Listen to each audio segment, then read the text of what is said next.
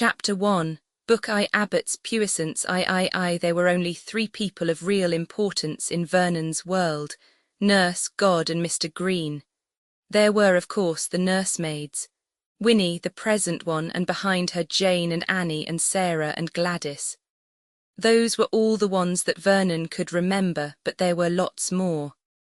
Nursery maids never stayed long because they couldn't get on with nurse. They hardly counted in Vernon's world. There was also a kind of twin deity called Mummy Daddy mentioned by Vernon in his prayers and also connected with going down to dessert. They were shadowy figures, rather beautiful and wonderful, especially Mummy, but they again did not belong to the real world, Vernon's world.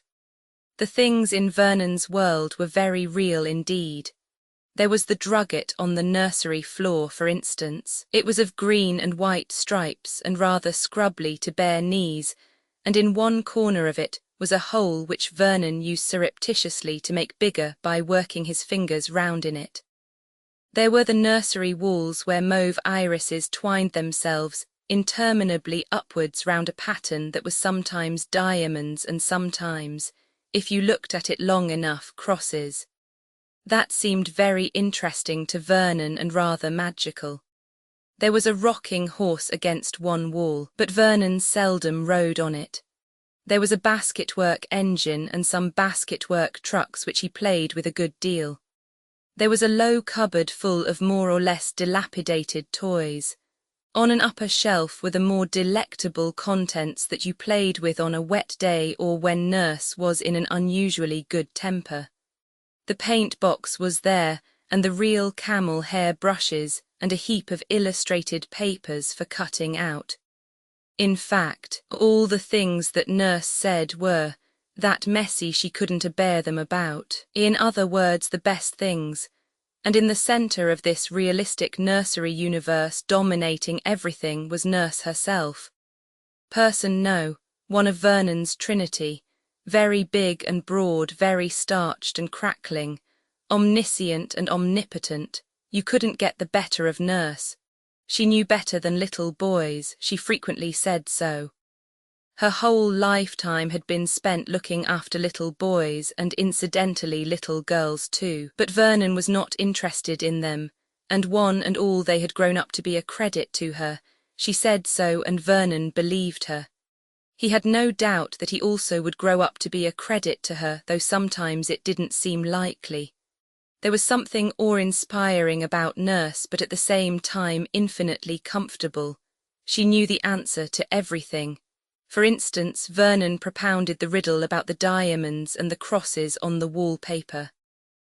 "Ah, well," said nurse, "there's 2 ways of looking at everything. You must have heard that." And as Vernon had heard her say much the same to Winnie one day, he was soothed and satisfied. On the occasion in question, nurse had gone on to say that there were always 2 sides to a question, and in future, Vernon always visualized a question as something like a letter, with crosses creeping up one side of it, and diamonds going down the other. After nurse there was God. God was also very real to Vernon mainly because he bulked so largely in nurse's conversation. Nurse knew most things that you did, but God knew everything, and God was, if anything, more particular than nurse. You couldn't see God, which Vernon always felt gave him rather an unfair advantage over you because he could see you. Even in the dark he could see you. Sometimes when Vernon was in bed at night, the thought of God looking down at him through the darkness used to give him a creepy feeling down the spine. But on the whole, God was an intangible person compared with nurse. You could conveniently forget about him most of the time. That was until nurse lugged him deliberately into the conversation. Once Vernon essayed revolt. "Nurse, do you know what I shall do when I'm dead?" Nurse, who was knitting stockings, said, 1, 2, 3, 4, there now, I've dropped a stitch." "No, Master Vernon, I'm sure I don't. I shall go to heaven, I shall go to heaven, and I shall go right up to God, right up to him I shall go, and I shall say, 'You're an horrible man and I hate you.'" Silence, it was done, he had said it, unbelievable, unparalleled audacity. What would happen, what awful punishment, terrestrial or celestial, would descend upon him? He waited, breathless. Nurse had picked up the stitch. She looked at Vernon over the top of her spectacles. She was serene, unruffled.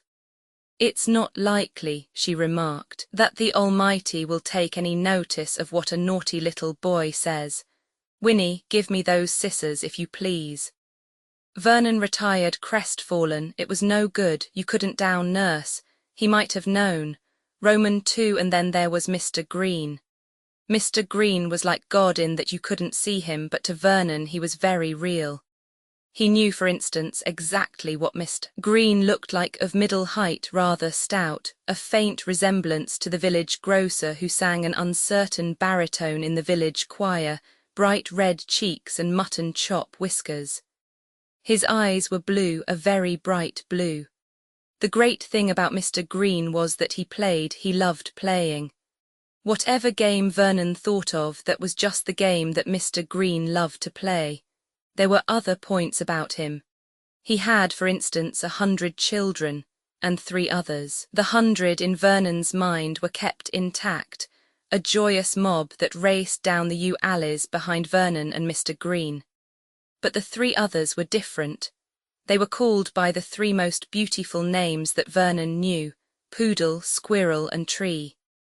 Vernon was, perhaps, a lonely little boy, but he never knew it.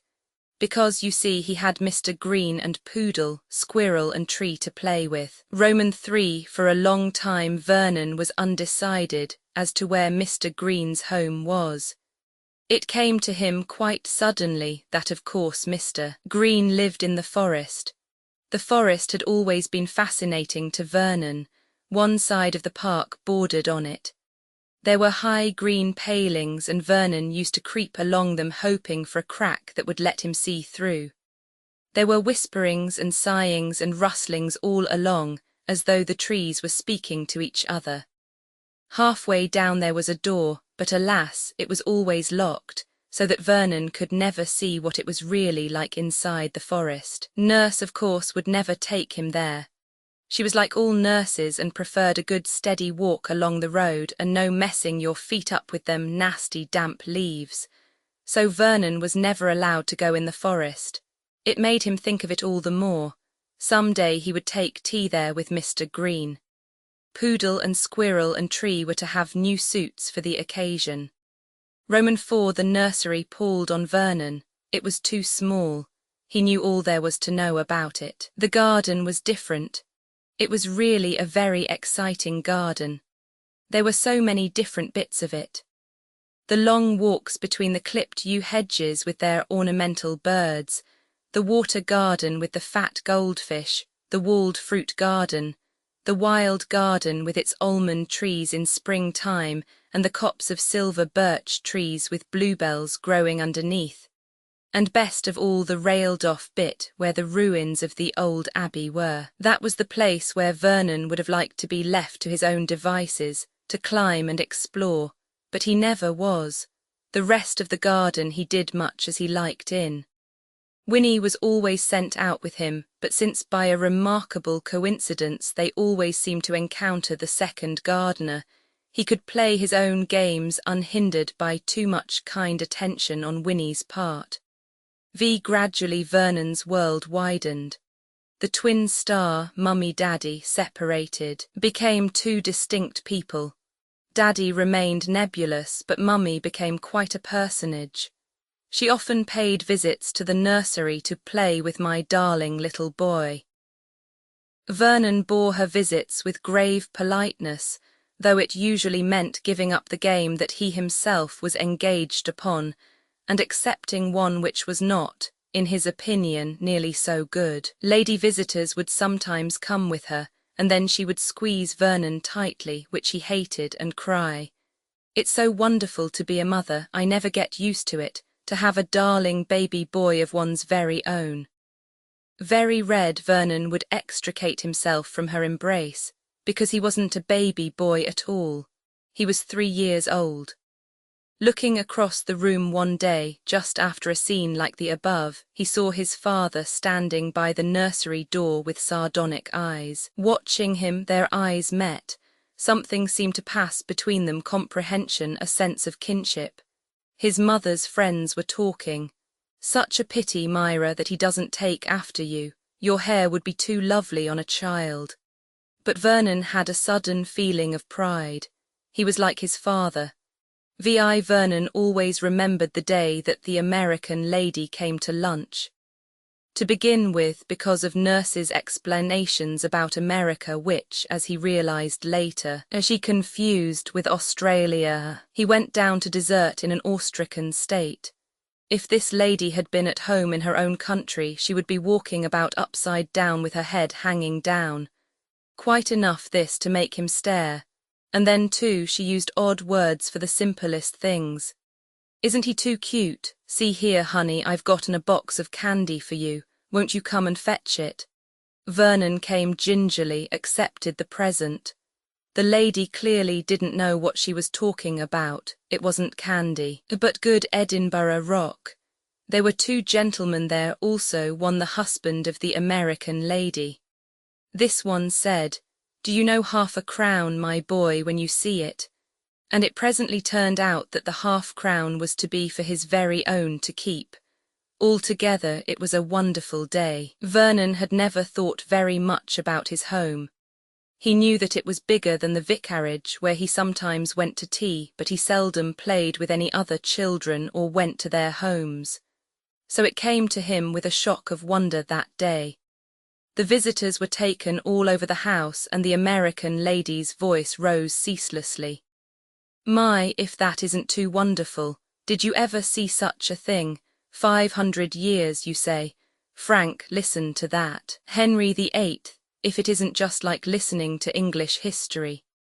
And the Abbey older still, you say?" They went everywhere, through the long picture gallery where faces strangely like Vernon's, with dark eyes set close together and narrow heads, looked out from the painted canvas arrogantly or with cold tolerance. There were meek women there in ruffs or with pearls twisted in their hair. The Dea women had done best to be meek, married to wild lords who knew neither fear nor pity, who looked appraisingly at Myra Dea, the last of their number, as she walked beneath them. From the picture gallery they went to the square hall, and from there to the priest's chamber. Vernon had been removed by Nurse long since. They found him again in the garden feeding the goldfish. Vernon's father had gone into the house to get the keys of the Abbey ruins. The visitors were alone. "My Frank," said the American lady, "isn't it too wonderful, all these years, handed down from father to son? Romantic, that's what I call it, just too romantic for anything, all these years. Just fancy, how is it done?" It was then that the other gentleman spoke. He was not much of a talker, so far Vernon had not heard him speak at all, but he now unclosed his lips and uttered one word, a word so enchanting, so mysterious, so delightful that Vernon never forgot it. "Brummagem," said the other gentleman. And before Vernon could ask him as he meant to do what that marvellous word meant, another diversion occurred. His mother came out of the house. There was a sunset behind her, a scene painter's sunset of crude gold and red. Against that background, Vernon saw his mother, saw her for the first time, a magnificent woman with white skin and red gold hair, a being like the pictures in his fairy book, saw her suddenly as something wonderful and beautiful. He was never to forget that strange moment. She was his mother and she was beautiful and he loved her.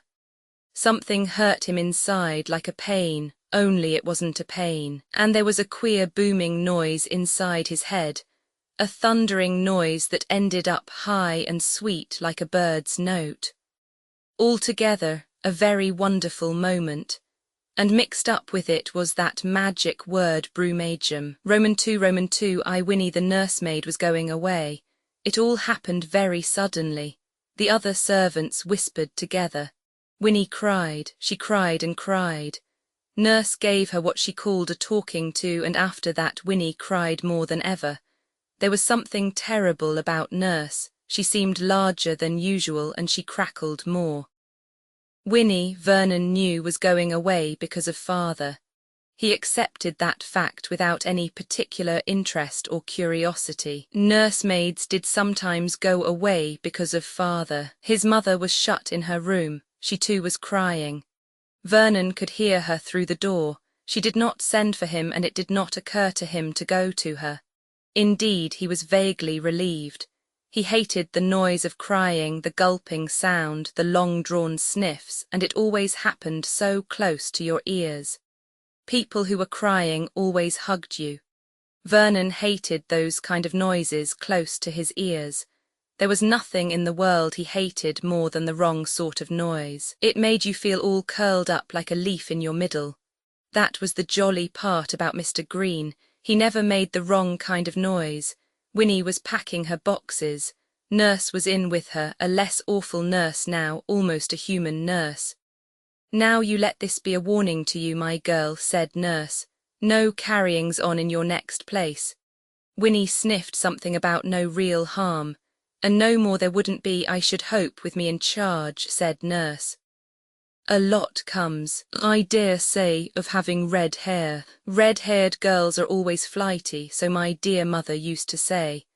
I'm not saying you're a bad girl, but what you've done is unbecoming. Unbecoming, I can't say more than that."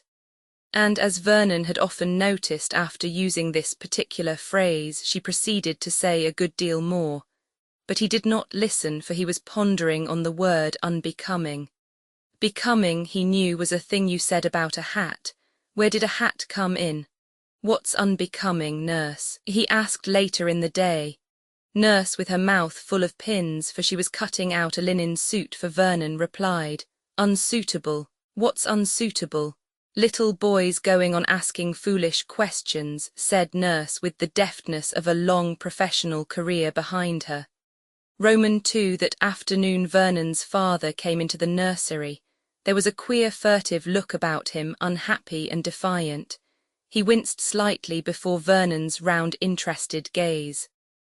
"Hullo, Vernon." "Hullo, father, as I'm going to London." "Goodbye, old chap." "Are you going to London because you kissed Winnie?"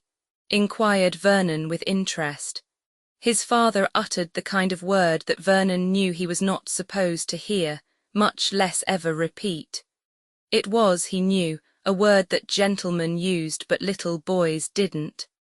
So great a fascination did that fact lend it, that Vernon was in the habit of sending himself to sleep by repeating it over to himself in company with another forbidden word. The other word was corsets. "Who the devil told you that?" "Nobody told me," said Vernon after reflecting a minute. "Then how did you know? Didn't you then?" inquired Vernon. His father crossed the room without answering. "Winnie kisses me sometimes," remarked Vernon, "but I didn't like it much. I have to kiss her too. The gardener kisses her a lot. He seems to like it. I think kissing's silly. Should I like kissing Winnie better if I was grown up, father?" "Yes," he said deliberately, "I think you would. Sons, you know, sometimes grow up very like their fathers." "I'd like to be like you," said Vernon. "You're a jolly good rider. Sam said so. He said there wasn't your equal in the county and that a better judge of horse flesh never lived." Vernon brought out the latter words rapidly. "I'd rather be like you than Mummy. Mummy gives a horse a sore back. Sam said so." There was a further pause. "Mummy's got a header sheenlying down," proceeded Vernon. "I know." "Have you said goodbye to her?" "No." "Are you going to? Because you'll have to be quick. That's the dog cart coming round now." "I expect I shan't have time." Vernon nodded wisely. "I dare say that would be a good plan. I don't like having to kiss people when they are crying. I don't like Mummy kissing me much anyway. She squeezes too hard and she talks in your ear. I think I'd almost rather kiss Winnie." "Which would you, father?" He was disconcerted by his father's abrupt withdrawal from the room. Nurse had come in a moment before. She stood respectfully aside to let the master pass, and Vernon had a vague idea that she had managed to make his father uncomfortable.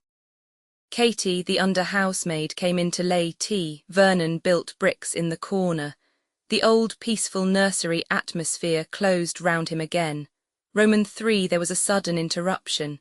His mother stood in the doorway. Her eyes were swollen with crying. She dabbed them with a handkerchief. She stood there theatrically miserable. He's gone," she cried, "without a word to me. Without a word. Oh, my little son, my little son." She swept across the floor and gathered Vernon in her arms. The tower, at least 1 story higher than any he had ever built before, crashed into ruins. His mother's voice, loud and distraught, burrowed into his ear. "My child, my little son, swear that you'll never forsake me. Swear it, swear it." Nurse came across to them. There, ma'am, don't take on so. You'd better get back to bed. Edith shall bring you a nice cup of hot tea." Her tone was authoritative, severe. His mother still sobbed and clasped him closer. Vernon's whole body began to stiffen in resistance. He could bear it a little while longer, a very little while longer, and he'd do anything Mummy wanted if only she'd let go of him. "You must make up to me, Vernon, make up to me for the suffering your father has caused me.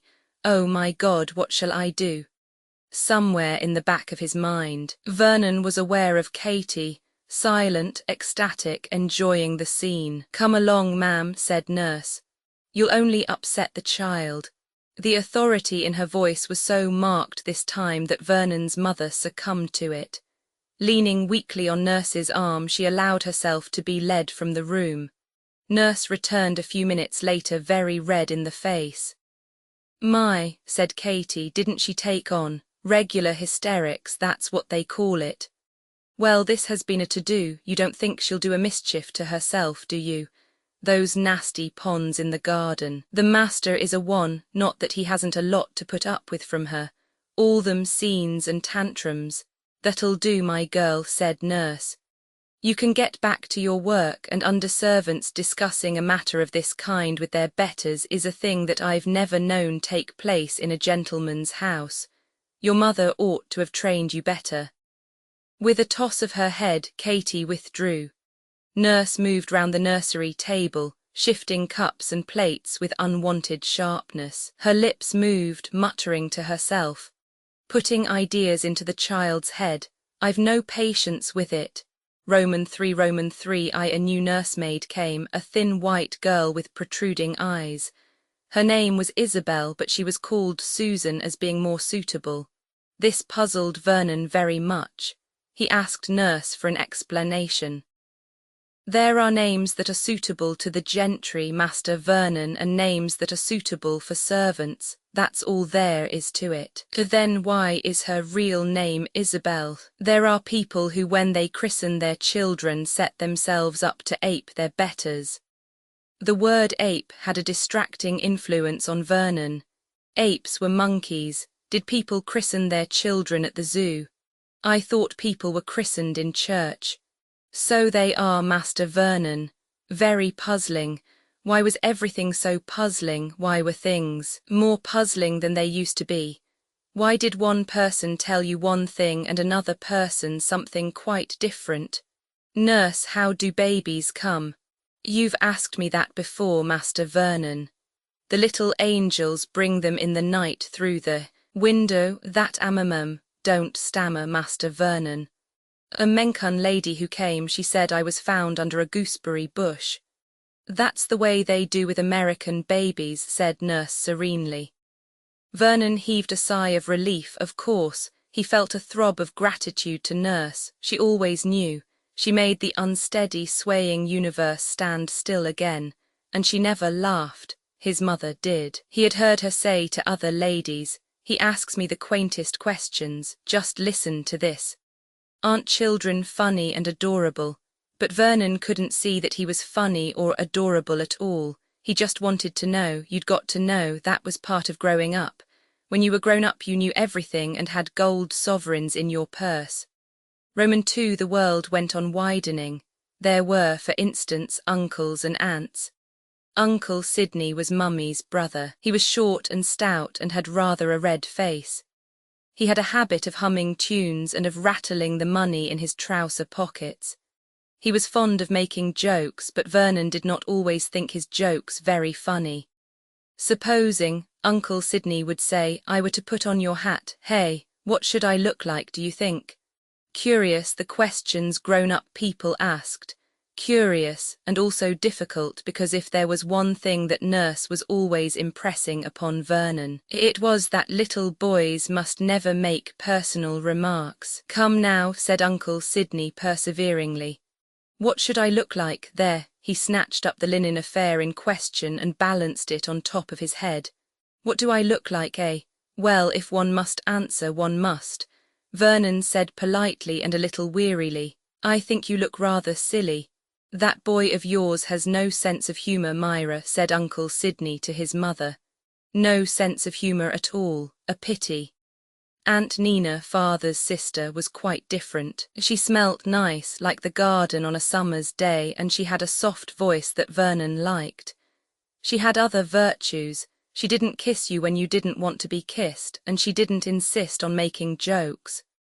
But she didn't come very often to Abbott's Puissance. She must be, Vernon thought, very brave, because it was she who first made him realize that one could master the beast. The beast lived in the big drawing-room. It had 4 legs and a shiny brown body, and it had a long row of what Vernon had thought when he was very small to be teeth, great yellow shining teeth.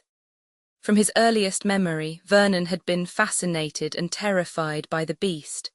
For if you irritated the beast, it made strange noises, an angry growling or a shrill angry wail. And somehow those noises hurt you more than anything in the world could. They hurt you right down in your inside. They made you shiver and feel sick, and they made your eyes sting and burn. And yet by some strange enchantment you couldn't go away. When Vernon had stories read to him about dragons, he always thought of them as like the beast. And some of the best games with Mr. Green were where they killed the beast, Vernon plunging a sword into his brown, shining body, whilst the 100 children whooped and sang behind. Now that he was a big boy, he knew better, of course. He knew that the beast's name was Grand Piano, and that when you deliberately attacked its teeth, that was called playing the piano, and that ladies did it after dinner to gentlemen. But in his inmost heart he was still afraid and dreamt sometimes of the beast pursuing him up the nursery stairs, and he would wake up screaming. In his dreams the beast lived in the forest, and was wild and savage, and the noises it made were too terrible to be borne. Mummy sometimes did playing the piano, and that Vernon could just bear with difficulty. The beast, he felt, would not really be waked up by what she was doing to it. But the day Aunt Nina played was different. Vernon had been conducting one of his imaginary games in a corner. He and Squirrel and Poodle were having a picnic and eating lobsters and chocolate eclairs. His Aunt Nina had not even noticed that he was in the room. She had sat down on the music stool and was playing idly. Fascinated, Vernon crept nearer and nearer. Nina looked at last to see him staring at her, the tears running down his face and great sobs shaking his small body. She stopped. "What's the matter, Vernon?" "I ate it," sobbed Vernon. I ate it, it hurts me here." His hands clasped his stomach. Myra came into the room at that minute. She laughed. "Isn't it odd, that child simply hates music, so very queer." "Why doesn't he go away if he hates it?" said Nina. "I can't," sobbed Vernon. "Isn't it ridiculous?" said Myra. "I think it's rather interesting.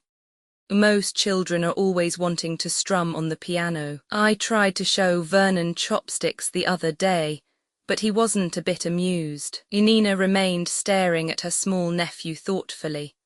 "I can hardly believe a child of mine can be unmusical," said Myra in an aggrieved voice. "I played quite difficult pieces when I was 8 years old." "Oh, well," said Nina vaguely, "there are different ways of being musical."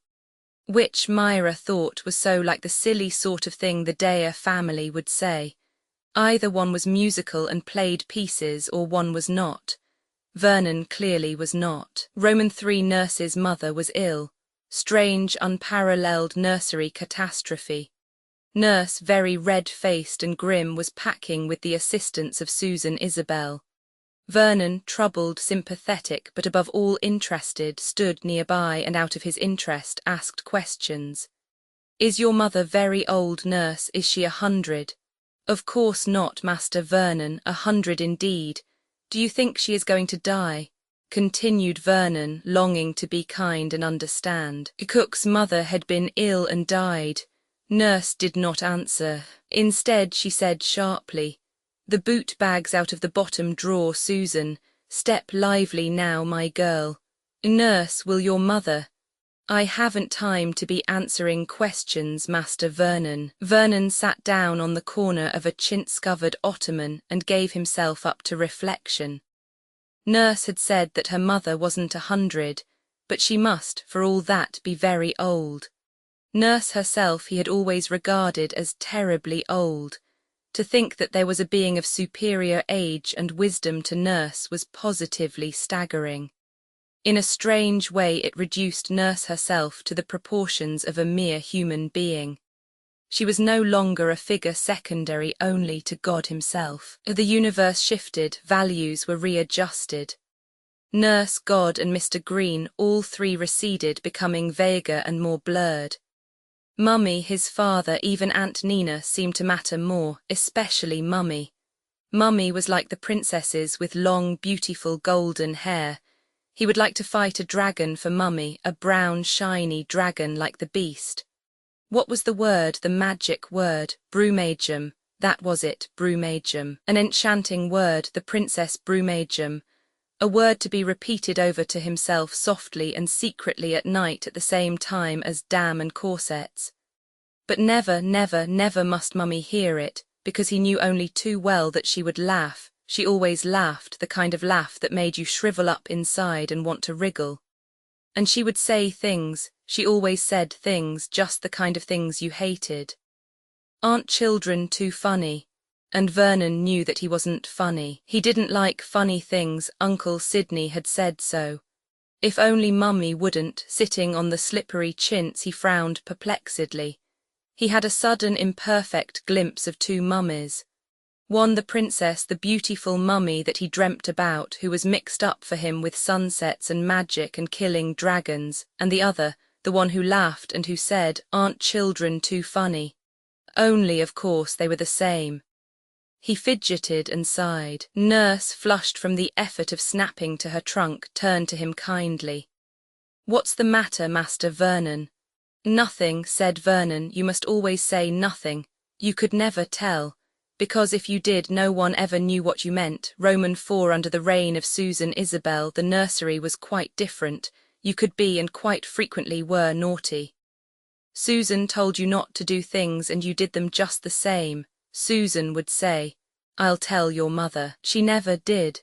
Susan had at first enjoyed the position and authority she had in Nurse's absence. Indeed, but for Vernon, she would have continued to enjoy it. She used to exchange confidences with Katie, the under-housemaid. Don't know what's come over him, I'm sure. He's like a little demon sometimes, and him so good and well behaved with Mrs. Pascal. To which Kate replied, "Ah, she's a one, she is, takes you up sharp, doesn't she?" And then they would whisper and giggle. "Who's Mrs. Pascal?" Vernon asked one day. "Well, I never, Master Vernon. Don't you know your own nurse's name?" So Nurse was Mrs. Pascal. Another shock. She had always been just Nurse. It was rather as though you had been told that God's name was Mr. Robinson. Mrs. Pascal, Nurse, the more you thought of it, the more extraordinary it seemed. Mrs. Pascal, just like Mummy was Mrs. Dare and Father was Mr. Dare. Strangely enough, Vernon never cogitated on the possibility of a Mr. Pascal. Not that there was any such person. The Mrs. was a tacit recognition of Nurse's position and authority. Nurse stood alone in the same magnificence as Mr. Green, who, in spite of the 100 children, and poodle, squirrel and tree, was never thought of by Vernon as having a Mrs. Green attached to him. Vernon's inquiring mind wandered in another direction. "Susan, do you like being called Susan? Wouldn't you like being called Isabel better? Susan, or Isabel, gave her customary giggle. It doesn't matter what I like, Master Vernon. Why not? People have got to do what they are told in this world. Vernon was silent. He had thought the same until a few days ago, but he was beginning to perceive that it was not true. You needn't do as you were told. It all depended on who told you. It was not a question of punishment. He was continually being sat on chairs, stood in the corner, and deprived of sweets by Susan. Nurse, on the other hand, had only had to look at him severely through her spectacles with a certain expression on her face, and anything but immediate capitulation was out of the question. Susan had no authority in her nature, and Vernon knew it. He had discovered the thrill of successful disobedience. Also, he liked tormenting Susan. The more worried and flustered and unhappy Susan got, the more Vernon liked it. He was, as was proper to his years, still in the Stone Age. He savoured the full pleasure of cruelty. Susan formed the habit of letting Vernon go out to play in the garden alone. Being an unattractive girl, she had not Winnie's reasons for liking the garden. And besides, what harm could possibly come to him? You won't go near the ponds, will you, Master Vernon? No, said Vernon, instantly forming the intention to do so. You'll play with your hoop like a good boy. Yes, the nursery was left in peace. Susan heaved a sigh of relief. She took from a drawer a paper-covered book entitled The Duke and the Dairymaid. Beating his hoop, Vernon made the tour of the walled fruit garden. Escaping from his control, the hoop leapt upon a small patch of earth which was at the moment receiving the meticulous attentions of Hopkins, the head gardener. Hopkins firmly and authoritatively ordered Vernon from the spot, and Vernon went. He respected Hopkins. Abandoning the hoop, Vernon climbed a tree or two. That is to say, he reached a height of perhaps 6 feet from the ground, employing all due precautions. Tiring of this perilous sport, he sat astride a branch and cogitated as to what to do next. On the whole, he thought of the ponds. Susan having forbidden them, they had a distinct fascination. Yes, he would go to the ponds. He rose, and as he did so, another idea came into his head, suggested by an unusual sight. The door into the forest was open. Such a thing had never happened before in Vernon's experience. Again and again he had secretly tried that door. Always it was locked. He crept up to it cautiously. The forest, it stood a few steps away outside the door. You could plunge straightway into its cool green depths. Vernon's heart beat faster. He had always wanted to go into the forest. Here was his chance. Once Nurse came back, any such thing would be out of the question, and still he hesitated. It was not any feeling of disobedience that held him back. Strictly speaking, he had never been forbidden to go in the forest. His childish cunning was all ready with that excuse. No, it was something else. Fear of the unknown, of those dark leafy depths. Ancestral memories held him back. He wanted to go, but he didn't want to go. There might be things there, things like the beast, things that came up behind you, that chased you screaming. He moved uneasily from one foot to the other. But things didn't chase you in the daytime, and Mr. Green lived in the forest. Not that Mr. Green was as real as he used to be. Still, it would be rather jolly to explore and find a place where you would pretend Mr. Green did live. Poodle, squirrel, and tree would each have a house of his own, small leafy houses. "Come on, Poodle," said Vernon to an invisible companion. "Have you got your bow and arrow? That's right, we'll meet Squirrel inside." He stepped out jauntily. Beside him, plain to Vernon's inner eye, went Poodle, dressed like the picture of Robinson Crusoe in his picture book. It was wonderful in the forest, dim and dark and green. Birds sang and flew from branch to branch. Vernon continued to talk to his friend, a luxury he did not dare to permit himself often, since someone might overhear and say, "Isn't he too funny? He's pretending he's got another little boy with him." You had to be so very careful at home. We'll get to the castle by lunchtime, Poodle. There are going to be roasted leopards. Oh, hullo, here's Squirrel. How are you, Squirrel? Where's Tree? I tell you what, I think it's rather tiring walking. I think we'll ride. Steeds were tethered to an adjacent tree. Vernon's was milk white, Poodle's was coal black, the colour of Squirrel's he couldn't quite decide. They galloped forward through the trees. There were deadly dangerous places, morasses. Snakes hissed at them and lions charged them, but the faithful steeds did all their riders required of them. How silly it was playing in the garden or playing anywhere but here. He'd forgotten what it was like, playing with Mr. Green and Poodle, Squirrel and Tree. How could you help forgetting things when people were always reminding you that you were a funny little boy playing make-believe? On strutted Vernon, now capering, now marching with solemn dignity.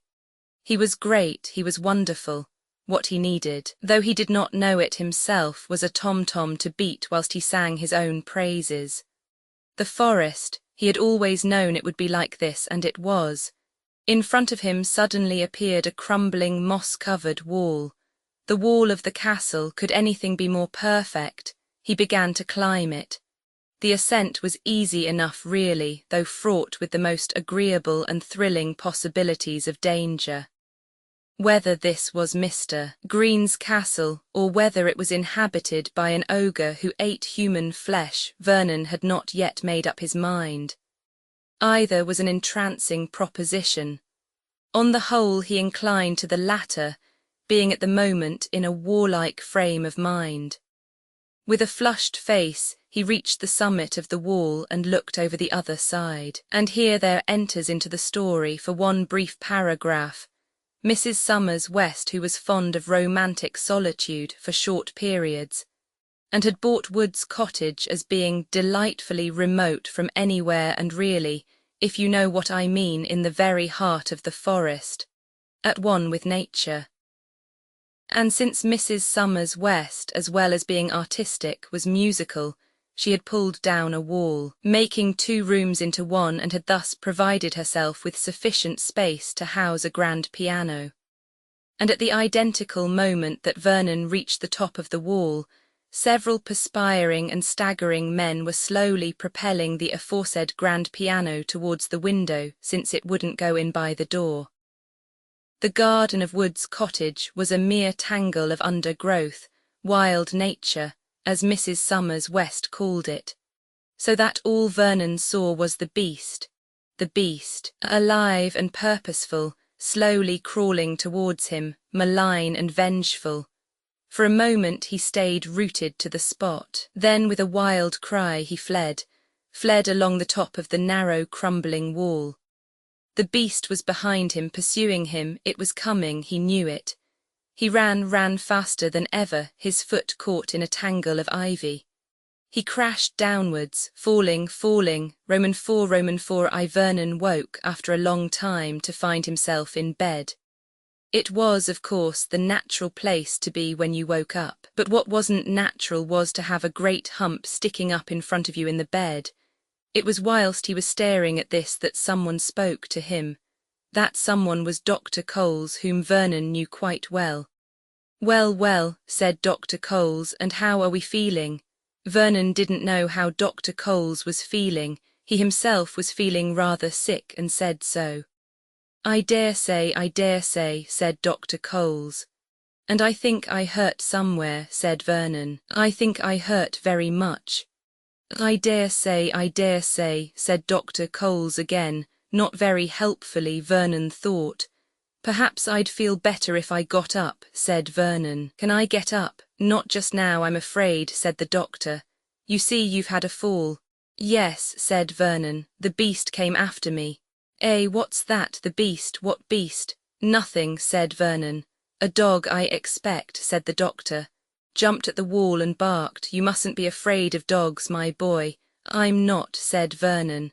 And what were you doing so far from home, No business to be where you were. Nobody told me not to, said Vernon. I wonder.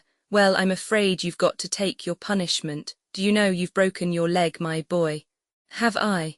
Vernon was gratified, enchanted. He had broken his leg. He felt very important. Yes, you'll have to lie here for a bit and then it will mean crutches for a while. Do you know what crutches are?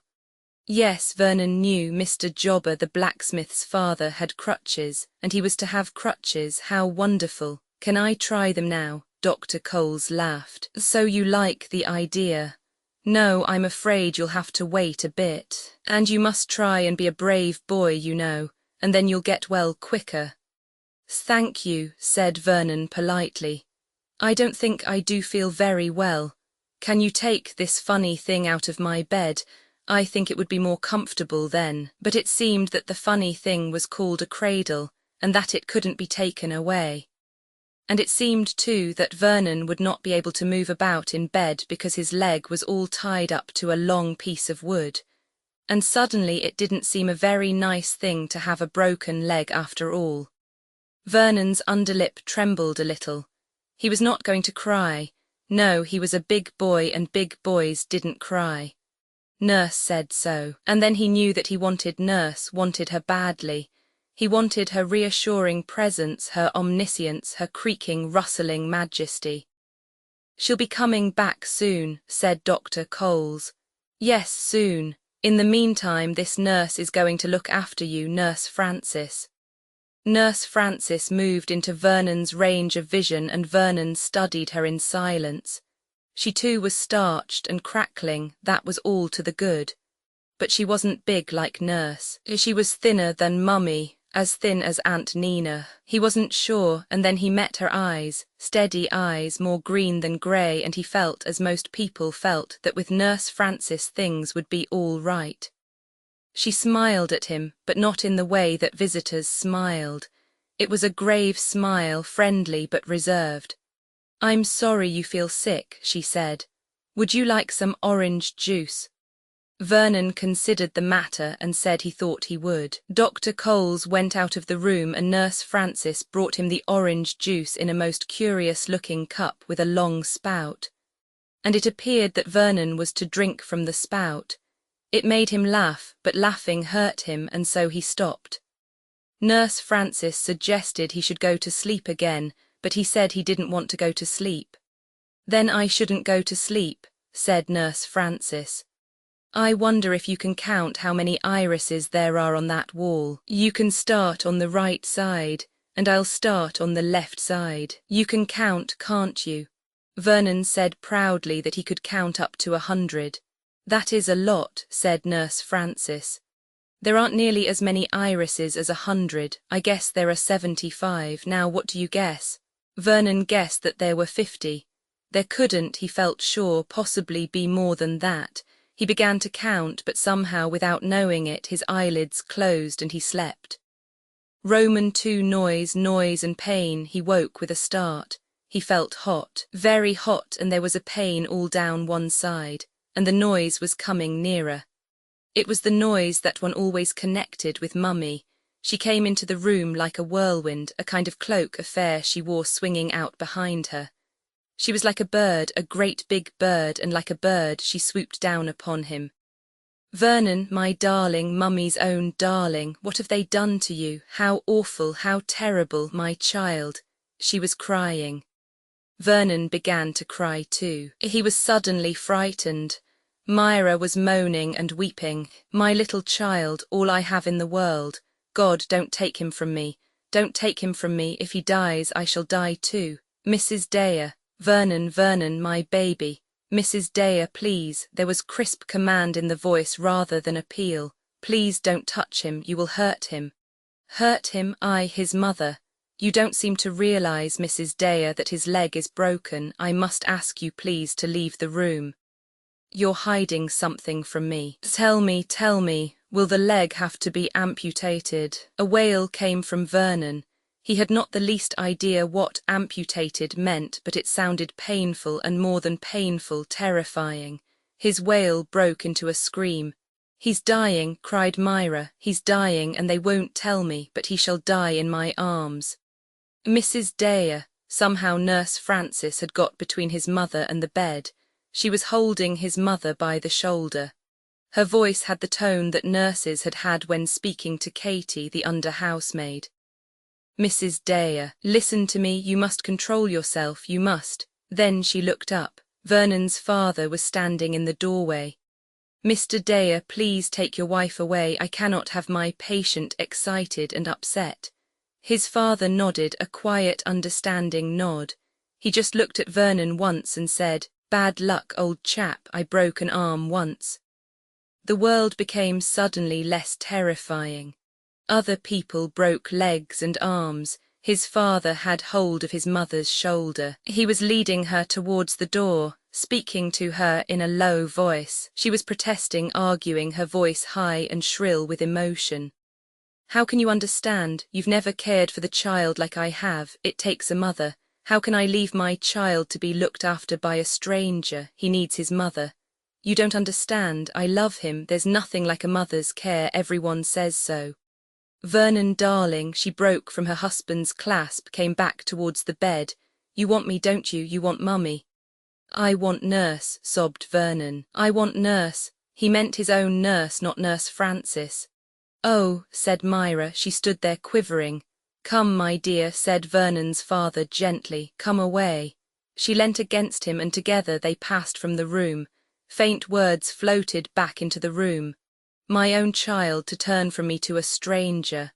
Nurse Francis smoothed the sheet and suggested a drink of water. "Nurse is coming back very soon," she said. "We'll write to her today, shall we? You shall tell me what to say." A queer new feeling surged over Vernon, a sort of odd gratitude. Somebody had actually understood. Roman 3, when Vernon later was to look back upon his childhood, this one period was to stand out quite clearly from the rest. The time I broke my leg marked a distinct era. He was to appreciate, too, various small incidents that were accepted by him at the time as a matter of course. For instance, a rather stormy interview that took place between Dr. Coles and his mother. Naturally, this did not take place in Vernon's sick room, but Myra's raised voice penetrated closed doors. Vernon heard indignant exclamations of "I don't know what you mean by upsetting him. I consider I ought to nurse my own child." Naturally, I was distressed. I'm not one of these people who simply have no heart at all. Look at Walter, never turned a hair. There were many skirmishes, too, not to say pitched battles fought between Myra and Nurse Francis. In these cases, Nurse Francis always won, but at a certain cost. Myra Dare was wildly and furiously jealous of what she called the paid nurse. She was forced to submit to Dr. Cole's dictums, but she did so with a bad grace and with an overt rudeness that Nurse Francis never seemed to notice. In after years, Vernon remembered nothing of the pain and tedium that there must have been. He only remembered happy days of playing and talking as he had never played and talked before.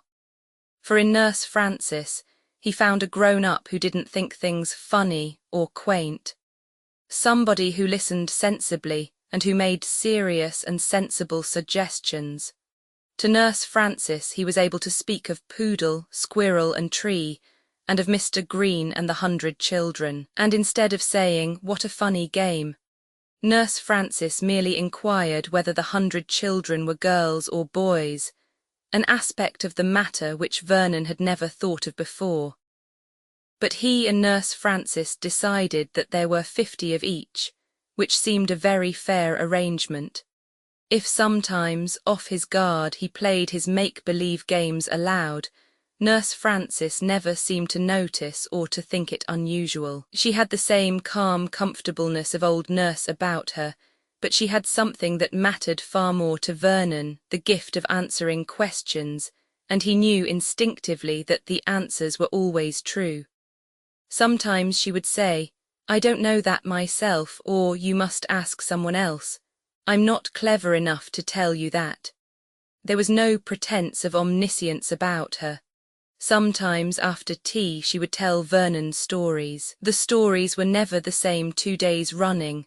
One day they would be about naughty little boys and girls, and the next day they would be about enchanted princesses. Vernon liked the latter kind best. There was one in particular that he loved, about a princess in a tower with golden hair and a vagabond prince in a ragged green hat. The story ended up in a forest, and it was possibly for that reason that Vernon liked it so much. Sometimes there would be an extra listener. Myra used to come in and be with Vernon during the early afternoon when Nurse Frances had her time off, but Vernon's father used sometimes to come in after tea when the stories were going on. Little by little, it became a habit. Walter Dare would sit in the shadows just behind Nurse Frances' chair, and from there he would watch, not his child, but the storyteller. One day Vernon saw his father's hand steal out and close gently over Nurse Frances' wrist, and then something happened which surprised him very much. Nurse Frances got up from her chair. "I'm afraid we must turn you out for this evening, Mr. Dare," she said quietly. "Vernon and I have things to do." This astonished Vernon very much because he couldn't think what those things were. He was still more puzzled when his father got up also and said in a low voice, "I beg your pardon." Nurse Frances bent her head a little but remained standing. Her eyes met Walter Dare's steadily. He said quietly, "Will you believe that I am really sorry and let me come tomorrow?" After that, in some way that Vernon could not have defined, his father's manner was different. He no longer sat so near Nurse Frances. He talked more to Vernon, and occasionally they all three played a game, usually Old Maid, for which Vernon had a wild passion. They were happy evenings enjoyed by all three. One day when Nurse Frances was out of the room, Walter Dare said abruptly, "Do you like that nurse of yours, Vernon?" "Nurse Frances, I like her lots, don't you, father?" "Yes," said Walter Dare, "I do." There was a sadness in his voice which Vernon felt. "Is anything the matter, father?" "Nothing that can be put right. The horse that gets left at the post never has much chance of making good, and the fact that it's the horse's own fault doesn't make matters any better. But that's double Dutch to you, old man. Anyway, enjoy your Nurse Frances while you've got her. There aren't many of her sort knocking about." And then Nurse Frances came back and they played animal grab, but Walter Dare's words had set Vernon's mind to work. He tackled Nurse Frances next morning. "Aren't you going to be here always?" "No, only till you get well or nearly well." "Won't you stay always? I'd like you to, but you see that's not my work. My work is to look after people who are ill." "Do you like doing that?" "Yes, very much." "Why?" "Well, you see, everyone has some particular kind of work that they like doing and that suits them. Mummy hasn't." "Oh yes, she has. Her work is to look after this big house and see that everything goes right, and to take care of you and your father. If father was a soldier once. He told me that if ever there was a war he'd go and be a soldier again." "Are you very fond of your father, Vernon?" "I love Mummy best, of course. Mummy says little boys always love their mothers best. I like being with father, of course, but that's different. I expect it's because he's a man. What shall I be when I grow up, do you think? I want to be a sailor. Perhaps you'll write books." "What about?" Nurse Frances smiled a little. "Perhaps about Mr. Green and Poodle and Squirrel and Tree. But everyone would say that that was silly. Little boys wouldn't think so. And besides, when you grow up you will have different people in your head, like Mr. Green and the children, only grown-up people, and then you could write about them." Vernon thought for a long time, then he shook his head. "I think I'll be a soldier like father. Most of the Dares have been soldiers, Mummy says. Of course you have to be very brave to be a soldier, but I think I would be brave enough." Nurse Frances was silent a moment. She was thinking of what Walter Dare had said of his small son. "He's a plucky little chap, absolutely fearless. Doesn't know what fear is. You should see him on his pony." Yes, Vernon was fearless enough in one sense. He had the power of endurance too. He had borne the pain and discomfort of his broken leg unusually well for so young a child. But there was another kind of fear. She said slowly after a minute or two, "Tell me again how you fell off the wall that day." She knew all about the beast and had been careful to display no ridicule. She listened now to Vernon, and as he finished she said gently, "But you've known for quite a long time, haven't you, that it isn't a real beast, that it's only a thing made of wood and wires?" "I do know," said Vernon, "but I don't dream it like that. And when I saw it in the garden coming at me, you ran away, which was rather a pity, wasn't it? It would have been much better to have stayed and looked. Then you'd have seen the men and would have known just what it was. It's always a good thing to look. Then you can run away afterwards if you still want to, but you usually don't. And Vernon, I'll tell you something else. Yes, things are never so frightening in front of you as they are behind you. Remember that. Anything seems frightening when it's behind your back and you can't see it. That's why it's always better to turn and face things, and then very often you find they are nothing at all." Vernon said thoughtfully, "If I'd turned round I wouldn't have broken my leg, would I?" "No," Vernon sighed. "I don't mind having broken my leg very much. It has been very nice having you to play with." He thought Nurse Frances murmured "poor child" under her breath, but that, of course, was absurd. She said, smiling, "I've enjoyed it too. Some of my ill people don't like to play." "You really do like playing, don't you?"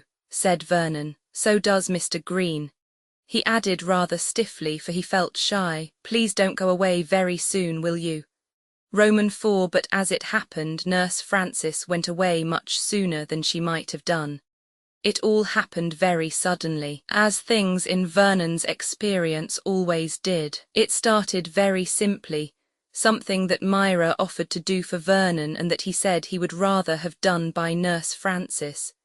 He was on crutches now for a short and painful time every day, enjoying the novelty of it very much. He soon got tired, however, and was ready to go back to bed. Today his mother had suggested his doing so, saying she would help him, but Vernon had been helped by her before. Those big white hands of hers were strangely clumsy. They hurt where they meant to help. He shrank from her well-meant efforts. He said he would wait for Nurse Frances, who never hurt. The words came out with the tactless honesty of children, and in a minute Myra Dare was at white heat. Nurse Frances came in 2 or 3 minutes later to be received with a flood of reproach, turning the boy against his own mother, cruel, wicked. They were all alike, everyone was against her. She had nothing in the world but Vernon, and now he was being turned against her too. So it went on, a ceaseless stream. Nurse Frances bore it patiently enough without surprise or rancour. Mrs. Dare, she knew, was that kind of woman. Scenes were a relief to her. And hard words, Nurse Frances reflected with grim humour, can only harm if the utterer is dear to you. She was sorry for Myra Dare, for she realised how much real unhappiness and misery lay behind these hysterical outbursts. It was an unfortunate moment for Walter Dare to choose to enter the nursery. For a moment or two he stood surprised, then he flushed angrily. "Really, Myra, I'm ashamed of you. You don't know what you're saying." She turned on him furiously.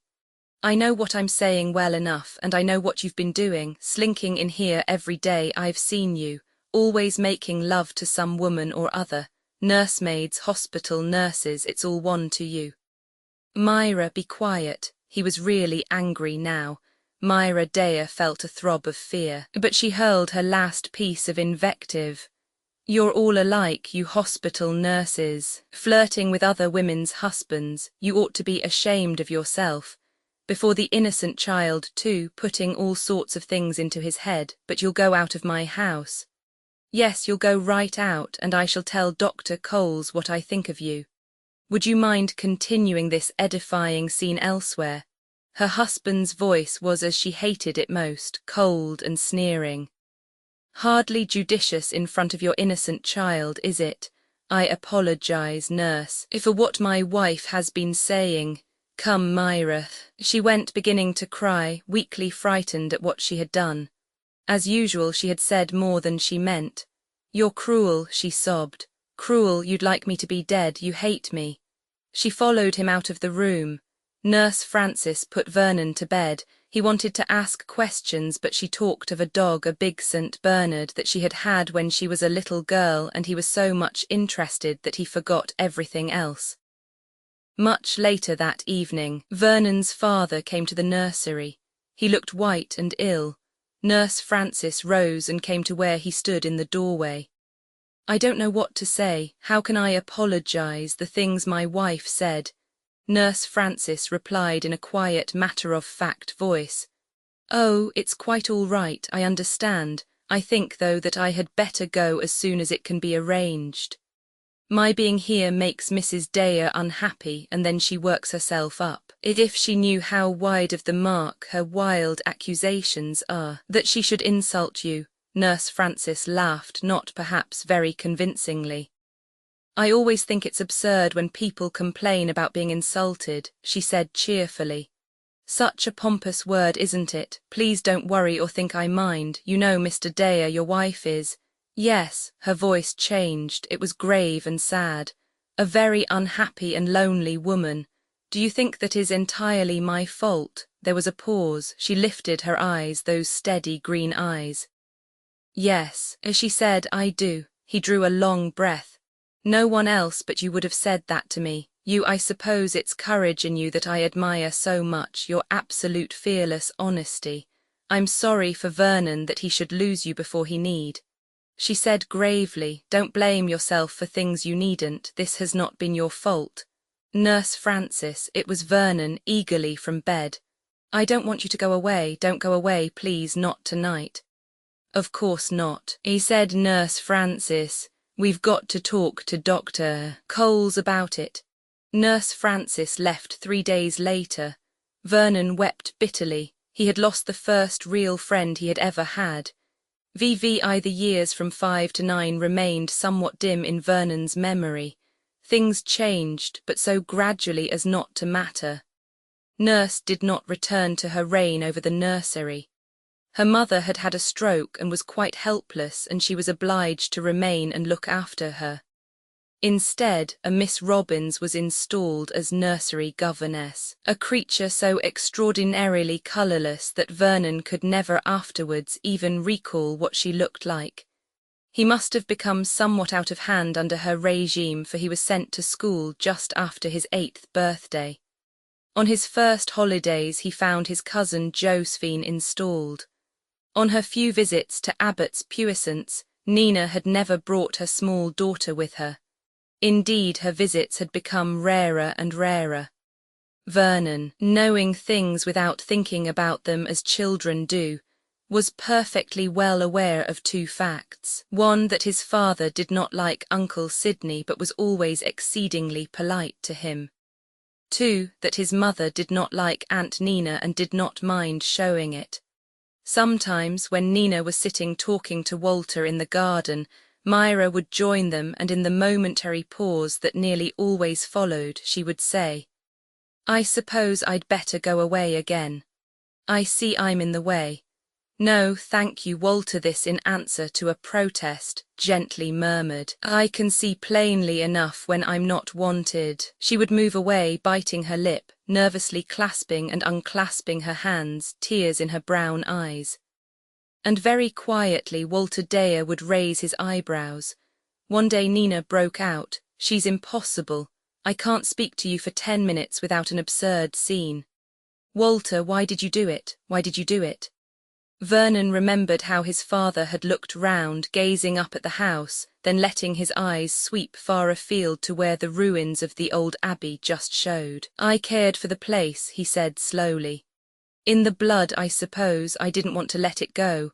There had been a brief silence, and then Nina had laughed, a queer short laugh. "We're not a very satisfactory family," she said. "We've made a pretty good mess of things, you and I." There was another pause, and then his father had said, "Is it as bad as that?" Nina had drawn in her breath with a sharp hiss. She nodded. "Pretty well. I don't think, Walter, that I can go on much longer. Fred hates the sight of me. Oh, we behave very prettily in public. No one would guess, but my God, when we're alone." "Yes, but my dear girl." And then for a while Vernon heard no more. Their voices were lowered. His father seemed to be arguing with his aunt. Finally, his voice rose again. You can't take a mad step like that. It's not even as though you cared for Anstey. You don't, I suppose not, but he's crazy about me. His father said something that sounded like social ostriches. Nina laughed again. That we'd neither of us care. Anstey would in the end. Fred would divorce me, only too glad of the chance, then we could marry. Even then, Walter, on the social conventions, it has its humorous side. Women and men are very different, said Vernon's father dryly. Oh, I know, but anything's better than this everlasting misery. Of course, at the bottom of it all is that I still care for Fred. I always did, and he never cared for me. There's the kid, said Walter Dare. You can't go off and leave her. Can't I? I'm not much of a mother, you know. As a matter of fact, I'd take her with me. Fred wouldn't care. He hates her as much as he hates me. There was another pause, a long one this time. Then Nina said slowly, what a ghastly tangle human beings can get themselves into. And in your case and mine, Walter, it's all our own fault. We're a nice family. We bring bad luck to ourselves and to anyone we have anything to do with. Walter Dare got up. He filled a pipe abstractedly, then moved slowly away. For the first time Nina noticed Vernon. Hallo, child, she said. I didn't see you were there. How much did you understand of all that, I wonder? I don't know, said Vernon vaguely, shifting from foot to foot. Nina opened a chain bag, took out a tortoiseshell case and extracted a cigarette which she proceeded to light. Vernon watched her, fascinated. He had never seen a woman smoke. What's the matter? Said Nina. Mummy said Vernon, that no nice woman would ever smoke. She said so to Miss Robbins. Oh, well, said Nina. She puffed out a cloud of smoke. I expect she was quite right. I'm not a nice woman, you see, Vernon. Vernon looked at her, vaguely distressed. I think you're very pretty, he said rather shyly. That's not the same thing. Nina's smile widened. Come here, Vernon. He came obediently. Nina put her hands on his shoulders and looked him over quizzically. He submitted patiently. He never minded being touched by Aunt Nina. Her hands were light, not clutching like his mother's. Yes, said Nina. You're a Dare, very much so. Rough luck on Myra, but there it is. What does that mean? Said Vernon.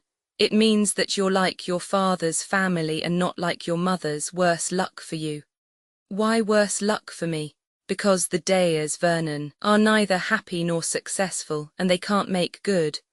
What funny things Aunt Nina said. She said them half laughingly, so perhaps she didn't mean them, and yet somehow there was something in them that, though he didn't understand, made him afraid. Would it be better, he said suddenly, to be like Uncle Sidney? Much better, much better. Vernon considered. But then, he said slowly, if I was like Uncle Sidney. He stopped, trying to get his thoughts into words. Yes, well, if I was Uncle Sidney I should have to live at Larchhurst and not here. Larchhurst was a stoutly built red brick villa near Birmingham where Vernon had once been taken to stay with Uncle Sidney and Aunt Carrie. It had 3 acres of superb pleasure grounds, a rose garden, a pergola, a goldfish tank and 2 excellently fitted bathrooms. And wouldn't you like that? Asked Nina, still watching him. No, said Vernon. A great sigh broke from him, heaving his small chest. I want to live here, always. Roman. Too soon after this, something queer happened about Aunt Nina. His mother began to speak of her and his father managed to hush her down with a sideways glance at himself. He only carried away a couple of phrases. It's that poor child I'm so sorry for. You've only got to look at Nina to see she's a bad lot and always will be. The poor child, Vernon knew, was his cousin Josephine, whom he had never seen, but to whom he sent presents at Christmas and duly received them in return. He wondered why Josephine was poor, and why his mother was sorry for her, and also why Aunt Nina was a bad lot, whatever that meant. He asked Miss Robbins, who got very pink and told him he mustn't talk about things like that. Things like what? Vernon wondered. However, he didn't think much more about it, till 4 months later when the matter was mentioned once more. This time no one noticed Vernon's presence, feelings were running too high for that. His mother and father were in the middle of a vehement discussion. His mother, as usual, was vociferous, excited.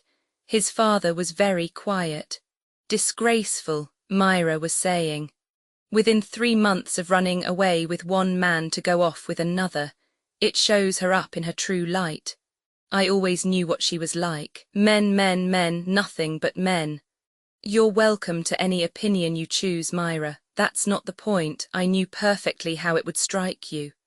And anyone else too, I should think. I can't understand you, Walter. You call yourself an old family and all that. We are an old family, he put in quietly. I should have thought you'd have minded a bit about the honour of your name. She's disgraced it, and if you were a real man you'd cast her off utterly as she deserves. A traditional scene from the melodrama, in fact. You always sneer and laugh. Morals mean nothing to you, absolutely nothing. At the minute, as I've been trying to make you understand, it's not a question of morals. It's a question of my sister being destitute. I must go out to Monte Carlo and see what can be done. I should have thought anyone in their senses would see that. Thank you, you're not very polite, are you? And whose fault is it she's destitute, I should like to know? She had a good husband. No, not that. At any rate, he married her. It was his father who flushed this time, he said, in a very low voice. I can't understand you, Myra. You're a good woman, a kind, honourable, upright woman, and yet you can demean yourself to make a nasty, mean taunt like that. That's right, abuse me, I'm used to it, you don't mind what you say to me. That's not true, I try to be as courteous as I can. Yes, and that's partly why I hate you, you never do say right out. Always polite and sneering, your tongue in your cheek. All this keeping up appearances. Why should one, I should like to know? Why should I care if everyone in the house knows what I feel? I've no doubt they do, thanks to the carrying power of your voice. There you are sneering again. At any rate, I've enjoyed telling you what I think of your precious sister. Running away with one man, going off with a second, and why can't the second man keep her, I should like to know? Or is he tired of her already? I've already told you, but you didn't listen. He's threatened with galloping consumption, has had to throw up his job, he's no private means. Ah, Nina brought her pigs to a bad market that time. There's one thing about Nina, she's never been actuated by motives of gain. She's a fool, a damned fool, or she wouldn't have got herself into this mess. But it's always her affections that run away with her common sense. It's the deuce of a tangle. She won't touch a penny from Fred. Anstey wants to make her an allowance. She won't hear of it. And mind you, I agree with her. There are things one can't do, but I've certainly got to go and see to things. I'm sorry if it annoys you, but there it is. You never do anything I want. You hate me. You do this on purpose to make me miserable. But there's one thing. You don't bring this precious sister of yours under this roof while I'm here. I'm not accustomed to meeting that kind of woman, you understand. You make your meaning almost offensively clear. If you bring her here, I go back to Birmingham. There was a faint flicker in Walter Daye's eyes, and suddenly Vernon realised something that his mother did not. He had understood very little of the actual words of the conversation, though he had grasped the essentials. Aunt Nina was ill or unhappy somewhere, and Mummy was angry about it. She had said that if Aunt Nina came to Abbott's puissance, she would go back to Uncle Sidney at Birmingham. She had meant that as a threat, but Vernon knew that his father would be very pleased if she did go back to Birmingham. He knew it quite certainly and uncomprehendingly. It was like some of Miss Robin's punishments, like not speaking for half an hour. She thought you minded that as much as not having jam for tea, and fortunately she had never discovered that you didn't really mind it at all, in fact rather enjoyed it. Walter Daye walked up and down the room. Vernon watched him, puzzled that his father was fighting out a battle in his own mind, he knew, but he couldn't understand what it was all about. Well, said Myra. She was rather beautiful just at that moment, a great big woman, magnificently proportioned, her head thrown back and the sunlight streaming in on her golden red hair. A fit mate for some Viking seafarer. I made you the mistress of this house, Myra, said Walter Dare. If you object to my sister coming to it, naturally she will not come. He moved towards the door, there he paused and looked back at her. If Llewellyn dies, which seems almost certain, Nina must try to get some kind of a job, then there will be the child to think of. Do your objections apply to her? Do you think I want a girl in my home who will turn out like her mother? His father said quietly. Yes or no would have been quite sufficient answer. He went out. Myra stood staring after him. Tears stood in her eyes and began to fall. Vernon did not like tears. He edged towards the door, but not in time. Darling, come to me. He had to come. He was enfolded, hugged. Fragments of phrases reiterated in his ears. You'll make up to me, you my own boy. You shan't be like them. Horrid, sneering. You won't fail me. You'll never fail me. Will you? Swear it, my boy, my own boy. He knew it all so well. He said what was wanted of him, yes and no in the right places. How he hated the whole business. It always happened so close to your ears. That evening after tea, Myra was in quite another mood. She was writing a letter at her writing table and looked up gaily as Vernon entered. I'm writing to Daddy. Perhaps very soon your Aunt Nina and your cousin Josephine will come to stay. Won't that be lovely? But they didn't come. Myra said to herself that really Walter was incomprehensible, just because she'd said a few things she really didn't mean. Vernon was not very surprised somehow. He hadn't thought they would come. Aunt Nina had said she wasn't a nice woman, but she was very pretty. If Vernon had been capable of summing up the events of the next few years, he could best have done it in one word: scenes. Everlasting and ever-recurring scenes, and he began to notice a curious phenomenon. After each scene his mother looked larger and his father looked smaller. Emotional storms of reproach and invective exhilarated Myra mentally and physically. She emerged from them refreshed, soothed, full of goodwill towards all the world. With Walter Dare it was the opposite. He shrank into himself, every sensitive fibre in his nature shrinking from the onslaught. The faint, polite sarcasm that was his weapon of defence never failed to goad his wife to the utmost fury. His quiet, weary self-control exasperated her as nothing else could have done. Not that she was lacking for very real grounds of complaint. Walter Dare spent less and less time at Abbott's puissance. When he did return, his eyes had baggy pouches under them, and his hand shook. He took little notice of Vernon, and yet the child was always conscious of an underlying sympathy. It was tacitly understood that Walter should not interfere with the child. A mother was the person who should have the say. Apart from supervising the boy's riding, Walter stood aside. Not to do so would have roused fresh matter for discussion and reproach. He was ready to admit that Myra had all the virtues and was a most careful and attentive mother, and yet he sometimes had the feeling that he could give the boy something that she could not. The trouble was that they were both shy of each other. To neither of them was it easy to express their feelings, a thing Myra would have found incomprehensible.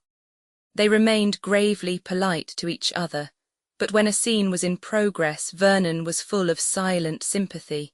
He knew exactly how his father was feeling, knew how that loud, angry voice hurt the ears and the head. He knew, of course, that Mummy must be right. Mummy was always right, that was an article of belief not to be questioned, but all the same he was unconsciously on his father's side. Things went from bad to worse, came to a crisis. Mummy remained locked in her room for 2 days, servants whispered delightedly in corners, and Uncle Sidney arrived on the scene to see what he could do. Uncle Sidney undoubtedly had a soothing influence over Myra. He walked up and down the room, jingling his money as of old and looking stouter and more rubicund than ever. Myra poured out her woes.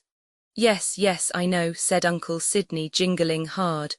"I know, my dear girl, I'm not saying you haven't had a lot to put up with. You have. Nobody knows that better than I do. But there's give and take, you know, give and take. That's married life in a nutshell, give and take." There was a fresh outburst from Myra. "I'm not sticking up for Dea," said Uncle Sidney. "Not at all. I'm just looking at the whole thing as a man of the world. Women lead sheltered lives and they don't look at these things as men do. Quite right that they shouldn't.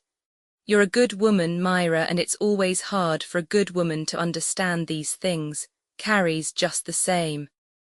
"What has Carrie got to put up with, I should like to know?" cried Myra. "You don't go off racketing round with disgusting women. You don't make love to the servants." No," said her brother. "No, of course not. It's the principle of the thing I'm talking about. And mind you, Carrie and I don't see eye to eye over everything. We have our tiffs, why sometimes we don't speak to each other for 2 days on end, but bless you, we make it up again and things go on better than before. A good row clears the air, that's what I say, but there must be give and take, and no nagging afterwards. The best man in the world won't stand nagging." "I never nag," said Myra tearfully, "and believed it. How can you say such a thing? Now don't get the wind up, old girl, I'm not saying you do, I'm just laying down general principles, and remember Dea's not our sort, he's kittle-cattle, the touchy, sensitive kind, a mere trifle sets them off." "Don't I know it," said Myra bitterly. "He's impossible, why did I ever marry him?" "Well, you know, sis, you can't have it both ways, it was a good match. I'm bound to admit it was a good match. Here you are living in a swell place, knowing all the county, as good as anybody short of royalty. My word, if poor old Dad had lived, how proud he'd have been. And what I'm getting at is this, everything's got its seamy side. You can't have the halfpence without 1 or 2 of the kicks as well. They're decadent, these old families, that's what they are, decadent, and you've just got to face the fact. You've just got to sum up the situation in a business-like way, advantages so and so, disadvantages ditto. It's the only way, take my word for it, it's the only way. I didn't marry him for the sake of advantages as you call it, said Myra. I hate this place, I always have, it's because of Abbott's puissance he married me, not for myself. Nonsense, sis, you were a jolly pretty girl and still are, he added gallantly. Walter married me for the sake of Abbott's puissance, said Myra obstinately. I tell you I know it. Well, well, said her brother. Let's leave the past alone. You wouldn't be so calm and cold-blooded about it if you were me, said Myra bitterly. Not if you had to live with him. I do everything I can think of to please him, and he only sneers and treats me like this. You nag him, said Sidney. Oh, yes, you do, you can't help it. If only he'd answer back, if he'd say something instead of just sitting there. Yes, but that's the kind of fellow he is. You can't alter people in this world to suit your fancy. I can't say I care for the chap myself. Too la-di-da for me. Why, if you put him in to run a concern it would be bankrupt in a fortnight. But I'm bound to say he's always been very polite and decent to me. Quite the gentleman. When I've run across him in London he's taken me to lunch at that swell club of his, and if I didn't feel too comfortable there that wasn't his fault. He's got his good points. You're so like a man, said Myra. Carrie would understand, he's been unfaithful to me, I tell you, unfaithful. Well, well, said Uncle Sidney with a great deal of jingling and his eyes on the ceiling. Men will be men. But Sid, you never. Of course not, said Uncle Sidney hastily. Of course not, of course not. I'm speaking generally, Myra, generally, you understand. It's all finished, said Myra. No woman could stand more than I've stood, and now it's the end. I never want to see him again. Ah, said Uncle Sidney. He drew a chair to the table and sat down with the air of one prepared to talk business. Then let's get down to brass tacks. You've made up your mind. What is it you do want to do? I tell you I never want to see Walter again. Yes, yes, said Uncle Sydney patiently. We are taking that for granted. Now what do you want, a divorce? Oh, Myra was taken aback. I hadn't thought. Well, we must get the thing put on a business-like footing. I doubt if you'd get a divorce. You've got to prove cruelty, you know, as well, and I doubt if you could do that. If you knew the suffering he's caused me. I dare say, I'm not denying it, but you want something more than that to satisfy the law, and there's no desertion. If you wrote to him to come back, he'd come, I suppose. Haven't I just told you I never want to see him again? Yes, yes, yes, you women do harp on a thing so.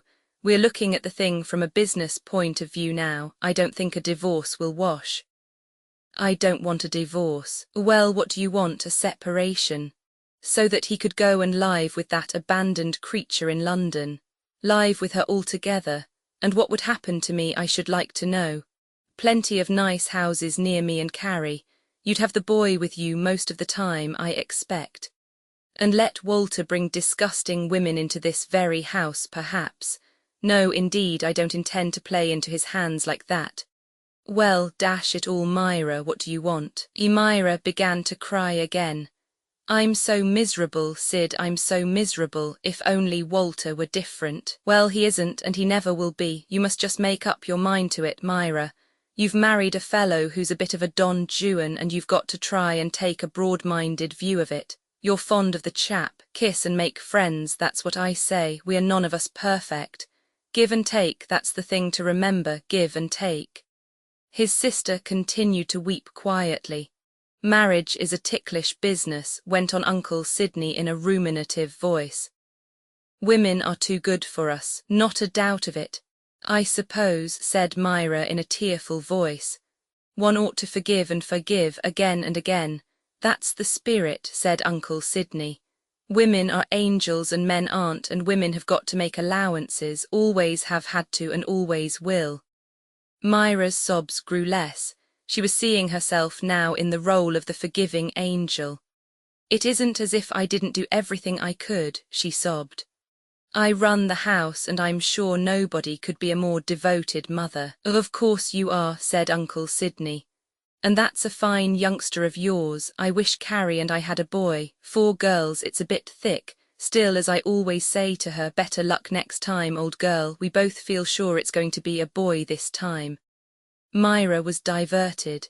I didn't know, when is it? June. How is Carrie? Suffering a bit with her legs, swelled, you know, but she manages to get about a fair amount. Why, hallo, here's that young shaver. How long have you been here, my boy?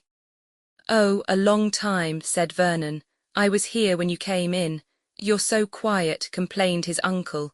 Not like your cousins. I'm sure the racket they make is almost too much to bear sometimes. What's that you've got there? It's an engine, said Vernon. No, it isn't, said Uncle Sydney. It's a milk cart. Vernon was silent.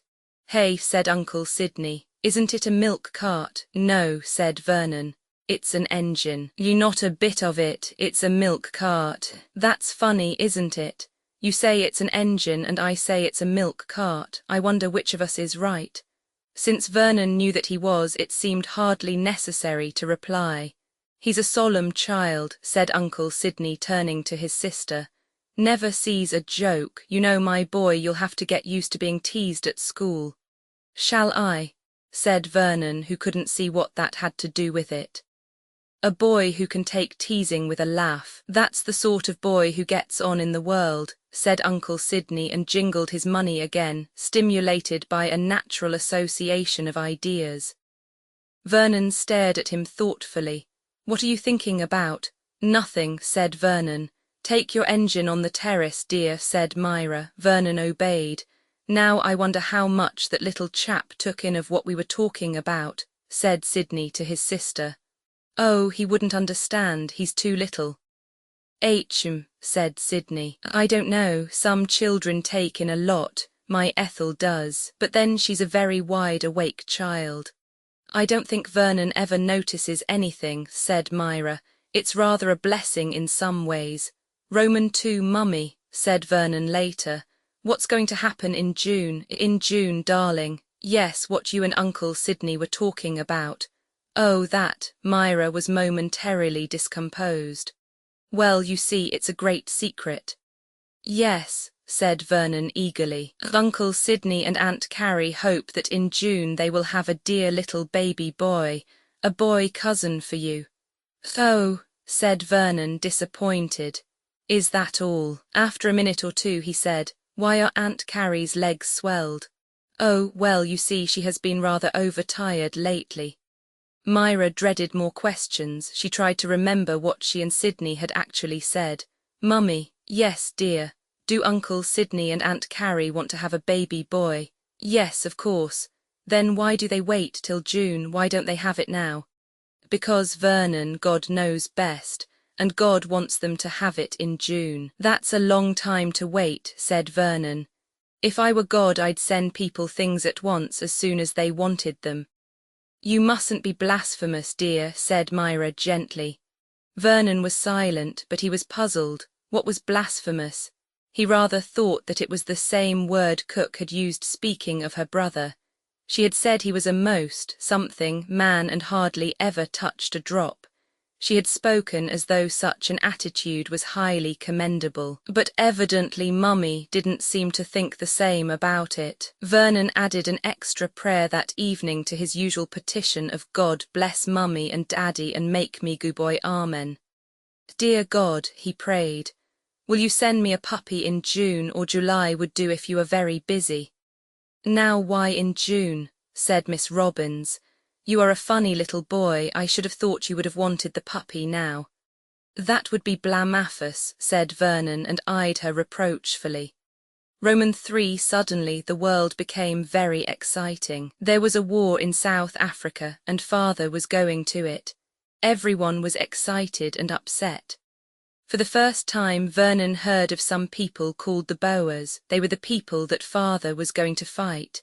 His father came home for a few days. He looked younger and more alive and a great deal more cheerful. He and Mummy were quite nice to each other and there weren't any scenes or quarrels. Once or twice, Vernon thought, his father squirmed uneasily at some of the things his mother said. Once he said irritably, "For God's sake, Myra, don't keep talking of brave heroes laying down their lives for their country. I can't stand that sort of cant." But his mother had not got angry. She only said, "I know you don't like me saying it, but it's true." On the last evening before he left, Vernon's father called to his small son to go for a walk with him. They strolled all round the place, silently at first, and then Vernon was emboldened to ask questions. "You glad you're going to the war, Father?" "Very glad." "Is it fun?" "Not what you'd call fun, I expect, but it is in a way. It's excitement, and then too it takes you away from things right away." "I suppose," said Vernon thoughtfully, "there aren't any ladies at the war." Walter Dare looked sharply at his son, a slight smile hovering on his lips. Uncanny the way the boy sometimes hit the nail on the head quite unconsciously. "That makes for peace, certainly," he said gravely. "Will you kill a good many people, do you think?" inquired Vernon interestedly. His father replied that it was impossible to tell accurately beforehand. "I hope you will," said Vernon, anxious that his father should shine. "I hope you'll kill 100. "Thank you, old man. I suppose," began Vernon and then stopped. "Yes," said Walter Dare encouragingly. "I suppose sometimes people do get killed in war." Walter Dare understood the ambiguous phrase. "Sometimes," he said. You don't think you will, do you?" "I might, it's all in the day's work, you know." Vernon considered the phrase thoughtfully. The feeling that underlay it came dimly to him. "Would you mind if you were father?" "It might be the best thing," said Walter Dare, more to himself than to the child.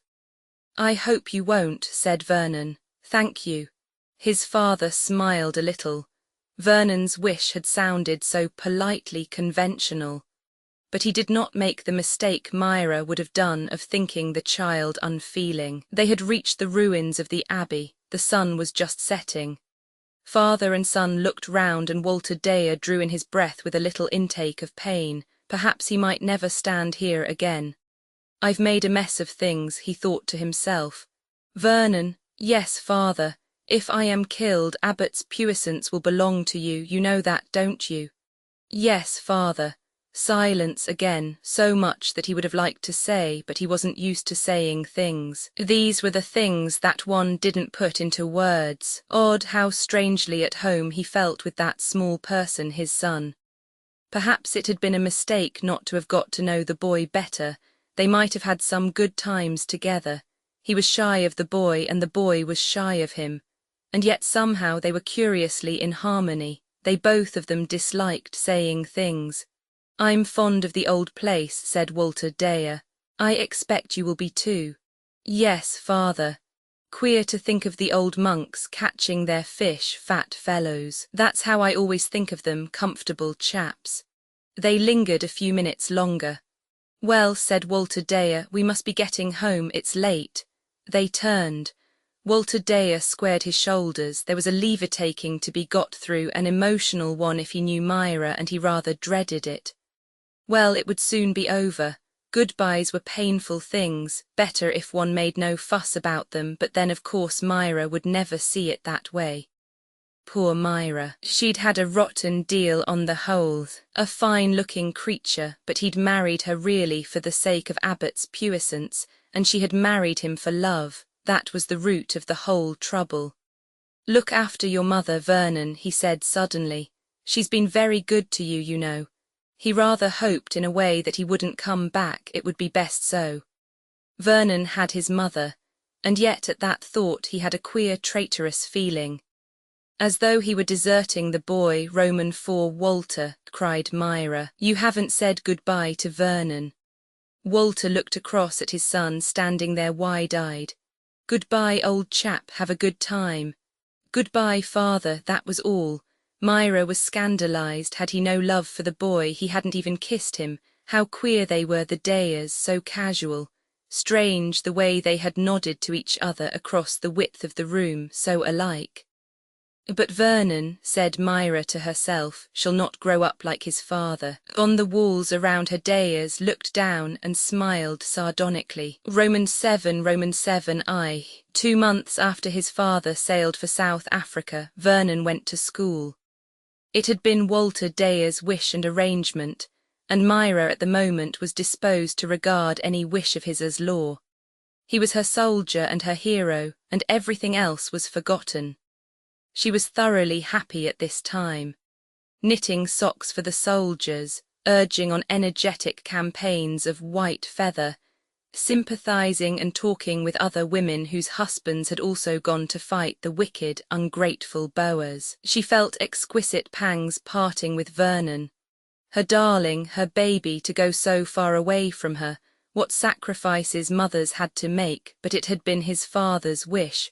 Poor darling, he was sure to be most terribly homesick. She couldn't bear to think of it, but Vernon was not homesick.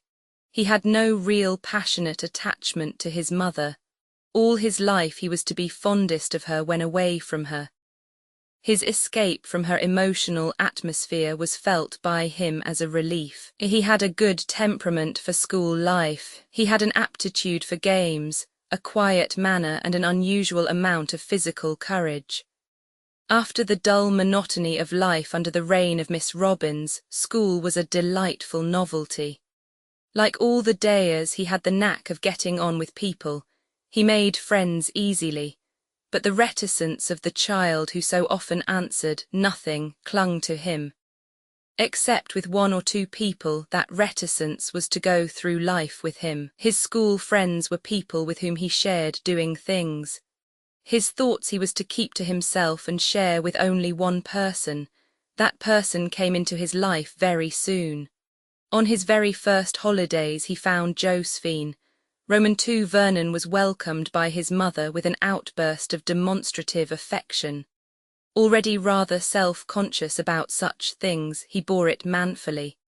Myra's first raptures over, she said, "There's a lovely surprise for you, darling. Who do you think is here?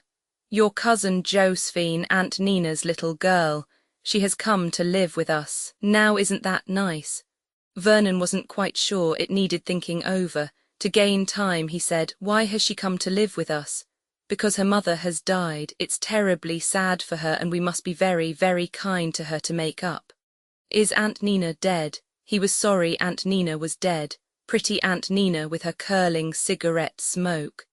"Yes, you can't remember her, of course, darling."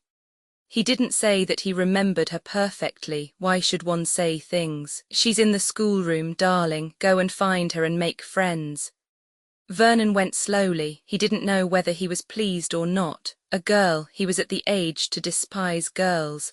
Rather a nuisance having a girl about. On the other hand, it would be jolly having someone. It depended what the kid was like. One would have to be decent to her if she'd just lost her mother. He opened the schoolroom door and went in. Josephine was sitting on the windowsill swinging her legs. She stared at him and Vernon's attitude of kindly condescension fell from him. She was a squarely built child of about his own age. She had dead black hair cut very straight across her forehead. Her jaw stuck out a little in a determined way. She had a very white skin and enormous eyelashes. Although she was 2 months younger than Vernon, she had the sophistication of twice his years, a kind of mixture of weariness and defiance. "Hullo," she said. "Hullo," said Vernon, rather feebly. They went on looking at each other suspiciously, as is the manner of children and dogs. "I suppose you're my cousin Josephine," said Vernon. "Yes, but you'd better call me Joe. Everyone does." "All right, Joe." There was a pause. "To Bridget," Vernon whistled. "Rather jolly coming home," he observed at last. "It's an awfully jolly place," said Joe. "Oh, do you like it?" said Vernon, warming to her. "I like it awfully. Better than any of the places I've lived." "Have you lived in a lot of places?" "Oh, yes, at Coombs first when we were with father, and then at Monte Carlo with Colonel Anstey, and then at Toulon with Arthur, and then a lot of Swiss places because of Arthur's lungs, and then I went to a convent for a bit after Arthur died. Mother couldn't be bothered with me just then. I didn't like it much, the nuns were so silly. They made me have a bath in my chemise. And then after Mother died, Aunt Myra came and fetched me here." "I'm awfully sorry, about your mother, I mean," said Vernon awkwardly. "Yes," said Joe, "it's rotten in a way, though much the best thing for her." "Oh," said Vernon, rather taken aback. "Don't tell Aunt Myra," said Joe. "Because I think she's rather easily shocked by things, rather like the nuns. You have to be careful what you say to her. Mother didn't care for me an awful lot, you know. She was frightfully kind and all that, but she was always soppy about some man or other. I heard some people say so in the hotel, and it was quite true. She couldn't help it, of course, but it's a very bad plan. I shan't have anything to do with men when I grow up." "Oh," said Vernon. He was still feeling very young and awkward beside this amazing person. "I liked Colonel Anstey best," said Joe reminiscently. "But of course Mother only ran away with him to get away from father. We stayed at much better hotels with Colonel Anstey. Arthur was very poor. If I ever do get soppy about a man when I grow up, I shall take care that he's rich.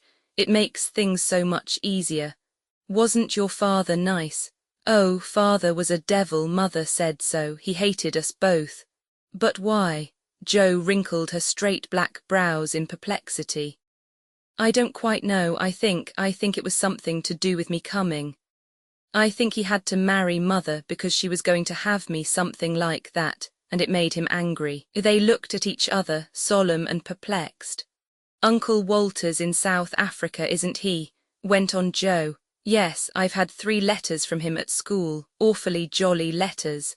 Uncle Walter's a dear. I loved him. He came out to Monte Carlo, you know." Some memory stirred in Vernon. Of course he remembered now. His father had wanted Joe to come to Abbott's puissance then. "He arranged for me to go to the convent," said Joe. "Reverend Mother thought he was lovely. A true type of high-born English gentleman. Such a funny way of putting it." They both laughed a little. "Let's go out in the garden, shall we?" said Vernon. "Yes, let's. I say, I know where there are 4 different nests, but the birds have all flown away." They went out together amicably discussing birds' eggs, Roman 3. To Myra, Jo was a perplexing child. She had nice manners, answered promptly and politely when spoken to, and submitted to caresses without returning them. She was very independent and gave the maid told off to attend to her little or nothing to do. She could mend her own clothes and keep herself neat and tidy without any outside urging. She was, in fact, the sophisticated hotel child whom Myra had never happened to come across. The depths of her knowledge would have horrified and shocked her aunt, but Jo was shrewd and quick-witted, well used to summing up the people with whom she came in contact. She refrained carefully from shocking Aunt Myra. She had for her something closely akin to a kindly contempt. "Your mother," she said to Vernon, "is very good, but she's a little stupid too, isn't she?" "She's very beautiful," said Vernon hotly. "Yes, she is," agreed Jo. "All but her hands, her hair's lovely. I wish I had red gold hair. It comes right down below her waist," said Vernon. He found Jo a wonderful companion, quite unlike his previous conception of girls. She hated dolls, never cried, was as strong if not stronger than he was, and was always ready and willing for any dangerous sport. Together they climbed trees, rode bicycles, fell and cut and bumped themselves, and ended up by taking a wasp's nest together, with a success due more to luck than skill. To Jo, Vernon could talk and did. She opened up to him a strange new world, a world where people ran away with other people's husbands and wives, a world of dancing and gambling and cynicism. She had loved her mother with a fierce protective tenderness that almost reversed the roles. "She was too soft," said Jo. "I'm not going to be soft. People are mean to you if you are. Men are beasts anyway, but if you're a beast to them first, they are all right. All men are beasts." "That's a silly thing to say, and I don't think it's true." "That's because you're going to be a man yourself." "No, it isn't. And anyway, I'm not a beast." "No, but I dare say you will be when you're grown up. But look here, Jo, you'll have to marry someone some day and you won't think your husband a beast." "Why should I marry anyone?" "Well, girls do. You don't want to be an old maid like Miss Crabtree." Jo wavered. Miss Crabtree was an elderly spinster who was very active in the village and who was very fond of the dear children. "I shouldn't be the kind of old maid Miss Crabtree is," she said weakly. I should do things, play the violin or write books or paint some marvellous pictures." "I hope you won't play the violin," said Vernon. "That's really what I should like to do best. Why do you hate music so, Vernon?" "I don't know, I just do. It makes me feel all horrible inside." "How queer, it gives me a nice feeling. What are you going to do when you grow up?" "Oh, I don't know. I'd like to marry someone very beautiful and live at Abbott's puissance, and have lots of horses and dogs." "How dull," said Jo. "I don't think that would be exciting a bit." "I don't know that I want things to be very exciting," said Vernon. "I do," said Jo. "I want things to be exciting the whole time without ever stopping." Roman 4. Jo and Vernon had few other children to play with. The vicar, whose children Vernon had played with when he was younger, had gone to another living, and his successor was unmarried. Most of the children of families in the same position as the Dayers lived too far away for more than a very occasional visit. The only exception was Nell Vereker. Her father, Captain Vereker, was agent to Lord Coomerley. He was a tall, stooping man, with very pale blue eyes and a hesitating manner. He had good connections, but was inefficient generally. His wife made up in efficiency for what he lacked. She was a tall, commanding woman, still handsome. Her hair was very golden and her eyes were very blue. She had pushed her husband into the position he held, and in the same way she pushed herself into the best houses of the neighbourhood. She had birth, but like her husband, no money. Yet she was determined to make a success of life. Both Vernon and Jo were bored to death by Nell Vereker. She was a thin, pale child with fair, straggly hair. Her eyelids and the tip of her nose were faintly tinged with pink. She was no good at anything. She couldn't run and she couldn't climb. She was always dressed in starched white muslin and her favourite games were dolls' tea parties. Myra was very fond of Nell. Such a thorough little lady, she used to say. Vernon and Joe were kindly and polite when Mrs. Vereker brought Nell to tea. They tried to think of games she would like, and they used to give whoops of delight when at last she departed, sitting up very straight beside her mother in the hired carriage. It was in Vernon's second holidays, just after the famous episode of the wasp's nest, that the first rumours came about Deerfields. Deerfields was the property adjoining Abbott's Puissance. It belonged to old Sir Charles Aylington. Some friends of Mrs. Daye's came to lunch and the subject came up for discussion. It's quite true. I had it from an absolutely authentic source. It's been sold to these people. Yes, Jews, oh, of course, enormously wealthy. Yes, a fancy price, I believe. Levin, the name is. No, Russian Jews, so I heard. Oh, of course, quite impossible. Too bad of Sir Charles, I say.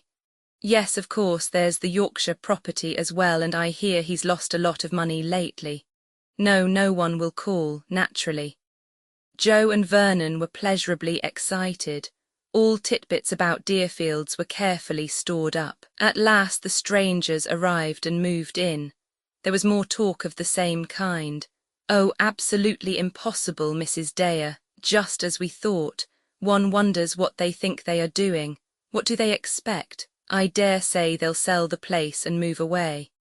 Yes, there is a family, a boy about your Vernon's age, I believe. I wonder what Jews are like, said Vernon to Joe. Why does everyone dislike them? We thought one boy at school was a Jew. But he eats bacon for breakfast, so he can't be. The Levins proved to be a very Christian brand of Jew. They appeared in church on Sunday, having taken a whole pew. The interest of the congregation was breathless. First came Mr. Levin, very round and stout, tightly frock-coated, an enormous nose and a shining face. Then Mrs., an amazing sight, colossal sleeves, hourglass figure, chains of diamonds. An immense hat decorated with feathers and black tightly curling ringlets underneath it. With them was a boy rather taller than Vernon with a long yellow face and protruding ears. A carriage and pair was waiting for them when service was over. They got into it and drove away. Well, said Miss Crabtree. Little groups formed, talking busily. I think it's rotten, said Joe. She and Vernon were in the garden together.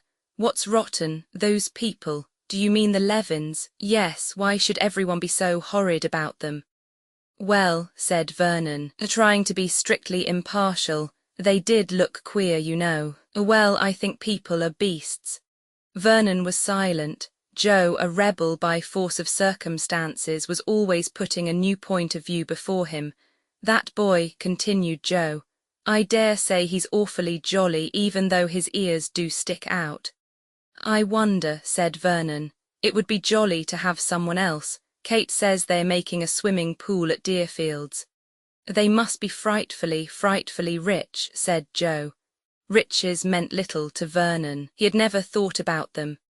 The Levins were the great topic of conversation for some time, the improvements they were making at Deerfields, the workmen they had had down from London. Mrs. Vereker brought Nell to tea one day. As soon as she was in the garden with the children, she imparted news of fascinating importance. They've got a motor car. A motor car. Motor cars were almost unheard of then. One had never been seen in the forest. Storms of envy shook Vernon. A motor car. The motor car and a swimming pool, he murmured. It was too much. It's not a swimming pool, said Nell. It's a sunk garden. Kate says it's a swimming pool. Our gardener says it's a sunk garden. What is a sunk garden? I don't know, confessed Nell, but it is one. I don't believe it, said Joe. Who'd want a silly sort of thing like that when they could have a swimming pool? Well, that's what our gardener says. I know, said Joe. A wicked look came into her eyes. Let's go and see. What? let's go and see for ourselves. Oh, but we couldn't, said Nell. Why not? We can creep up through the woods. Jolly good idea, said Vernon. Let's. I don't want to, said Nell. Mother wouldn't like it, I know. Oh, don't be a spoilsport, Nell, come on. Mother wouldn't like it, repeated Nell. All right, wait here then, we won't be long. Tears gathered slowly in Nell's eyes. She hated being left. She stood there sullenly, twisting her frock between her fingers. We won't be long, Vernon repeated. He and Joe ran off. Nell felt she couldn't bear it. Vernon, yes, wait for me, I'm coming too. She felt heroic as she made the announcement. Joe and Vernon did not seem particularly impressed by it. They waited with obvious impatience for her to come up with them. Now then, said Vernon, I'm leader. Everyone to do as I say. They climbed over the park palings and reached the shelter of the trees. Speaking in whispers under their breath, they flitted through the undergrowth, drawing nearer and nearer towards the house. Now it rose before them, some way ahead to the right. We'll have to get farther still and keep a bit more uphill. They followed him obediently. And then suddenly a voice broke on their ears, speaking from a little behind them to the left. You're trespassing, it said. They turned, startled. The yellow-faced boy with the large ears stood there. He had his hands in his pockets and was surveying them superciliously. You're trespassing, he said again. There was something in his manner that awoke immediate antagonism. Instead of saying as he had meant to say, I'm sorry, Vernon said, oh. He and the other boy looked at each other, the cool, measuring glance of two adversaries in a duel. We come from next door, said Joe. Do you? Said the boy. Well, you'd better go back there. My father and mother don't want you in here. He managed to be unbearably offensive as he said this. Vernon, unpleasantly conscious of being in the wrong, flushed angrily. You might manage to speak politely, he said. Why should I? Said the boy. He turned as a footstep sounded coming through the undergrowth. Is that you, Sam? He said. Just turn these trespassing kids off the place, will you? The keeper, who had stepped out beside him, grinned and touched his forehead. The boy strolled away as though he had lost all interest. The keeper turned to the children and put on a ferocious scowl. Out of it, you young varmints. I'll turn the dogs loose on you unless you're out of here in double quick time.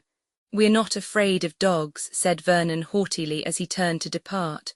Ho, you're not shan't you? Well then, I've got a rhino hosras here and I'm going to loose that this minute. He stalked off. Nell gave a terrified pull at Vernon's arm. He's gone to get it, she cried. Oh, hurry, hurry. Her alarm was contagious. So much had been retailed about the Levins that the keeper's threat seemed a perfectly likely one to the children. With one accord they ran for home. They plunged in a beeline, pushing their way through the undergrowth. Vernon and Joe led. A piteous cry arose from Nell. Vernon, Vernon, oh, do wait, I've got stuck. What a nuisance Nell was. She couldn't run or do anything. He turned back, gave her frock a vigorous pull to free it from the brambles with which it was entangled, a good deal to the frock's detriment, and hauled her to her feet. Come on, do. I'm so out of breath I can't run any more. Oh, Vernon, I'm so frightened. Come on. Hand in hand he pulled her along. They reached the park palings, scrambled over. Vil, said Joe, fanning herself with a very dirty linen hat. That was an adventure. My frock's all torn, said Nell. What shall I do? I hate that boy, said Vernon. He's a beast. He's a beastly beast, agreed Joe. We'll declare war on him, shall we? Rather. What shall I do about my frock? It's very awkward their having a rhinoceros, said Joe thoughtfully. Do you think Tom Boy would go for it if we trained him to? I shouldn't like Tom Boy to be hurt, said Vernon.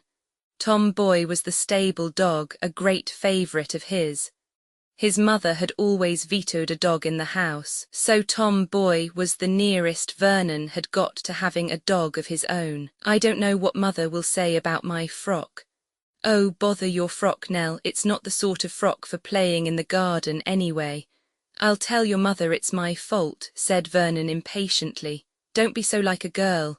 I am a girl, said Nell. Well, so is Jo a girl, but she doesn't go on like you do. She's as good as a boy any day. Nell looked ready to cry, but at that minute they were called from the house. I'm sorry, Mrs. Vereker, said Vernon. I'm afraid I've torn Nell's frock. There were reproaches from Myra, civil disclaimers from Mrs. Vereker. When Nell and her mother had gone, Myra said, You must not be so rough, Vernon darling. When a little girl friend comes to tea, you must take great care of her. Why have we got to have her to tea? We don't like her. She spoils everything. Vernon, Nell is such a dear little girl. She isn't, mother, she's awful. Vernon, well, she is. I don't like her mother either. I don't like Mrs. Vereker much, said Myra. I always think she's a very hard woman, but I can't think why you children don't like Nell. Mrs. Vereker tells me she's absolutely devoted to you, Vernon. Well, I don't want her to be. He escaped with Jo. War, he said. That's what it is, war. I dare say that Levin boy is really a Boer in disguise. We must plan out our campaign. Why should he come and live next door to us and spoil everything? The kind of guerrilla warfare that followed occupied Vernon and Jo in a most pleasurable fashion. They invented all kinds of methods of harassing the enemy. Concealed in trees, they pelted him with chestnuts. They stalked him with pea-shooters. They outlined a hand in red paint and crept secretly up to the house one night after dark, and left it on the doorstep with the word revenge printed at the bottom of the sheet of paper. Sometimes their enemy retaliated in kind. He, too, had a pea-shooter, and it was he who laid in wait for them one day with a garden hose. Hostilities had been going on for nearly 10 days when Vernon came upon Jo sitting on a tree stump looking unusually despondent. Hullo, what's up? I thought you were going to stalk the enemy with those squashy tomatoes Cook gave us. I did. What's the matter, Jo? I was up a tree and he came right by underneath. I could have got him beautifully. Do you mean to say you didn't? No, why ever not? Jo's face became very red, and she began to speak very fast. I couldn't, you see he didn't know I was there and he looked, oh, Vernon, he looked so awfully lonely, as though he were simply hating things. You know, it must be pretty beastly having no one to do things with. Yes, but, Vernon paused to adjust his ideas. Don't you remember how we said it was all rotten? Went on Jo. People being so beastly about the Levins, and now we are being as beastly as anyone. Yes, but he was beastly to us. Perhaps he didn't mean to be. That's nonsense. No, it isn't. Look at the way dogs bite you if they are afraid or suspicious.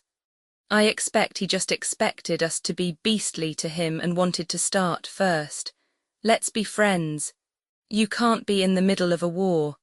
Yes, you can. We'll make a white flag and then you march with it and demand a parley and see if you can't agree upon honourable terms of peace. Well, said Vernon, I don't mind if we do. It would be a change anyway. What shall we use for a flag of truce, my handkerchief or your pinafore? Marching with the flag of truce was rather exciting. It was not long before they encountered the enemy. He stared in complete surprise. What's up? He said. We want a parley, said Vernon. Well, I'm agreeable, said the other boy after a moment's pause. What we want to say is this, said Jo. If you'll agree, we'd like to be friends. They looked from one to the other. Why do you want to be friends? He asked suspiciously. It seems a bit silly, said Vernon. Living next door and not being friends, doesn't it? Which of you thought of that first? I did, said Jo. She felt those small jet-black eyes boring into her. What a queer boy he was. His ears seemed to stick out more than ever. All right, said the boy. I'd like to. There was a minute's embarrassed pause. What's your name? We said Jo, Sebastian. There was just the faintest lisp, so little as hardly to be noticed. What a funny name. Mine's Jo and this is Vernon. He's at school. Do you go to school? Yes, I'm going to Eton later. So am I, said Vernon. Again a faint tide of hostility rose between them, then it ebbed away, never to return. Come and see our swimming pool, said Sebastian. It's rather jolly. Roman 8, the friendship with Sebastian Levin prospered and throve apace. Half the zest of it lay in the secrecy that had to be adopted. Vernon's mother would have been horrified if she had guessed at anything of the kind. The Levins would certainly not have been horrified, but their gratification might have led to equally dire results. School time passed on leaden wings for poor Jo, cooped up with a daily governess who arrived every morning and who subtly disapproved of her outspoken and rebellious pupil. Jo only lived for the holidays. As soon as they came, she and Vernon would set off to a secret meeting place where there was a convenient gap in a hedge. They had invented a code of whistles and many unnecessary signals. Sometimes Sebastian would be there before time, lying on the bracken, his yellow face and jutting out ears looking strangely at variance with his knickerbocker suit.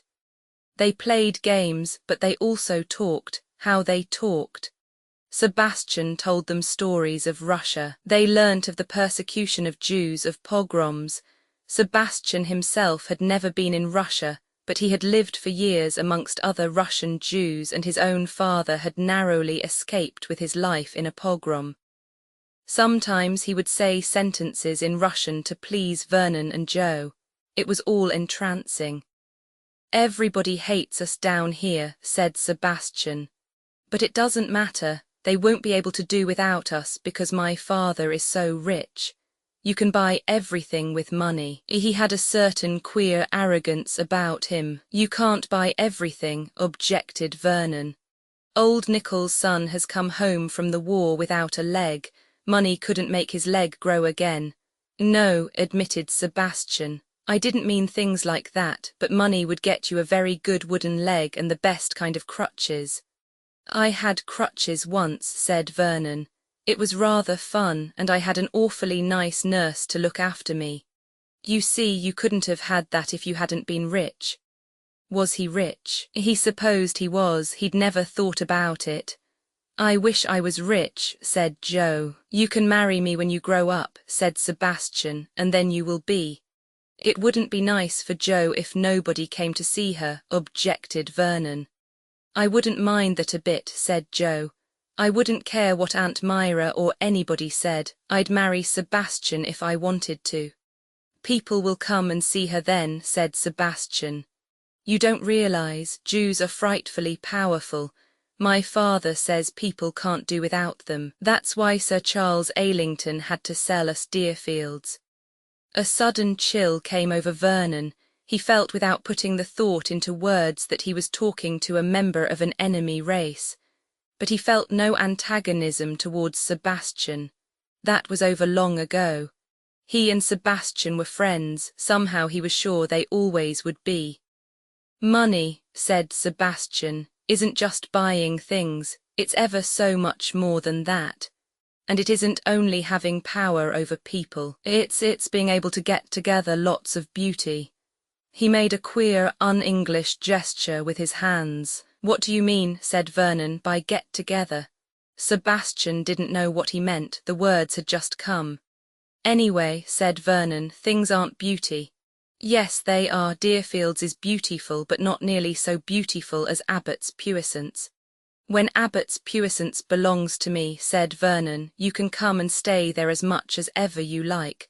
We're always going to be friends, aren't we? No matter what anyone says." "We're always going to be friends," said Sebastian. Roman 2. Little by little the Levins made headway. The church needed a new organ. Mr. Levin presented it with one.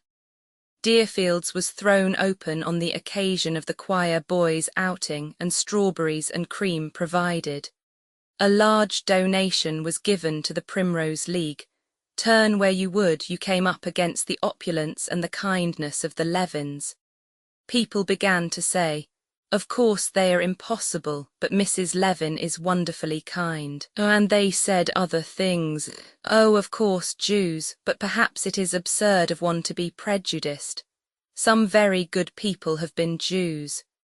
It was rumoured that the vicar had said, "including Jesus Christ," in answer, but nobody really believed that.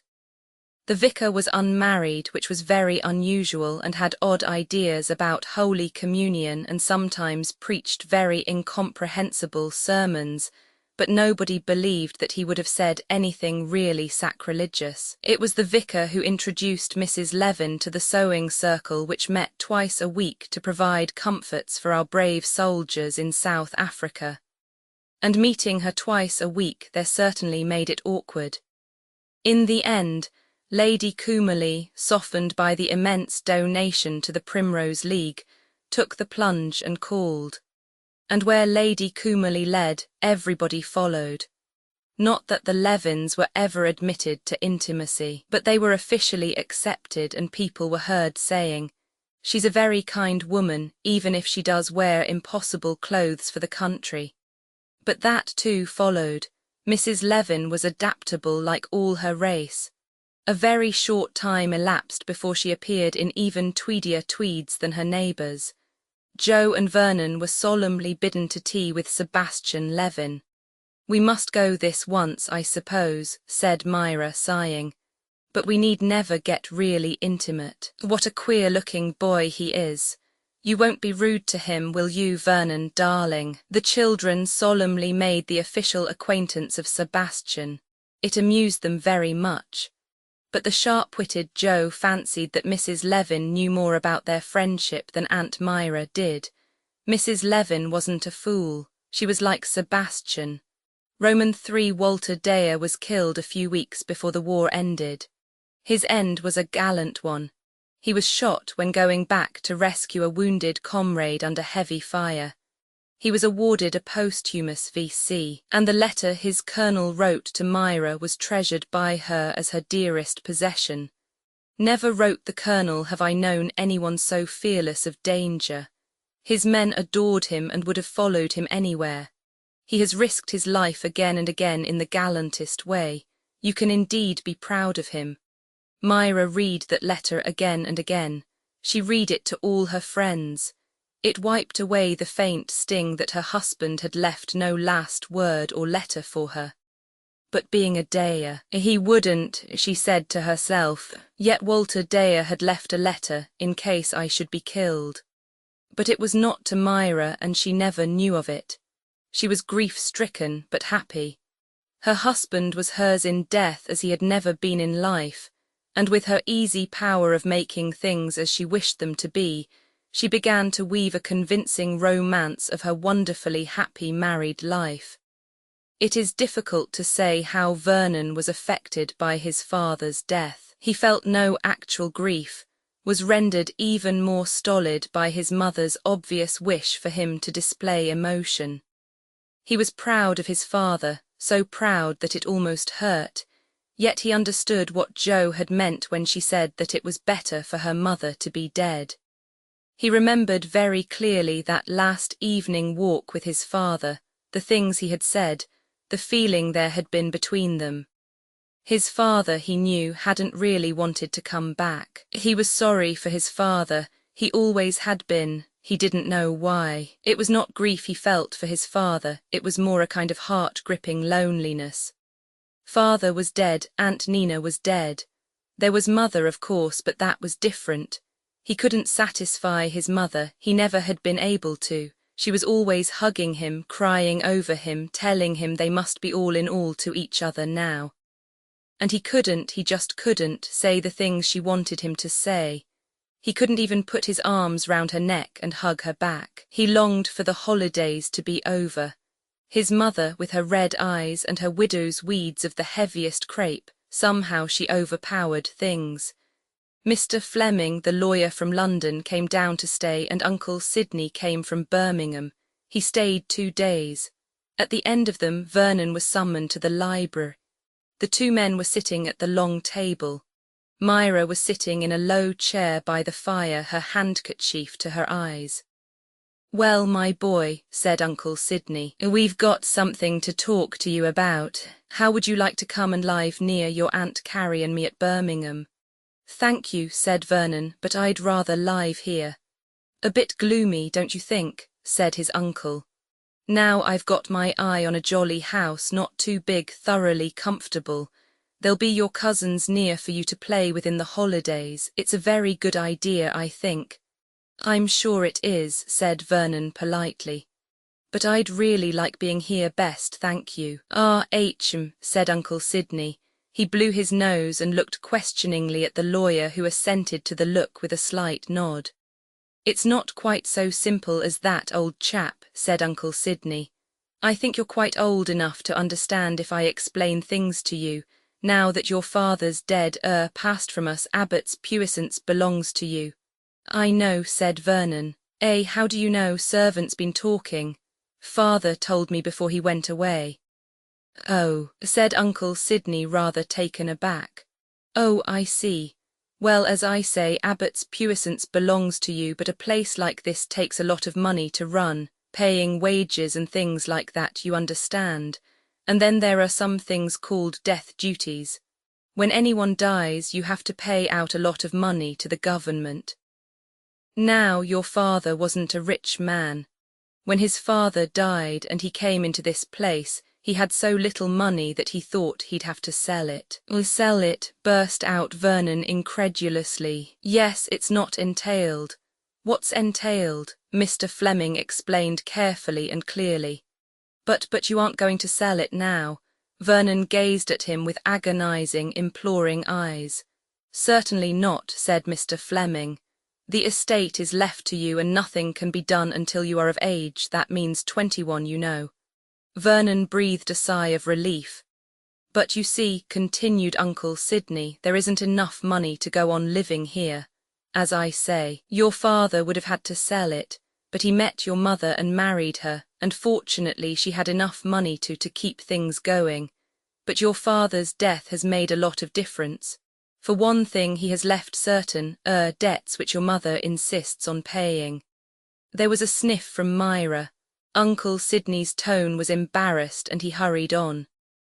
The common sense thing to do is to let Abbott's puissance for a term of years, till you are 21 in fact.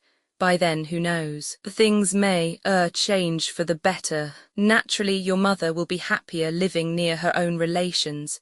You must think of your mother, you know, my boy. Yes, said Vernon. Father told me to.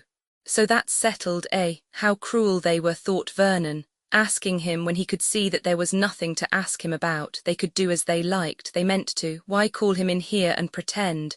Strangers would come and live in Abbott's puissance. Never mind, some day he would be 21.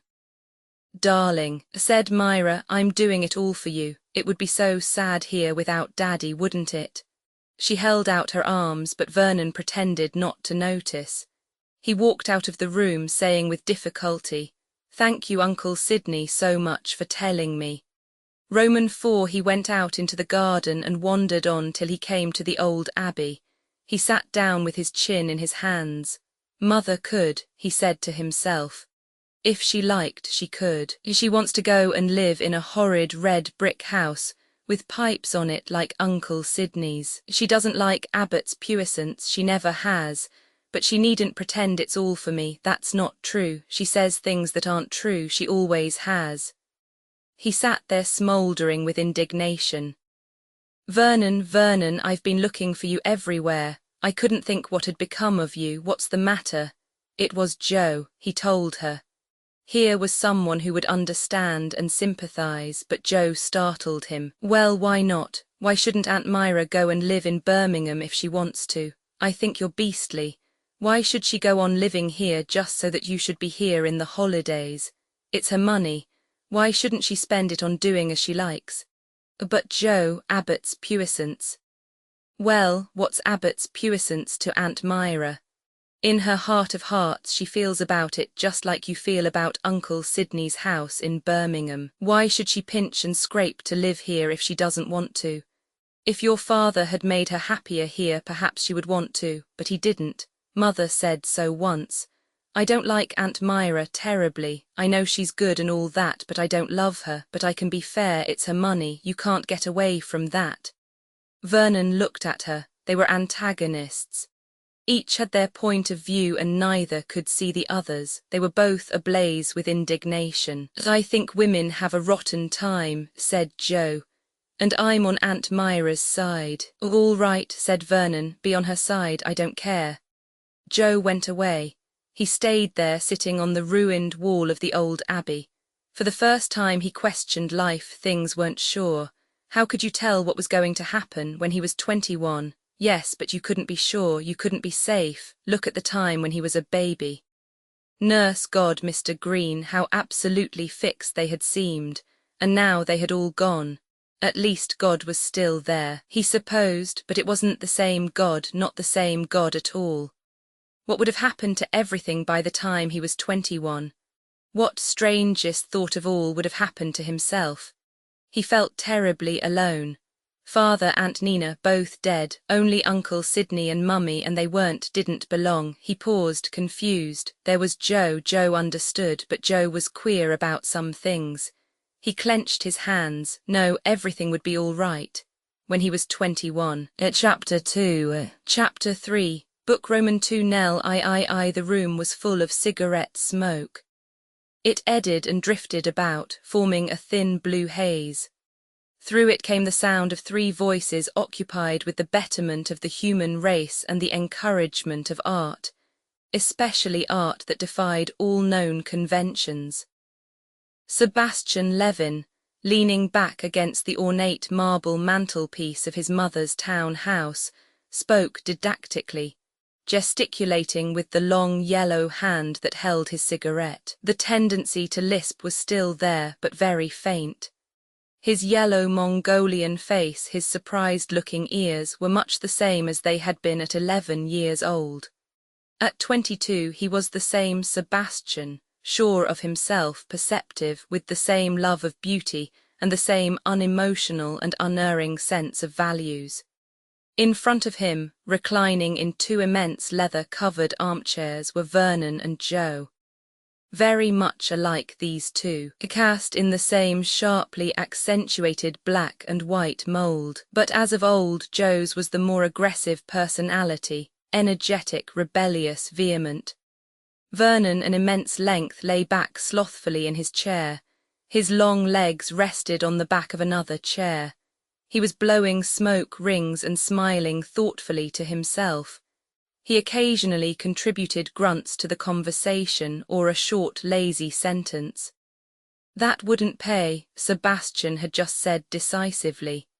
As he had half expected, Joe was roused at once to the point of virulence. Who wants a thing to pay? It's so rotten, that point of view, treating everything from a commercial standpoint. I hate it. Sebastian said calmly, that's because you've got such an incurably romantic view of life. You like poets to starve in garrets and artists to toil unrecognized and sculptors to be applauded after they are dead. Well, that's what happens, always. No, not always. Very often, perhaps, but it needn't be as often as it is. That's my point. The world never likes anything new, but I say it could be made to. Taken the right way, it could be made to, but you've got to know just what will go down and what won't. That's compromise, murmured Vernon indistinctly. It's common sense. Why should I lose money by backing my judgment? Oh, Sebastian, cried Joe, you. Jew, said Sebastian calmly. That's what you mean. Well, we Jews have got taste. We know when a thing is fine and when it isn't. We don't go by the fashion. We back our own judgment and we are right. People always see the money side of it, but the other's there too. Vernon grunted. Sebastian went on. There are 2 sides to what we're talking about. There are people who are thinking of new things, new ways of doing old things, new thoughts altogether, and who can't get their chance because people are afraid of anything new. And there are the other people, the people who know what the public have always wanted, and who go on giving it to them because it's safe and there's a sure profit. But there's a third way, to find things that are new and beautiful and take a chance on them. That's what I'm going to do. I'm going to run a picture gallery in Bond Street. I signed the deeds yesterday, and a couple of theatres. And later I want to run a weekly of some kind on entirely different lines from anything that has been done before. And what's more, I'm going to make the whole thing pay. There are all sorts of things that I admire that a cultivated few would admire, but I'm not going out for those. Anything I run's going to be a popular success. Dash it all, Joe, don't you see that half the fun of the thing is making it pay? It's justifying yourself by success. Joe shook her head unconvinced. Are you really going to have all those things? Said Vernon. Both the cousins looked at Sebastian with a tinge of envy. Queer and rather wonderful to be in old Sebastian's position. His father had died some years before. Sebastian, at 22, was master of so many millions that it took one's breath away to think about them. The friendship with Sebastian, begun all those years ago at Abbott's Puissance, had endured and strengthened. He and Vernon had been friends at Eton, they were at the same college at Cambridge. In the holidays the three had always managed to spend a good deal of time together. What about sculpture? Asked Joe suddenly. Is that included? Of course. Are you still keen about taking up modelling? Rather. It's the only thing I really care about. A derisive hoot of laughter came from Vernon. Yes, and what will it be this time next year? You'll be a frenzied poet or something. It takes one some time to find one's true vocation, said Joe with dignity. But I'm really in earnest this time. You always are, said Vernon. However, thank heaven you've given up that damned violin. Why do you hate music so, Vernon? Dunno, I always have. Joe turned back to Sebastian. Unconsciously her voice took on a different note. It sounded ever so faintly constrained. What do you think of Paul Lamar's work? Vernon and I went to his studio last Sunday. No guts, said Sebastian succinctly. A slight flush rose in Joe's cheek. That's simply because you don't understand what he's aiming at. I think he's wonderful. Anemic, said Sebastian, unperturbed. Sebastian, I think you're perfectly hateful sometimes. Just because Lamar has the courage to break away from tradition. That's not it at all, said Sebastian. A man can break away from tradition by modelling a Stilton cheese and calling it his idea of a nymph bathing. But if he can't convince you and impress you by doing so, he's failed. Just doing things differently to anyone else isn't genius. 9 times out of 10, it's aiming at getting cheap notoriety. The door opened and Mrs. Levin looked in. Teeth ready, dearths, she said, and beamed on them. Jet dangled and twinkled on her immense bust. A large black hat with feathers sat on top of her elaborately arranged coiffure. She looked the complete symbol of material prosperity. Her eyes dwelt with adoration on Sebastian. They got up and prepared to follow her. Sebastian said in a low voice to Joe, "Joe, you're not angry, are you?" There was suddenly something young and pathetic about his voice, a pleading in it that exposed him as immature and vulnerable. A moment ago he had been the master spirit laying down the law in complete self-confidence. "Why should I be angry?" said Joe coldly. She moved towards the door without looking at him. Sebastian's eyes rested on her wistfully. She had that dark, magnetic beauty that matures early. Her skin was dead white, and her eyelashes so thick and dark that they looked like jet against the even colour of her cheeks. There was magic in her way of moving, something languorous and passionate that was wholly unconscious as yet of its own appeal. Although she was the youngest of the three, just past her 20th birthday, she was at the same time the oldest. To her Vernon and Sebastian were boys, and she despised boys. That queer dog-like devotion of Sebastian's irritated her. She liked men of experience, men who could say exciting, half-understood things. She lowered her white eyelids for a moment, remembering Paul Lamar. Roman II Mrs. Levin's drawing-room was a curious mixture of sheer blatant opulence and an almost austere good taste. The opulence was due to her. She liked velvet hangings and rich cushions and marble and gilding. The taste was Sebastian's. It was he who had torn down a medley of pictures from the wall and substituted 2 of his own choosing. His mother was reconciled to their plainness, as she called it, by the immense price that had been paid for them. The old Spanish leather screen was one of her son's presents to her, so was the exquisite cloisonné vase. Seated behind an unusually massive silver tea-tray, Mrs. Levin raised the teapot with 2 hands and made conversational inquiries, lisping slightly. "And how'th your dear mother? She never comes to town nowadays. You tell her from me she'll be getting rusty." She laughed, a good-natured, fat, wheezy chuckle. "I've never regretted having this town house as well as a country one. Deerfields is all very well, but one wanth a bit of life. And of course Sebastian will be home soon for good, and that full of schemes as he ith. Well, well, his father was much the same. Went into deals against everybody's advice, and instead of losing his money he doubled and trebled it every time. A smart fellow, my poor Jacob." Sebastian thought to himself, "I wish she wouldn't. That's just the sort of remark Joe always hates. Joe's always against me nowadays." Mrs. Levin went on, "I've got a box for King's in Arcady on Wednesday night. What about it, my dearth, will you come?"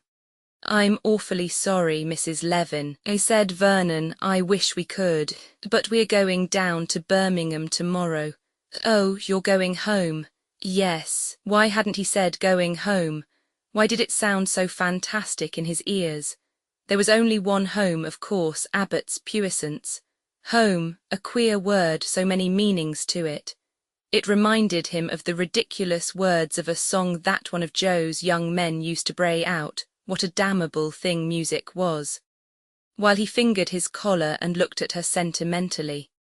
Home, love, is where the heart is, where'er the heart may be, but in that case his home ought to be in Birmingham, where his mother was.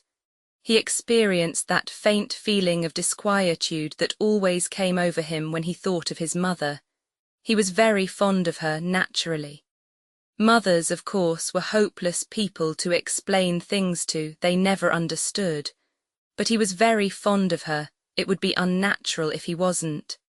As she so often said, he was all she had. Suddenly, a little imp seemed to jump in Vernon's brain. The imp said suddenly and unexpectedly, "What rot you are talking? She's got the house and the servants to talk to and bully and friends to gossip with and her own people all round her. She'd miss all that far more than she'd miss you. She loves you, but she's relieved when you go back to Cambridge, and even then she's not as relieved as you are." "Vernon," it was Joe's voice, sharp with annoyance. "What are you thinking of?" Mrs. Levin was asking about Abbott's puissance, if it's still let. How fortunate that when people said, "What are you thinking about?" they didn't in the least mean that they wanted to know. Still, you could always say nothing much, just as when you were small you had said nothing. He answered Mrs. Levin's questions, promised to deliver her various messages to his mother. Sebastian saw them to the door, they said a final goodbye and walked out into the London streets. Joe sniffed the air ecstatically. "How I love London. You know, Vernon, my mind's made up. I'm coming up to London to study. I'm going to tackle Aunt Myra about it this time. And I won't live with Aunt Ethel either, I'm going to be on my own." "You can't do that, Joe, girls don't." "They do. I could share rooms with another girl or girls, but to live with Aunt Ethel, always asking me where I'm going and who with, I just can't stand it.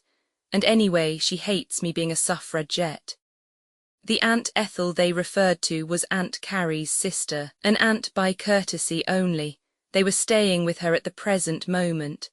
"Oh, and that reminds me," went on Joe, "you've got to do something for me, Vernon." "What?" "Tomorrow afternoon Mrs. Cartwright's taking me to that Titanic concert as a special treat." Well, I don't want to go, that's all."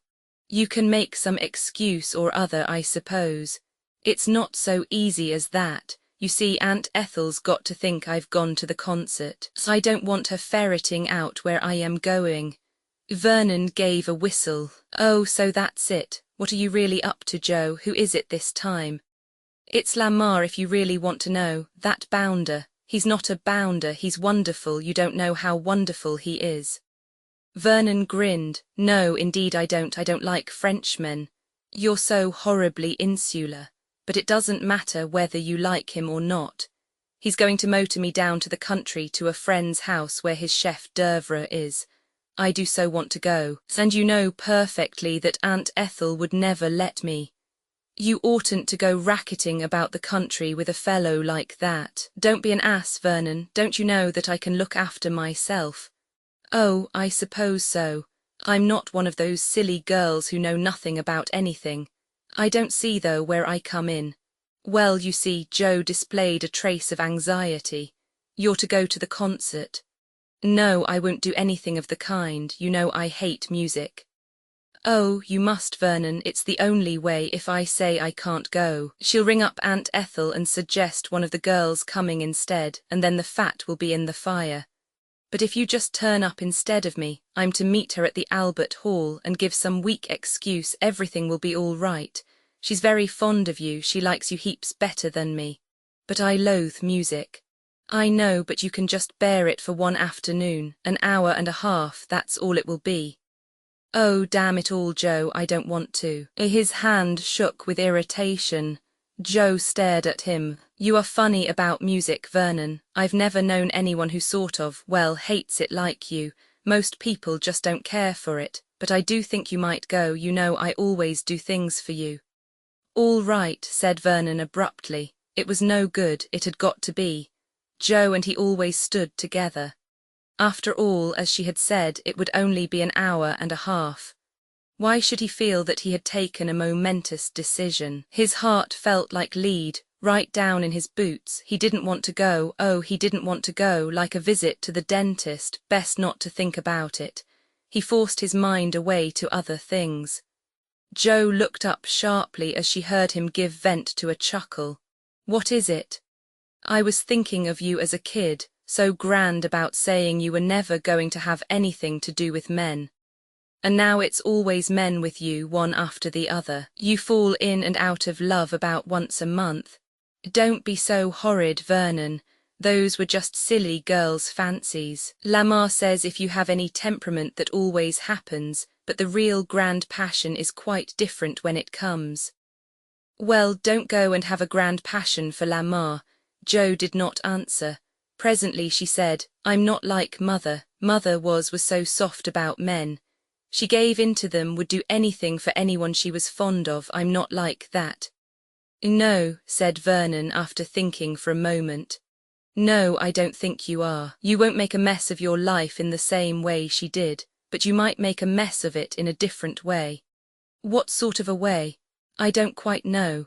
Going and marrying someone you thought you had a grand passion for just because everyone else disliked him and then spending your life fighting him. Or deciding to go and live with someone just because you thought free love was a fine idea. So it is. Oh, I am not saying it isn't, though as a matter of fact, I really think it is antisocial myself. But you're always the same. If anyone forbids you anything you always want to do it, quite irrespective of whether you really want to. I haven't put that well, but you know what I mean. What I really want is to do something, to be a great sculptor. That's because you've got a pash for Lamar. It isn't. Oh, Vernon, why will you be so trying? I've always wanted to do something, always, always. I used to say so at Abbott's puissance. It's odd, said Vernon thoughtfully. Old Sebastian used to say then very much what he says now. Perhaps one doesn't change as much as one thinks. You were going to marry someone very beautiful and live at Abbott's puissance always, said Joe with slight scorn. You don't still feel that to be your life's ambition, do you? One might do worse, said Vernon. Lazy, downright lazy. Joe looked at him in unconcealed impatience. She and Vernon were so alike in some ways and so different in others. Vernon was thinking, Abbott's puissance. In a year I shall be 21. They were passing a Salvation Army meeting. Joe stopped. A thin, white-faced man was standing on a box. His voice, high and raucous, came echoing across to them. Why won't you be saved? Why won't you? Jesus wants you. Jesus wants you. Tremendous emphasis on the you. Yes, brothers and sisters, and I'll tell you something more. You want Jesus. You won't admit it to yourselves. You turn your back on him. You're afraid. That's what it is. You're afraid because you want him so badly. You want him and you don't know. His arms waved. His white face shone with ecstasy. But you will know, there are things that you can't run away from forever. He spoke slowly, almost menacingly. I say unto you, this very night shall thy soul be required of thee. Vernon turned away with a slight shiver. A woman on the outskirts of the crowd gave a hysterical sob. Disgusting, said Joe, her nose very much in the air. Indecent and hysterical. For my part, I can't see how any rational being can be anything but an atheist. Vernon smiled to himself, though he said nothing. He was remembering the time, a year ago, when Joe had risen every day to attend early service, and had insisted on eating a boiled egg with some ostentation on Fridays, and had sat spellbound listening to the somewhat uninteresting but strictly dogmatical sermons of handsome Father Cuthbert at the church of St. Bartholomew's, which was reputed to be so high that Rome itself could do no more. I wonder, he said aloud, what it would feel like to be saved. Roman 3. It was 6:30 on the following afternoon when Joe returned from her stolen day's pleasure. Her Aunt Ethel met her in the hall. Where's Vernon? Inquired Joe, in case she might be asked how she had liked the concert. He came in about half an hour ago. He said there was nothing the matter, but somehow I don't think he's very well. Oh, Joe stared. Where is he? In his room. I'll go up and see. I wish you would, dear. Really, he didn't look well at all. Joe ran quickly up the stairs, gave a perfunctory rap on Vernon's door and walked in. Vernon was sitting on his bed, and something in his appearance gave Joe a shock. She had never seen Vernon look quite like this. He didn't answer. He had the dazed look of someone who has undergone a terrible shock. It was as though he were too far away to be reached by mere words. Vernon, as she shook him by the shoulder, what is the matter with you? He heard her this time. Nothing, there must be something, you're looking. Words failed her to express how he was looking. She left it at that. Nothing, he repeated dully. She sat down on the bed beside him. Tell me, she said gently but authoritatively. A long shuddering sigh broke from Vernon. Joe, do you remember that man yesterday?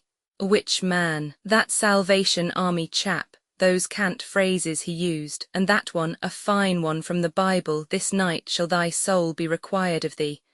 I said afterwards I wondered what it would be like to be saved, just idly. Well, I know. Joe stared at him.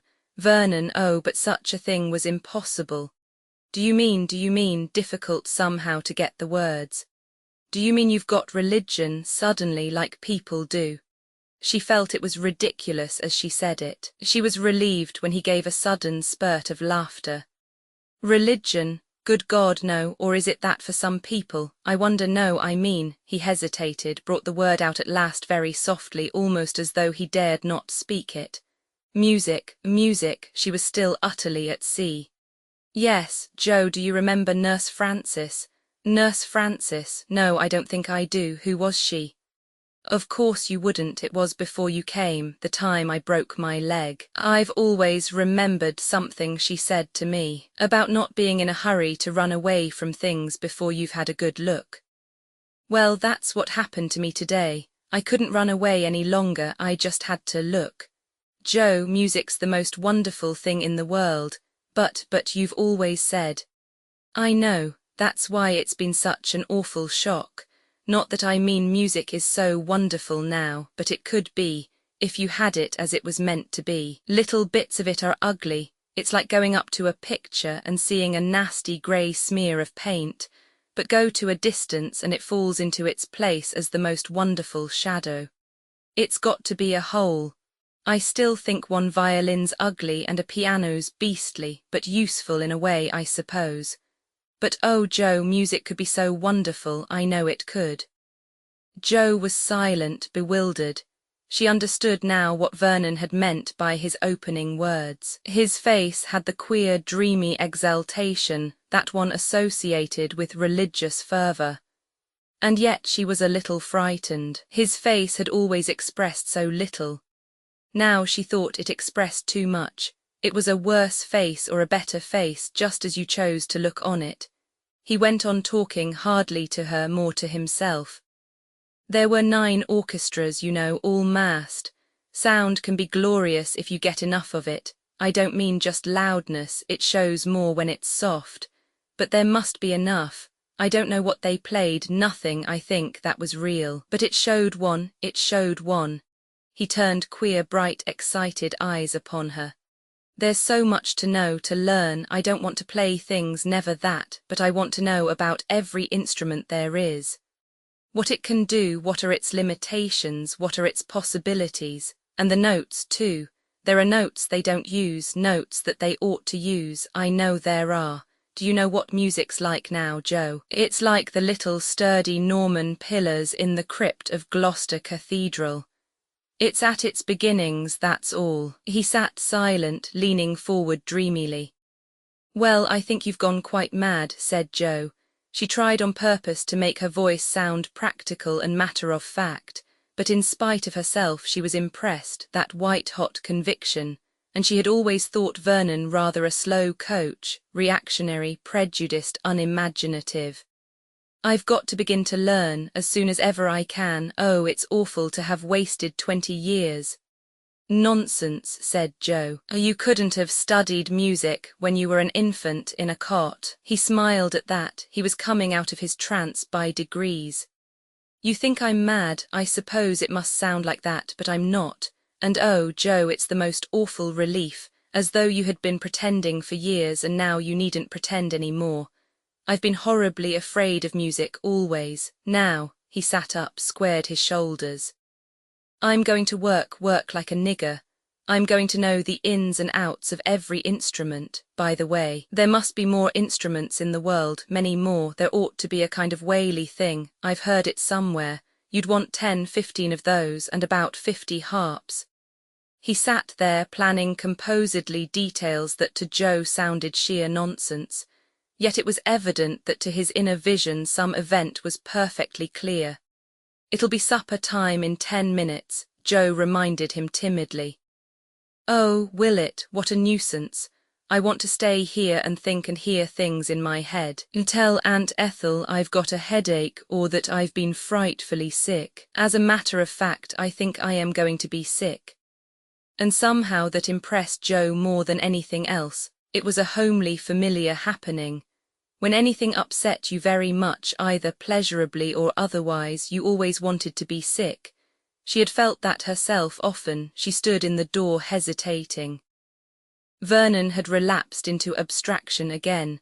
How queer he looked, quite different, as though Joe sought for the words she wanted, as though he had suddenly come alive. She was a little frightened. Roman 2 I Carey Lodge was the name of Myra's house. It was about 8 miles from Birmingham. A subtle depression always weighed down Vernon's spirits as he got near Carey Lodge. He hated the house, hated its solid comfort, its thick bright red carpets, its lounge hall, the carefully selected sporting prints that hung in the dining room, the superabundance of knick-knacks that filled the drawing-room. And yet was it so much those things he hated as the facts that stood behind them? He questioned himself, trying for the first time to be honest with himself. Wasn't it the truth that he hated his mother being so at home there, so placidly content? He liked to think of her in terms of Abbott's puissance, liked to think of her as being, like himself, an exile. And she wasn't. Abbott's puissance had been to her what a foreign kingdom might be to a queen consort. She had felt important there and pleased with herself. It had been new and exciting, but it hadn't been home. Myra greeted her son with extravagant affection as always. He wished she wouldn't. In some way it made it harder than ever for him to respond. When he was away from her, he pictured himself being affectionate to his mother. When he was with her, all that illusion faded away. Myra Dare had altered a good deal since leaving Abbott's puissance. She had grown much stouter. Her beautiful golden red hair was flecked with grey. The expression of her face was different. It was at once more satisfied and more placid. There was now a strong resemblance between her and her brother Sidney. "You've had a good time in London, I'm so glad. It's so exciting to have my fine big son back with me. I've been telling everybody how excited I am. Mothers are foolish creatures, aren't they?" Vernon thought they were rather, then was ashamed of himself. "Very jolly to see you, Mother," he mumbled. Joe said, "You're looking splendidly fit, Aunt Myra." "I've not really been very well, dear. I don't think Dr. Gray quite understands my case. I hear there's a new doctor, Dr. Littleworth, just bought Dr. Armstrong's practice. They say he is wonderfully clever. I'm sure it's my heart, and it's all nonsense, Dr. Gray saying it's indigestion." She was quite animated. Her health was always an absorbing topic to Myra. "Mary's gone, the housemaid, you know. I was really very disappointed in that girl, after all I did for her." It went on and on. Joe and Vernon listened perfunctorily. Their minds were full of conscious superiority. Thank heaven they belonged to a new and enlightened generation, far above this insistence on domestic details. For them a new and splendid world opened out. They were deeply, poignantly sorry for the contented creature who sat there chattering to them. Joe thought, poor Aunt Myra, so terribly female. Of course Uncle Walter got bored with her. Not her fault, a rotten education, and brought up to believe that domesticity was all that mattered. And here she is, still young really, at least not too terribly old. And all she's got to do is to sit in the house and gossip and think about servants and fuss about her health. If she'd only been born 20 years later, she could have been happy and free and independent all her life. And out of her intense pity for her unconscious aunt, she answered gently and pretended an interest that she certainly did not feel. Vernon thought, was Mother always like this? Somehow she didn't seem so at Abbott's puissance. Or was I too much of a kid to notice? It's rotten of me to criticize her when she's been so good to me always. Only I wish she wouldn't treat me still as though I were about 6 years old. Oh well, I suppose she can't help it. I don't think I shall ever marry." And suddenly he jerked out abruptly, urged thereto by intense nervousness. "I say, Mother, I'm thinking of taking music at Cambridge." There it was out, he had said it. Myra, distracted from her account of the Armstrongs' cook, said vaguely, "But darling, you always were so unmusical. You used to be quite unreasonable about it." "I know," said Vernon gruffly, "but one changes one's mind about things sometimes." "Well, I'm very glad, dear. I used to play quite brilliant pieces myself when I was a young girl, but one never keeps up anything when one marries."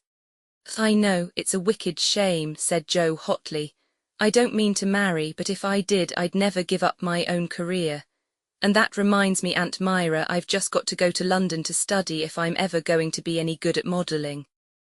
"I'm sure Mr. Bradford—" "Oh, damn Mr. Bradford. I'm sorry, Aunt Myra, but you don't understand. I've got to study hard, and I must be on my own. I could share diggings with another girl."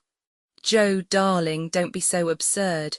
Myra laughed. "I need my little Joe here. I always look on you as my daughter, you know, Joe dear."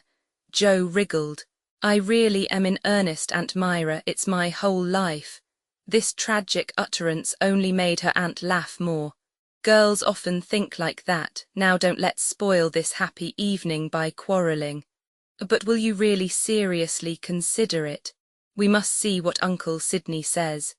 "It's nothing to do with him, he's not my uncle. Surely if I like I can take my own money." "It isn't exactly your own money, Joe.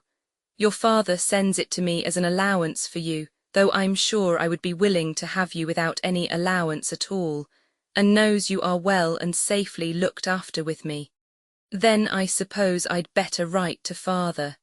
She said it valiantly, but her heart sank. She had seen her father twice in 10 years, and the old antagonism held between them. The present plan doubtless commended itself to Major Waite. At the cost of a few hundreds a year, the problem of his daughter was lifted off his hands. But Jo had no money of her own.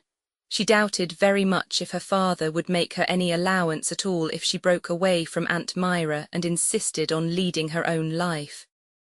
Vernon murmured to her, "Don't be so damned impatient, Jo. Wait till I'm 21. That cheered her a little. One could always depend on Vernon.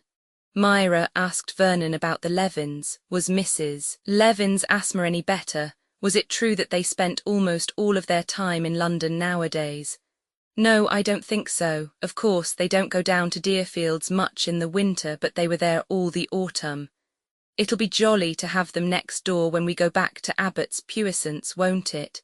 His mother started and said in a flustered sort of voice, "Oh, yes, very nice." She added almost immediately, "Your Uncle Sidney is coming round to tea. He's bringing Enid. By the way, I don't have late dinner any more. I really think it suits me better to have a good sit-down meal at 6. "Oh," said Vernon, rather taken aback. He had an unreasoning prejudice against those meals. He disliked the juxtaposition of tea and scrambled eggs and rich plum cake. Why couldn't his mother have proper meals like other people? Of course, Uncle Sidney and Aunt Carrie always had high tea. Bother Uncle Sidney. All this was his fault. His thought stopped, checked. All what? He couldn't answer, didn't quite know. But anyway, when he and his mother went back to Abbott's Puissance, everything would be different. Roman II Uncle Sidney arrived very soon, very bluff and hearty, a little stouter than of old. With him came Enid, his third daughter. The two eldest were married and the two youngest were in the schoolroom. Uncle Sidney was full of jokes and fun. Myra looked at her brother admiringly. Really, there was nobody like Sid. He made things go. Vernon laughed politely at his uncle's jokes, which he privately thought both stupid and boring. "I wonder where you buy your tobacco in Cambridge," said Uncle Sidney. "From a pretty girl, I'll be bound. Ha ha, Myra," the boys blushing, actually blushing. "Stupid old fool," thought Vernon disdainfully. "And where do you buy your tobacco, Uncle Sidney?" said Jo, valiantly entering the lists. "Ha ha," trumpeted Uncle Sidney. "That's a good one, you're a smart girl. Jo, we won't tell your Aunt Carrie the answer to that, eh?" Enid said very little but giggled a good deal. "You ought to write to your cousin," said Uncle Sidney. "He'd like a letter, wouldn't you, Vernon?" "Rather," said Vernon. "There you are," said Uncle Sidney. "What did I tell you, miss? The child wanted to but was shy. She's always thought a lot of you, Vernon, but I mustn't tell tales out of school, hey, Enid?" Later, after the heavy composite meal was ended, he talked to Vernon at some length of the prosperity of Bent's. Booming, my boy, booming. He went into long financial explanations. Profits had doubled, he was extending the premises, and so on and so on. Vernon much preferred this style of conversation. Not being the least interested, he could abstract his attention. An encouraging monosyllable from time to time was all that was needed. Uncle Sidney talked on, developing the fascinating theme of the power and glory of Bent's world without end, amen. Vernon thought about the book on musical instruments which he had bought that morning and read coming down in the train. There was a terrible lot to know. Oboes, he felt he was going to have ideas about oboes, and violas, yes, certainly, violas. Uncle Sidney's talk made a pleasant accompaniment like a remote double bass. Presently Uncle Sidney said he must be getting along. There was more facetiousness. Should or should not Vernon kiss Enid good night? How idiotic people were. Thank goodness he'd soon be able to get up to his own room. Myra heaved a happy sigh as the door closed. "Dear me," she murmured, "I wish your father had been here. We've had such a happy evening. He would have enjoyed it." "A jolly good thing he wasn't," said Vernon. "I don't remember he and Uncle Sidney ever hitting it off really well. You were only a little boy. They were the greatest of friends, and your father was always happy when I was. Oh dear, how happy we were together." She raised a handkerchief to her eyes. Vernon stared at her. For a moment he thought, this is the most magnificent loyalty. And then suddenly, no, it isn't, she really believes it. Myra went on in a soft, reminiscent tone. You were never really fond of your father, Vernon. I think it must have grieved him sometimes. But then you were so devoted to me, it was quite ridiculous. Vernon said suddenly and violently, and with a strange feeling that he was defending his father by saying so. Father was a brute to you. Vernon, how dare you say such a thing? Your father was the best man in the world. She looked at him defiantly. He thought, she's seeing herself being heroic. How wonderful a woman's love can be, protecting her dead, that sort of thing. Oh, I hate it all, I hate it all. He mumbled something, kissed her and went up to bed. Roman 3 later in the evening, Joe tapped at his door and was bidden to enter. Vernon was sitting sprawled out in a chair. The book on musical instruments lay on the floor beside him. Hullo, Joe. God, what a beastly evening. Did you mind it so much? Didn't you? It's all wrong. What an ass Uncle Sidney is, those idiotic jokes, it's all so cheap. Said Joe. She sat down thoughtfully on the bed and lit a cigarette. Don't you agree? Yes, at least I do in a way. Spit it out, said Vernon encouragingly. Well, what I mean is they are happy enough. Who? Aunt Myra, Uncle Sidney, Enid, they're a united, happy lot, thoroughly content with one another. It's we who are wrong. Vernon, you and I. We've lived here all these years, but we don't belong. That's why we've got to get out of it. Vernon nodded thoughtfully. Yes, Joe, you're right, we've got to get out of it. He smiled happily because the way was so clear. 21, Abbott's Puissance Music. Roman 3, do you mind just going over that once more, Mr. Fleming? Willingly. Precise, dry, even word after word fell from the old lawyer's lips. His meaning was clear and unmistakable, too much so, it didn't leave a loophole for doubt. Vernon listened.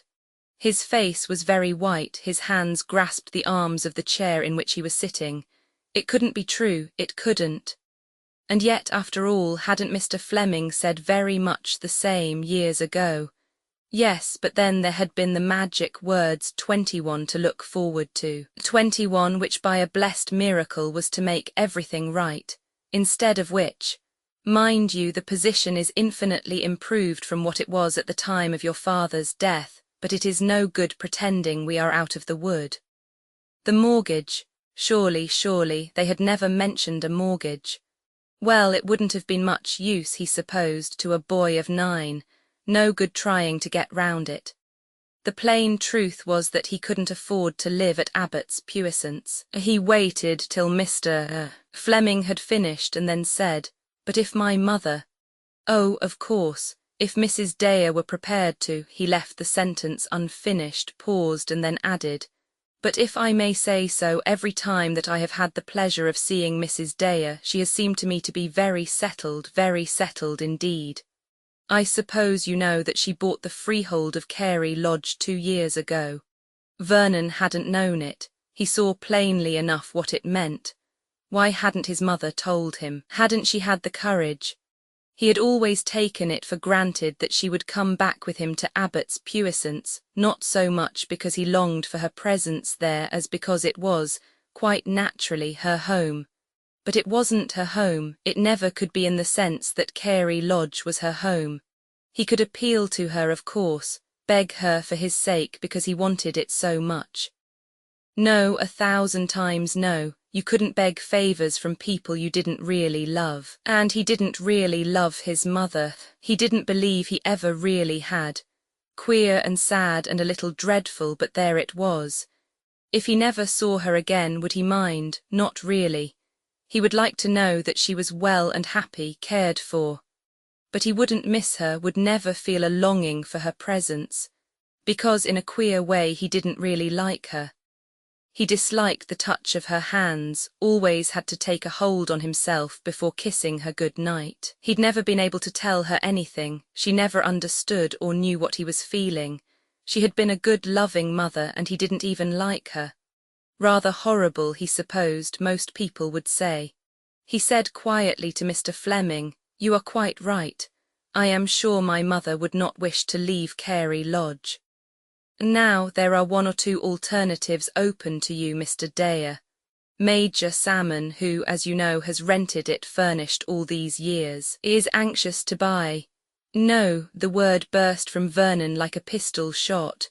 Mr. Fleming smiled. "I was sure you would say that, and I must confess I am glad. There have been, Dares at Abbott's puissance for, let me see, nearly 500 years. Nevertheless, I should be failing in my duty if I didn't point out to you that the price offered is a good one, and that if later you should decide to sell, it may not be easy to find a suitable purchaser." "It's out of the question." "Very good, then the best thing, I think, is to try and let once more. Major Salmon definitely wants to buy a place, so it will mean finding a new tenant. But I dare say we shall have no great difficulty. The point is, how long do you want to let for? To let the place for another long term of years is, I should say, not very desirable. Life is very uncertain. Who knows, in a few years the state of affairs may have changed very considerably, and you may be in a position to take up residence there yourself." "So I shall, but not the way you think, you old dunderhead," thought Vernon.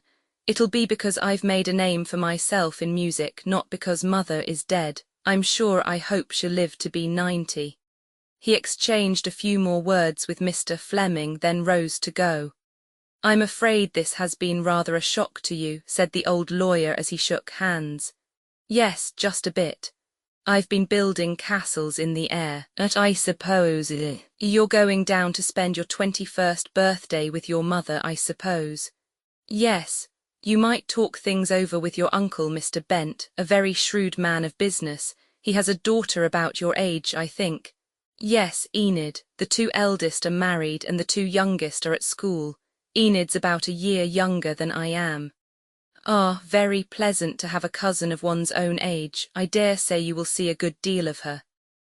"Oh, I don't suppose I shall," said Vernon vaguely. Why should he be seeing a lot of Enid? She was a dull girl, but of course Mr. Fleming didn't know that. Funny old chap.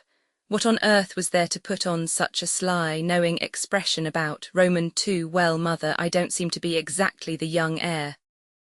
"Oh, well, dear, you mustn't worry. Things arrange themselves, you know. You must have a good talk with your Uncle Sidney." Silly. What good could a talk with his Uncle Sidney do him? Fortunately, the matter was not referred to again. The extraordinary surprise was that Jo had been allowed to have her way. She was actually in London, somewhat dragoned and chaperoned, it is true, but still she had got her way. His mother seemed always to be whispering mysteriously to friends. Vernon caught her at it one day. Yes, quite inseparable. They were, so I thought it wiser, it would be such a pity. And what Vernon called the other Tabby said something about first cousins most unwise, and his mother with a suddenly heightened colour and raised voice had said, "Oh, I don't think in every case." Who were first cousins? Asked Vernon later. What was all the mystery about? Mystery, darling, I don't know what you mean. Well, you shut up when I came in, I wondered what it was all about. Oh, nothing interesting. Some people you don't know. She looked rather red and confused. Vernon wasn't curious, he asked no more. He missed Jo most frightfully. Carey Lodge was pretty deadly without her. For one thing, he saw more of Enid than he had ever done before. She was always coming in to see Myra, and Vernon would find himself let in for taking her to roller skate at the new rink, or for some deadly party or other. Myra told Vernon that it would be nice if he asked Enid up to Cambridge for May week. She was so persistent about it that Vernon gave in. After all, it didn't matter. Sebastian would have Jo, and he himself didn't much care. Dancing was rather rot. Everything was rot that interfered with music. The evening before his departure, Uncle Sidney came to Carey Lodge, and Myra pushed Vernon into the study with him and said, "Your Uncle Sidney's come to have a little talk with you, Vernon." Mr. Bent hemmed and hawed for a minute or two, and then, rather surprisingly, came straight to the point. Vernon had never liked his uncle as much. His facetious manner had been entirely laid aside. "I'm coming straight out with what I want to say, my boy, but I don't want you interrupting till I've finished. See, yes, Uncle Sidney. The long and short of it is just this: I want you to come into Bent's. Now remember what I said, no interruptions. I know you've never thought of such a thing, and I dare say the idea isn't very congenial to you now. I'm a plain man, and I can face facts as well as anyone. If you'd got a good income and could live at Abbott's puissance like a gentleman, there wouldn't be any question of the thing. Well, I accept that. You're like your father's people, but for all that you've got good Bent blood in your veins, my boy, and blood's bound to tell. I've got no son of my own. I'm willing, if you're willing, to look upon you as a son. The girls are provided for, and handsomely provided for at that. And mind you, it won't be a case of toiling for life. I'm not unreasonable, and I realise just as much as you do what that place of yours stands for. You're a young fellow. You go into the business when you come down from Cambridge, mind you. You go into it from the bottom. You'll start at a moderate salary and work up. If you want to retire before you're 40, well, you can do so. Please yourself. You'll be a rich man by then, and you'll be able to run Abbott's puissance as it should be run. You'll marry young, I hope. Excellent thing, young marriages. Your eldest boy succeeds to the place, the younger sons find a first-class business to step into where they can show what they are made of. I'm proud of Bent's as you are of Abbott's puissance. That's why I understand your feeling about the old place. I don't want you to have to sell it. Let it go out of the family after all these years, that would be a shame. Well, there's the offer. It's most awfully good of you, Uncle Sidney, began Vernon. His uncle threw up a large square hand and stopped him. We'll leave it at that, if you please. I don't want an answer now. In fact, I won't have one. When you come down from Cambridge, that's time enough. He rose. Kind of you to ask Enid up for May week. Very excited about it, she is. If you knew what that girl thought of you, Vernon, you'd be quite conceited. Ah, well, girls will be girls. Laughing boisterously, he slammed the front door. Vernon remained in the hall frowning. It was really jolly decent of Uncle Sidney, jolly decent. Not that he was going to accept. All the money in the world wouldn't tear him from music. And somehow he would have Abbott's puissance as well. Roman 3 May week. Joe and Enid were at Cambridge. Vernon had been let in for Ethel too as chaperone. The world seemed largely composed of Bents just at present. Joe had burst out at once with, "Why on earth did you ask Enid?" He had answered, "Oh, Mother went on about it, it doesn't really matter." Nothing mattered to Vernon just then except one thing. Joe talked privately to Sebastian about that. Is Vernon really in earnest about this music business? Will he ever be any good? I suppose it's just a passing craze. But Sebastian was unexpectedly serious. It's extraordinarily interesting, you know, he said. As far as I can make out, what Vernon is aiming at is something entirely revolutionary. He's mastering now what you might call the main facts, and mastering them at an extraordinary rate. Old Coddington admits that, though of course he snorts at Vernon's ideas, or would if Vernon ever let out about them. The person who's interested is old Jeffries, mathematics. He says Vernon's ideas of music are fourth-dimensional. I don't know if Vernon will ever pull it off, or whether he'll be considered as a harmless lunatic. The borderline is very narrow, I imagine. Old Jeffries is very enthusiastic, but not in the least encouraging. He points out, quite rightly, that to attempt to discover something new and force it on the world is always a thankless task, and that in all probability the truths that Vernon is discovering won't be accepted for at least another 200 years. He's a queer old codger, sits about thinking of imaginary curves in space, that sort of thing. But I see his point. Vernon isn't creating something new, he's discovering something that's already there, rather like a scientist.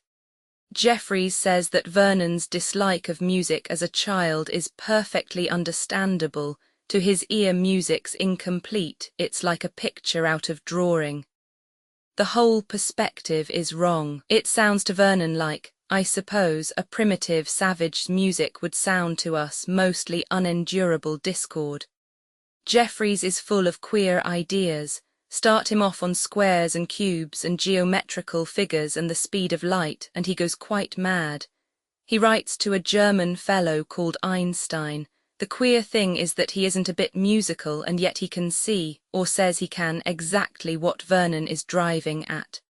Jo cogitated deeply. Well, she said at last, I don't understand a word of all this, but it looks as though Vernon might make a success of it all. Sebastian was discouraging.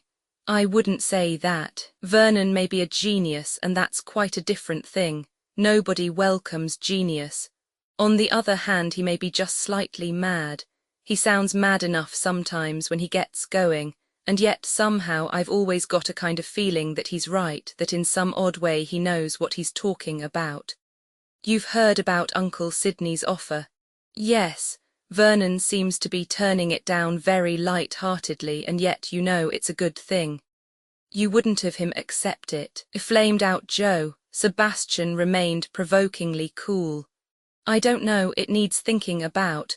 Vernon may have wonderful theories about this music business. There's nothing to show that he's ever going to be able to put them into practice.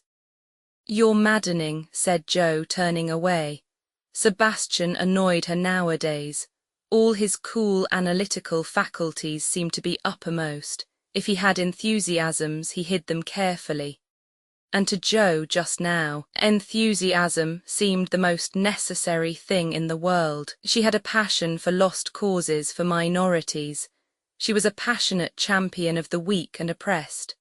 Sebastian, she felt, was only interested in successes. She accused him in her own mind of judging everyone and everything from a monetary standard. Most of the time they were together, they fought and bickered incessantly. Vernon, too, seemed separated from her. Music was the only thing he wanted to talk about, and even then on lines that were not familiar to her. His preoccupation was entirely with instruments, their scope and power, and the violin which Jo herself played seemed the instrument in which he was least interested. Jo was quite unfitted to talk about clarinets, trombones and bassoons. Vernon's ambition in life seemed to be to form friendships with players of these instruments so as to be able to acquire some practical as opposed to theoretical knowledge. Don't you know any bassoon players? Jo said she didn't. Vernon said that she might as well make herself useful and try to pick up some musical friends. Even a French horn would do, he said kindly. He drew an experimental finger round the edge of his finger bowl. Jo shuddered and clapped both hands to her ears. The sound increased in volume. Vernon smiled dreamily and ecstatically. One ought to be able to catch that and harness it. I wonder how it could be done. It's a lovely round sound, isn't it, like a circle. Sebastian took the finger bowl forcibly away from him, and he wandered round the room and rang various goblets experimentally. Nice lot of glasses in this room, he said appreciatively. You're drowning sailors, said Jo. Can't you be satisfied with bells and a triangle? Asked Sebastian. And a little gong to beat. No, said Vernon. I want glass. Let's have the Venetian and the Waterford together. I'm glad you have these aesthetic tastes, Sebastian. Have you got a common glass that I can smash? All the tinkling fragments, wonderful stuff, glass. Symphony of goblets, said Jo scathingly. Well, why not? I suppose somebody once pulled a bit of catgut tight and found it made a squawky noise, and somebody once blew through a reed and liked it. I wonder when they first thought of making things of brass and metal. I dare say some book tells you. Columbus and the egg, you and Sebastian's glass goblets. Why not a slate and a slate pencil? If you've got one. Isn't he too funny? Giggled Enid, and that stopped the conversation for the time at any rate, not that Vernon really minded her presence. He was far too wrapped up in his ideas to be sensitive about them. Enid and Ethel were welcome to laugh as much as they chose, but he was slightly disturbed by the lack of harmony between Joe and Sebastian. The three of them had always been such a united trio. "I don't think this living your own life stunt agrees with Joe," said Vernon to his friend. "She's like an angry cat most of the time. I can't think why Mother agreed. She was dead against it about 6 months ago. I can't imagine what made her change her mind, can you?" A smile creased Sebastian's long yellow face. "I could make a guess," he said. "What? I shan't say. In the first place, I may be wrong, and in the second place, I should hate to interfere with the possibly normal course of events. That's your tortuous Russian mind, I dare say." Vernon didn't insist. He was much too lazy to probe for reasons that weren't given him. Day succeeded day. They danced, breakfasted, drove at incredibly fast speeds through the countryside, sat and smoked and talked in Vernon's rooms, danced again. It was a point of honour not to sleep. At 5 in the morning they went on the river. Vernon's right arm ached. Enid fell to his share and she was a heavy partner. Well, it didn't matter. Uncle Sidney had seemed pleased and he was a decent old boy, jolly good of him to make that offer. What a pity it was that he, Vernon, was not more of a Bent and less of a Dyer. A vague memory stirred in his mind, somebody saying the Dyers, Vernon, are neither happy nor successful, they can't make good. Who was it who had said that? A woman's voice it had been, in a garden, and there had been curling cigarette smoke. Sebastian's voice said, "He's going to sleep, wake up, you blighter, chuck a chocolate at him, Enid." A chocolate whizzed past his head. Enid's voice said with a giggle, "I can't throw straight for nuts." She giggled again as though she thought it very funny. Tiresome girl, always giggling. Besides, her teeth stuck out. He heaved himself over on his side. Not usually very appreciative of the beauties of nature. This morning he was struck by the beauty of the world, the pale gleaming river, here and there on the banks a flowering tree. The boat drifted slowly downstream, a queer, silent, enchanted world, because he supposed there were no human beings about. It was, when you came to think of it, an excess of human beings who spoiled the world. Always chattering and talking and giggling and asking you what you were thinking of when all you wanted was to be let alone. He always remembered feeling that as a kid, if they'd only let him alone. He smiled to himself as he remembered the ridiculous games he had been in the habit of inventing. Mr. Green, he remembered Mr. Green perfectly. And those 3 playmates, what were their names now? A funny child's world, a world of dragons and princesses and strangely concrete realities mixed up with them. There had been a story someone had told him. A ragged prince with a little green hat and a princess in a tower whose hair, when she combed, it was so golden that it could be seen in 4 kingdoms. He raised his head a little, looked along the river bank. There was a punt tied up under some trees, 4 people in it, but Vernon only saw one. A girl in a pink evening frock with hair like spun gold standing under a tree laden with pink blossom. He looked and he looked. "Vernon," Joe kicked him correctively. "You're not asleep because your eyes are open. You've been spoken to 4 times. "Sorry, I was looking at that lot over there. That's rather a pretty girl. Don't you think so?" He tried to make his tone light, casual.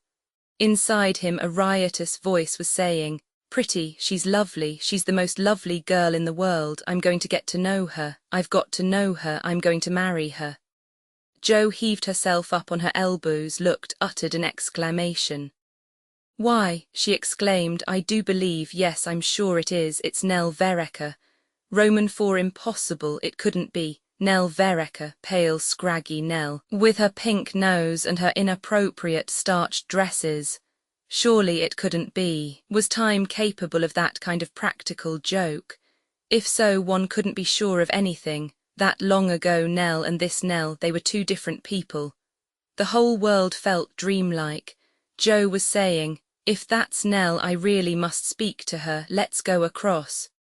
And then the greetings, exclamations, surprise. "Why, of course, Joe, wait, and Vernon, it's years ago, isn't it?" Very soft her voice was. Her eyes smiled into his a trifle shyly. Lovely, lovely, lovelier even than he had thought. Tongue-tied fool, why couldn't he say anything, something brilliant, witty, arresting? How blue her eyes were with their long, soft, golden brown lashes. She was like the blossom above her head, untouched, spring-like. A great wave of despondency swept over him. She would never marry him. Was it likely? A great, clumsy, tongue-tied creature such as he was, she was talking to him. Heavens, he must try and listen to what she said, answer intelligently.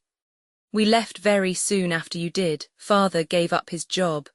An echo came into his head of past gossip.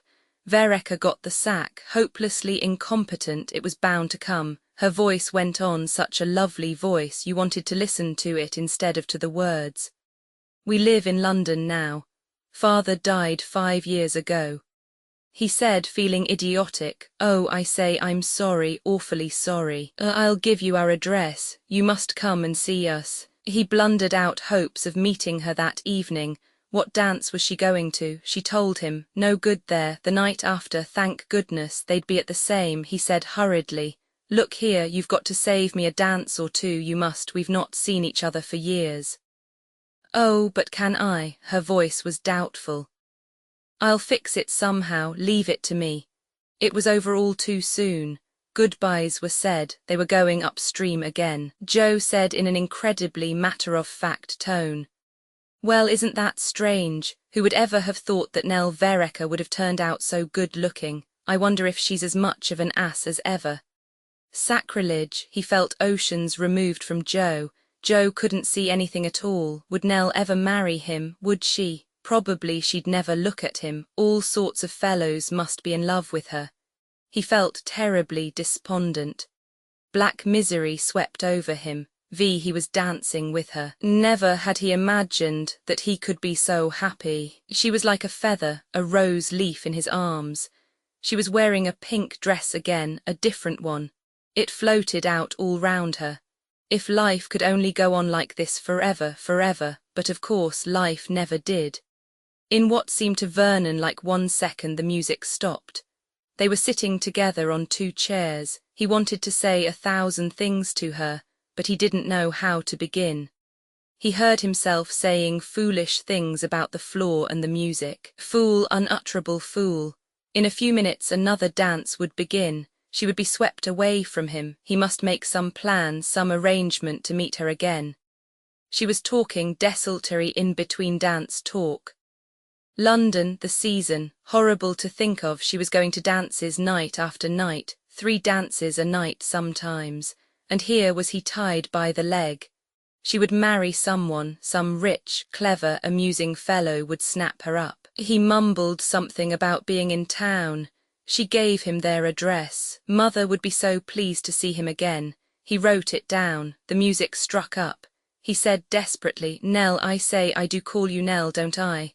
"Why, of course," she laughed. "Do you remember hauling me over the palings that day we thought the rhinoceros was after us?"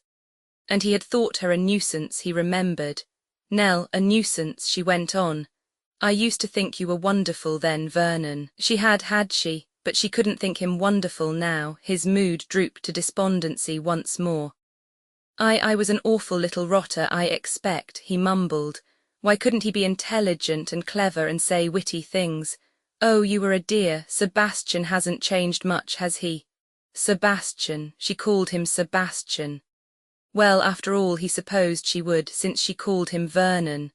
What a lucky thing it was that Sebastian cared for nobody but Joe. A Sebastian with his money and his brains. Did Nell like Sebastian, he wondered. One would know his ears anywhere, said Nell with a laugh. Vernon felt comforted. He had forgotten Sebastian's ears. No girl who had noticed Sebastian's ears could go falling in love with him. Poor old Sebastian, rather rough luck to be handicapped with those ears. He saw Nell's partner arriving. He blurted out quickly and hurriedly. I say, it's wonderful to have seen you again, Nell. Don't forget me, will you? I shall be turning up in town. It's been awfully jolly seeing you again. Oh, damn, I said that before. I mean, it's been simply ripping, you don't know, but you won't forget, will you? She had gone from him. He saw her whirling round in Barnard's arms. She couldn't like Barnard, surely, could she? Barnard was such an absolute ass. Her eyes met his over Barnard's shoulder. She smiled. He was in heaven again. She liked him. He knew she liked him. She had smiled. Vi May week was over. Vernon was sitting at a table writing. Dear Uncle Sidney, I've thought over your offer and I'd like to come into Bent's if you still want me. I'm afraid I shall be rather useless, but I will try all I know. I still think it's most awfully good of you. He paused. Sebastian was walking up and down restlessly. His pacing disturbed Vernon. For goodness sake, sit down, he said irritably. What's the matter with you? Nothing. Sebastian sat down with unusual mildness. He filled and lighted a pipe. From behind a sheltering haze of smoke he spoke. I say, Vernon, I asked Jo to marry me that last night. She turned me down. Oh, rough luck, said Vernon, trying to bring his mind back and be sympathetic. Perhaps she'll change her mind, he said vaguely. They say girls do. It's this damned money, said Sebastian angrily. What damned money? Mine. Jo always said she would marry me when we were kids together. She likes me, I'm sure she does. And now everything I say or do always seems to be wrong. If I were only persecuted or looked down on or socially undesirable, I believe she'd marry me like a shot. But she's always got to be on the losing side. It's a ripping quality in a way, but you can carry it to a pitch where it's damned illogical. Jo is illogical. Said Vernon vaguely. He was selfishly intent on his own affairs. It seemed to him curious that Sebastian should be so keen on marrying Jo. There were lots of other girls who would suit him just as well. He reread his letter and added another sentence. I will work like a nigger. Roman 4 I we want another man, said Mrs. Vereker. Her eyebrows, slightly enhanced by art, drew together in a straight line as she frowned. It's too annoying young Wetherill failing us, she added. Nell nodded apathetically. She was sitting on the arm of a chair, not yet dressed. Her golden hair hung in a stream over the pale pink kimono she was wearing. She looked very lovely and very young and defenceless. Mrs. Vereker, sitting at her inlaid desk, frowned still more and bit the end of her penholder thoughtfully. The hardness that had always been noticeable was now accentuated and, as it were, crystallized. This was a woman who had battled steadily and unceasingly through life and was now engaged in a supreme struggle. She lived in a house the rent of which she could not afford to pay, and she dressed her daughter in clothes she could not afford to buy. She got things on credit, not, like some others, by cajolery, but by sheer driving power. She never appealed to her creditors, she browbeat them. And the result was that Nell went everywhere and did everything that other girls did and was better dressed while doing so. Mademoiselle is lovely, said the dressmakers, and their eyes would meet Mrs. Vereker's in a glance of understanding. A girl so beautiful, so well turned out, would marry probably in her first season, certainly in her second, and then a rich harvest would be reaped. They were used to taking risks of this kind. Mademoiselle was lovely. Madame, her mother, was a woman of the world and a woman they could see who was accustomed to success in her undertakings. She would assuredly see to it that her daughter made a good match and did not marry a nobody.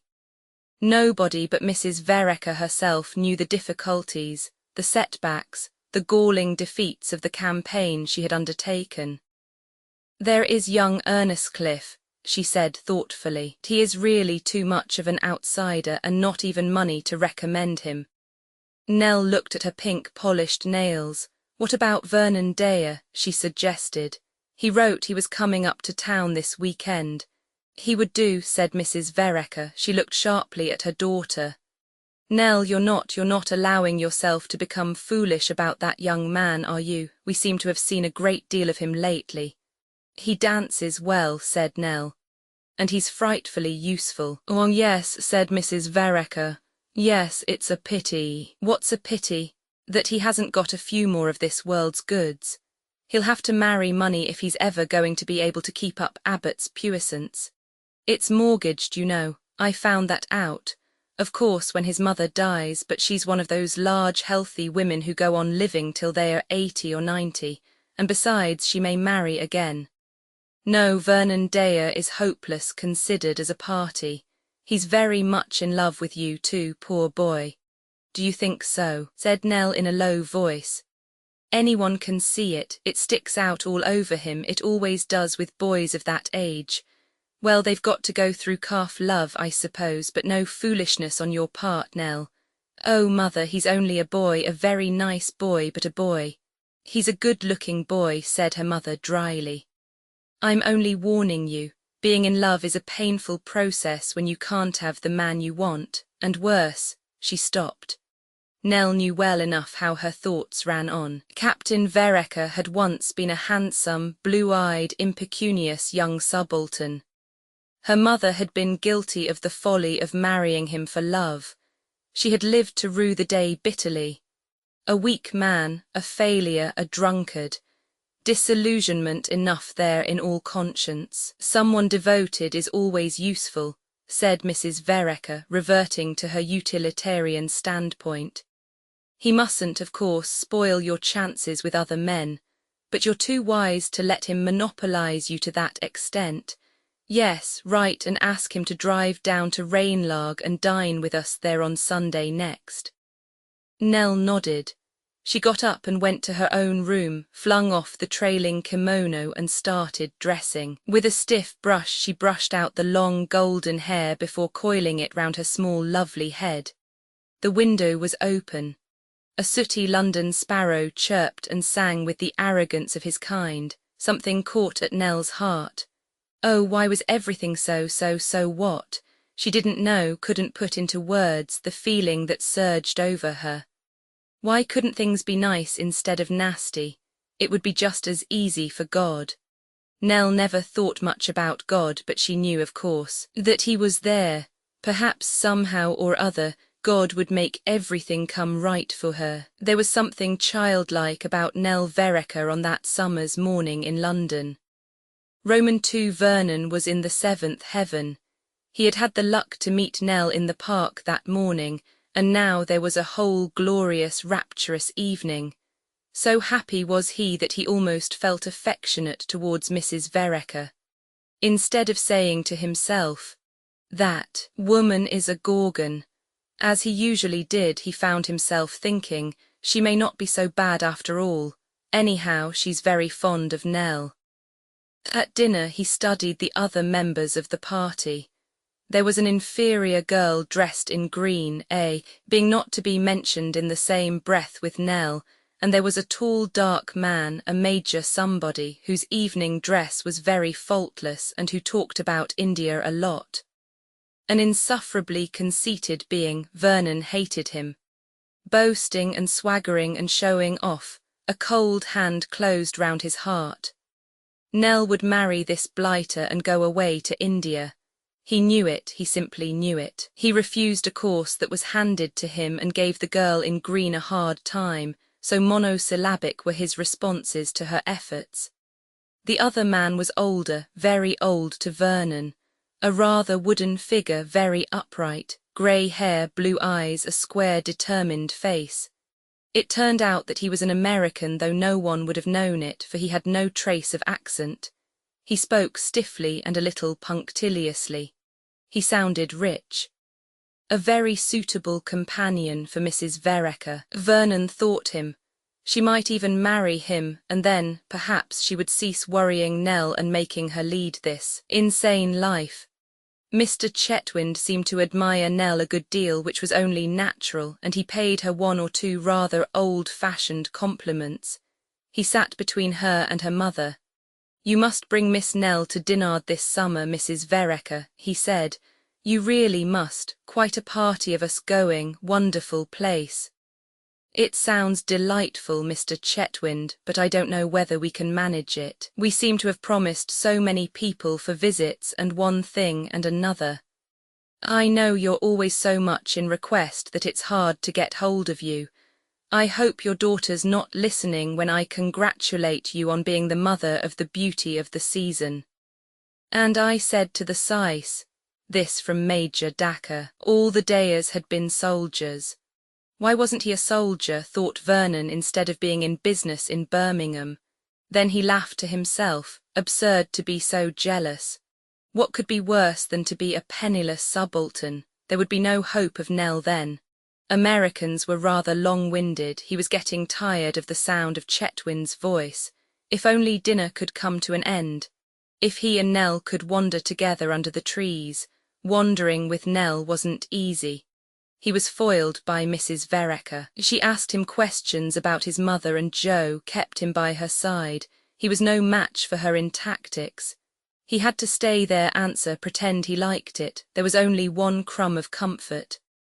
Nell was walking with the old boy, not with Dacre.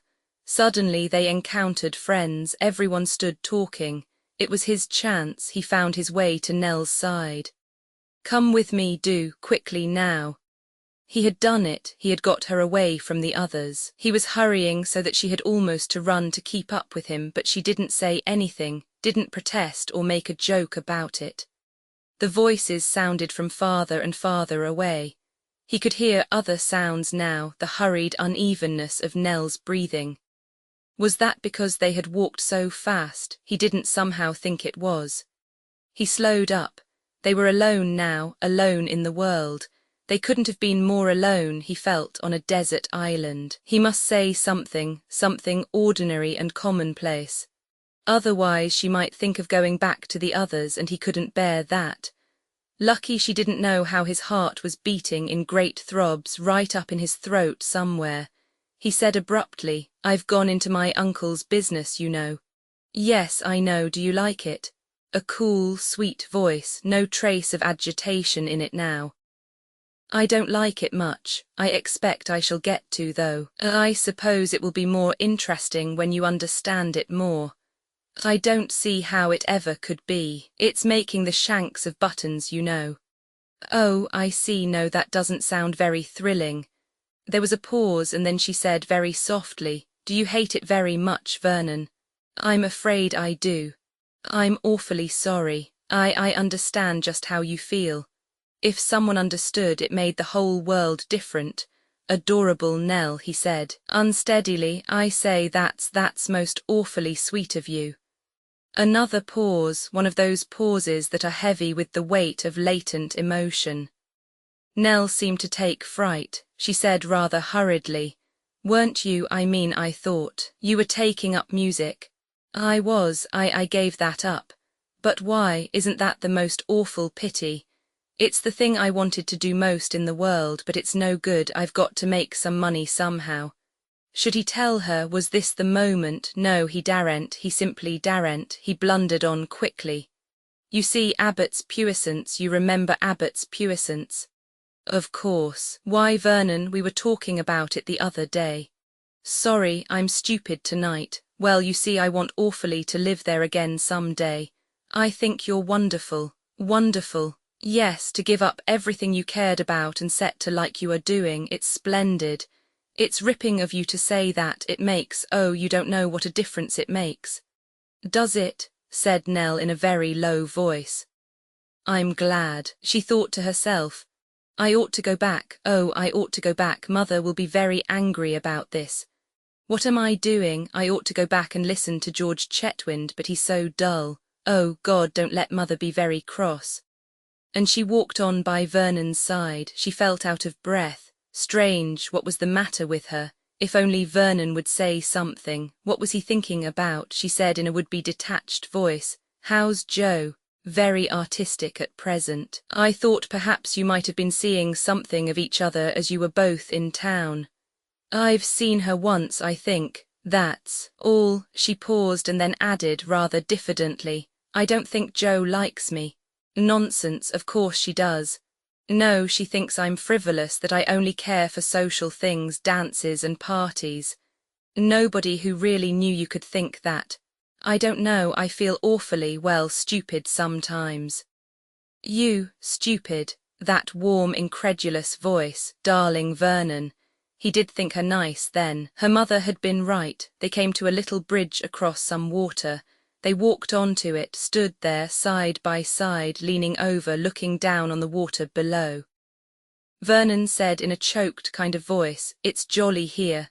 Yes, it was coming, it was coming. She couldn't have defined what she meant, but that was the feeling, the world standing still, gathering itself for a leap and a spring. Nell, why did her knees feel so shaky? Why did her voice sound so far away? Yes, it was that queer little yes, hers. Oh, Nell, he had got to tell her, he must. I love you so, I do love you so, do you? It couldn't be her speaking, what an idiotic thing to say, do you? Her voice sounded stiff and unnatural. His hand found hers, his hand was hot, hers was cold, they both shook. Could you, do you think you could ever manage to love me? She answered, hardly knowing what she was saying, I don't know. They continued to stand there like dazed children, hand in hand, lost in a kind of rapture that was almost fear.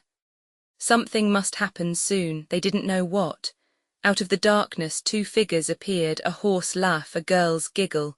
So here you are, what a romantic spot. The green girl and that ass Dacre. Nell said something, a saucy something, said it with the utmost self-possession. Women were wonderful. She moved out into the moonlight, calm, detached, at ease. They all walked together, talking, chaffing each other. They found George Chetwynd with Mrs. Vereker on the lawn. He looked very glum, Vernon thought. Mrs. Vereker was distinctly nasty to him. Her manner when bidding him goodbye was quite offensive. He didn't care. All he wanted was to get away and lose himself in an orgy of remembrance. He'd told her. He'd asked her whether she loved him. Yes, he had dared to do that, and instead of laughing at him she had said, I don't know. But that meant, oh, it was incredible. Nell, fairy-like Nell, so wonderful, so inaccessible, loved him, or at least she was willing to love him. He wanted to walk on and on through the night. Instead he had to catch the midnight train to Birmingham. Damn, if he could only have walked till morning. With a little green hat and a magic flute like the prince in that tale. Suddenly he saw the whole thing in music. The high tower and the princess's cascade of golden hair, and the eerie haunting tune of the prince's pipe which called the princess out from her tower. Insensibly, this music was more in accordance with recognized canons than Vernon's original conception had been. It was adapted to the limits of known dimensions, though at the same time the inner vision remained unaltered. He heard the music of the tower, the round globular music of the princess's jewels, and the gay, wild, lawless strain of the vagabond prince. Come out, my love, come out. He walked through the bare, drab streets of London as through an enchanted world. The black mass of Paddington Station loomed up before him. In the train he didn't sleep. Instead, on the back of an envelope he wrote microscopic notes. Trumpets, French horns, cor anglais, and alongside them lines and curves that to his understanding represented what he heard. He was happy. Roman 3, I'm ashamed of you. What can you be thinking of? Mrs. Vereker was very angry. Nell stood before her, dumb and lovely. Her mother uttered a few more virulent and incisive words, then turned and left the room without saying good night. 10 minutes later, as Mrs. Vereker completed her preparations for the night, she suddenly laughed to herself, a grim chuckle. I needn't have been so angry with the child. As a matter of fact, it will do George Chetwynd good. Wake him up. He needed prodding. She turned out her light and slept satisfied. Nell lay awake. Again and again she went over the evening, trying to recapture each feeling, each word that had been spoken. What had Vernon said? What had she answered? Queer that she couldn't remember. He had asked her whether she loved him. What had she said to that? She couldn't tell. But in the darkness the scene rose up before her eyes. She felt her hand in Vernon's, heard his voice husky and ill-assured. She shut her eyes, lost in a hazy, delicious dream. Life was so lovely, so lovely. VVI, then you can't love me. Oh, but Vernon, I do, if you'd only try and understand. They faced each other desperately, bewildered by this sudden rift between them, by the queer, unexpected vagaries of life. 1 minute they had been so near that each thought even had seemed to be shared by the other. Now they were poles apart, angry and hurt by the other's lack of comprehension. Nell turned away with a little gesture of despair and sank down on a chair. Why was it all like this? Why couldn't things stay as they ought to be, as you had felt they were going to be forever? That evening at Rainlag, and the night afterwards when she had lain awake, wrapped in a happy dream. Enough that night just to know that she was loved. Why, even her mother's scathing words had failed to upset her. They had come from so far away. They couldn't penetrate that shining web of misty dream. She had woken up happy the next morning. Her mother had been pleasant, had said nothing more.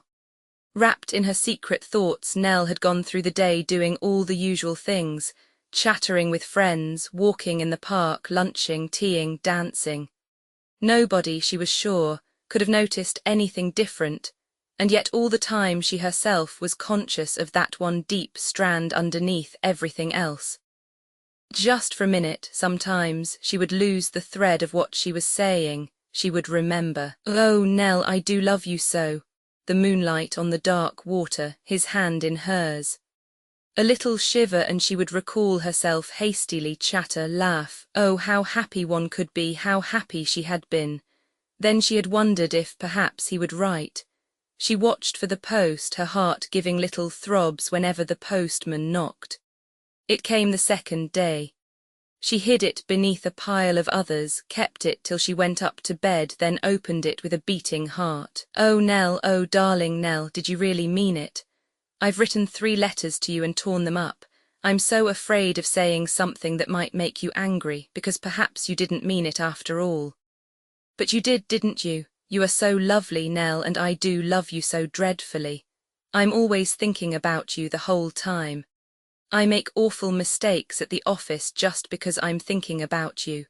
But oh, Nell, I will work so hard. I want so dreadfully to see you. When can I come up to town? I must see you.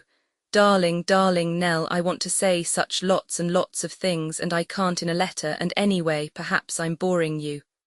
Write and tell me when I can see you. Very soon, please. I shall go mad if I can't see you very soon. Yours ever, Vernon. She read it again and again, put it under her pillow when she slept, read it again the next morning. She was so happy, so dreadfully happy. It was not till the day after that she wrote to him. When the pen was in her hand she felt stiff and awkward. She didn't know what to say.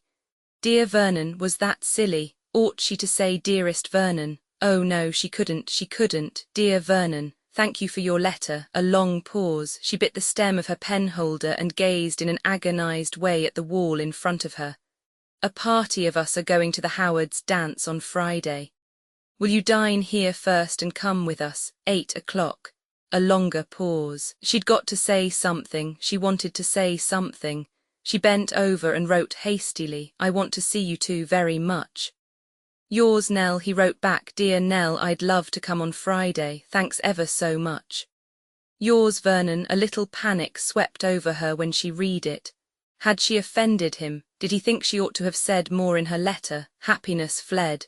She lay awake, miserable, uncertain, hating herself in case it had been her fault.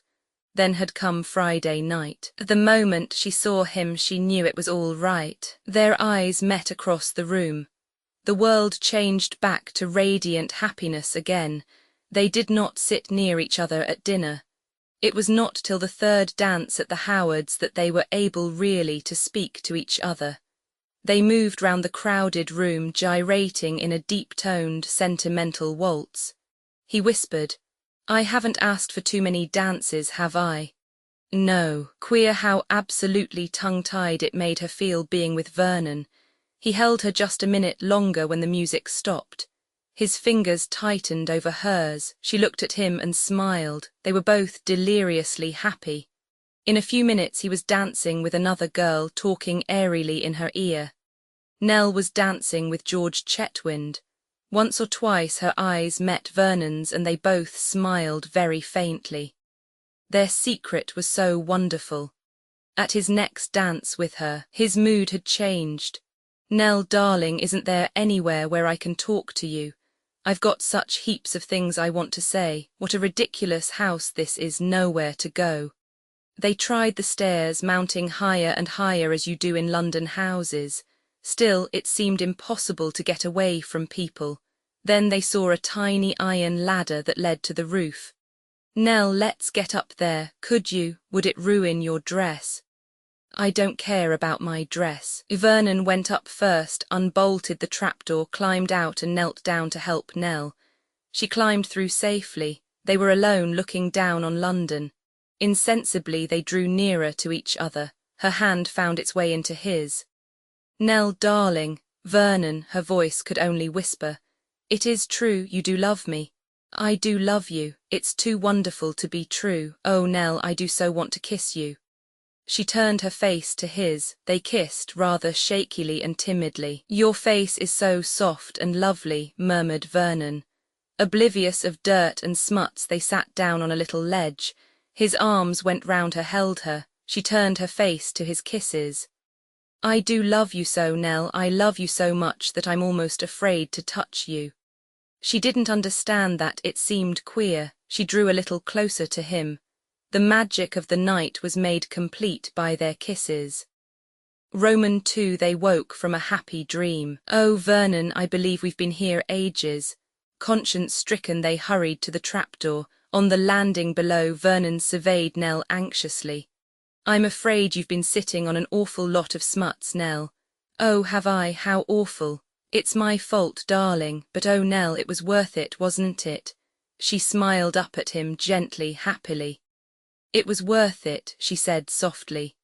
As they went down the stairs, she said with a little laugh, "What about all the things you wanted to say?" "Lots and lots of them."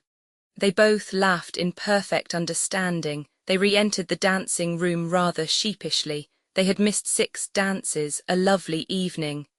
Nell had gone to sleep and dreamed of more kisses, and then this morning, Saturday morning, Vernon had rung up.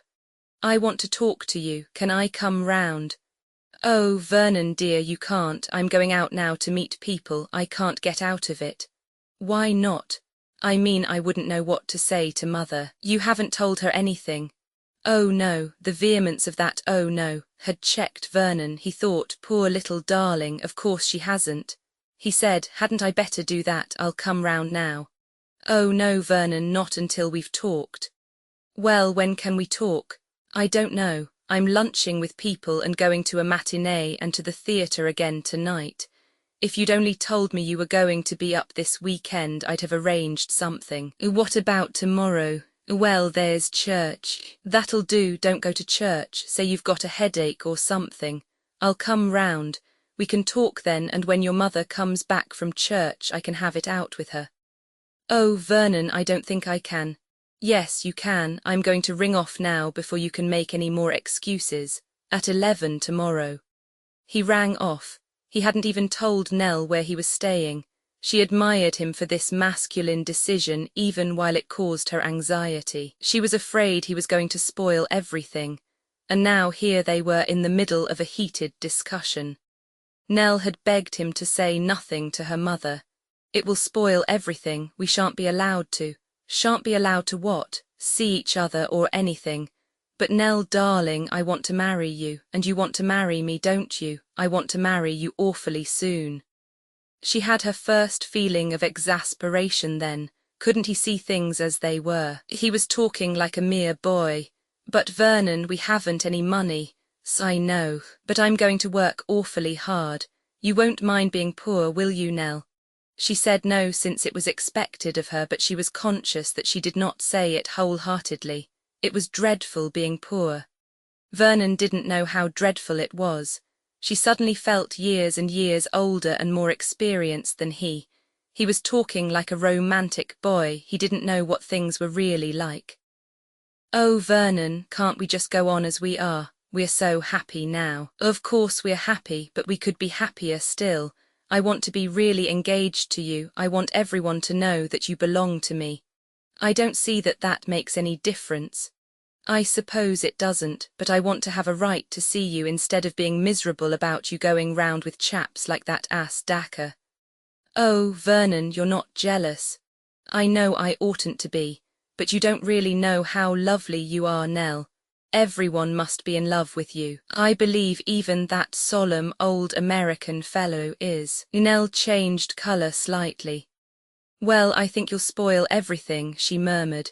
You think your mother will be horrid to you about it. I'm awfully sorry. I'll tell her it's all my fault, and after all she's got to know. I expect she'll be disappointed because she probably wanted you to marry someone rich. That's quite natural. But it doesn't really make you happy being rich, does it? Nell said suddenly in a hard, desperate little voice. You talk like that, but what do you know about being poor? Vernon was astonished. But I am poor. No, you're not. You've been to schools and universities, and in the holidays you've lived with your mother who's rich. You don't know anything at all about it, you don't know. She stopped in despair. She wasn't clever with words. How could she paint the picture she knew so well? The shifts, the struggles, the evasions, the desperate fight to keep up appearances. The ease with which friends dropped you if you couldn't keep up with things, the slights, the snubs, worse, the galling patronage. In Captain Vereker's lifetime, and since his death, it had always been the same. You could, of course, live in a cottage in the country and never see anyone, never go to dances like other girls, never have pretty clothes, live within your income and rot away slowly. Either way was pretty beastly. It was so unfair. One ought to have money. And always marriage lay ahead of you, clearly designated as the way of escape. No more striving and snubs and subterfuges. You didn't think of it as marrying for money.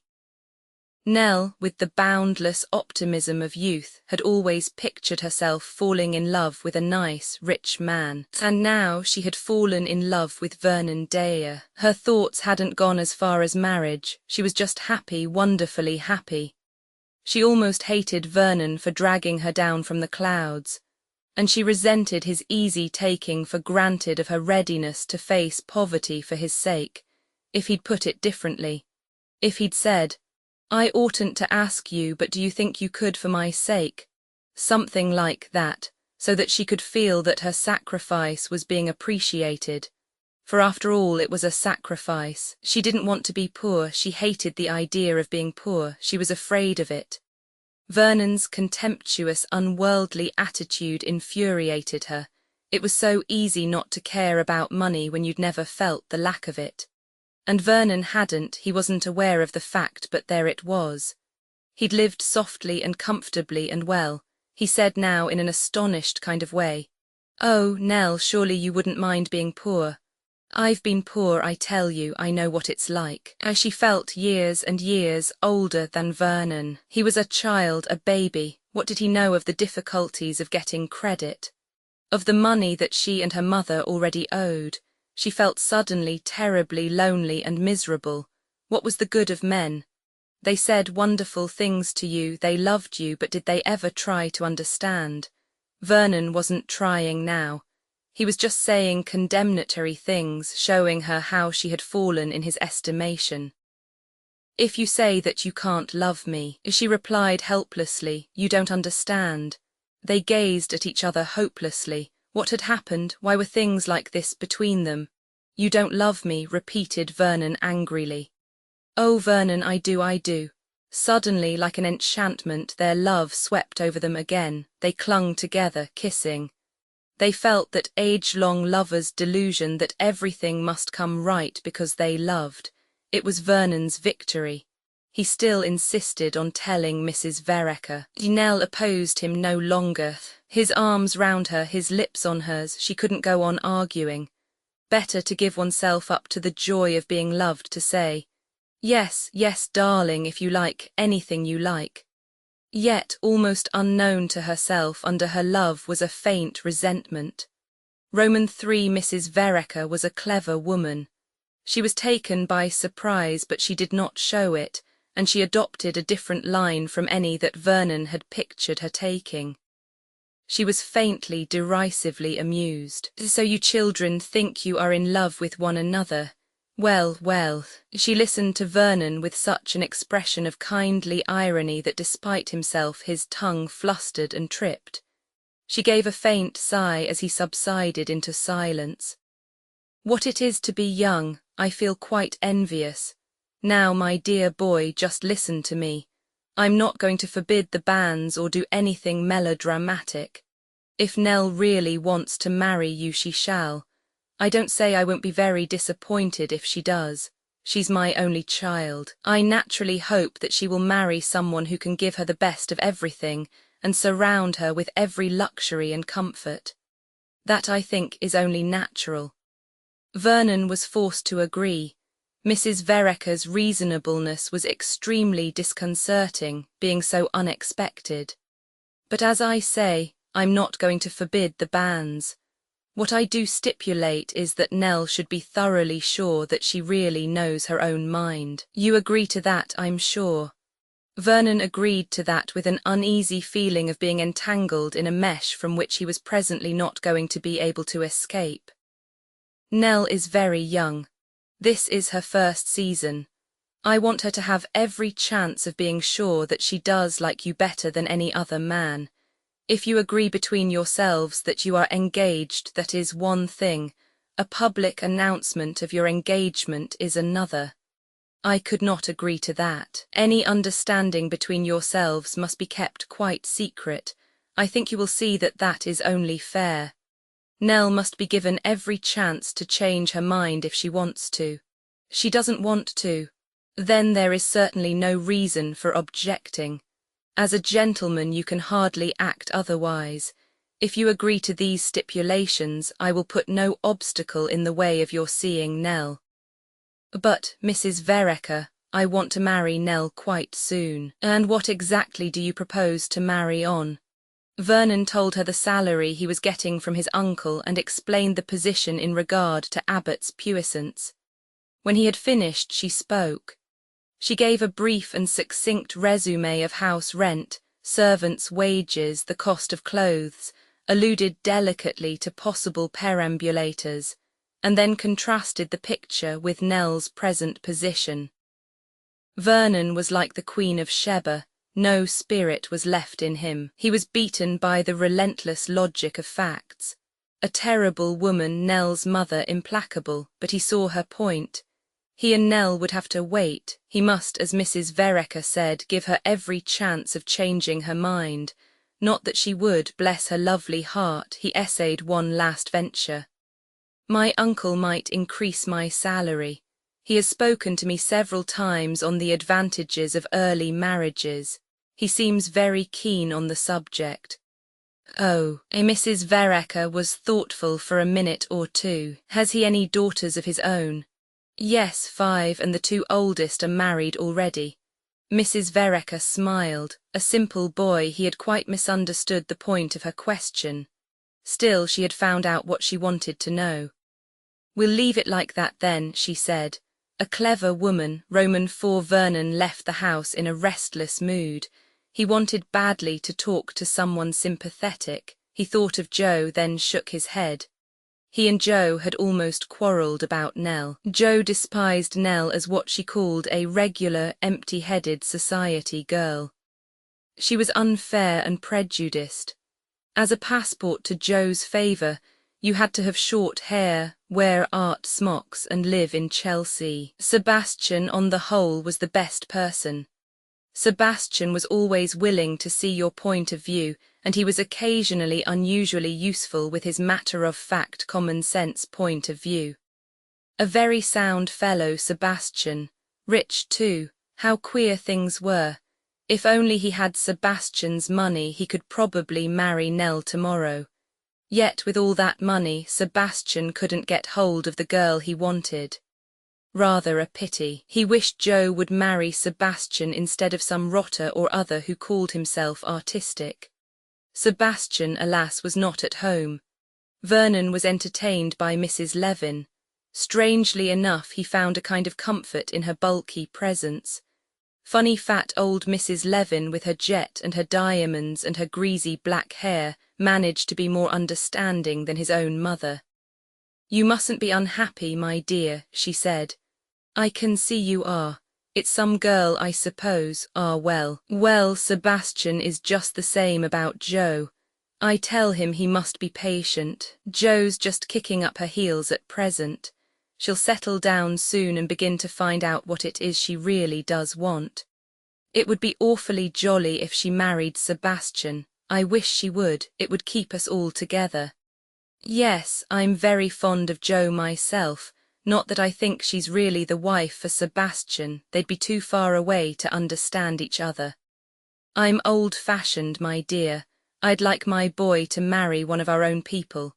It always works out best. The same interests and the same instincts, and Jewish women are good mothers.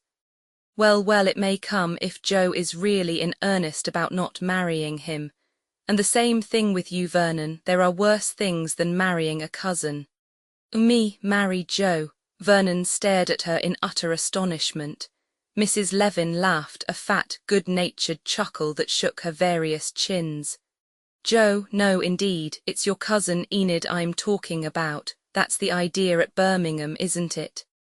"Oh, no, at least I'm sure it isn't." Mrs. Levin laughed again. "I can see that you at any rate have never thought of it till this minute. But it would be a wise plan, you know, that is, if the other girl won't have you, keeps the money in the family." Vernon went away with his brain tingling. All sorts of things fell into line, Uncle Sidney's chaff and hints, the way Enid was always being thrust at him. That, of course, was what Mrs. Vereker had been hinting at. They wanted him to marry Enid. Enid, another memory came back to him. His mother and some old friend of hers whispering together. Something about first cousins. A sudden idea occurred to him. That was why Joe had been allowed to go to London. His mother had thought that he and Joe might. He gave a sudden shout of laughter. He and Joe. It showed how little his mother had ever understood. He could never, under any circumstances, imagine himself falling in love with Joe. They were exactly like brother and sister and always would be. They had the same sympathies, the same sharp divergences and differences of opinion. They were cast in the same mould, devoid of any glamour and romance for each other. Enid, so this was what Uncle Sidney was after. Poor old Uncle Sidney, doomed to disappointment, but he shouldn't have been such an ass. Perhaps, though, he was jumping to conclusions. Perhaps it wasn't Uncle Sidney, only his mother. Women were always marrying you to someone in their minds. Anyway, Uncle Sidney would soon know the truth. The interview between Vernon and his uncle wasn't very satisfactory.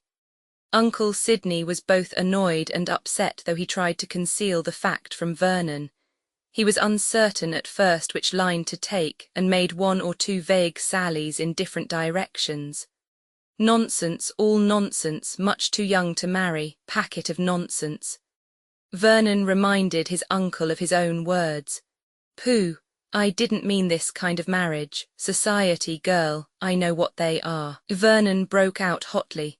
"Sorry, my boy, I didn't mean to hurt your feelings, but that kind of girl wants to marry money. You'll be no use to her for many years to come." "I thought perhaps," Vernon paused. He felt ashamed, uncomfortable. "That I'd set you up with a large income, hey? Is that what the young lady suggested? Now I put it to you, my boy, would that be business? No, I see that you know it isn't." "I don't feel that I'm even worth what you give me." "Uncle Sidney, pooh, I wasn't saying that. You're doing very well for a start. I'm sorry about this affair, it will upset you. My advice to you is give the whole thing up, much the best thing to do." "I can't do that, Uncle Sidney." "Well, it's not my business. By the way, have you talked it over with your mother?" "No." "Well, you have a good talk with her. See if she doesn't say the same as I do. I bet she will. And remember the old saying, a boy's best friend is his mother, hey? Why did Uncle Sidney say such idiotic things? He always had as far back as Vernon could remember. And yet he was a shrewd and clever business man. Well, there was nothing for it, he must buckle to and wait. The first misty enchantment of love was wearing off. It could be hell as well as heaven. He wanted Nell so badly, so badly. He wrote to her, darling, there is nothing for it. We must be patient and wait. At any rate, we'll see each other often. Your mother was really very decent about it, much more so than I thought she'd be. I do quite see the force of all she said. It's only fair that you should be free to see if you like anyone better than me. But you won't, will you, darling? I know you won't. We're going to love each other forever and ever. And it won't matter how poor we are, the tiniest place with you. VI Nell was relieved by her mother's attitude. She had feared recriminations, reproaches. Insensibly she always shrank from harsh words or any kind of scene. Sometimes she thought to herself bitterly, I'm a coward, I can't stand up to things. She was definitely afraid of her mother. She had been dominated by her always, from the first moment she could remember. Mrs. Vereker had the hard, imperious character which can rule most weaker natures with whom it comes in contact, and Nell was the more easily subdued because she understood well enough that her mother loved her, and that it was because of that love that she was so determined that Nell should have the happiness out of life that she herself had failed to get. So Nell was immeasurably relieved when her mother uttered no reproaches, merely observed, if you're determined to be foolish, well, there it is. Most girls have some little love affair or other which comes to nothing in the end. I haven't much patience with this sentimental nonsense myself. The boy can't possibly afford to marry for years to come, and you'll only make yourself very unhappy. But you must please yourself. In spite of herself, Nell was influenced by this contemptuous attitude. She hoped against hope that Vernon's uncle might perhaps do something. Vernon's letter dashed her hopes. They must wait, and perhaps wait a very long time. II. In the meantime, Mrs. Vereker had her own methods. One day she asked Nell to go and see an old friend, a girl who had married some few years ago. Amelie King had been a brilliant, dashing creature whom Nell, as a schoolgirl, had admired enviously. She might have made a very good marriage, but to everyone's surprise, she had married a struggling young man and had disappeared from her own particular gay world. It seems unkind to drop old friends, said Mrs. Vereker. I'm sure Amelie would be pleased if you went to see her, and you're not doing anything this afternoon. So Nell went off obediently to call on Mrs. Horton at 35 Glenster Gardens, Ealing. It was a hot day. Nell took the district railway and inquired her way from Ealing Broadway station when she got there. Glenster Gardens proved to be about a mile from the station, a long depressing road of little houses, all exactly alike. The door of No. 35 was opened by a frowsy-looking maid with a dirty apron, and Nell was shown into a small drawing-room. There were one or two nice old pieces of furniture in it, and the cretons and curtains were of an attractive pattern though very faded. But the place was very untidy and littered with children's toys and odd bits of mending. A child's fretful wail rose from somewhere in the house as the door opened and Amelie came in. Nell, why how nice of you, I haven't seen you for years. Nell had quite a shock on seeing her. Could this be the well-turned-out, attractive Amelie? Her figure had got sloppy, her blouse was shapeless and evidently homemade, and her face was tired and worried with all the old dash and sparkle gone out of it. She sat down and they talked. Presently Nell was taken to see the two children, a boy and a girl, the younger a baby in a cot. I ought to take them out now, said Amelie, but really I'm too tired this afternoon. You don't know how tired one can get pushing a perambulator all the way up from the shops as I did this morning. The boy was an attractive child, the baby girl looked sickly and peevish. It's partly her teeth, said Amelie. And then her digestion is weak, the doctor says. I do wish she wouldn't cry so at night. It's annoying for Jack, who needs his sleep after working all day. You don't have a nurse. Can't afford it, my dear. We have the half-wit, that's what we call the girl who opened the door to you. She's a complete idiot, but she comes cheap and she really will set to and do some work which is more than most of them will do. A general servant hates coming anywhere where there are children. She called out, Mary, bring some tea, and led the way back to the drawing-room. Oh dear Nell, do you know I almost wish you hadn't come to see me. You look so smart and cool. You remind me of all the fun one used to have in the old days. Tennis and dancing and golf and parties. Nell said timidly, but you're happy. Oh, of course, I'm only enjoying a grumble. Jack's a dear, and then there are the children only sometimes. Well, one is really too tired to care for anyone or anything. I feel I'd sell my nearest and dearest for a tiled bathroom and bath salts, and a maid to brush my hair and lovely silken garments to slip into. And then you hear some rich idiot holding forth on how money doesn't bring happiness. Fools, she laughed. Tell me some news, Nell. I'm so out of things nowadays. You can't keep up if you have no money. I never see any of the old crowd. They gossiped a little. So-and-so was married, so-and-so had had a row with her husband, so-and-so had got a new baby, and about so-and-so there was the most terrible scandal. Tea was brought rather untidily, with smeary silver and thick bread and butter. As they were finishing, the front door was opened with a key and a man's voice sounded from the hall, fretful and irritable. Amelie, I say it is too bad. I only ask you to do one thing and you go and forget it.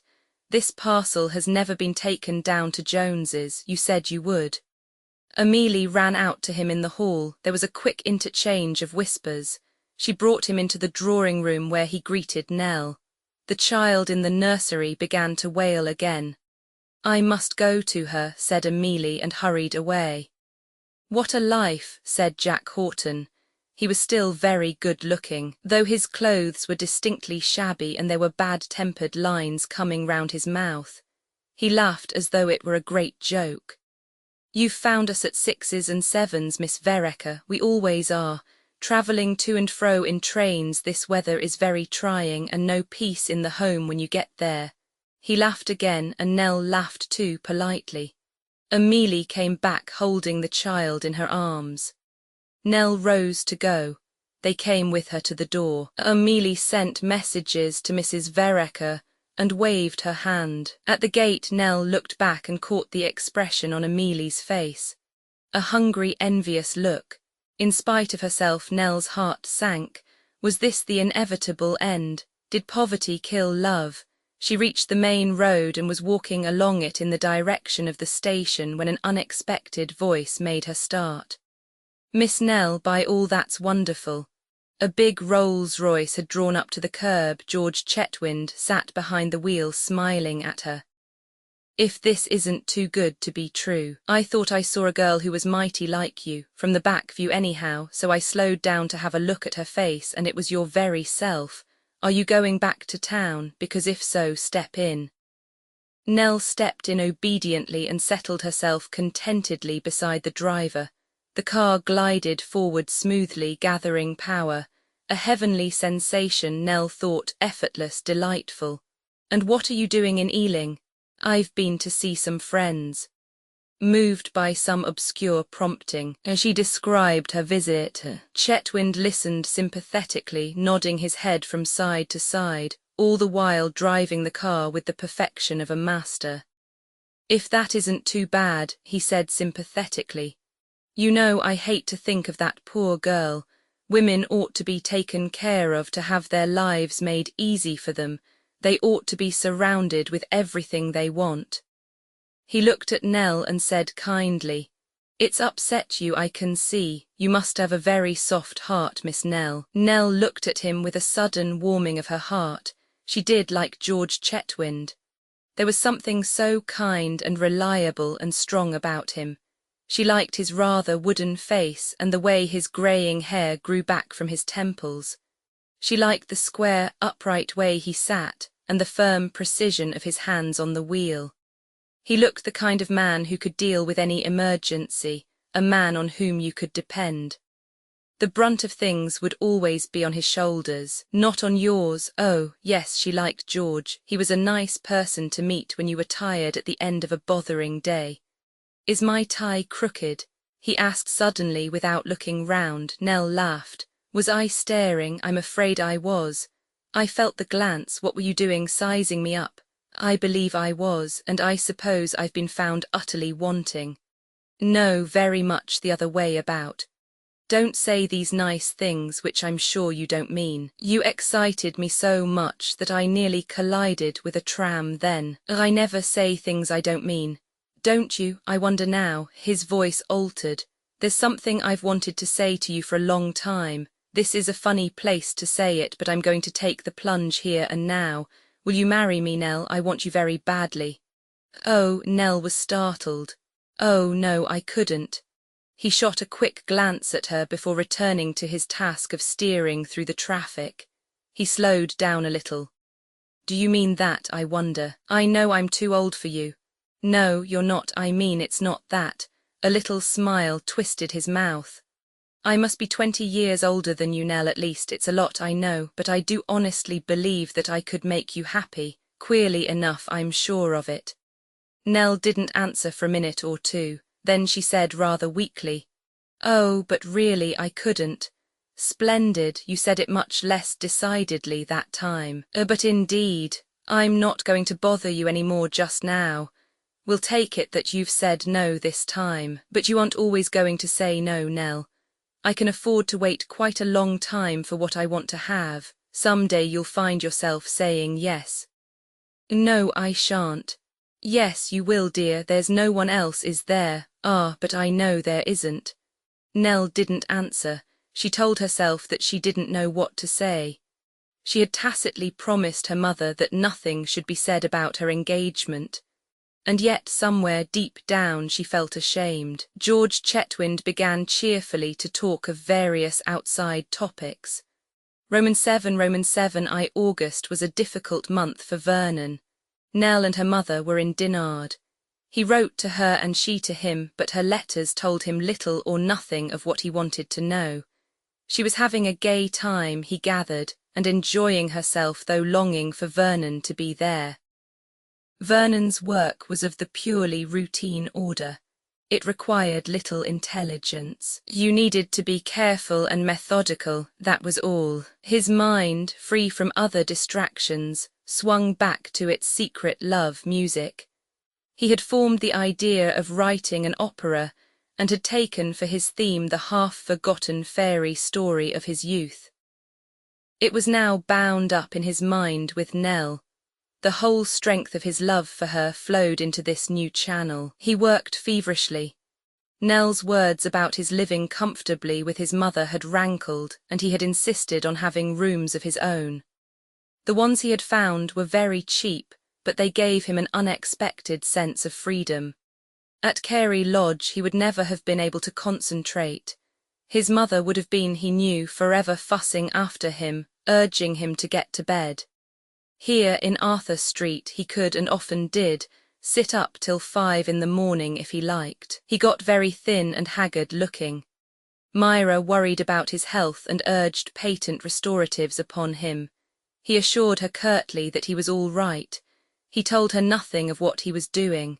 Sometimes he would be full of despair over his work, at others a sudden sense of power would rush over him as he knew that some small infinitesimal fragment was good. Occasionally he went to town and spent a weekend with Sebastian, and on 2 occasions Sebastian came down to Birmingham. Sebastian was Vernon's most valued standby at this time. His sympathy was real and not assumed, and it had a twofold character. He was interested as a friend and also from his own professional standpoint. Vernon had an enormous respect for Sebastian's judgment in all things artistic. He would play excerpts on the piano he had hired, explaining as he did so the proper orchestration. Sebastian listened, nodding very quietly, speaking little. At the end he would say, "It's going to be good, Vernon, get on with it." He never uttered a word of destructive criticism, for in his belief such a word might be fatal. Vernon needed encouragement and nothing but encouragement. He said one day, "Is this what you meant to do at Cambridge?" Vernon considered for a minute. "No," he said at last. "At least it's not what I meant originally. After that concert, you know, it's gone again, the thing I saw then. Perhaps it'll come back again some time. This is, I suppose, the usual sort of thing, conventional and all that, but here and there I've got what I mean into it." "I see." To Joe, Sebastian said plainly what he thought. "Vernon calls this the usual sort of thing, but as a matter of fact it isn't. It's entirely unusual. The whole orchestration is conducted on an unusual plan. What it is, though, is immature. Brilliant, but immature." "Have you told him so?" "Good Lord, no. One disparaging word and he'd shrivel up and consign the whole thing to the waste-paper basket. I know these people. I'm spoon-feeding him with praise at present. We'll have the pruning knife and the garden syringe later. I've mixed my metaphors, but you know what I mean." In early September, Sebastian gave a party to meet Herr Radmacher, the famous composer. Vernon and Joe were bidden to attend. "Only about a dozen of us," said Sebastian. "Anita Qualel, whose dancing I'm interested in. She's a rotten little devil, though. Jane Harding, you'll like her. She's singing in this English opera business. Wrong vocation, she's an actress, not a singer. You and Vernon, Radmacher, 2 or 3 others. Radmacher will be interested in Vernon, he's well disposed towards the younger generation."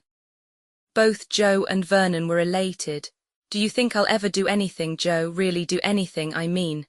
Vernon sounded dispirited. "Why not?" said Joe valiantly. "I don't know, everything I've done just lately is rotten. I started all right, but now I'm stale as stale. I'm tired before I start." "I suppose that's because you work all day." "I suppose it is." He was silent for a minute or two and then said, "It'll be wonderful meeting Radmacher. He's one of the only men who write what I call music. I wish I could talk to him about what I really think, but it would be such awful cheek." The party was of an informal character. Sebastian had a large studio, empty save for a dais, a grand piano and a large quantity of cushions thrown down at random about the floor. At one end was a hastily put trestle table, and on this were piled viands of all descriptions. You collected what you wanted and then pitched your cushion. When Joe and Vernon arrived, a girl was dancing, a small red-haired girl with a lithe, sinewy body. Her dancing was ugly but alluring. She finished to loud applause and leapt down from the dais. "Bravo, Anita," said Sebastian. "Now then, Vernon and Joe, have you got what you want? That's right. You'd better sink down gracefully by Jane. This is Jane." They sank down as bidden. Jane was a tall creature with a beautiful body and a mass of very dark brown hair coiled low on her neck. Her face was too broad for beauty and her chin too sharp. Her eyes were deep-set and green. She was about 30, Vernon thought. He found her disconcerting but attractive. Joe began to talk to her eagerly. Her enthusiasm for sculpture had been waning of late. She had always had a high soprano voice, and she was now coquetting with the idea of becoming an opera singer. Jane Harding listened sympathetically enough, emitting a faintly amused monosyllable from time to time. Finally she said, "If you like to come round to my flat, I'll try your voice and I can tell you in 2 minutes just what your voice is good for." "Would you really? That's awfully kind of you." "Oh, not at all, you can trust me. You can't trust someone who makes their living by teaching to tell you the truth." Sebastian came up and said, "What about it, Jane?" She got up from the floor, rather a beautiful movement. Then looking round, she said in the curt voice of command one would use to a dog, Mr. Hill, a small man rather like a white worm, bustled forward with an ingratiating twist of the body. He followed her up to the dais. She sang a French song Vernon had never heard before. J'ai perdu mon ami, l'est mort, tout s'en va cette fois à jamais, pour tauges l'importe le dernier des amours que j'ai aimés. Pauvre news. Rien ni Emma crié el hura ou la basse si noiret sun l'insul on Emma dit l'est mort. Et tout seul G repeat l'est mort. Et G pleur. Like most people who heard Jane Harding sing, Vernon was quite unable to criticize the voice. She created an emotional atmosphere. The voice was only an instrument. The sense of overwhelming loss, of dazed grief, the final relief of tears. There was applause. Sebastian murmured, "Enormous emotional power, that's it." She sang again. This time it was a Norwegian song about falling snow. There was no emotion in her voice whatsoever. It was like the white flakes of the snow. Monotonous, exquisitely clear, finally dying away to silence on the last line. In response to applause, she sang yet a third song. Vernon sat up, suddenly alert. I saw a fairy lady there with long white hands and drowning hair, and oh, her face was wild and sweet, was sweet and wild and strange and fair. It was like a spell laid on the room, the sense of magic, of terrified enchantment. Jane's face was thrust forward.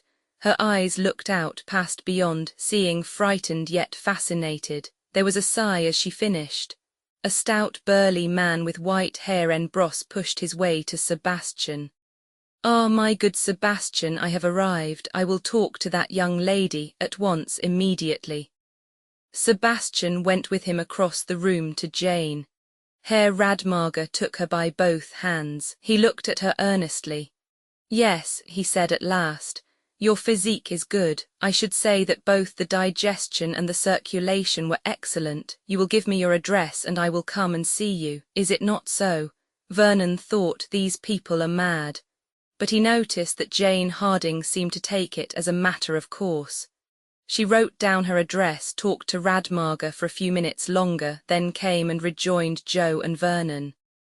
"Sebastian is a good friend," she remarked. "He knows that Herr Radmager is looking for a Solveig for his new opera, Peer Gynt. That is why he asked me here tonight." Joe got up and went to talk to Sebastian. Vernon and Jane Harding were left alone. "Tell me," said Vernon, stammering a little, "that song you sang, Frosted Snow, no, the last one. I heard it years ago when I was a kid. How curious, I thought it was a family secret. A hospital nurse sang it to me when I broke my leg. I always loved it, but never thought I should hear it again." Jane Harding said thoughtfully, "I wonder now, could that have been my Aunt Frances?" "Yes, that was her name, Nurse Frances. Was she your aunt? What's happened to her?" "She died a good many years ago, diphtheria caught from a patient." "Oh, I'm sorry." He paused, hesitated, then blundered on. "I've always remembered her. She was a wonderful friend to me as a kid." He caught Jane's green eyes looking at him, a steady, kindly glance, and he knew at once of whom she had reminded him the first moment he saw her. She was like Nurse Frances. She said quietly, "You write music, don't you? Sebastian told me about you." "Yes, at least I try to." He stopped, hesitated again. He thought, "She's terribly attractive. Do I like her? Why am I afraid of her?" He felt suddenly excited and exalted. He could do things, he knew he could do things. Vernon, Sebastian was calling him. He got up. Sebastian presented him to Radmager. The great man was kindly and sympathetic. "I am interested," he said, "in what I hear about your work from my young friend here." He laid his hand on Sebastian's shoulder. "He is very astute, my young friend. In spite of his youth, he is seldom wrong. We will arrange a meeting and you shall show me your work." He moved on. Vernon was left quivering with excitement. Did he really mean it? He went back to Jane. She was smiling. Vernon sat down by her. A sudden wave of depression succeeded the exhilaration. What was the good of it all? He was tied hand and foot to Uncle Sydney and Birmingham. You couldn't write music unless you gave your whole time, your whole thoughts, your whole soul to it. He felt injured, miserable, yearning for sympathy. If only Nell were here, darling Nell who always understood. He looked up and found Jane Harding watching him. "What's the matter?" she said. "I wish I were dead," said Vernon bitterly. Jane raised her eyebrows slightly. "Well," she said, "if you walk up to the top of this building and jump off, you can be." It was hardly the answer that Vernon had expected. He looked up resentfully, but her cool, kindly glance disarmed him. "There's only one thing I care about in the whole world," he said passionately. "I want to write music. I could write music. And instead of that, I'm stuck in a beastly business that I hate. Grinding away day after day, it's too sickening. Why do you do it if you don't like it?" "Because I have to." "I expect you want to really, otherwise you wouldn't," said Jane indifferently. "Haven't I told you that I want to write music more than anything else in the world? Then why don't you do it?" "Because I can't, I tell you." He felt exasperated with her. She didn't seem to understand at all. Her view on life seemed to be that if you wanted to do anything, you just went and did it. He began pouring out things. Abbott's puissance, the concert, his uncle's offer, and then Nell. When he had finished, she said, "You do expect life to be rather a fairy story, don't you?" "What do you mean?" "Just that. You want to be able to live in the house of your forefathers, and to marry the girl you love, and to grow immensely rich, and to be a great composer. I dare say you might manage to do one of those 4 things if you give your whole mind to it. But it's not likely that you'll have everything, you know. Life isn't like a penny novelette." He hated her for the moment, and yet even while he hated, he was attracted. He felt again the curious emotional atmosphere that she had created when singing. He thought to himself, a magnetic field, that's what it is. And then again, I don't like her, I'm afraid of her. A long-haired young man came up and joined them. He was a Swede, but he spoke excellent English. "Sebastian tells me that you will write the music of the future," he said to Vernon. "I have theories about the future. Time is only another dimension of space. You can move to and fro in time just as you can move to and fro in space. Half your dreams are only confused memories of the future. And as you can be separated from your dear ones in space, so you can be separated from them in time, and that is the greatest tragedy there is or can be." Since he was clearly mad, Vernon paid no attention. He was not interested in theories of space and time. But Jane Harding leaned forward. "To be separated in time," she said. "I never thought of that." Encouraged, the Swede went on. He talked of time and of ultimate space and of time one and of time two. Whether Jane was interested or not, Vernon did not know. She looked straight in front of her and did not appear to be listening. The Swede went on to time 3 and Vernon escaped. He joined Joe and Sebastian. Joe was being enthusiastic on the subject of Jane Harding. "I think she's wonderful. Don't you, Vernon? She's asked me to go and see her. I wish I could sing like that." "She's an actress, not a singer," said Sebastian. "A good sort, Jane. She's had rather a tragic life. For 5 years she lived with Boris Androv, the sculptor." Joe glanced over in Jane's direction with enhanced interest. Vernon felt suddenly young and crude. He could still see those enigmatical, slightly mocking green eyes. He heard that amused, ironical voice. "You do expect life to be a fairy story, don't you? Hang it all, that hurt." And yet he had an immense desire to see her again. Should he ask her if he might? No, he couldn't. Besides, he was so seldom in town. He heard her voice behind him, a singer's voice, slightly husky. "Good night, Sebastian, thank you." She moved towards the door, looked over her shoulder at Vernon. "Come and see me sometime," she said carelessly. "Your cousin has got my address." Chapter 4. Chapter 5. Book Roman 3 Jane Jane Harding had a flat at the top of a block of mansions overlooking the river in Chelsea. Here, on the evening following the party, came Sebastian Levin.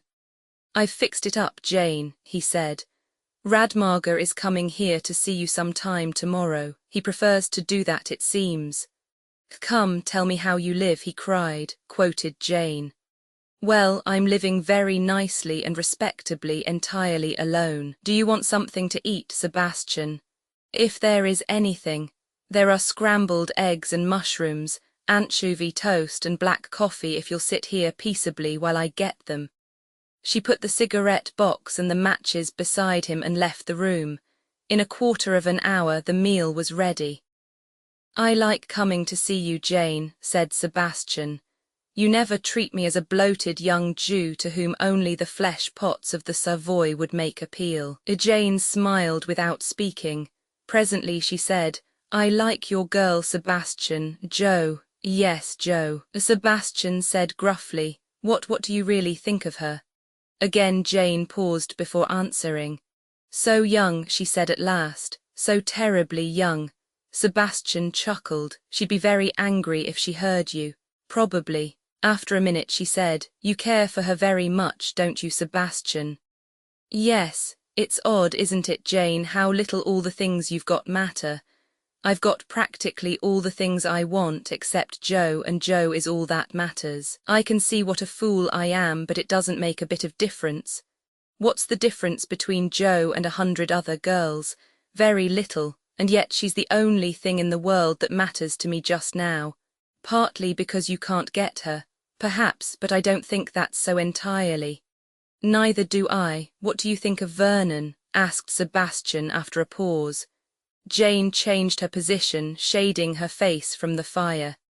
"He's interesting," she said slowly. "Partly, I think, because he is so completely unambitious." "Unambitious, do you think?" "Yes, he wants things made easy. If so, he'll never do anything in music. You want driving power for that." "Yes, you want driving power, but music will be the power that drives him." Sebastian looked up, his face alight and appreciative. "Do you know, Jane," he said, "I believe you're right." She smiled but made no answer. "I wish I knew what to make of the girl he's engaged to," said Sebastian. "What is she like? Pretty? Some people might call it lovely, but I'd call it pretty. She does the things that other people do and does them very sweetly. She's not a cat. I'm afraid, yes, I am afraid now that she definitely cares for Vernon." "You needn't be afraid. Your pet genius won't be turned aside or held down. That doesn't happen. I'm more than ever sure every day I live that that doesn't happen." "Nothing would turn you aside, Jane, but then you have got driving power. And yet, do you know, Sebastian, I believe I should be more easily turned aside, as you call it, than your Vernon. I know what I want and go for it. He doesn't know what he wants, or rather doesn't want it, but it goes for him. And that it, whatever it is, will be served, no matter at what cost." "Cost to whom?" "Ah, I wonder." Sebastian rose. "I must go. Thanks for feeding me, Jane. Thank you for what you've done for me with Radmager. You're a very good friend." "Sebastian, and I don't think success will ever spoil you." "Oh, success." He held out his hand. She laid both hands on his shoulders and kissed him. "My dear, I hope you will get your Joe, but if not, I am quite sure you will get everything else." Roman 2 Herr Radmager did not come to see Jane Harding for nearly a fortnight. He arrived without warning of any kind at 10:30 in the morning. He stumped into the flat without a word of apology and looked round the walls of the sitting room. "It is you who have furnished and papered this?" "Yes." "Yes, you live here alone." "Yes, but you have not always lived alone." "No." Radmager said unexpectedly, "That is good." Then he said commandingly, "Come here." He took her by both arms and drew her towards the window. There he looked her over from head to foot. He pinched the flesh of her arm between finger and thumb, opened her mouth and looked down her throat, and finally put a large hand on each side of her waist. "Breathe in, good, now out, sharply." He took a tape measure out of his pocket, made her repeat the 2 movements, passing the tape measure round her each time. Finally he pocketed it and put it away. Neither he nor Jane seemed to see anything curious in the proceedings. "It is well," said Radmager. "Your chest is excellent, your throat is strong. You are intelligent, since you have not interrupted me. I can find many singers with a better voice than yours. Your voice is very true, very beautiful, but it is not clear. A silver thread. If you force it, it will go, and where will you be then, I ask you? The music you sing now is absurd. If you were not pig-headed as the devil, you would not sing those roles. Yet I respect you because you are an artist." He paused, then went on. "Now listen to me. My music is beautiful and it will not hurt your voice. When Ibsen created Solveig, he created the most wonderful woman character that has ever been created. My opera will stand and fall by its Solveig, and it is not sufficient to have a singer. There are Cavarossi, Mary Montner, Jean Daughter, all hope to sing Solveig, but I will not have it. What are they? Unintelligent animals with marvelous vocal cords. For my Solveig I must have a perfect instrument, an instrument with intelligence. You are a young singer, as yet unknown. You shall sing at Covent Garden next year in my Peer Gynt if you satisfy me. Now listen." He sat down at Jane's piano and began to play queer, rhythmic, monotonous notes. "It is the snow, you comprehend, the northern snow. That is what your voice must be like, the snow. It is white like damask and the pattern runs through it, but the pattern is in the music, not in your voice." He went on playing, endless monotony, endless repetition, and yet suddenly the something that was woven through it caught your ear, what he had called the pattern. He stopped. "Well, it will be very difficult to sing. Quite right, but you have an excellent ear. You wish to sing Solveig, yes. Naturally, it's the chance of a lifetime if I can satisfy you. I think you can." He got up again, laid his hands on her shoulders. "How old are you?" 33. "And you have been very unhappy, that is so." "Yes." "How many men have you lived with?" "One."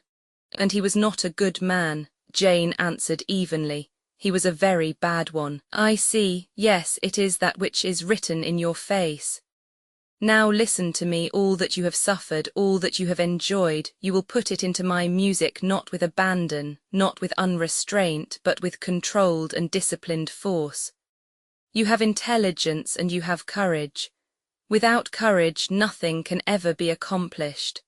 Those without courage turn their backs on life. You will never turn your back on life. Whatever comes, you will stand there facing it with your chin up and your eyes very steady. But I hope, my child, that you will not be too much hurt." He turned away. "I will send on the score," he said over his shoulder, "and you will study it." He stumped out of the room and the flat door banged. Jane sat down by the table. She stared at the wall in front of her with unseeing eyes. Her chance had come. She murmured very softly to herself, "I'm afraid." Roman 3. For a whole week Vernon debated the question of whether he should or should not take Jane at her word. He could get up to town at the weekend, but then perhaps Jane would be away. He felt miserably self-conscious and shy. Perhaps by now she had forgotten that she had asked him. He let the weekend go by. He felt that certainly by now she would have forgotten him. Then he got a letter from Jo in which she mentioned having seen Jane twice. That decided Vernon. At 6 o'clock on the following Saturday he rang the bell of Jane's flat. Jane herself opened it. Her eyes opened a little wider when she saw who it was. Otherwise she displayed no surprise. "Come in," she said. "I'm finishing my practicing, but you won't mind." He followed her into a long room whose windows overlooked the river. It was very empty. A grand piano, a divan, a couple of chairs and walls that were papered with a wild riot of bluebells and daffodils. One wall alone was papered in sober dark green, and on it hung a single picture, a queer study of bare tree trunks. Something about it reminded Vernon of his early adventures in the forest. On the music stool was the little man like a white worm. Jane pushed a cigarette box towards Vernon, said in her brutal, commanding voice, "Now, Mr. Hill," and began to walk up and down the room. Mr. Hill flung himself upon the piano. His hands twinkled up and down it with marvellous speed and dexterity. Jane sang, most of the time sotto voce, almost under her breath. Occasionally she would take a phrase full pitch. Once or twice she stopped with an exclamation of what sounded like furious impatience, and Mr. Hill was made to repeat from several bars back. She broke off quite suddenly by clapping her hands. She crossed to the fireplace, pushed the bell, and turning her head addressed Mr. Hill for the first time as a human being. "You'll stay and have some tea, won't you, Mr. Hill?" Mr. Hill was afraid he couldn't. He twisted his body apologetically several times and sidled out of the room. A maid brought in black coffee and hot buttered toast, which appeared to be Jane's conception of afternoon tea. "What was that you were singing?" "Electra, Richard Strauss." "Oh, I liked it. It was like dogs fighting. Strauss would be flattered. All the same, I know what you mean. It is combative." She pushed the toast towards him and added, "Your cousin's been here twice." "I know, she wrote and told me." He felt tongue-tied and uncomfortable. He had wanted so much to come, and now that he was here he didn't know what to say. Something about Jane made him uncomfortable. He blurted out at last, "Tell me truthfully, would you advise me to chuck work altogether and stick to music?" "How can I possibly tell? I don't know what you want to do." "You spoke like that the other night, as though everyone can do just what they like." "So they can, not always. Of course, but very nearly always. If you want to murder someone, there is really nothing to stop you, but you will be hanged afterwards, naturally." "I don't want to murder anyone." "No, you want your fairy story to end happily. Uncle dies and leaves you all his money. You marry your lady love and live at Abbott's, whatever it's called, happily ever afterwards." Vernon said angrily, "I wish you wouldn't laugh at me." Jane was silent a minute. Then she said in a different voice, "I wasn't laughing at you. I was doing something I'd no business to do, trying to interfere." "What do you mean, trying to interfere?" "Trying to make you face reality and forgetting that you are, what, about 8 years younger than I am, and that your time for that hasn't yet come." He thought suddenly, I could say anything to her, anything at all. She wouldn't always answer the way I wanted her to, though. Aloud he said, "Please go on. I'm afraid it's very egotistical, my talking about myself like this, but I'm so worried and unhappy.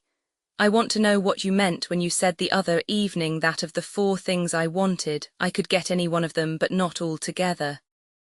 Jane considered a minute. "What did I mean exactly? Why, just this. To get what you want, you must usually pay a price or take a risk, sometimes both. For instance, I love music, a certain kind of music. My voice is suitable for a totally different kind of music. It's an unusually good concert voice, not an operatic one, except for very light opera. But I've sung in Wagner, in Strauss, in all the things I like. I haven't exactly paid a price, but I take an enormous risk. My voice may give out any minute, I know that. I've looked the fact in the face and I've decided that the game is worth the candle. Now, in your case, you mentioned 4 things. For the first, I suppose that if you remain in your uncle's business for a sufficient number of years, you will grow rich without any further trouble. That's not very interesting. Secondly, you want to live at Abbott's Puissance. You could do that tomorrow if you married a girl with money. Then the girl you're fond of, the girl you want to marry. Can I get her tomorrow? Asked Vernon. He spoke with a kind of angry irony. I should say so quite easily. How? By selling Abbott's Puissance. It is yours to sell, isn't it? Yes, but I couldn't do that. I couldn't. Jane leaned back in her chair and smiled. You prefer to go on believing that life is a fairy story. There must be some other way. Yes, of course there is another, probably the simplest. There's nothing to stop you both going out to the nearest registry office. You've both got the use of your limbs. You don't understand, there are hundreds of difficulties in the way. I couldn't ask Nell to face a life of poverty. She doesn't want to be poor. Perhaps she can't. What do you mean by can't? Just that, can't. Some people can't be poor, you know. Vernon got up, walked twice up and down the room. Then he came back, dropped on the hearthrug beside Jane's chair and looked up at her. What about the fourth thing, music? Do you think I could ever do that? That I can't say. Wanting mayn't be any use there, but if it does happen, I expect it will swallow up all the rest. They'll all go, Abbott's, puissance, money, the girl. My dear, I don't feel life's going to be easy for you. Ugh, a goose is walking over my grave. Now tell me something about this opera Sebastian Levin says you are writing. When he had finished telling her it was 9 o'clock, they both exclaimed and went out to a little restaurant together. As he said goodbye afterwards, his first diffidence returned. I think you are one of the nicest people I ever met. You will let me come again and talk, won't you, if I haven't bored you too frightfully? Any time you like. Good night. Roman 4 Myra wrote to Jo, Dearest Josephine, I am so worried about Vernon and this woman. He is always going up to town to see some opera singer or other. Years older than he is. It's so dreadful the way women like that get hold of boys. I am terribly worried and don't know what to do about it. I have spoken to your Uncle Sidney, but he was not very helpful about it and just said that boys will be boys. But I don't want my boy to be like that. I was wondering, dear Jo, if it would be any good my seeing this woman and begging her to leave my boy alone. Even a bad woman would listen to a mother, I think. Vernon is too young to have his life ruined.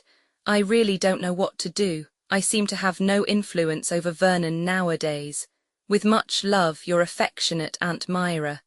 Jo showed this letter to Sebastian. I suppose she means Jane, said Sebastian. I'd rather like to see an interview between them. Frankly, I think Jane would be amused. It's too silly, said Jo hotly. I wish to goodness Vernon would fall in love with Jane.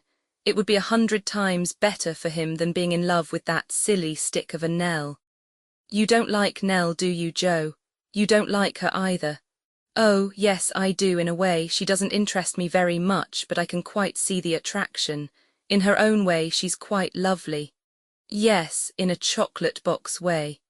She doesn't attract me because to my mind there's nothing there to attract as yet. The real Nell hasn't happened. Perhaps she never will. I suppose to some people that is very attractive because it opens out all sorts of possibilities. Well, I think Jane is worth 10 of Nell. The sooner Vernon gets over his silly calf love for Nell and falls in love with Jane instead, the better it will be. Sebastian lit a cigarette and said slowly, I'm not sure that I agree with you. Why? Well, it's not very easy to explain. But you see, Jane is a real person, very much so. To be in love with Jane might be a whole-time job. We're agreed, aren't we, that Vernon is very possibly a genius. Well, I don't think a genius wants to be married to a real person. He wants to be married to someone rather negligible, someone whose personality won't interfere. Now it may sound cynical, but that's what will probably happen if Vernon marries Nell. At the moment she represents, I don't quite know what to call it, what's that line?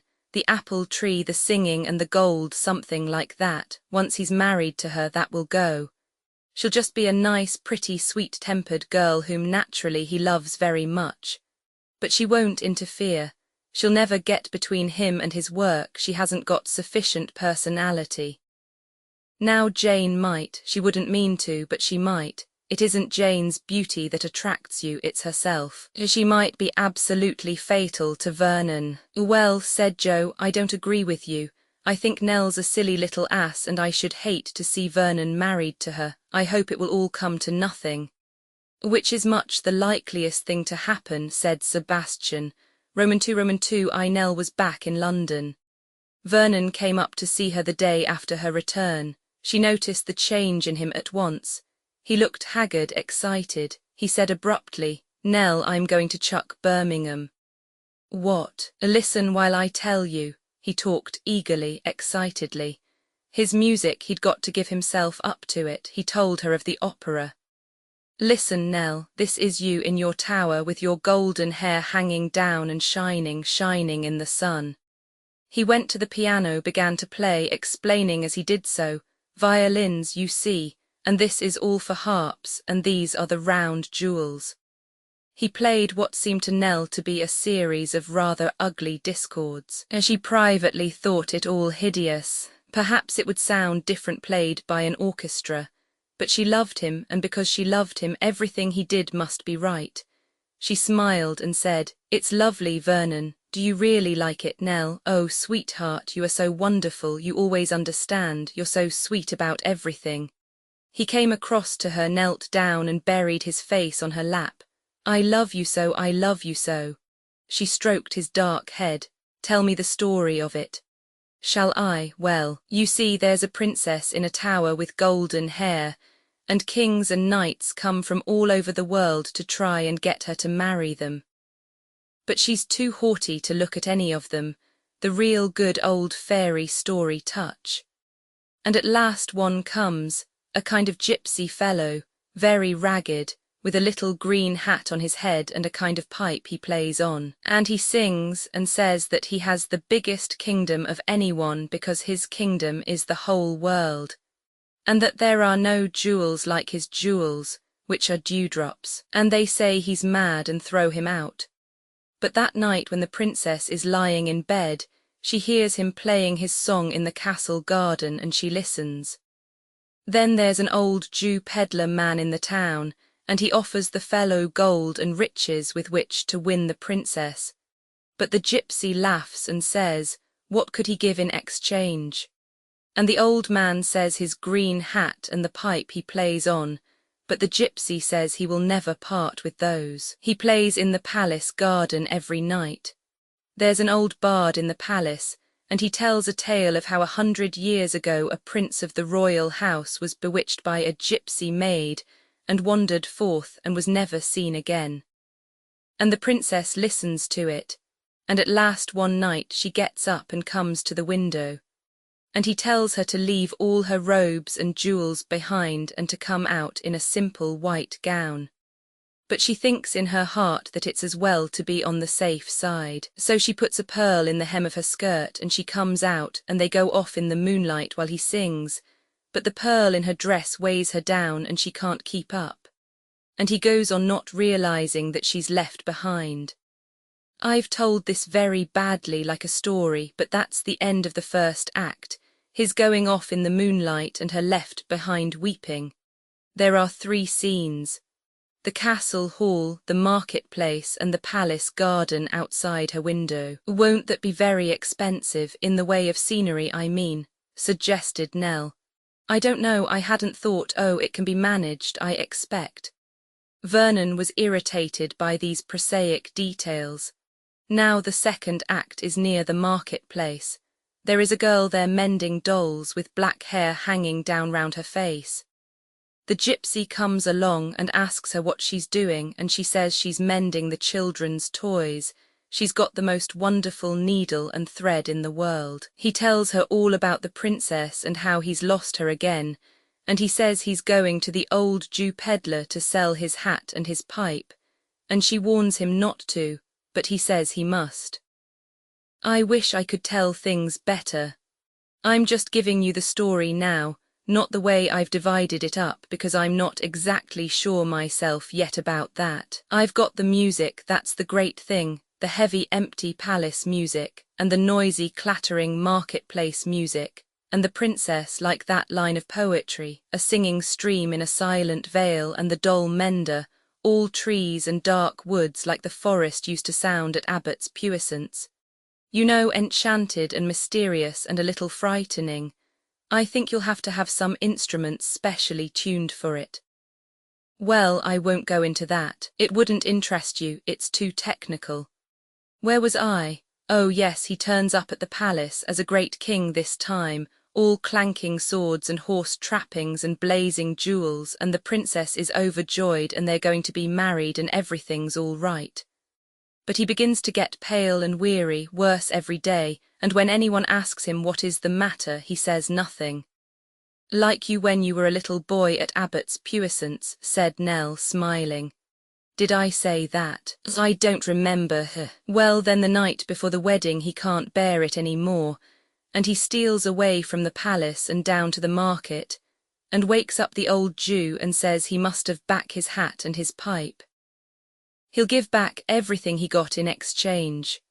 The old Jew laughs and throws down the hat, torn across, and the pipe, broken at the prince's feet. He's broken-hearted, the bottom knocked out of his world, and he wanders away with them in his hand, till he comes to where the doll mender is sitting with her feet tucked up under her.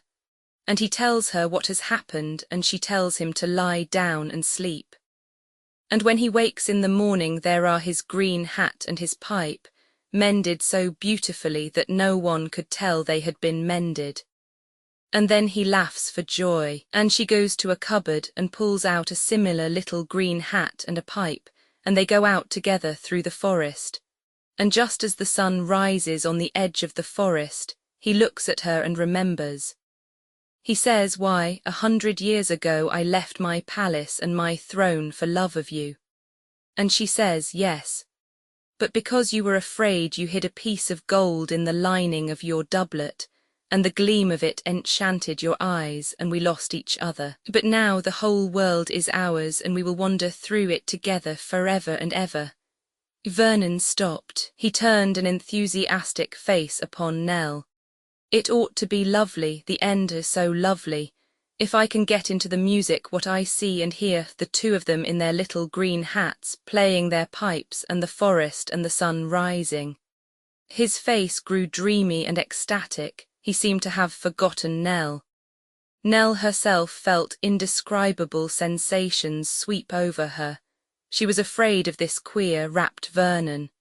He had talked of music before to her, but never with this strange, exalted passion.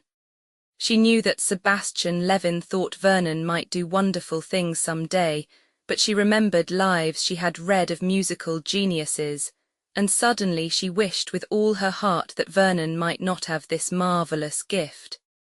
She wanted him as he had been heretofore, her eager boyish lover, the two of them wrapped in their common dream.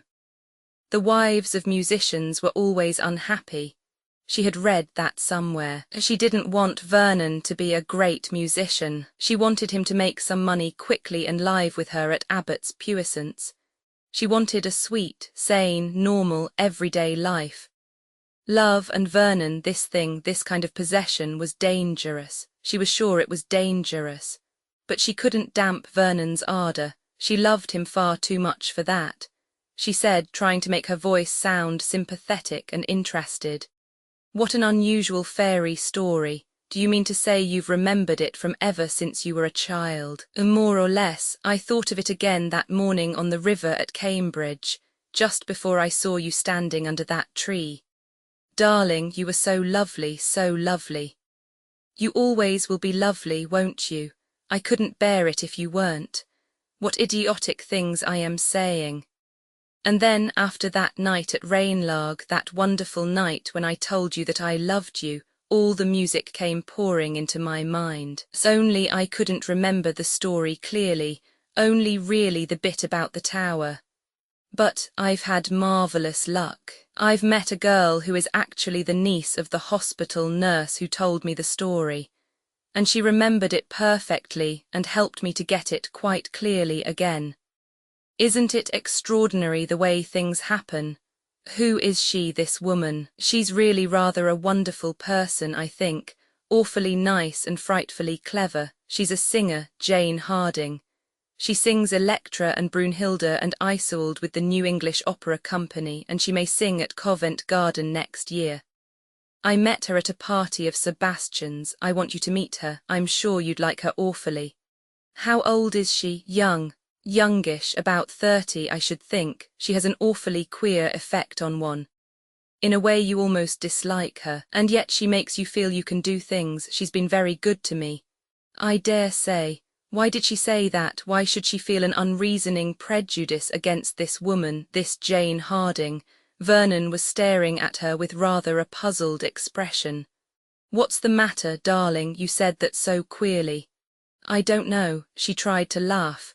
"A goose walking over my grave, perhaps." "Funny," said Vernon, frowning. "Somebody else said that just lately." "Lots of people say it," said Nell, laughing. She paused and then said, I'd like to meet this friend of yours very much, Vernon." "I know, I want her to meet you. I've talked a lot about you to her." "I wish you wouldn't talk about me, I mean, after all we promised Mother no one should know." "Nobody outside but Sebastian knows and Joe." "That's different, you've known them all your life." "Yes, of course, I'm sorry, I didn't say we were engaged or tell your name or anything." "You're not cross, are you, Nell, darling?" "Of course not." Even in her own ears her voice sounded hard. Why was life so horribly difficult? She was afraid of this music. Already it had made Vernon chuck up a good job. Was it the music, or was it Jane Harding? She thought to herself desperately. "I wish I'd never met Vernon, I wish I'd never loved him. I wish I didn't love him so much. I'm afraid. Roman 2 It was over, the plunge was taken. There was unpleasantness, of course. Uncle Sidney was furious. Not Vernon was forced to confess without reason. There were scenes with his mother, tears, recriminations. A dozen times he was on the point of giving way, and yet somehow or other he didn't. He had a curious sense of desolation all the time. He was alone in this thing. Nell, because she loved him, agreed to all he said, but he was uncomfortably conscious that his decision had grieved and disturbed her, and might even shake her faith in the future. Sebastian thought the move premature. For the time being he would have advised making the best of two worlds, not that he said so. Sebastian never gave advice to anybody. Even the staunch Joe was doubtful. She realized that for Vernon to sever his connection with the Bents was serious, and she had not the real faith in Vernon's musical future which would have made her heartily applaud the step. So far in his life, Vernon had never had the courage to set himself definitely in opposition to everybody. When it was all over and he was settled in the very cheap rooms which were all he could afford in London, he felt as one might who had overcome invincible odds. Then, and not till then, he went a second time to see Jane Harding. He had held boyish imaginary conversations with her in his mind. "I have done what you told me. Splendid, I knew you had the courage, really." He was modest, she applauded. He was sustained and uplifted by her praise. The reality, as always, fell out quite differently. His intercourse with Jane always did. He was always holding imaginary conversations with Jane in his mind, and the reality was always totally different. In this case, when he announced, with due modesty, what he had done, she seemed to take it as a matter of course, with nothing particularly heroic about it. She said, "Well, you must have wanted to do it, or you wouldn't have done it." He felt baffled, almost angry. A curious sense of constraint always came over him in Jane's presence. He could never be wholly natural with her. He had so much he wanted to say, but he found it difficult to say it. He was tongue-tied, embarrassed. And then suddenly, for no reason, it seemed the cloud would lift and he would be talking happily and easily, saying the things that came into his head. He thought, why am I so embarrassed with her? She's natural enough. It worried him. From the first moment he had met her, he had felt disturbed, afraid. He resented the effect she had on him, and yet he was unwilling to admit how strong that effect was. An attempt to bring about a friendship between her and Nell failed. Vernon could feel that behind the outward cordiality that politeness dictates there was very little real feeling. When he asked Nell what she thought of Jane, she answered, "I like her very much. I think she's most interesting." He was more awkward approaching Jane, but she helped him. "You want to know what I think of your Nell? She is lovely and very sweet." He said, "And you really think you'll be friends?" "No, of course not. Why should we?" "Well, but," he stammered, taken aback. "Friendship is not a kind of equilateral triangle. If a likes B and loves C, then C and B, etc., etc." We've nothing in common, your Nell and I. She too expects life to be a fairy story and is just beginning to be afraid, poor child, that it mayn't be. After all, she's a sleeping beauty waking in the forest. Love to her is something very wonderful and very beautiful. Isn't it that to you? He had to ask, he wanted to know so badly. So often he'd wondered about Boris Androv, about those 5 years. She looked at him with a face from which all expression had died out. Some day I'll tell you. He wanted to say, tell me now, but he didn't. He said instead, tell me, Jane, what is life to you? She paused a minute and then said, a difficult, dangerous, but endlessly interesting adventure. Roman 3, at last he was able to work. He began to appreciate to the full the joys of freedom. There was nothing to fray his nerves, nothing to dissipate his energy. It could flow all in one steady stream into his work. There were few distractions. At the moment he had only just enough money to keep body and soul together. Abbott's puissance was still unlet. The autumn passed and most of the winter.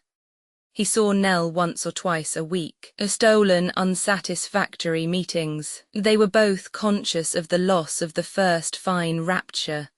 She questioned him closely about the progress of the opera. How was it going?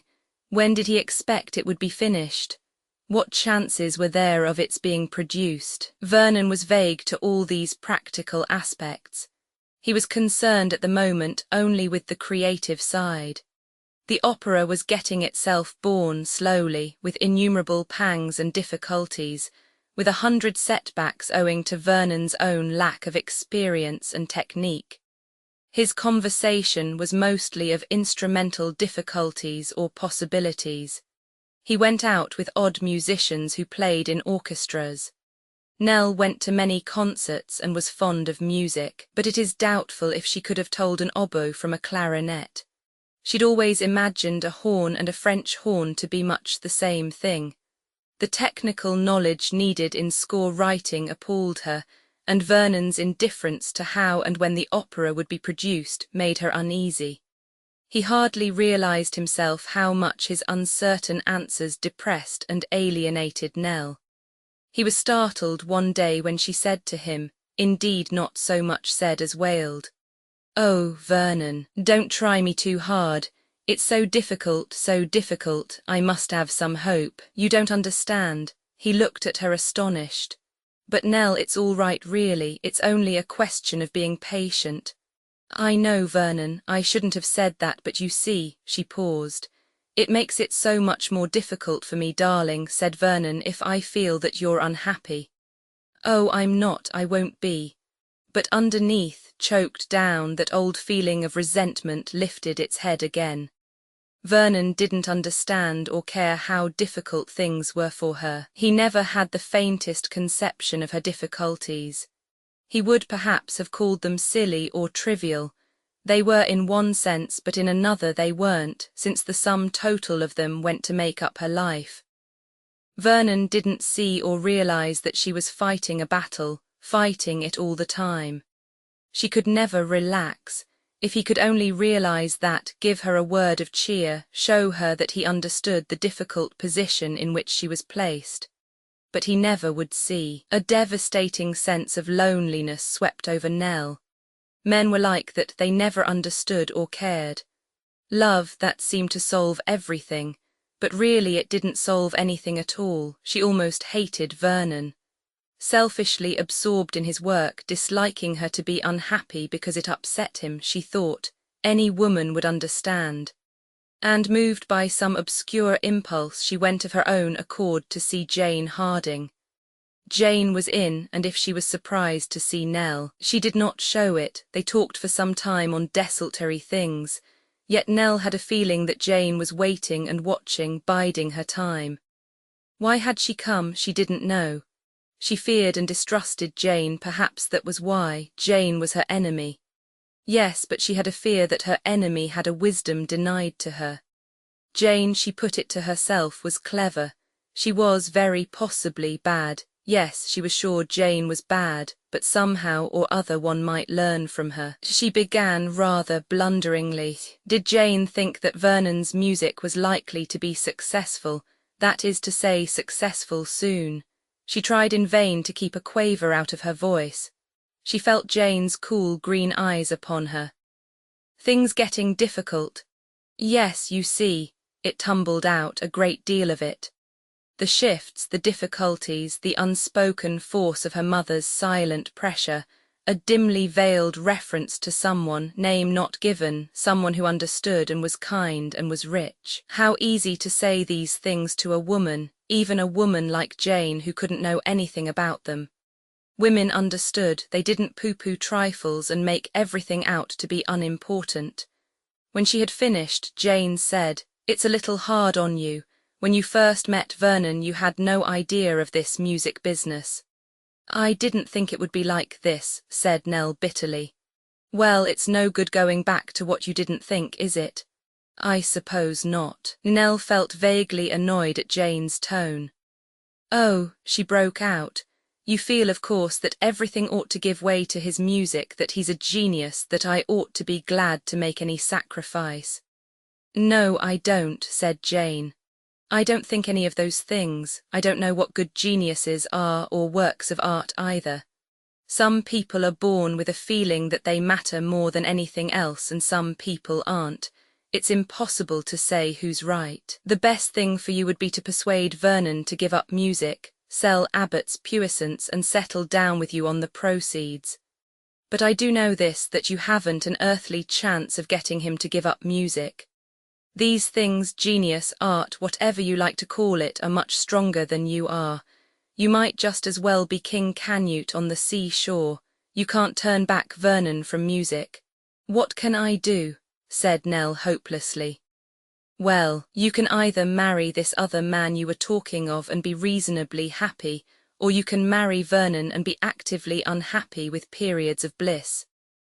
Nell looked at her. "What would you do?" she whispered. "Oh, I should marry Vernon and be unhappy, but then some of us like taking our pleasures sadly." Nell got up.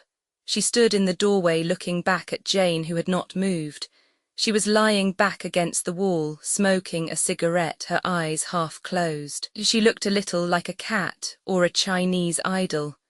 A sudden wave of fury came over Nell. "I hate you," she cried. "You're taking Vernon away from me. Yes, you're bad, evil, I know it, I can feel it, you're a bad woman." "You're jealous," said Jane quietly. "You admit then there's something to be jealous of, not that Vernon loves you. He doesn't, he never would, it's you who want to get hold of him." There was silence, a pulsating silence. Then, without moving, Jane laughed. Nell hurried out of the flat, hardly knowing what she was doing. Roman IV Sebastian came very often to see Jane. He usually came after dinner, ringing up first to find if she would be at home. They both found a curious pleasure in each other's company. To Sebastian, Jane recounted her struggles with the role of Solveig, the difficulties of the music, the difficulty of pleasing Radmager, the still greater difficulty of pleasing herself.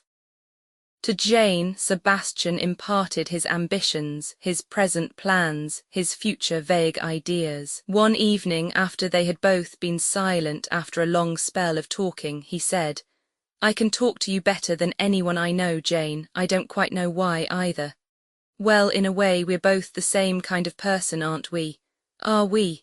"I think so, not superficially, perhaps, but fundamentally. We both like truth. I think, as far as one can say that of oneself, we both see things as they are." "And you think most people don't?" "Of course they don't. Nell Vereker, for instance. She sees things as they've been shown her, as she hopes they are." "A slave of convention, you mean?" "Yes, but it works both ways.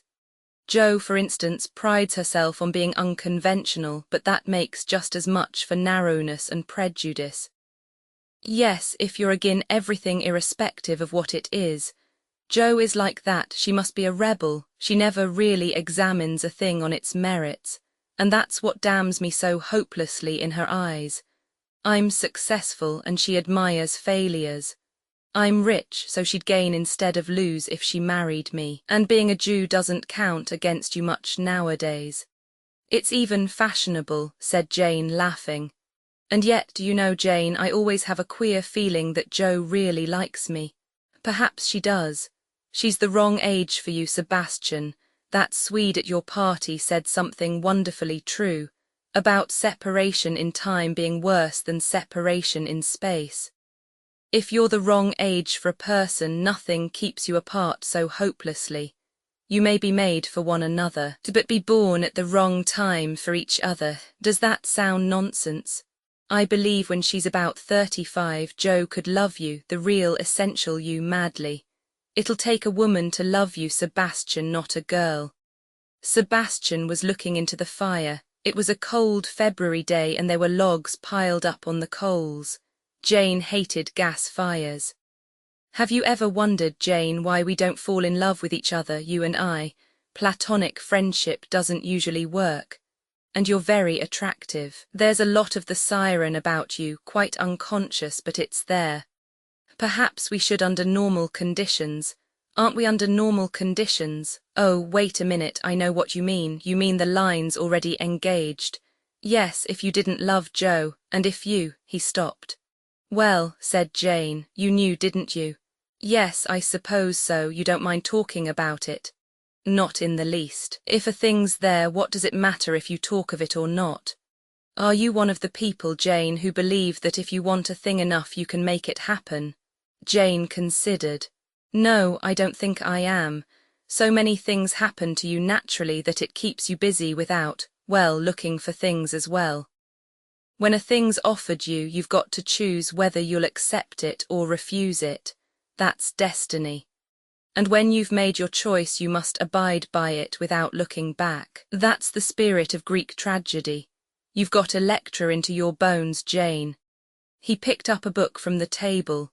Peer Gynt, you're steeping yourself in Solveig, I see. Yes, it's more her opera than Peer's.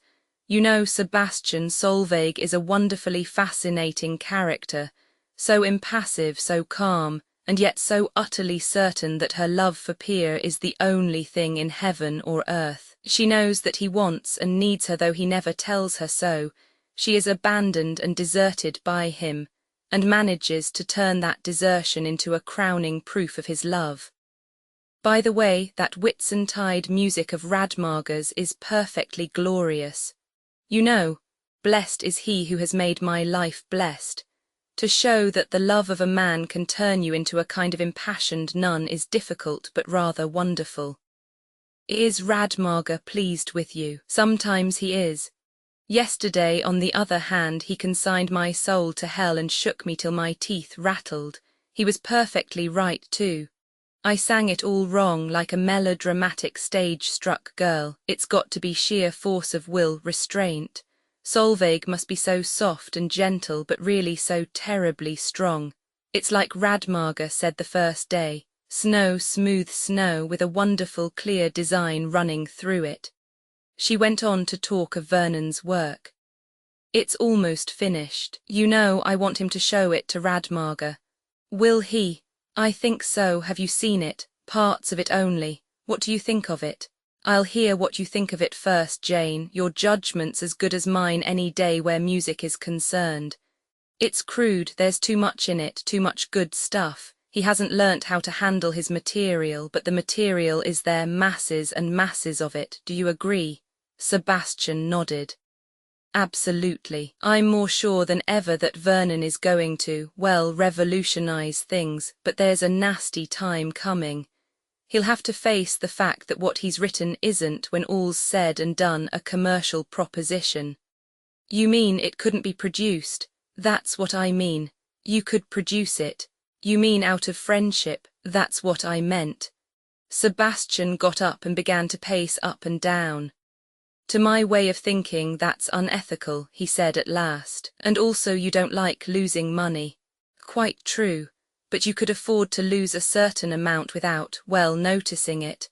I always notice losing money, it affects, well, my pride. Jane nodded.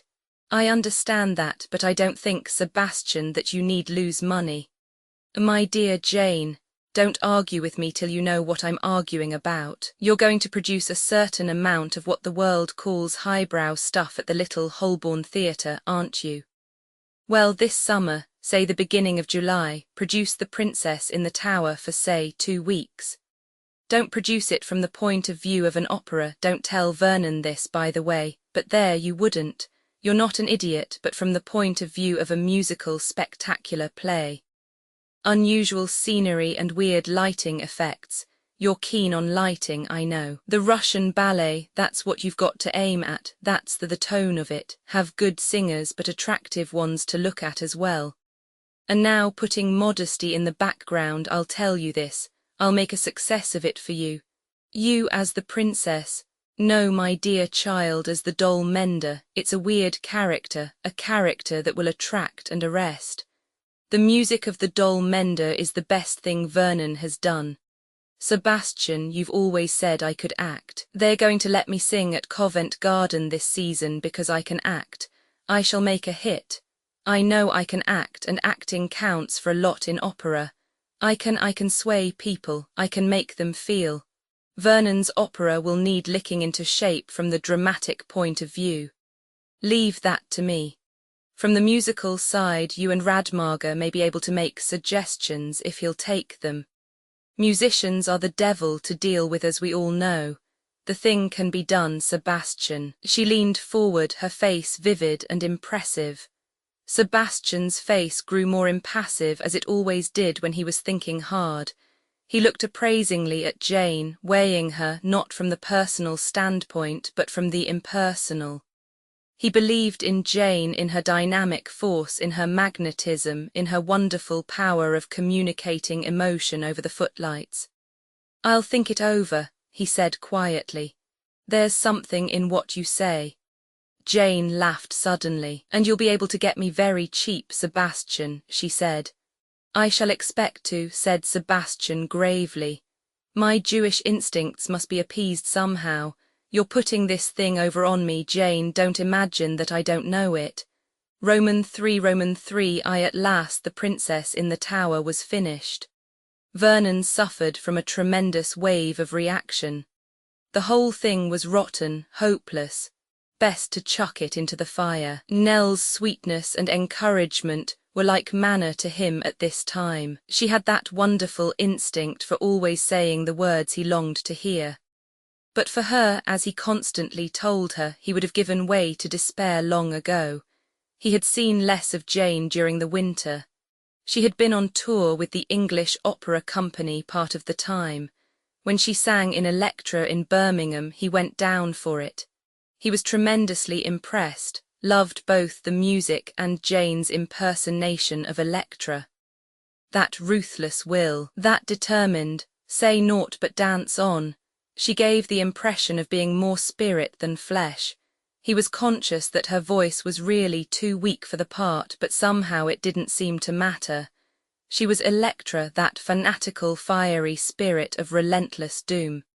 He stayed a few days with his mother, days which he found trying and difficult. He went to see his uncle Sidney and was received coldly. Enid was engaged to be married to a solicitor, and Uncle Sidney was not too pleased about it. Nell and her mother were away for Easter. On their return, Vernon rang up and said he must see her immediately. He arrived with a white face and burning eyes. "Nell, do you know what I've heard? Everyone has been saying that you are going to marry George Chetwynd." "George Chetwynd? Who said so?" "Lots of people. They say you go round with him everywhere." Nell looked frightened and unhappy. "I wish you wouldn't believe things, and Vernon, don't look so accusing. It's perfectly true that he has asked me to marry him, twice as a matter of fact." "That old man." "Oh, Vernon, don't be ridiculous, he's only about 41 or 2. Nearly double your age. Why, I thought he wanted to marry your mother, perhaps." Nell laughed in spite of herself. "Oh dear, I wish he would. Mother's really awfully handsome still. That's what I thought that night at Rainlag. I never guessed, I never dreamed that it was you, or hadn't it begun then?" "Oh, yes, it had begun, as you call it. That was why Mother was so angry that night, at my going off alone with you." And I never guessed. Nell, you might have told me. Told you what? There wasn't anything to tell then. No, I suppose not. I'm being an idiot, but I do know he's awfully rich. I get frightened sometimes. Oh, darling Nell, it was beastly of me to doubt you even for a minute, as though you'd ever care how rich anyone were. Nell said irritably, Rich, rich, rich, you harp on that. He's awfully kind and awfully nice too. Oh, I dare say. He is, Vernon, really he is. It's nice of you to stick up for him, darling. But he must be an insensitive sort of brute to hang round after you've refused him twice. Nell did not answer. She looked at him in a way he did not understand, something piteous and appealing and yet defiant in that strange, limpid gaze. It was as though she looked at him from a world so far removed from his that they might be on different spheres. He said, I feel ashamed of myself, Nell, but you're so lovely, everyone must want you. She broke down suddenly, began to cry. He was startled. She cried on, sobbed on his shoulder. I don't know what to do, I don't know what to do, I'm so unhappy. If I could only talk to you. But you can talk to me, darling, I'm here listening. No, no, no, I can never talk to you, you don't understand, it's all no use. She cried on. He kissed her, soothed her, poured out all his love.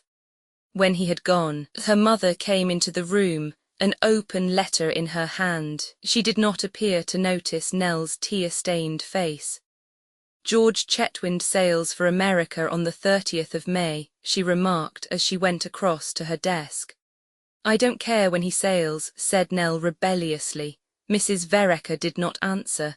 That night Nell knelt longer than usual by her narrow white bed. Oh, God, please let me marry Vernon, I want to so much, I do love him so. Please let things come right and let us be married, make something happen. Please, God. Roman 2 at the end of April, Abbott's puissance was let. Vernon came to Nell in some excitement.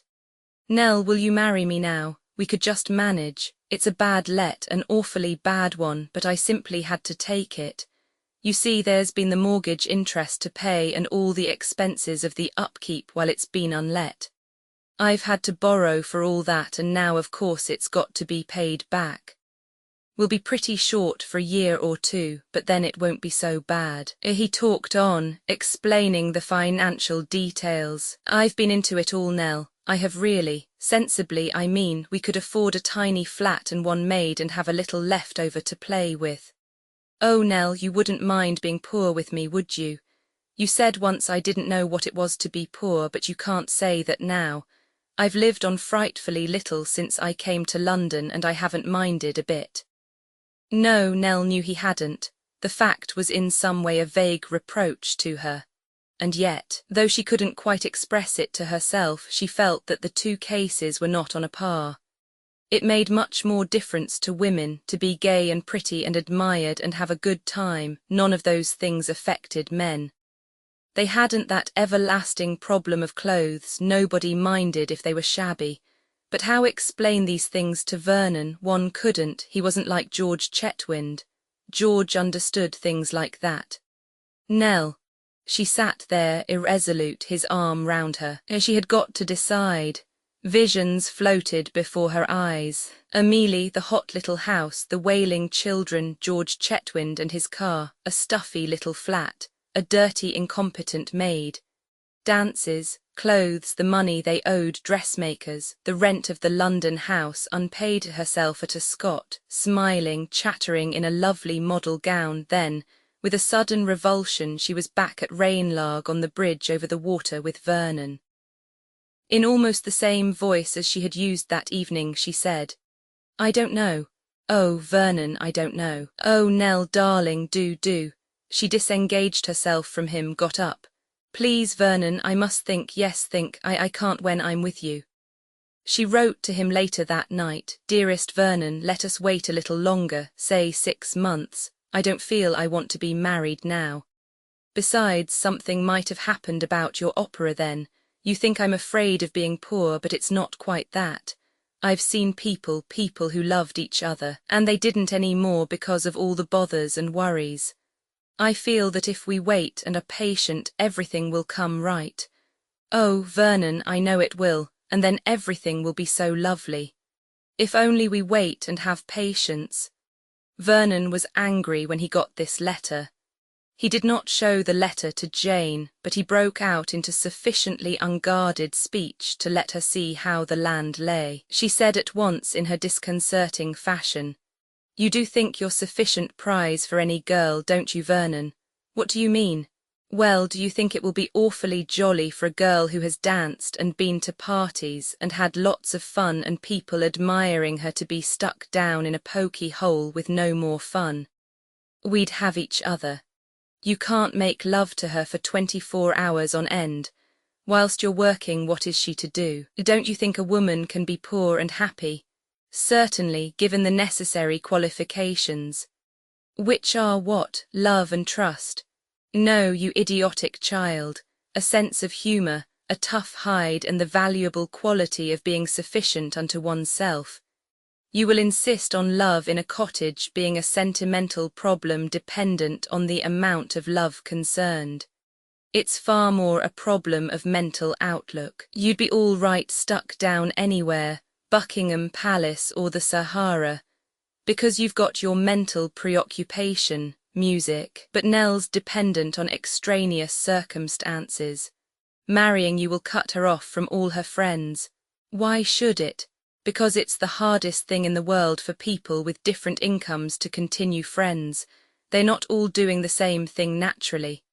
You always put me in the wrong, said Vernon savagely. Or at any rate you try to. Well, it annoys me to see you put yourself on a pedestal and stand admiring yourself for nothing at all, said Jane calmly. You expect Nell to sacrifice her friends and life to you, but you wouldn't make your sacrifice for her. What sacrifice? I'd do anything. Except sell Abbott's puissance. You don't understand. Jane looked at him gently. Perhaps I do. Oh, yes, my dear, I do very well, but don't be noble. It always annoys me to see people being noble. Let's talk about the princess in the tower. I want you to show it to Radmarga. Oh, it's so rotten, I couldn't. You know, I didn't realize myself, Jane, how rotten it was until I had finished it. No, said Jane. Nobody ever does, fortunately, or nothing ever would be finished. Show it to Radmarga. What he says will be interesting at all events. Vernon yielded rather grudgingly. He'll think it such awful cheek. No, he won't. He's a very high opinion of what Sebastian says, and Sebastian has always believed in you. Radmarga says that for so young a man. Sebastian's judgment is amazing. Good old Sebastian, he's wonderful, said Vernon warmly.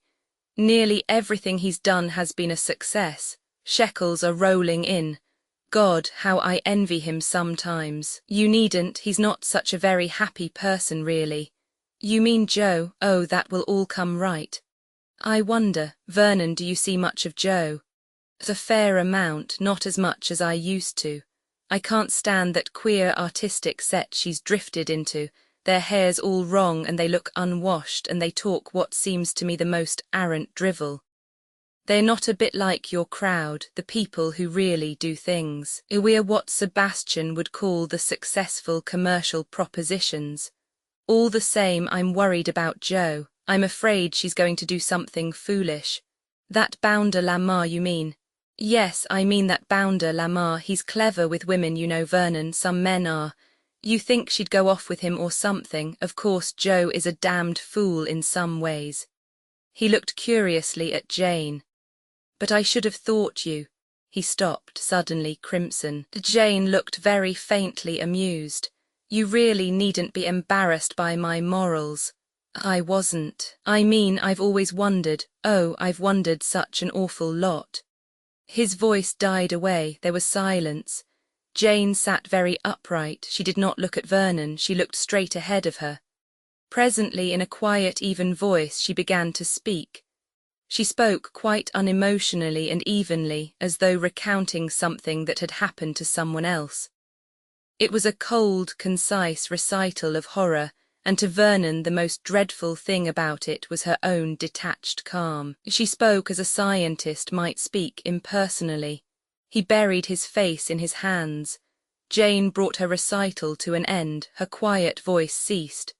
Vernon said in a low, shuddering voice, "And you lived through that? I didn't know that such things were." Jane said calmly, "He was a Russian and a degenerate. It's hard for an Anglo-Saxon to understand that peculiar, refined lust of cruelty. You understand brutality, you don't understand anything else." Vernon said, feeling childish and awkward as he put the question, You loved him very much." She shook her head slowly, began to speak, and then stopped. "Why dissect the past?" she said after a minute or two. "He did some fine work. There's a thing of his in the South Kensington. It's macabre, but it's good." Then she began once more to talk of the princess in the tower. Vernon went to the South Kensington 2 days later. He found the solitary representation of Boris Androv's work easily enough. A drowned woman. The face was horrible, puffed, bloated, decomposed, but the body was beautiful, a lovely body. Vernon knew instinctively that it was Jane's body. He stood looking down on the bronze nude figure, with arms spread wide and long lank hair reaching out mournfully. Such a beautiful body, Jane's body. Androv had modelled that nude body from her. For the first time for years, a queer remembrance of the beast came over him. He felt afraid. He turned quickly away from the beautiful bronze figure and left the building hurriedly, almost running. Roman III. It was the first night of Radmager's new opera, Peer Gynt. Vernon was going to it and had been asked by Radmager to attend a supper party afterwards. He was dining first with Nell at her mother's house. She was not coming to the opera. Much to Nell's surprise, Vernon did not turn up to dinner. They waited some time and then began without him. He arrived just as dessert was being put on the table. "I'm most awfully sorry, Mrs. Vereker. I can't tell you how sorry I am. Something very, very unexpected occurred. I'll tell you later." His face was so white and he was so obviously upset that Mrs. Vereker forgot her annoyance. She was always a tactful woman of the world, and she treated the present situation with her usual discretion. "Well," she said, rising, "now you are here, Vernon, you can talk to Nell. If you're going to the opera you won't have much time." As she left the room, Nell looked inquiringly at Vernon. He answered her look. "Jo's gone off with Lamar." "Oh, Vernon, she hasn't." "She has." "Do you mean that she has eloped, that she's married him, that they've run away to get married?" Vernon said grimly, "He can't marry her, he's got a wife already." "Oh, Vernon, how awful, how could she?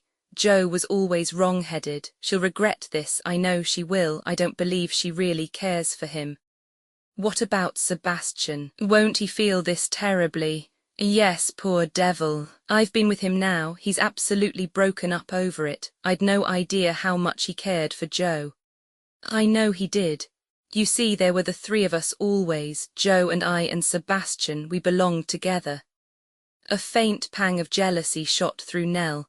Vernon repeated, "The three of us, I don't know, I feel as though I'd been to blame in some way. I've let myself get out of touch with Jo. Dear old Jo. She was so staunch always, better than any sister could be. It hurts me to think of the things she used to say when she was a kid, how she'd never have anything to do with men, and now she's come a mucker like this." Nell said in a shocked voice, "A married man, that's what makes it so awful. Had he any children?" "How should I know anything about his beastly children?" "Vernon, don't be so cross." "Sorry, Nell, I'm upset, that's all." "How could she do such a thing?" said Nell. She had always rather resented Jo's unspoken contempt, of which she had been subconsciously aware. She would not have been human had she not felt a faint sense of superiority. To run away with anyone married, it's dreadful. "Well, she had courage anyway," said Vernon.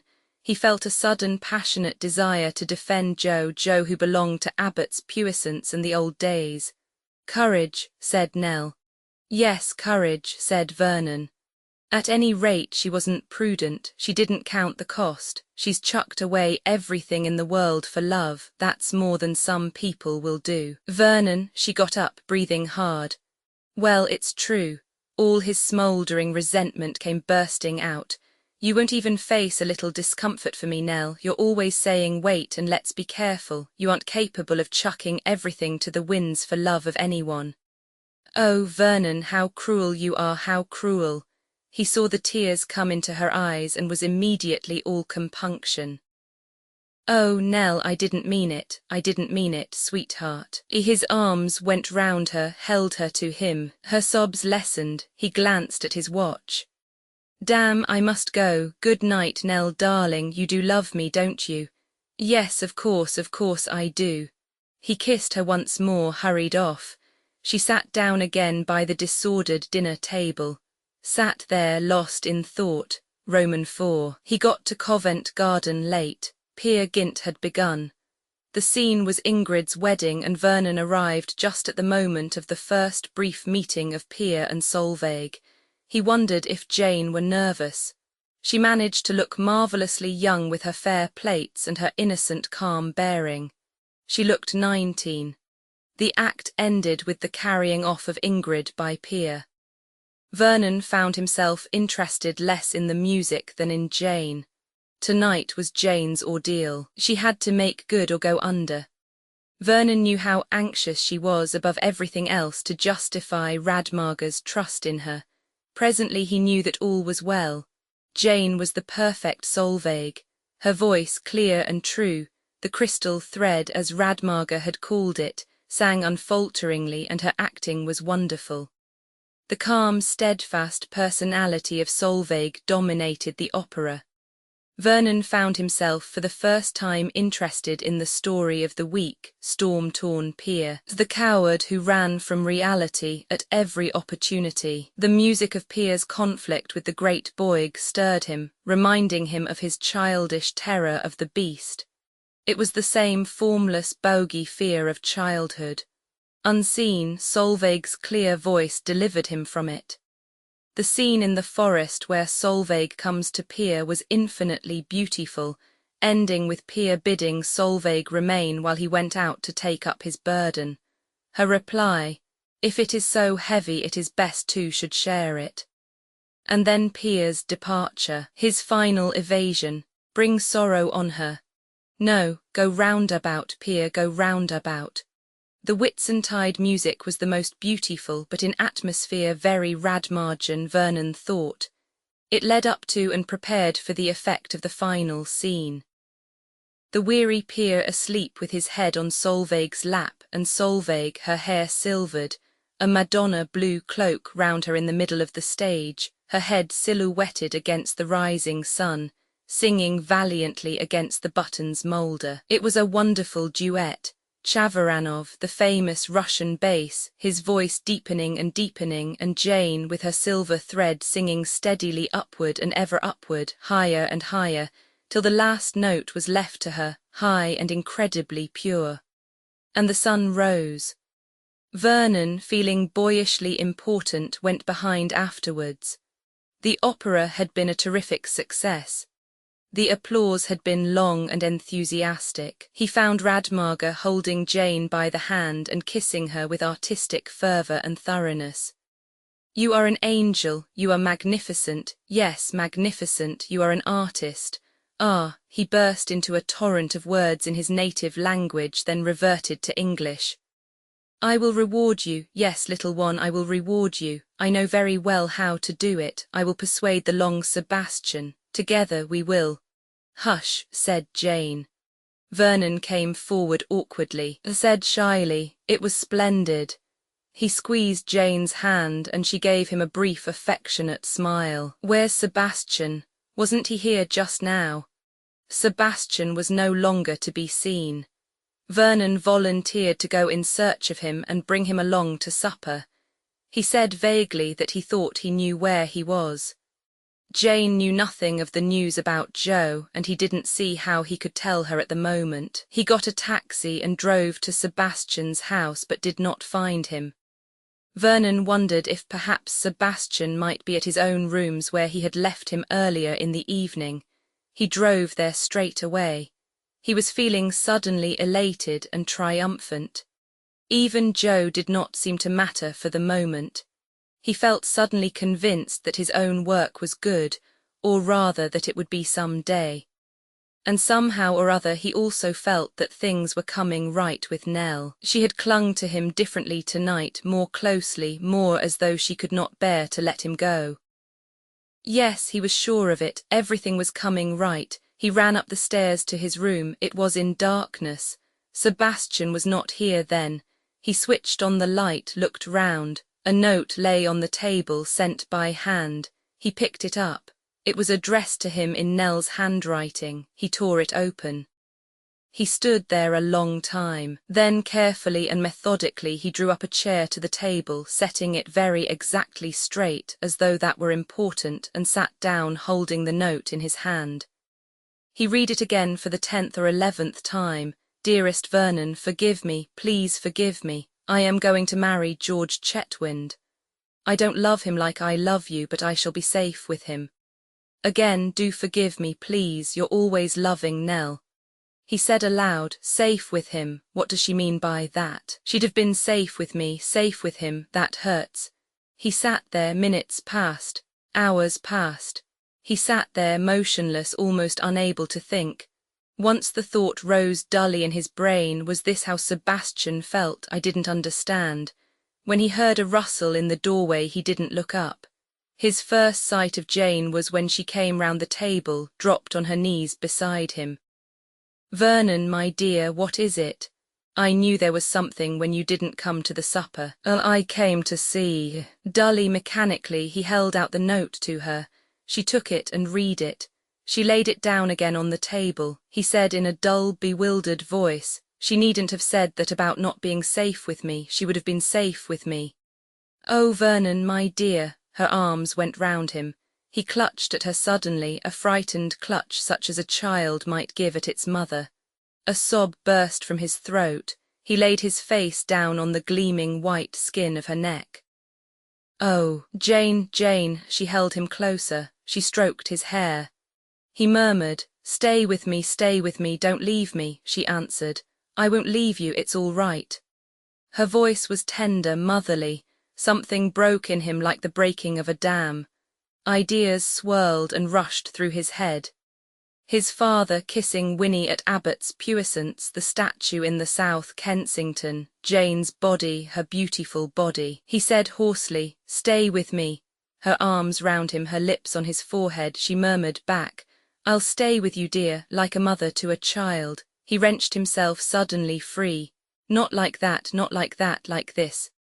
His lips fastened on hers fiercely, hungrily, his hand clutched at the roundness of her breast. He'd always wanted her, always, he knew it now. It was her body he wanted, that beautiful, gracious body that Boris Androv had known so well. He said again, stay with me. There was a long pause. It seemed to him as though minutes, hours, years passed before she answered. She said, I'll stay, Roman 4I. On a day in July, Sebastian Levin walked along the embankment in the direction of Jane's flat. It was a day more suggestive of early spring than of summer. A cold wind blew the dust in his face and made him blink. There was a change visible in Sebastian. He had grown perceptibly older. There was very little of the boy about him now. There never had been much. He had always had that curious maturity of outlook which is the Semitic inheritance. As he walked along now, frowning to himself and pondering, he would easily have been taken for a man over 30. Jane herself opened the door of the flat to him. She spoke in a low, unusually husky voice. Vernon's out. He couldn't wait for you. You said 3, you know, and it's past 4 now. I was kept, just as well perhaps. I'm never quite sure of the best way of dealing with Vernon's nerves. Don't tell me any fresh crises have arisen. I couldn't bear it. Oh, you'll get used to them. I've had to. What's the matter with your voice, Jane? A cold. A throat, rather. It's all right. I'm nursing it. My God, and the princess in the tower tomorrow night. Suppose you can't sing. Oh, I shall sing, don't be afraid, only don't mind my whispering. I want to save it every bit I can. Of course, you've seen someone, I suppose. My usual man in Harley Street. What did he say? The usual things. He didn't forbid you to sing tomorrow. Oh, no, you're an awfully good liar, aren't you, Jane? I thought it would save trouble, but I might have known it would be no good with you, I'll be honest. He warned me that I'd been persistently overstraining my voice for years. He said it was madness to sing tomorrow night, but I don't care. My dear Jane, I'm not going to risk your losing your voice. Mind your own business, Sebastian. My voice is my affair. I don't interfere in your concerns, don't interfere in mine. Sebastian grinned. The tiger cat at home, he remarked, but you mustn't, Jane, all the same. Does Vernon know? Of course not, what do you think? And you're not to tell him, Sebastian. I don't interfere really, said Sebastian. I never have, but Jane dear, it will be 10,000 pities, the opera's not worth it, and Vernon's not worth it either. Be angry with me if you like for saying so. Why should I be angry with you? It's the truth and I know it. All the same, I'm going through with it. Call me any kind of a conceited egoist you like, but the Princess in the Tower won't be a success without me. I've been a success as Isolde and a furore in Solveig. It's my moment, and it's going to be Vernon's moment too. I can at least do that for him. He heard the undercurrent of feeling, the unconscious betrayal of that at least, but not by a muscle of his face did he show that he had realized its significance. He only said again very gently, "He's not worth it, Jane. Paddle your own canoe. It's the only way. You've arrived. Vernon hasn't and may never. I know. No one's what you call worth it, except perhaps one person." "Who?" "You, Sebastian. You're worth it, and yet it's not for you I'm doing it." Sebastian was surprised and touched. A sudden mist came over his eyes. He stretched out his hand and took Jane's. They sat for a minute or two in silence. "That was nice of you, Jane," he said at last. "Well, it's true. You're worth a dozen of Vernon. You've got brains, initiative, strength of character." Her husky voice died away. After another minute or two he said very gently, "How are things? Much as usual?" "Yes, I think so. You know Mrs. Dare came to see me." "No, I didn't. What did she want?" "She came to beg me to give up her boy, pointed out how I was ruining his life. Only a really bad woman would do what I was doing, and so on. You can guess the kind of thing." "And what did you say to her?" asked Sebastian curiously. Jane shrugged her shoulders. "What could I say? That to Vernon one harlot was as good as another." "Oh, my dear," said Sebastian gently, "is it as bad as that?"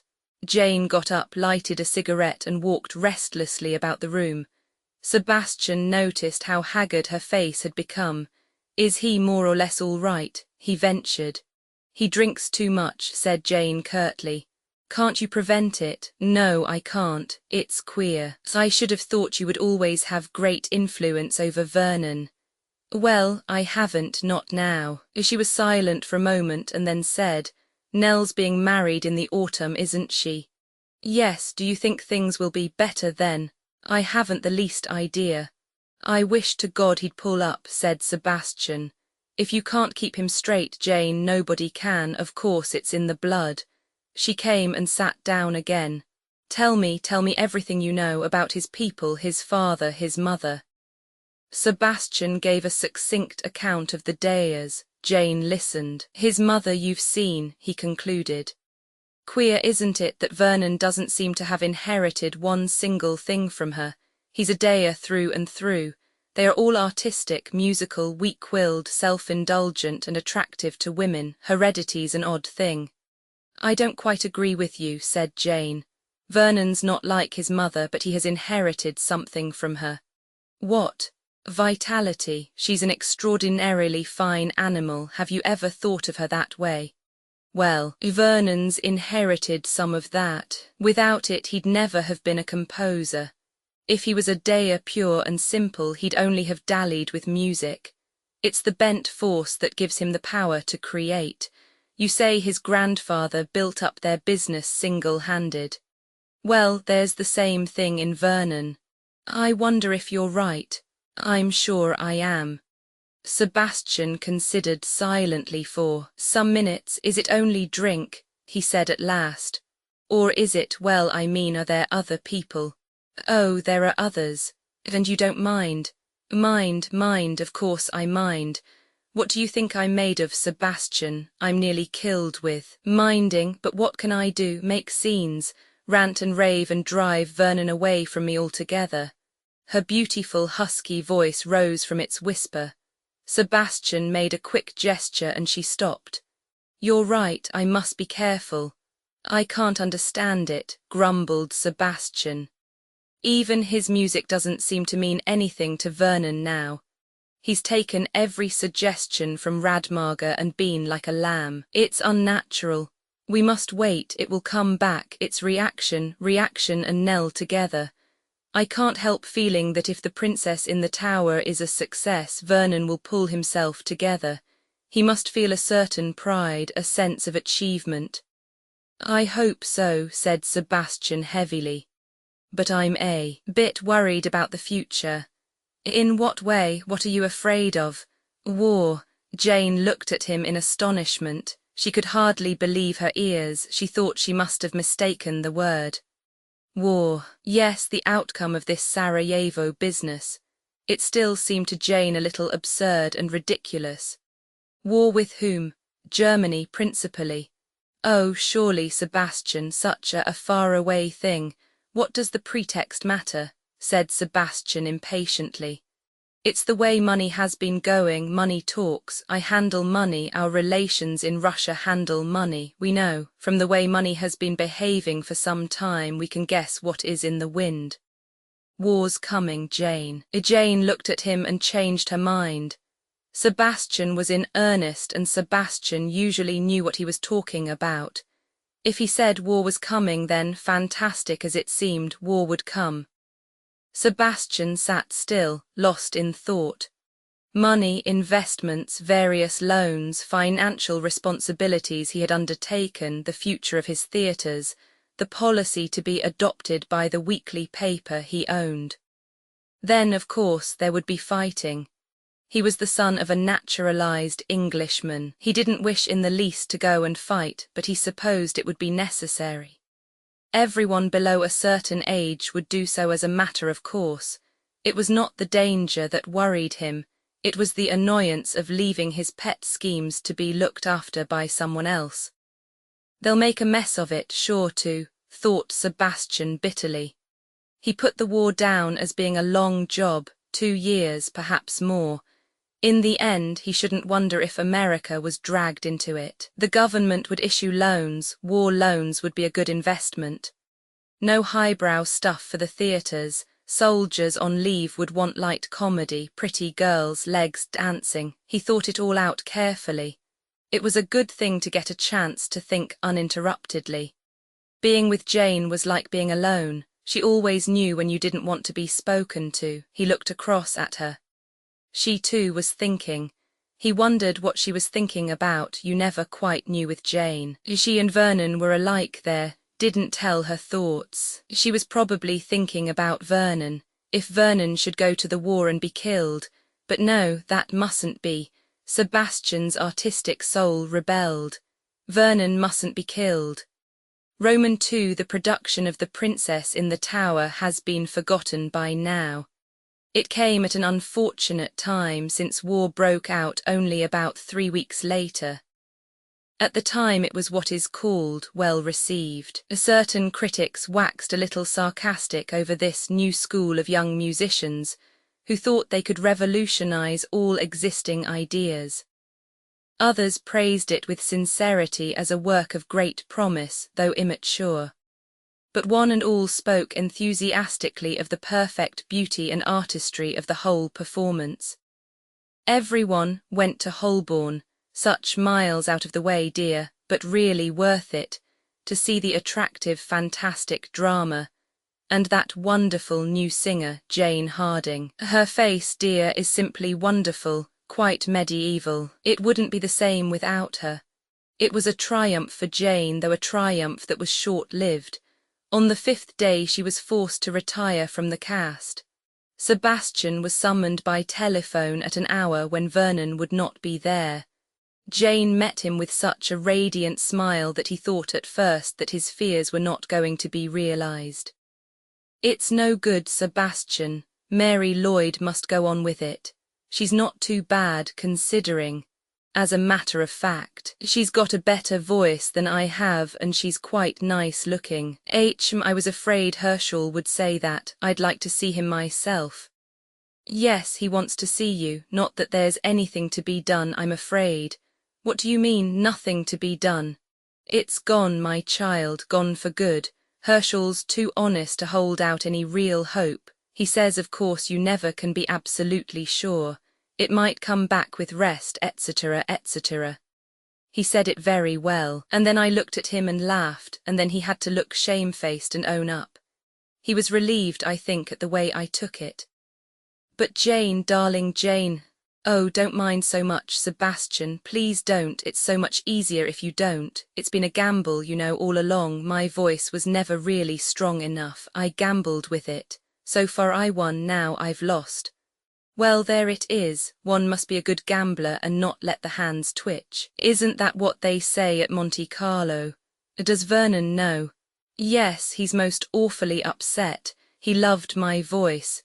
He's really quite broken-hearted about it. But he doesn't know that if I had waited 2 days and not sung on the opening night of his opera, it would have been all right. No, he doesn't know that. And if you are loyal to me, Sebastian, he never will. I shan't make promises. I think he ought to know. No, because really it's unwarrantable what I've done. I've laid him under an obligation to me without his knowledge. That's a thing one shouldn't do. It isn't fair. If I had gone to Vernon and told him what Herschel said, do you suppose he would ever have consented to let me sing? He'd have prevented me by main force. It would be the meanest and cruelest thing in the world to go to Vernon now and say, "See what I have done for you," snivelling and asking for sympathy and gratitude ladled out in a soup plate. Sebastian was silent. Come now, my dear, agree. Yes, said Sebastian at last. You're right, what you did was unethical. You did it without Vernon's knowledge, and it's got to be kept from him now. But oh, Jane darling, why did you? Is Vernon's music worth it? It will be some day. Is that why you did it? Jane shook her head. I thought not. There was a pause. Sebastian said, What will you do now, Jane? Possibly teach. Possibly go on the stage, I don't know. If the worst comes to the worst, I can always cook. They both laughed, but Jane was very near tears. She looked across the table at Sebastian and then suddenly rose and came and knelt down beside him. She laid her head down on his shoulder and he put his arm round her. Oh, Sebastian, Sebastian, poor old Jane. I pretend I don't mind, but I do. I loved singing. I loved it. That lovely Whitsuntide music of Solveig, I shall never sing it again.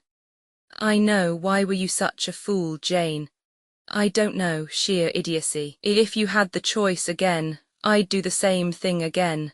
A silence. Then Jane lifted her head and said, Do you remember saying, Sebastian, that I had great driving power, that nothing would turn me aside?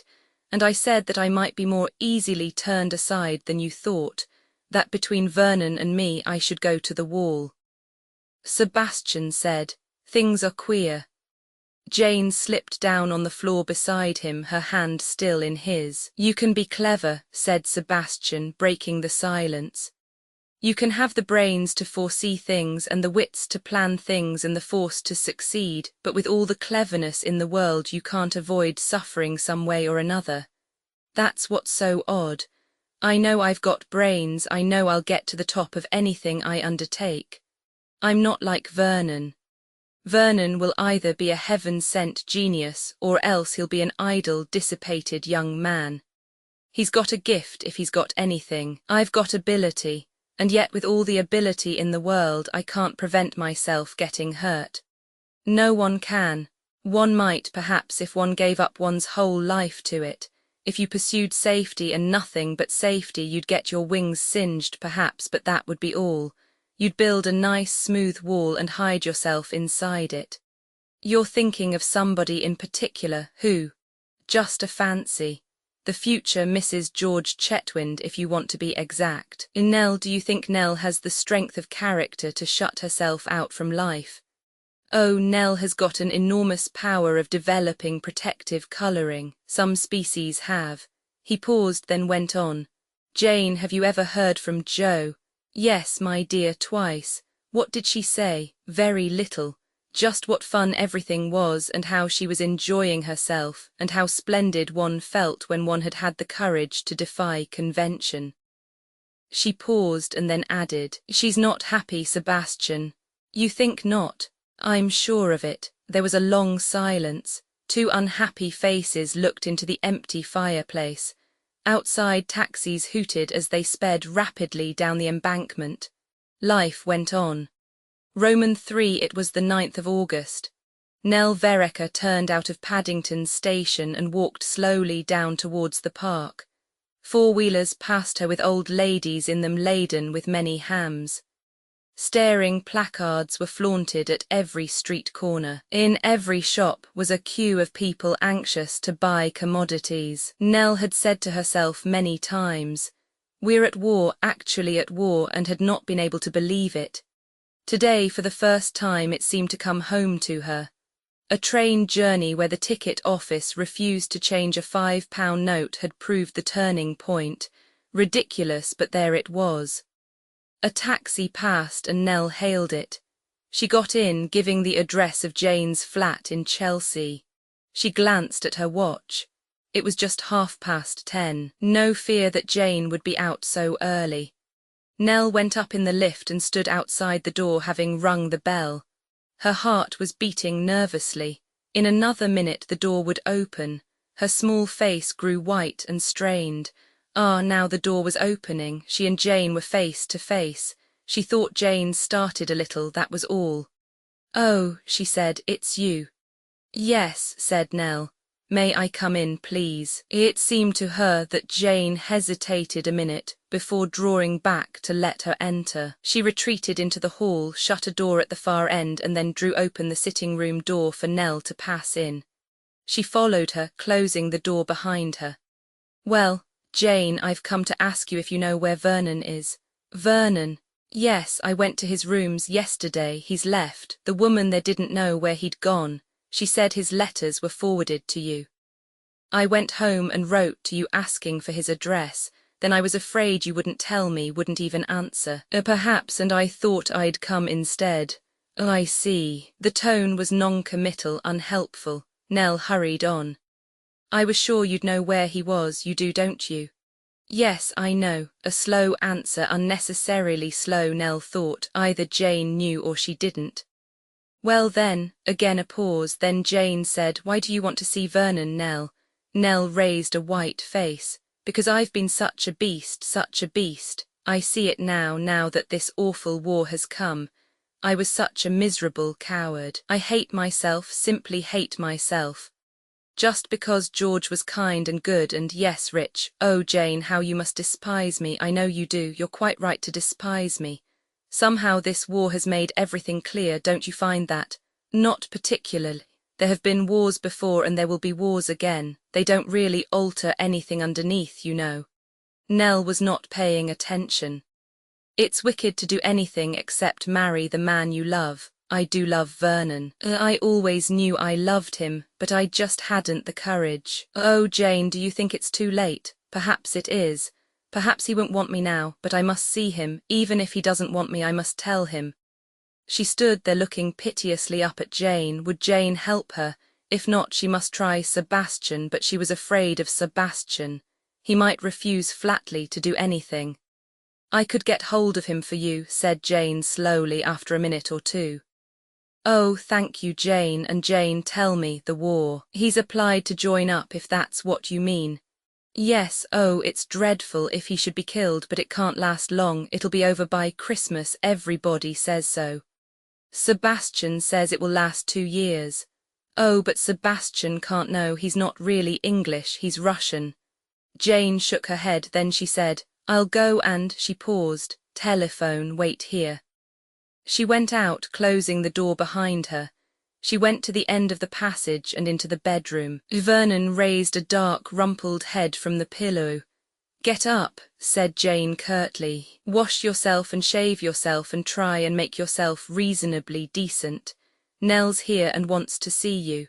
Nell, but she thinks I'm telephoning to you. When you're ready, you can go outside the front door and ring the bell, and may God have mercy on both our souls. But Jane, Nell, what does she want? If you still want to marry her, Vernon, now is your chance. But I'll have to tell her.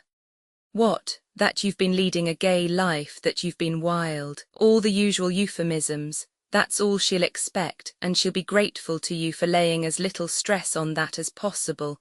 But tell her about you and me, and you bring it from the general to the particular and take the child through hell. Muzzle that noble conscience of yours and think of her. Vernon rose slowly from the bed. I don't understand you, Jane. No, probably you never will, he said. Has Nell thrown over George Chetwynd? I haven't asked for details, so I'm going back to her now. Hurry up, she left the room. Vernon thought, I've never understood Jane, I never shall, she's so damned disconcerting. Well, I suppose I've been a sort of passing amusement to her. No, that's ungrateful. She's been damned decent to me. Nobody could have been more decent than Jane has been, but I couldn't make Nell understand that. She'd think Jane was dreadful. As he shaved and washed rapidly, he said to himself, all the same, it's out of the question. Nell and I could never come together again. Oh, I don't suppose there's any question of that. She's probably only come to ask me to forgive her, to make her feel comfortable in case I get killed in this bloody war. The sort of thing a girl would do. Anyway, I don't believe I care any more. Another voice, deep down, said ironically, oh, no, not at all. Then why is your heart beating and your hand shaking? You bloody ass, of course you care. He was ready. He went outside, rang the bell, a mean subterfuge, unworthy. He felt ashamed. Jane opened the door, she said, rather like a parlour-maid, in here, and waved him towards the sitting room. He went in, closing the door behind him. Nell had risen at his entrance. She stood with her hands clasped in front of her. Her voice came faint and weak, like a guilty child. Oh, Vernon, time swept backwards. He was in the boat at Cambridge, on the bridge at Rainlarg. He forgot Jane, he forgot everything. He and Nell were the only people in the world. Nell, they were clinging together, breathless as though they had been running. Words tumbled from Nell's lips. Vernon, if you want, I do love you, oh, I do. I'll marry you any time, at once today. I don't mind about being poor or anything. He lifted her off her feet, kissed her eyes, her hair, her lips. Darling, oh, darling, don't let's waste a minute, not a minute. I don't know how you get married, I've never thought about it, but let's go out and see. We'll go to the Archbishop of Canterbury, isn't that what you do, and get a special licence. How the devil do you get married? We might ask a clergyman. Or there's a registry office, that's the thing. I don't think I want to be married at a registry office.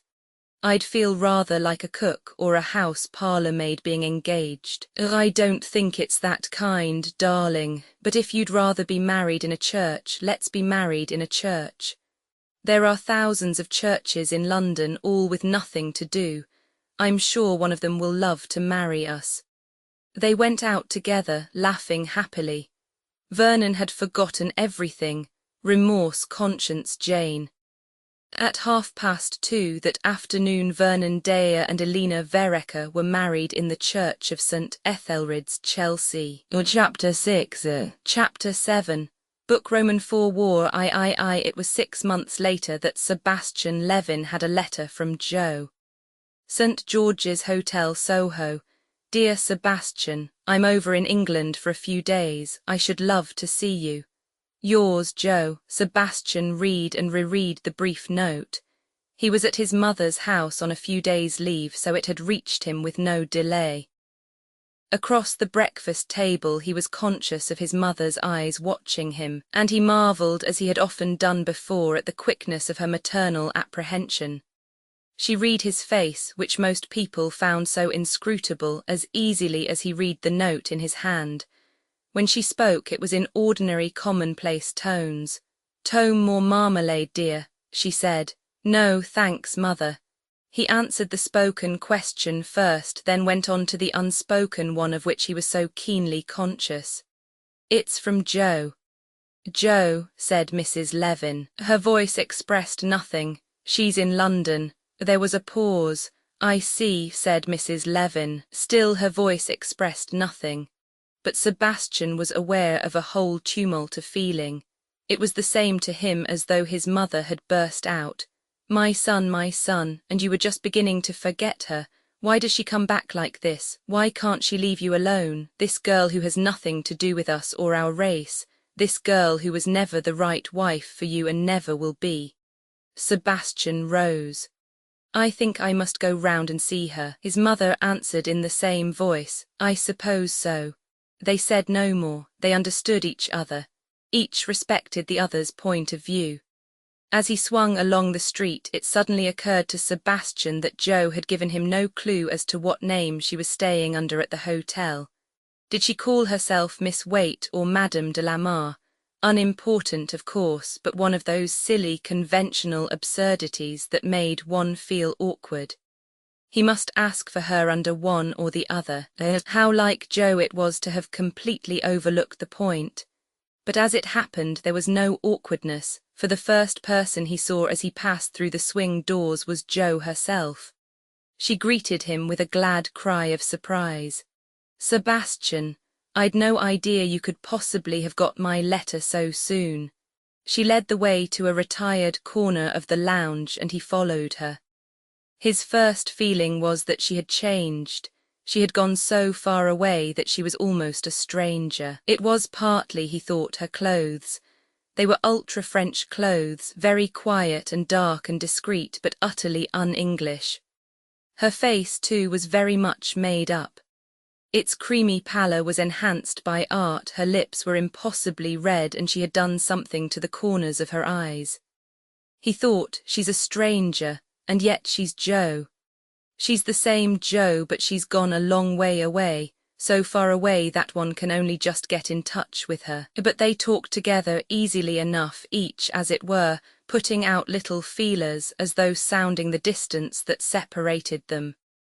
And suddenly the distance itself lessened and the elegant Parisian stranger melted into Joe. They talked of Vernon. Where was he? He never wrote or told one anything. He's on Salisbury Plain near Wiltesbury. He may be going out to France any minute. And Nell married him after all. Sebastian, I feel I was rather a beast about Nell. I didn't think she had it in her. I don't think she would have had it in her if it hadn't been for the war. Sebastian, isn't the war wonderful, what it's doing for people, I mean? Sebastian said dryly that he supposed it was very much like any other war.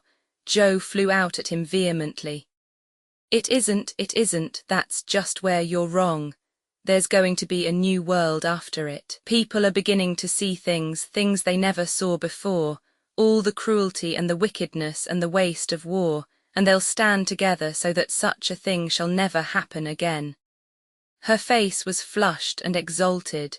Sebastian perceived that the war had, as he phrased it, got Joe. The war did get people. He had discussed it and deplored it with Jane. It made him sick to read the things that were printed and said about the war. A world fit for heroes. The war to end war. The fight for democracy. And really, all the time it was the same old bloody business it always had been. Why couldn't people speak the truth about it? Jane had disagreed with him. She maintained that the claptrap, for she agreed it was claptrap, which was written about war was inevitable, a kind of accompanying phenomenon inseparable from it.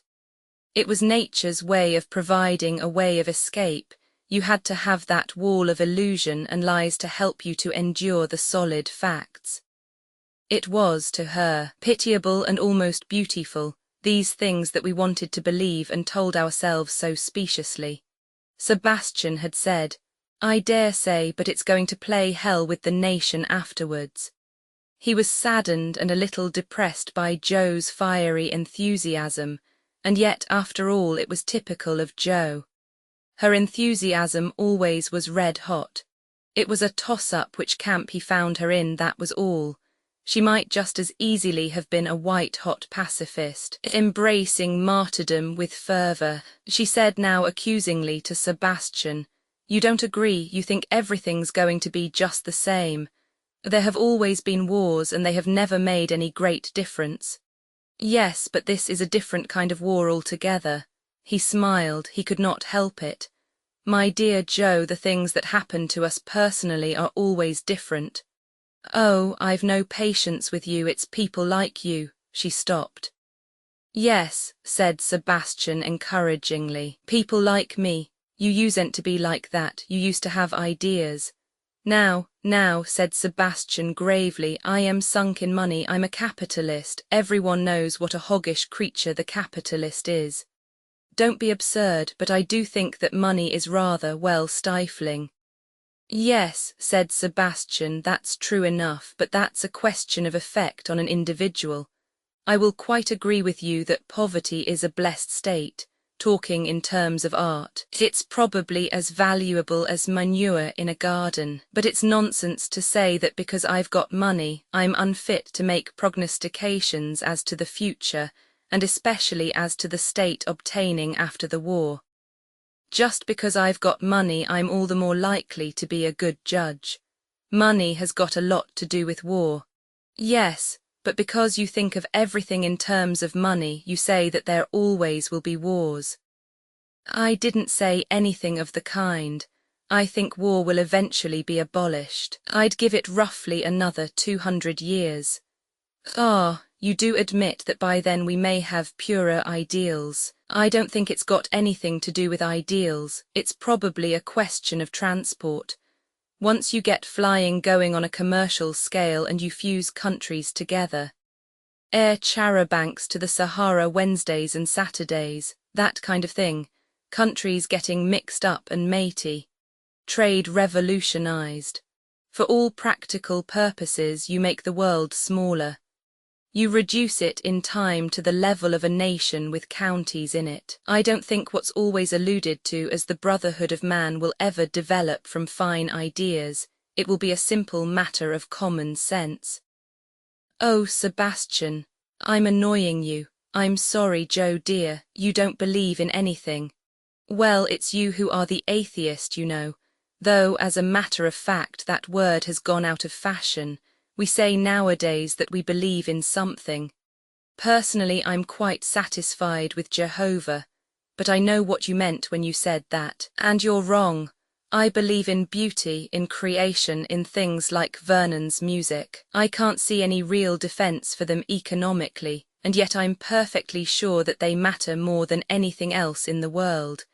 I'm even prepared sometimes to drop money over them. That's a lot for a Jew. Jo laughed in spite of herself, then she asked, what was the princess in the tower really like? Honestly, Sebastian. Oh, rather like a giant toddling, an unconvincing performance, and yet a performance on a different scale from anything else. You think that some day? I'm sure of it, there's nothing I'm so sure of as that, if only he isn't killed in this bloody war. Jo shivered. It's so awful, she murmured. I've been working in the hospitals in Paris, some of the things one sees. I know, if he's only maimed it doesn't matter, not like a violinist who is finished if he loses his right hand. No, they can mess up his body any way they like, so long as his brain is left untouched. That sounds brutal, but you know what I mean, as I know, but sometimes even then, she broke off and then went on, speaking in a new tone of voice. Sebastian, I'm married. If something in him winced he didn't show it. Are you, my dear? Did Lamar get a divorce? No, I left him. He was a beast, Sebastian. I can imagine he might be. Not that I regret anything.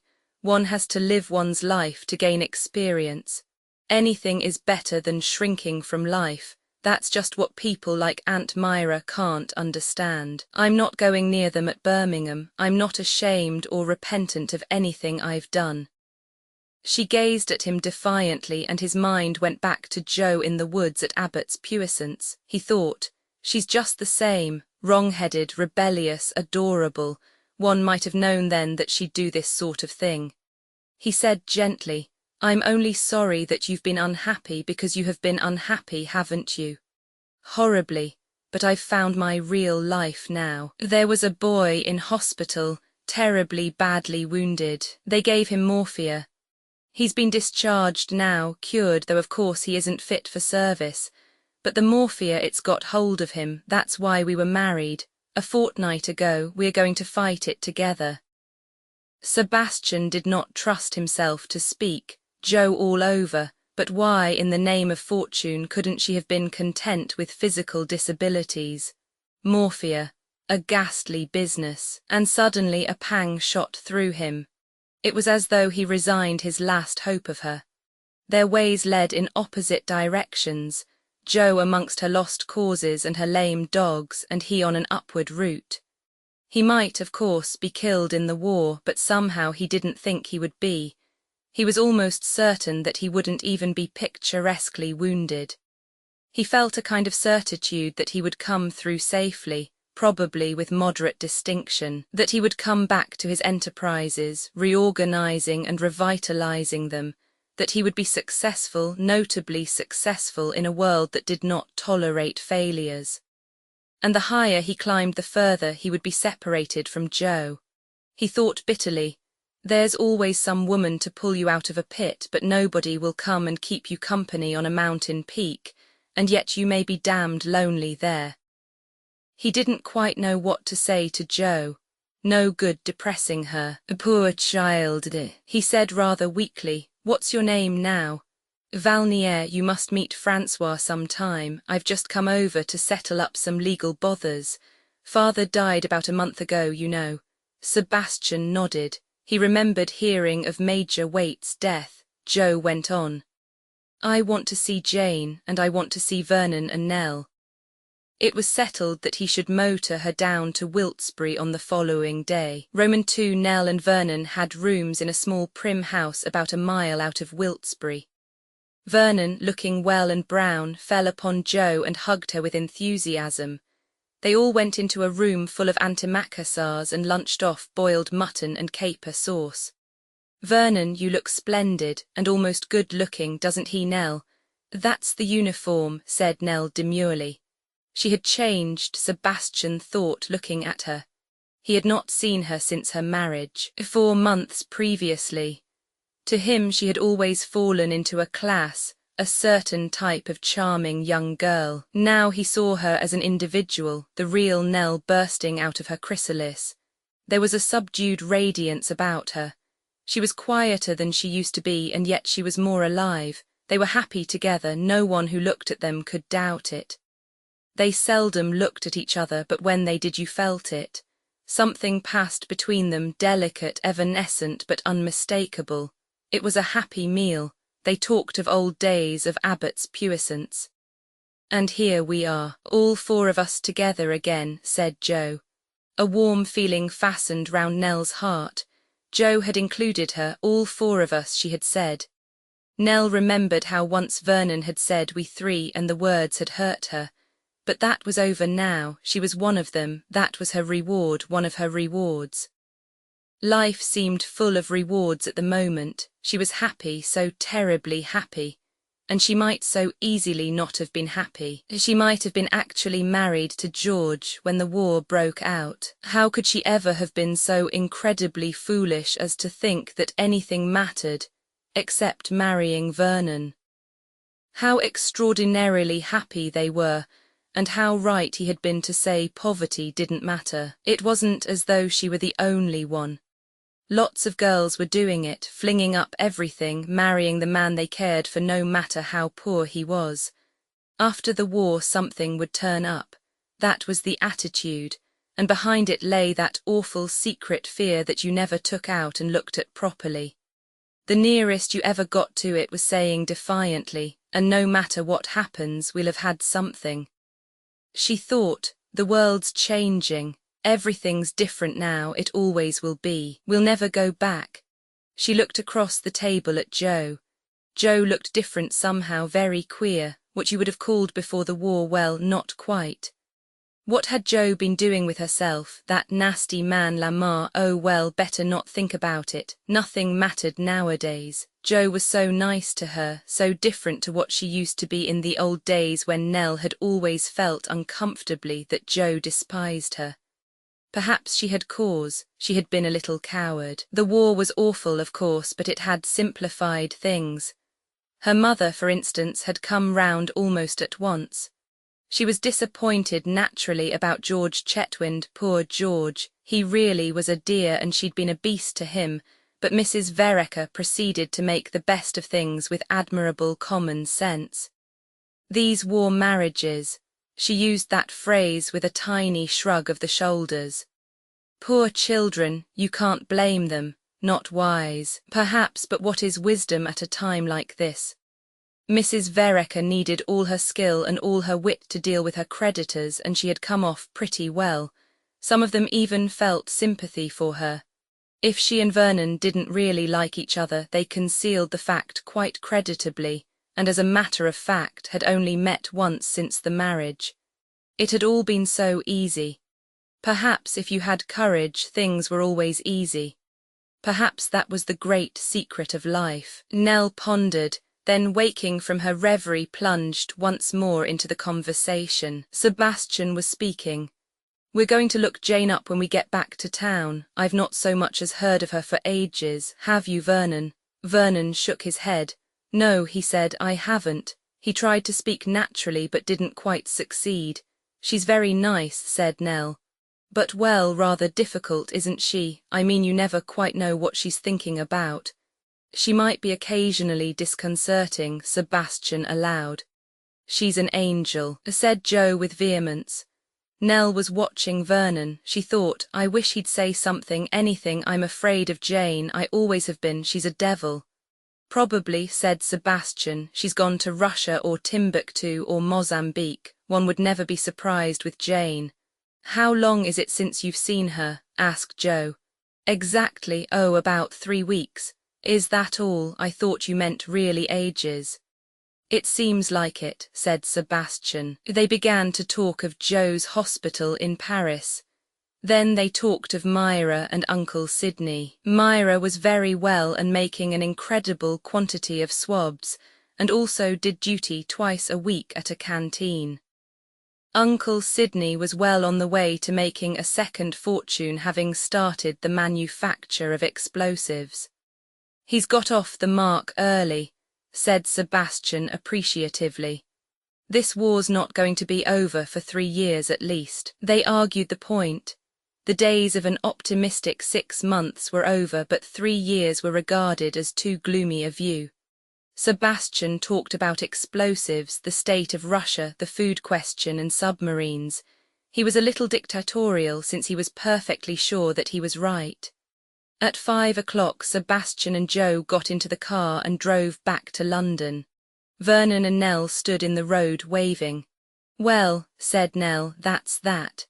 She slipped her arm through Vernon's. "I'm glad you were able to get off today. Joe would have been awfully disappointed not to see you. Do you think she's changed?"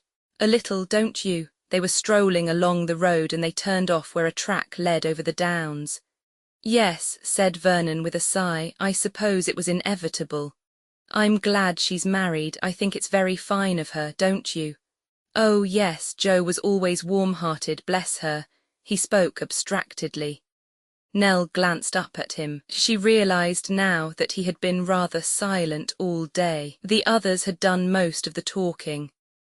"I'm glad they came," she said again. Vernon didn't answer.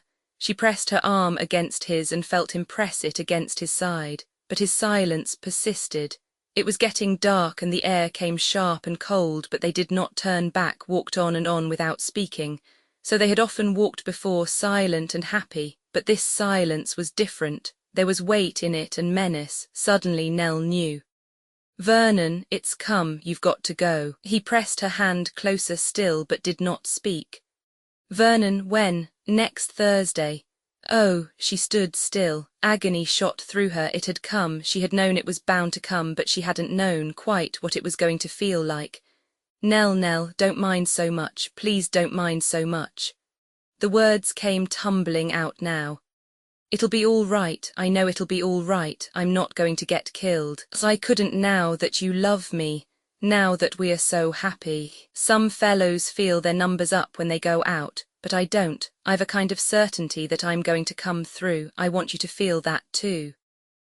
She stood there frozen. This was what war was really. It took the heart out of your body, the blood out of your veins. She clung to him with a sob. He held her to him. It's all right, Nell. We knew it was coming soon, and I'm really frightfully keen to go. At least I would be if it wasn't for leaving you. You wouldn't like me to have spent the whole war guarding a bridge in England, would you? And there will be the leaves to look forward to. We'll have the most frightfully jolly leaves. There will be lots of money, and we'll simply blow it.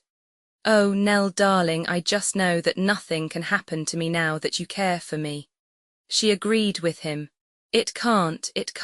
God couldn't be so cruel. But the thought came to her that God was letting a lot of cruel things happen. She said valiantly, forcing back her tears, "It'll be all right, darling. I know it too. And even if it isn't, you must remember how perfect this has been. Darling, you have been happy, haven't you?" She lifted her lips to his. They clung together, dumb, agonizing, the shadow of their first parting hanging over them. How long they stood there they hardly knew. Roman 3, when they went back to the antimacassars, they talked cheerfully of ordinary things. Vernon only touched once on the future. "Nell, when I'm gone, will you go to your mother or what?" "No, I'd rather stay down here. There are lots of things to do in Wiltesbury, hospital, canteen." "Yes, but I don't want you to do anything. I think you'd be better distracted in London. There will still be theatres and things like that." "No, Vernon, I must do something, work, I mean." "Well, if you want to work, you can knit me socks. I hate all this nursing business. I suppose it's necessary, but I don't like it." "You wouldn't care to go to Birmingham?" Nell said very decidedly that she would not like to go to Birmingham. The actual parting, when it came, was less strenuous. Vernon kissed her almost off-handedly. "Well, so long, cheer up. Everything's going to be all right. I'll write as much as I can, though I expect we're not allowed to say much that's interesting. Take care of yourself, Nell darling." One almost involuntary tightening of his arms round her, and then he almost pushed her from him. He was gone. She thought, "I shall never sleep tonight, never." But she did, a deep, heavy sleep. She went down into it as into an abyss, a haunted sleep, full of terror and apprehension that gradually faded into the unconsciousness of exhaustion. She woke with a keen sword of pain piercing her heart. She thought, "Vernon's gone to the war, I must get something to do." Roman 2, I Nell went to see Mrs. Curtis, the Red Cross commandant. Mrs. Curtis was benign and affable. She was enjoying her importance and was convinced that she was a born organizer. Actually, she was a very bad one, but everyone said she had a wonderful manner. She condescended graciously to Nell. "Let me see, Mrs. Dare, you've got your VAD and nursing certificates." "Yes, but you don't belong to any of the local detachments." Nell's exact standing was discussed at some length. "Well, we must see what we can do for you," said Mrs. Curtis. "The hospital is fully staffed at present, but of course they are always falling out. 2 days after the first convoy came in, we had 17 resignations. All women of a certain age. They didn't like the way the sisters spoke to them. I myself think the sisters were perhaps a little unnecessarily brutal, but of course there's a great deal of jealousy of the Red Cross. And these were all well-to-do women who didn't like being spoken to. You are not sensitive in that way, Mrs. Dare." Nell said that she didn't mind anything. "That is the spirit," said Mrs. Curtis approvingly. "I myself," she continued, "consider it in the light of good discipline, and where should we all be without discipline?" It shot through Nell's mind that Mrs. Curtis had not had to endure any discipline, which robbed her pronouncement of some of its impressiveness. But she continued to stand there looking attentive and impressed. "I have a list of girls on the reserve," continued Mrs. Curtis. "I will add your name. 2 days a week you will attend at the outpatient ward at the town hospital and thereby gain a little experience. They are short-handed there and are willing to accept our help.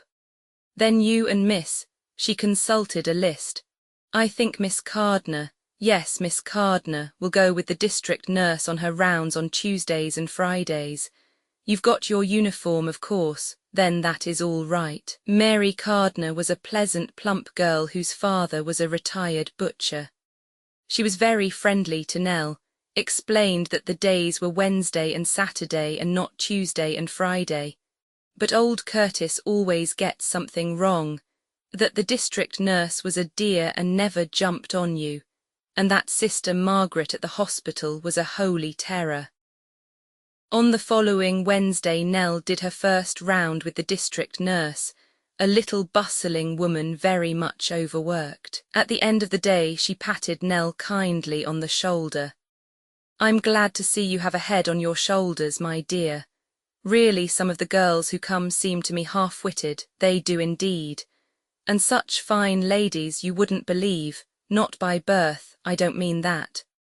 But half-educated girls who think nursing is all smoothing a pillow and feeding the patient with grapes.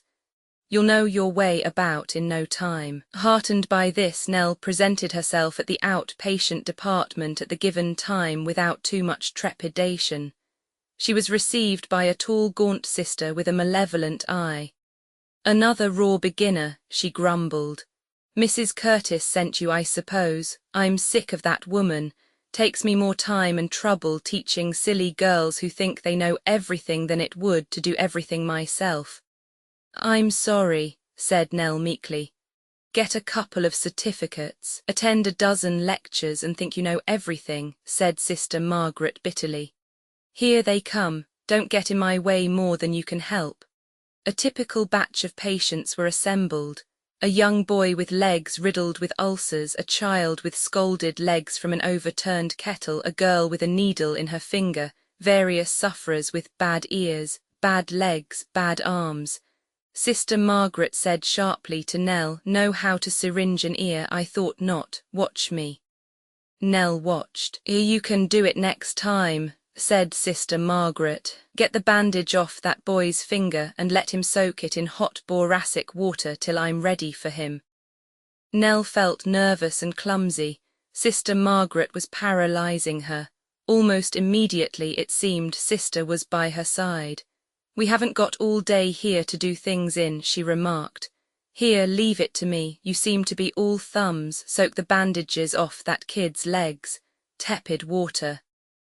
Nell got a basin of tepid water and knelt down before the child, a mere mite of 3. She was badly burnt and the bandages had stuck to the tiny legs. Nell sponged and soaked very gently, but the baby screamed. It was a loud, long-drawn yell of terror and agony, and it defeated Nell utterly. She felt suddenly sick and faint. She couldn't do this work. She simply couldn't do it.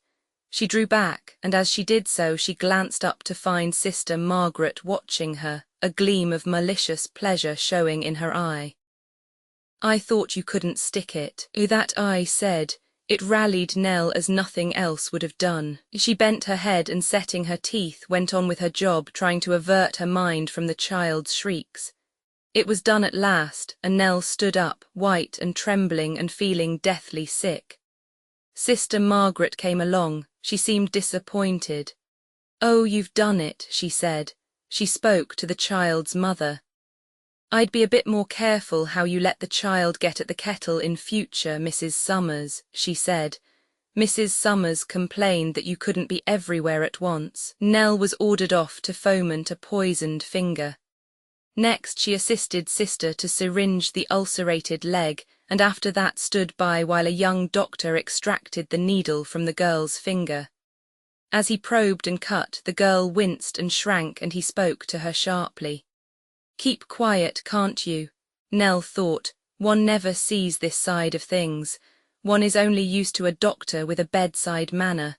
"I'm afraid this will hurt a little. Be as still as you can." The young doctor proceeded to extract a couple of teeth, flinging them carelessly on the floor. Then he treated a smashed hand that had just come in from an accident.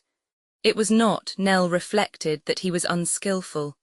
It was the absence of manner that was so disturbing to one's preconceived ideas. Whatever he did, Sister Margaret accompanied him, tittering in a sycophantic manner at any joke he was pleased to make. Of Nell he took no notice. At last the hour was over. Nell was thankful. She said goodbye timidly to Sister Margaret. "Like it?" asked Sister with a demoniac grin. "I'm afraid I'm very stupid," said Nell. "How can you be anything else?" said Sister Margaret. "A lot of amateurs like you Red Cross people and thinking you know everything on earth. Well, perhaps you'll be a little less clumsy next time." Such was Nell's encouraging debut at the hospital. It grew less terrible as time went on, however. Sister Margaret softened and relaxed her attitude of fierce defensiveness. She even permitted herself to answer questions. "You're not so stuck up as most," she allowed graciously. Nell, in her turn, was impressed by the enormous amount of competent work Sister Margaret managed to put in a very short time. And she understood a little her soreness on the subject of amateurs. What struck Nell most was the enormous number of bad legs and their prototypes, most of them evidently old friends. She asked Sister Margaret timidly about them. "Nothing much to be done about it," Sister Margaret replied. "Hereditary, most of them. Bad blood, you can't cure it." Another thing that impressed Nell was the uncomplaining heroism of the poor. They came and were treated, suffered great pain, and went off to walk several miles home without a thought. She saw it too in their homes. She and Mary Cardner had taken over a certain amount of the district nurses' round. They washed bedridden old women, tended bad legs, occasionally washed and tended babies whose mothers were too ill to do anything. The cottages were small, the windows usually hermetically sealed, and the place littered with treasures dear to the hearts of the owners. The stuffiness was often unbearable. The worst shock was about 2 weeks after beginning work, when they found a bedridden old man dead in his bed and had to lay him out. But for Mary Cardner's matter-of-fact cheerfulness, Nell felt she could not have done it. The district nurse praised them. "You're good girls, and you're being a real help." They went home glowing with satisfaction. Never in her life had Nell so appreciated a hot bath and a lavish allowance of bath salts. She had had 2 postcards from Vernon, mere scrawls saying he was all right and everything was splendid. She wrote to him every day describing her adventures, trying to make them sound as amusing as possible. He wrote back, "Somewhere in France, darling Nell. I'm all right, feeling splendidly fit. It's all a great adventure, but I do long to see you. I do wish you wouldn't go into these beastly cottages and places and mess about with diseased people. I'm sure you'll catch something. Why you want to I can't think.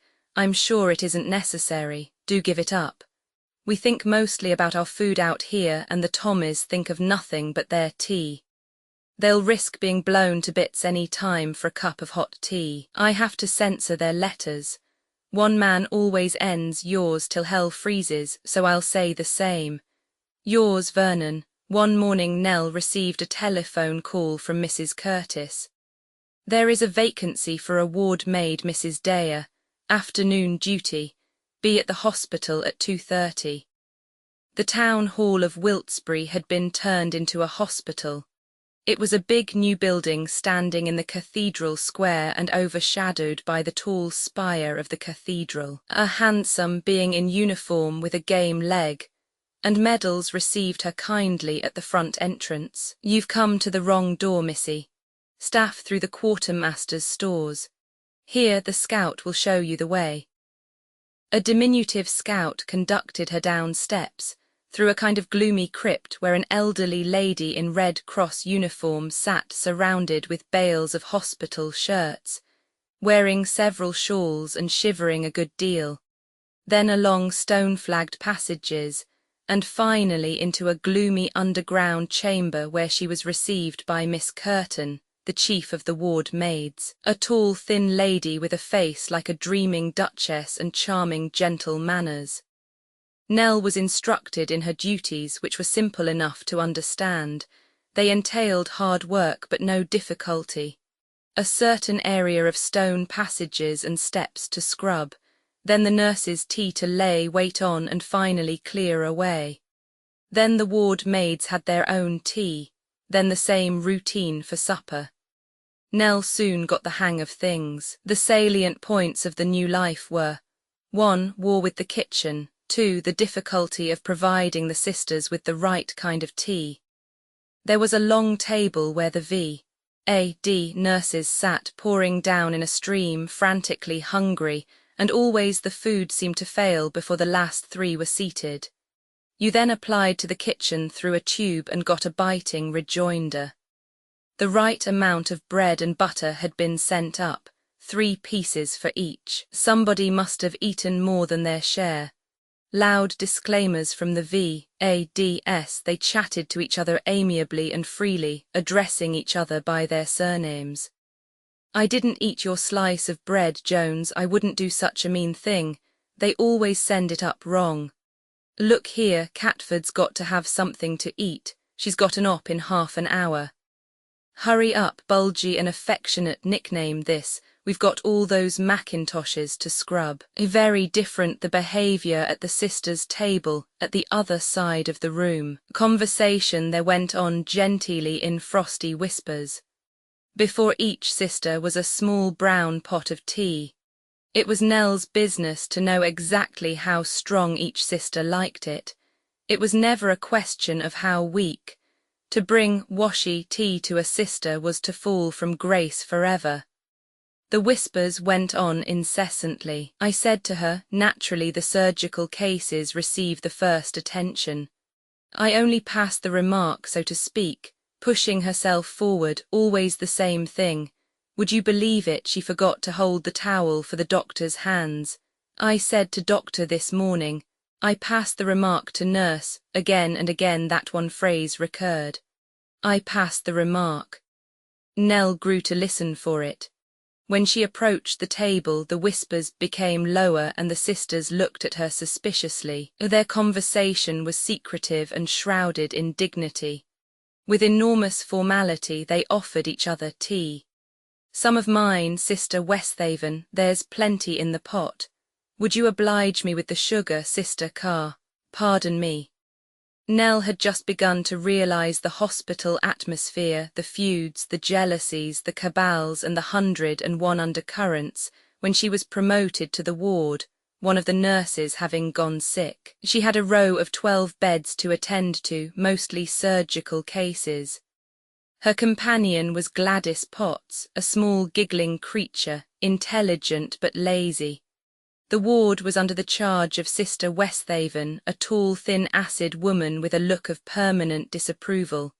Nell's heart sank when she saw her, but later she congratulated herself. Sister Westhaven was far the pleasantest nurse in the hospital to work under. There were 5 sisters in all. Sister Carr, round and good-tempered looking. The men liked her and she giggled and joked with them a good deal, and was then late over her dressings and hurried over them. She called the V.A.D.s dear and patted them affectionately, but her temper was uncertain. She herself was so unpunctual that everything went wrong and the dear was blamed for it.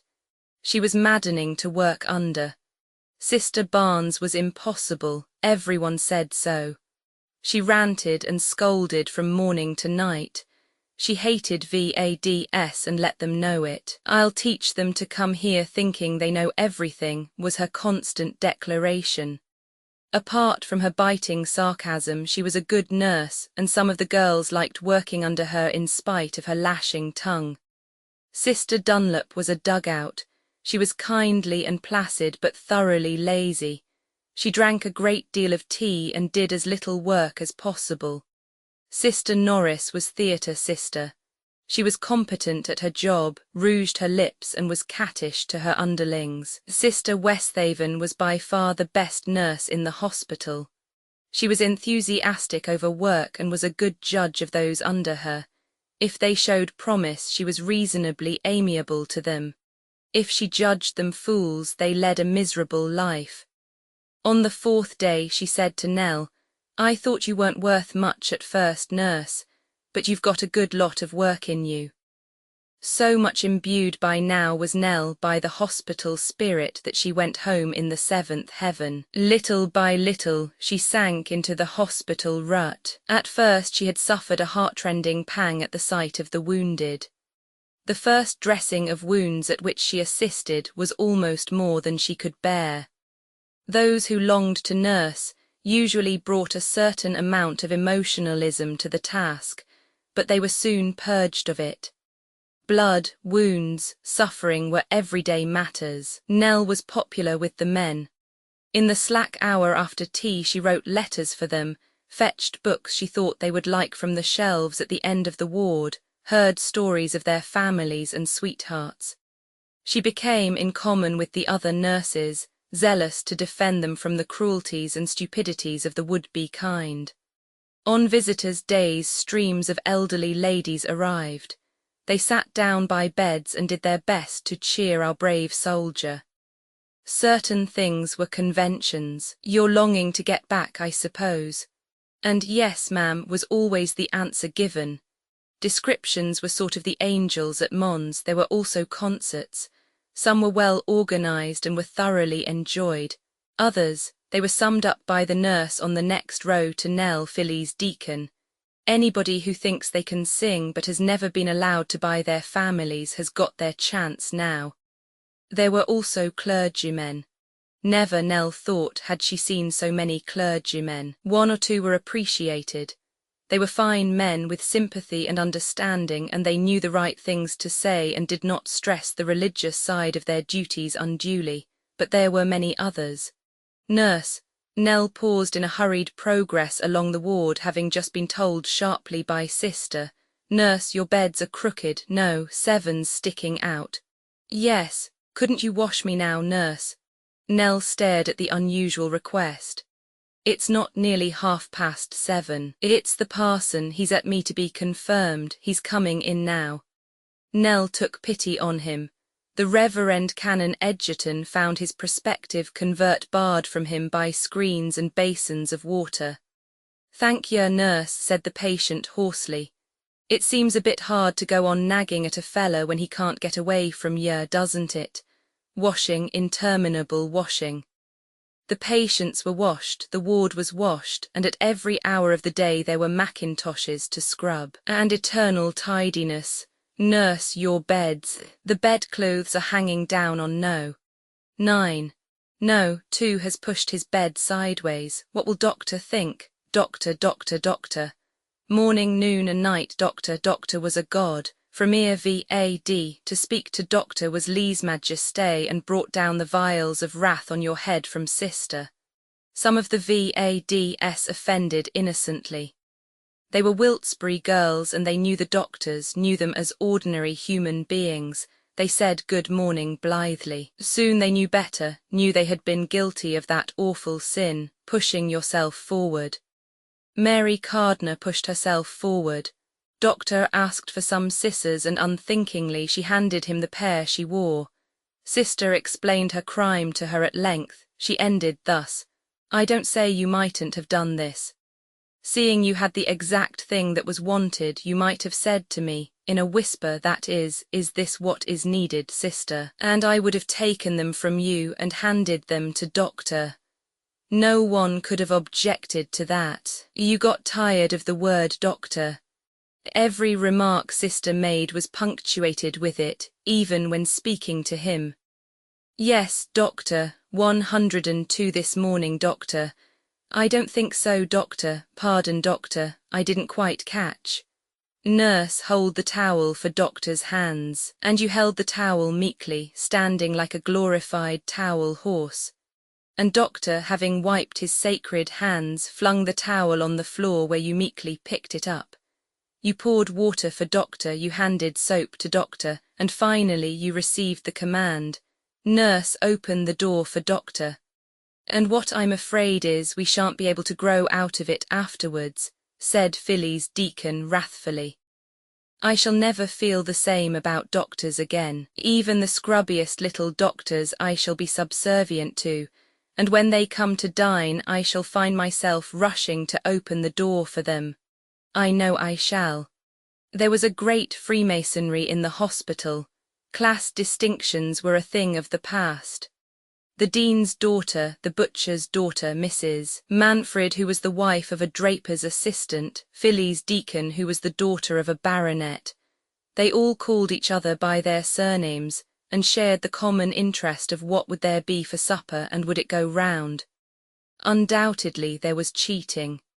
Gladys Potts, the giggler, was discovered to go down early and surreptitiously to filch an extra piece of bread and butter or an unfair helping of rice.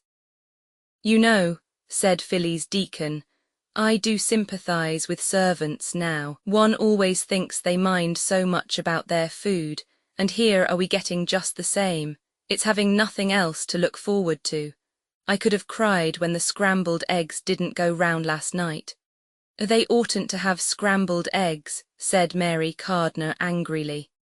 "The eggs ought to be separate, poached or boiled. Scrambled gives too much opportunity to unscrupulous people." And she looked with significance at Gladys Potts, who giggled nervously and moved away. "That girl's a slacker," said Phyllis Deacon. "She's always got something else to do when it screens, and she sucks up to sister. It doesn't matter with Westhaven's fair, but she flattered little Carr till she got all the soft jobs." Little Potts was unpopular. Strenuous efforts were made to force her to do the more disagreeable work sometimes, but Potts was wily. Only the resourceful Deacon was a match for her. There were also the jealousies amongst the doctors themselves. Naturally, they all wanted the more interesting surgical cases. The allotting of cases to different wards gave rise to feeling. Nell soon knew all the doctors and their various attributes. There was Dr. Lang, tall, untidy, slouching, with long, nervous fingers. He was the cleverest surgeon of the lot. He had a sarcastic tongue and was ruthless in his treatments, but he was clever. All the sisters adored him. Then there was Dr. Wilbraham, who had the fashionable practice of Wiltesbury, a big florid man, genial in temper when things went well, and the manners of a spoilt child when he was put out. If he was tired and cross, he was unnecessarily rough, and Nell hated him. There was Dr. Meadows, a quiet, efficient GP. He was content not to do operations, and he gave every case unfailing attention. He always spoke politely to the V.A.D.S. and omitted to throw towels on the floor. Then there was Dr. Berry, who was not supposed to be much good, and who was himself convinced that he knew everything. He was always wishing to try extraordinary new methods, and he never continued one treatment for more than a couple of days. If one of his patients died, it was the fashion to say, "Do you wonder, with Dr. Berry?" Then there was young Dr. Keene, who had been invalided home from the front. He was little more than a medical student, but he was full of importance. He even demeaned himself to chat with the V.A.D.S., explaining the importance of an operation that had just taken place. Nell said to Sister Westhaven, "I didn't know Dr. Keene was operating. I thought it was Dr. Lang." Sister replied grimly, "Dr. Keene held the leg, that's all." Operations had been a nightmare to Nell at first. At the first one she attended, the floor rose at her and a nurse led her out. She hardly dared to face Sister, but Sister was unexpectedly kind. "It's partly the lack of air and the smell of the ether, nurse," she said kindly. "Go into a short one next, you'll get used to it." Next time Nell felt faint but did not have to go out, the time after she felt sick only, and the time after that she didn't feel sick at all. Once or twice, she was lent to help the theatre nurse clear up the operating theatre after an unusually big op. The place was like a shambles, blood everywhere. The theatre nurse was only 18, a determined slip of a thing. She owned to Nell that she had hated it at first. "The very first op was a leg," she said. "Amputation. And Sister went off afterwards and left me to clear up, and I had to take the leg down to the furnace myself. It was awful." On her days out, Nell went to tea with friends. Some of them were kindly old ladies and sentimentalized over her and told her she was splendid. "You don't work on Sundays, do you, dear?" "Really? Oh, but that isn't right. Sunday should be a day of rest." Nell pointed out gently that the soldiers had to be washed and fed on Sundays just as much as any other day, and the old ladies admitted this but seemed to think that the matter should have been better organized. They were also very distressed at Nell's having to walk home alone at midnight. Others were even more difficult. "I hear these hospital nurses give themselves great airs, ordering everyone about. I shouldn't stand that kind of thing myself. I am willing to do anything I can to help in this dreadful war, but impertinence I will not stand. I told Mrs. Curtis so, and she agreed it would be better for me not to do hospital work." To these ladies Nell made no reply at all. The rumour of the Russians was sweeping through England at this time. Everyone had seen them, or if not actually seen them, their cook's second cousin had, which was practically the same thing. The rumour died hard, it was so pleasing and so exciting. A very old lady who came to the hospital took Nell aside. "My dear," she said, "don't believe that story, it's true but not in the way we think." Nell looked inquiringly at her. "Eggs," said the old lady in a poignant whisper. "Russian eggs, several millions of them to keep us from starving."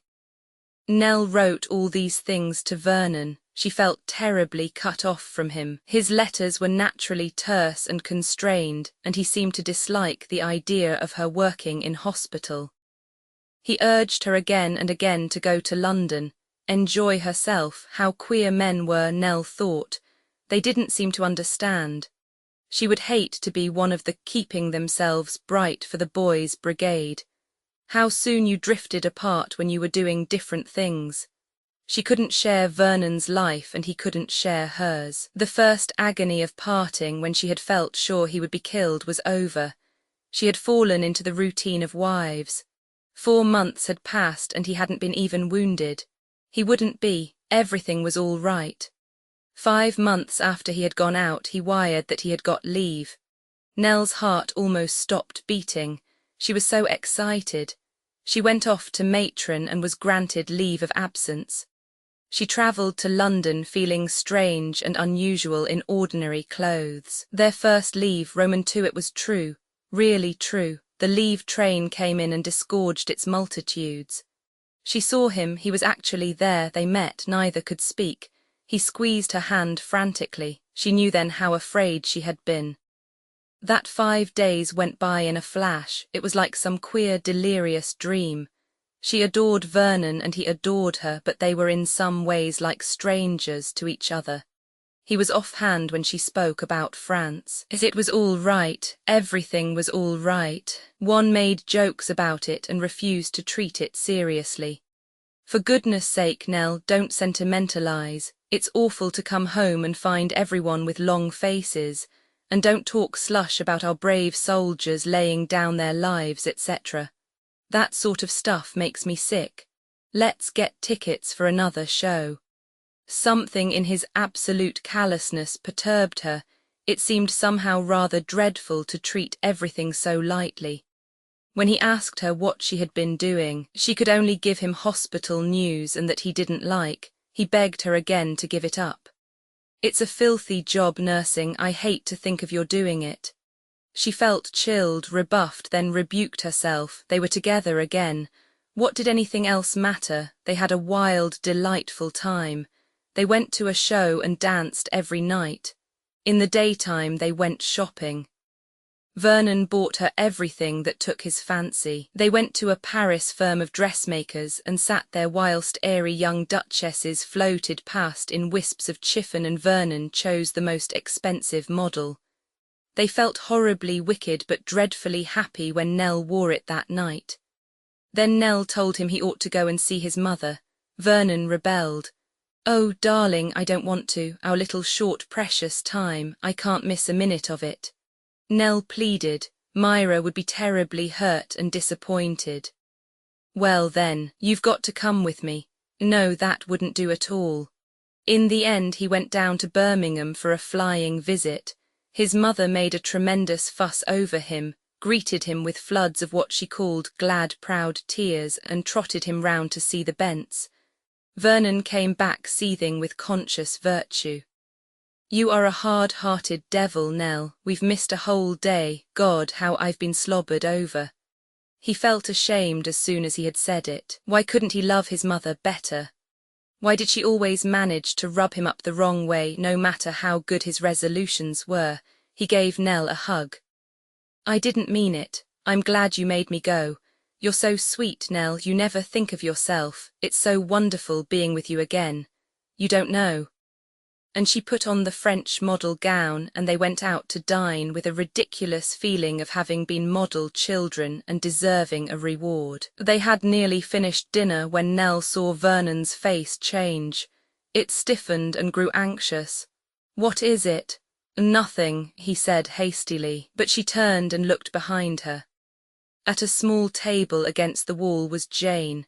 Something cold seemed for a moment to rest on Nell's heart, then she said easily, Why, it's Jane, let's go and speak to her. No, I'd rather not.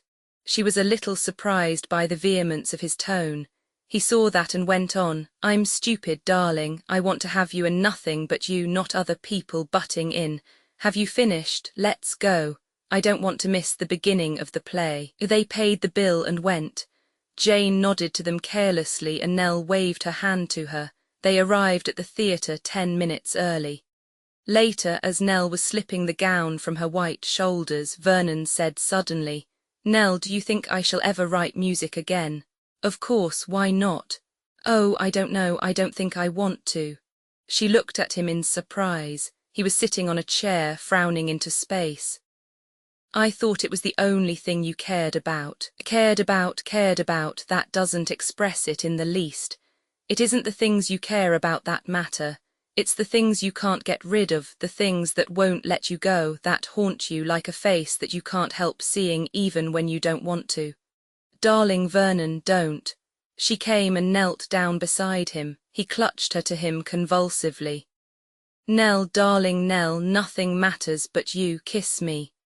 But he reverted presently to the topic. He said irrelevantly, Guns make a pattern, you know, a musical pattern I mean, not the sound one hears. I mean the pattern the sound makes in space. I suppose that's nonsense, but I know what I mean. And again a minute or two later, if one could only get hold of it properly. Ever so slightly she moved her body away from him. It was as though she challenged her rival. She never admitted it openly, but secretly she feared Vernon's music. If only he didn't care so much. And tonight, at any rate, she was triumphant. He drew her back, holding her close, showering kisses on her. But long after Nell was asleep, Vernon lay staring into the darkness, seeing against his will Jane's face, and the outline of her body in its dull green satin sheath as he had seen it against the crimson curtain at the restaurant. He said to himself very softly under his breath, Damn Jane.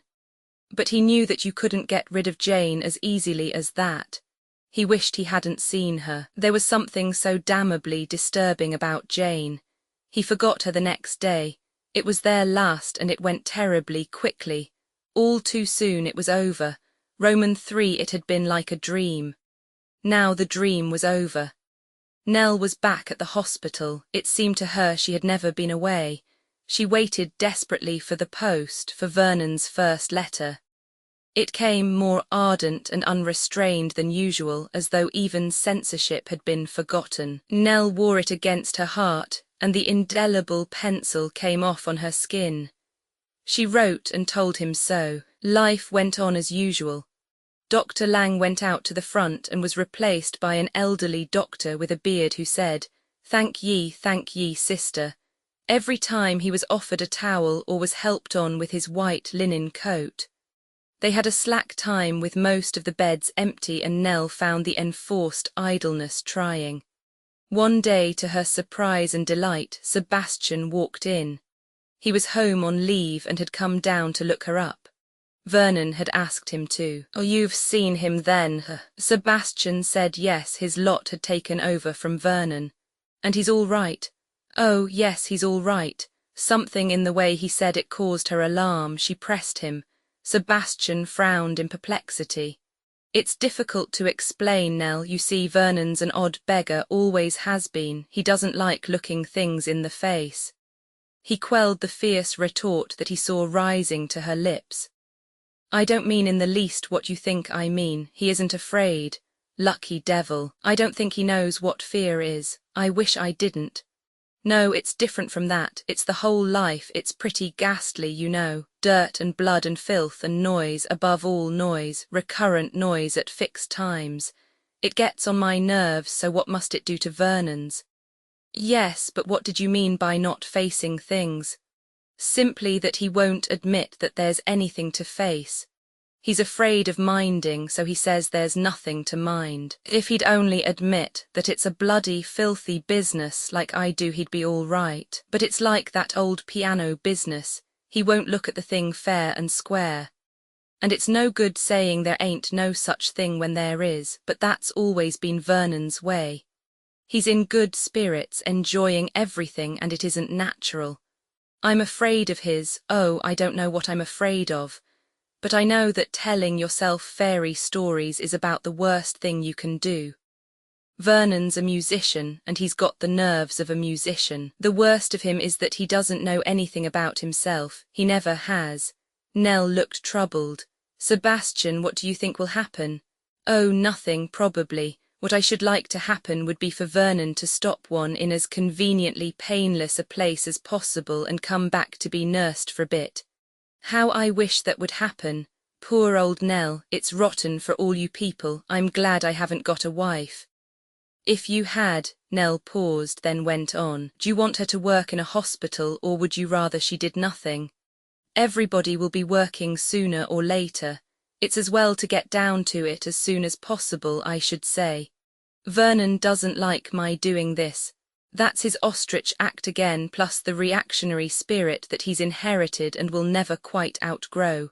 Sooner or later he'll face the fact that women are working, but he won't admit it till the last minute.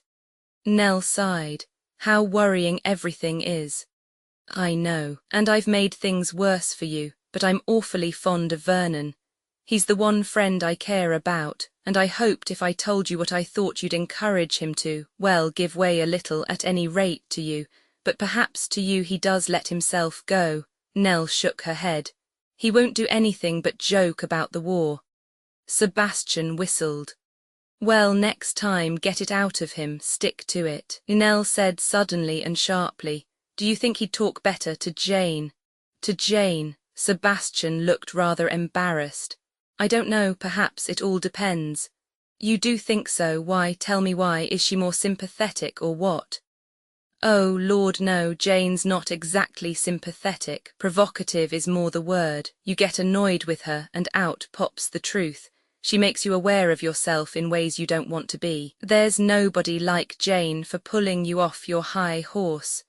You think she's a lot of influence over Vernon. Oh, I wouldn't say that, and anyhow it wouldn't matter if she had. She's doing relief work in Serbia, sailed a fortnight ago. Oh, said Nell. She drew a deep breath and smiled. Somehow she felt happier. Roman IV, darling Nell, do you know I dream of you every night. Usually you're nice to me, but sometimes you're a little beast.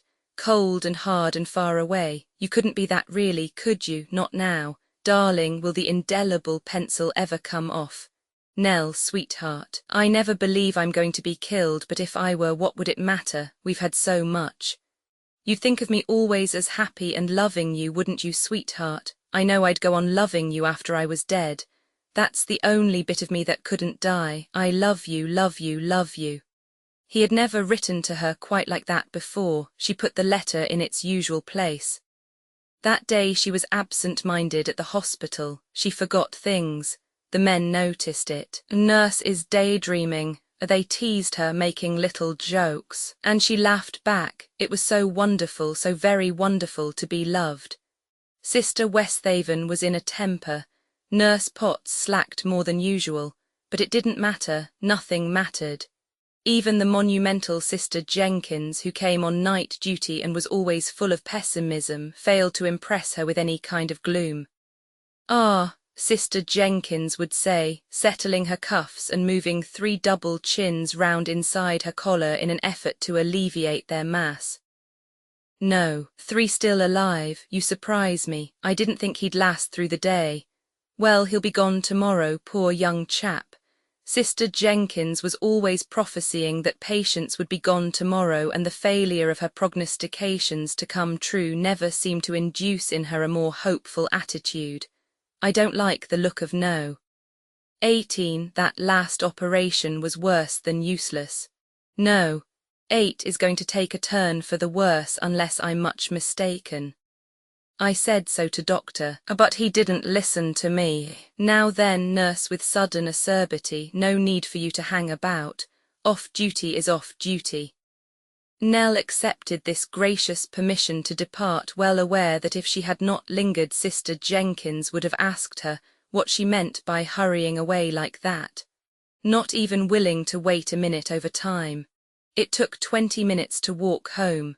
The night was a clear, starry one, and Nell enjoyed the walk. If only Vernon could have been walking beside her. She let herself into the house very quietly with her latchkey. Her landlady always went to bed early. On the tray in the hall was an orange-coloured envelope. She knew then, telling herself that it wasn't, that it couldn't be, that he was only wounded. Surely he was only wounded, yet she knew. A sentence from the letter she had received that morning leapt out at her. "Nell, sweetheart, I never believe I am going to be killed, but if I were, what would it matter? We've had so much." He had never written like that before. He must have felt, have known. Sensitive people did know sometimes beforehand. She stood there holding the telegram. Vernon, her lover, her husband, she stood there a long time. Then at last she opened the telegram, which informed her with deep regret that Lieutenant Vernon Dare had been killed in action. Roman 3I. A memorial service was held for Vernon in the little old church at Abbotsford under the shadows of Abbott's puissance, as it had been held for his father. The 2 last of the Dares were not to lie in the family vault, one in South Africa, one in France. In Nell's memory afterwards, the proceedings seemed shadowed by the monumental bulk of Mrs. Levin, a vast matriarchal figure dwarfing everything else. She herself had to bite her lips not to laugh hysterically. The whole thing was so funny somehow, so unlike Vernon. Her mother was there, elegant and aloof. Uncle Sidney was there in black broadcloth, restraining himself from jingling his money with great difficulty, and with a suitable mourner's face. Myra Dare was there in heavy crape, weeping copiously and unrestrainedly. But it was Mrs. Levin who dominated the proceedings. She came back with them afterwards to the sitting-room at the inn, identifying herself with the family. "Poor dear boy, poor dear gallant boy, I've always thought of him like another Thon." She was genuinely distressed. Tears splashed down on her black bodice. She patted Myra on the shoulder. Now, my dear, you mustn't take on so, you mustn't indeed. It's our duty, all of us, to bear up. You gave him to his country, you couldn't do more. Here's Nell, as brave as can be." "Everything I had in the world," sobbed Myra. "First husband, then son, nothing left." She stared ahead of her through blood-suffused eyes in a kind of ecstasy of bereavement. "The very best son, we were everything to each other." She caught Mrs. Levin's hand. "You'll know what it feels like if Sebastian—" A spasm of fear passed across Mrs. Levin's face. She clenched her hands. "I see they've sent up some sandwiches and some port," said Uncle Sidney, creating a diversion. "Very thoughtful, very thoughtful. A little drop of port, Myra, dear. You've been through a great strain, you know." Myra waved away port with a horror-stricken hand. Uncle Sidney was made to feel that he had displayed callousness. "We've all got to keep up," he said. "It's our duty." His hand stole to his pocket and he began to jingle. "Sid, sorry, Myra." Again Nell felt that wild desire to giggle. She didn't want to cry, she wanted to laugh and laugh and laugh. Awful to feel like that. "I thought everything went off very nicely," said Uncle Sydney. "Very nicely indeed. A most impressive lot of the villagers attended.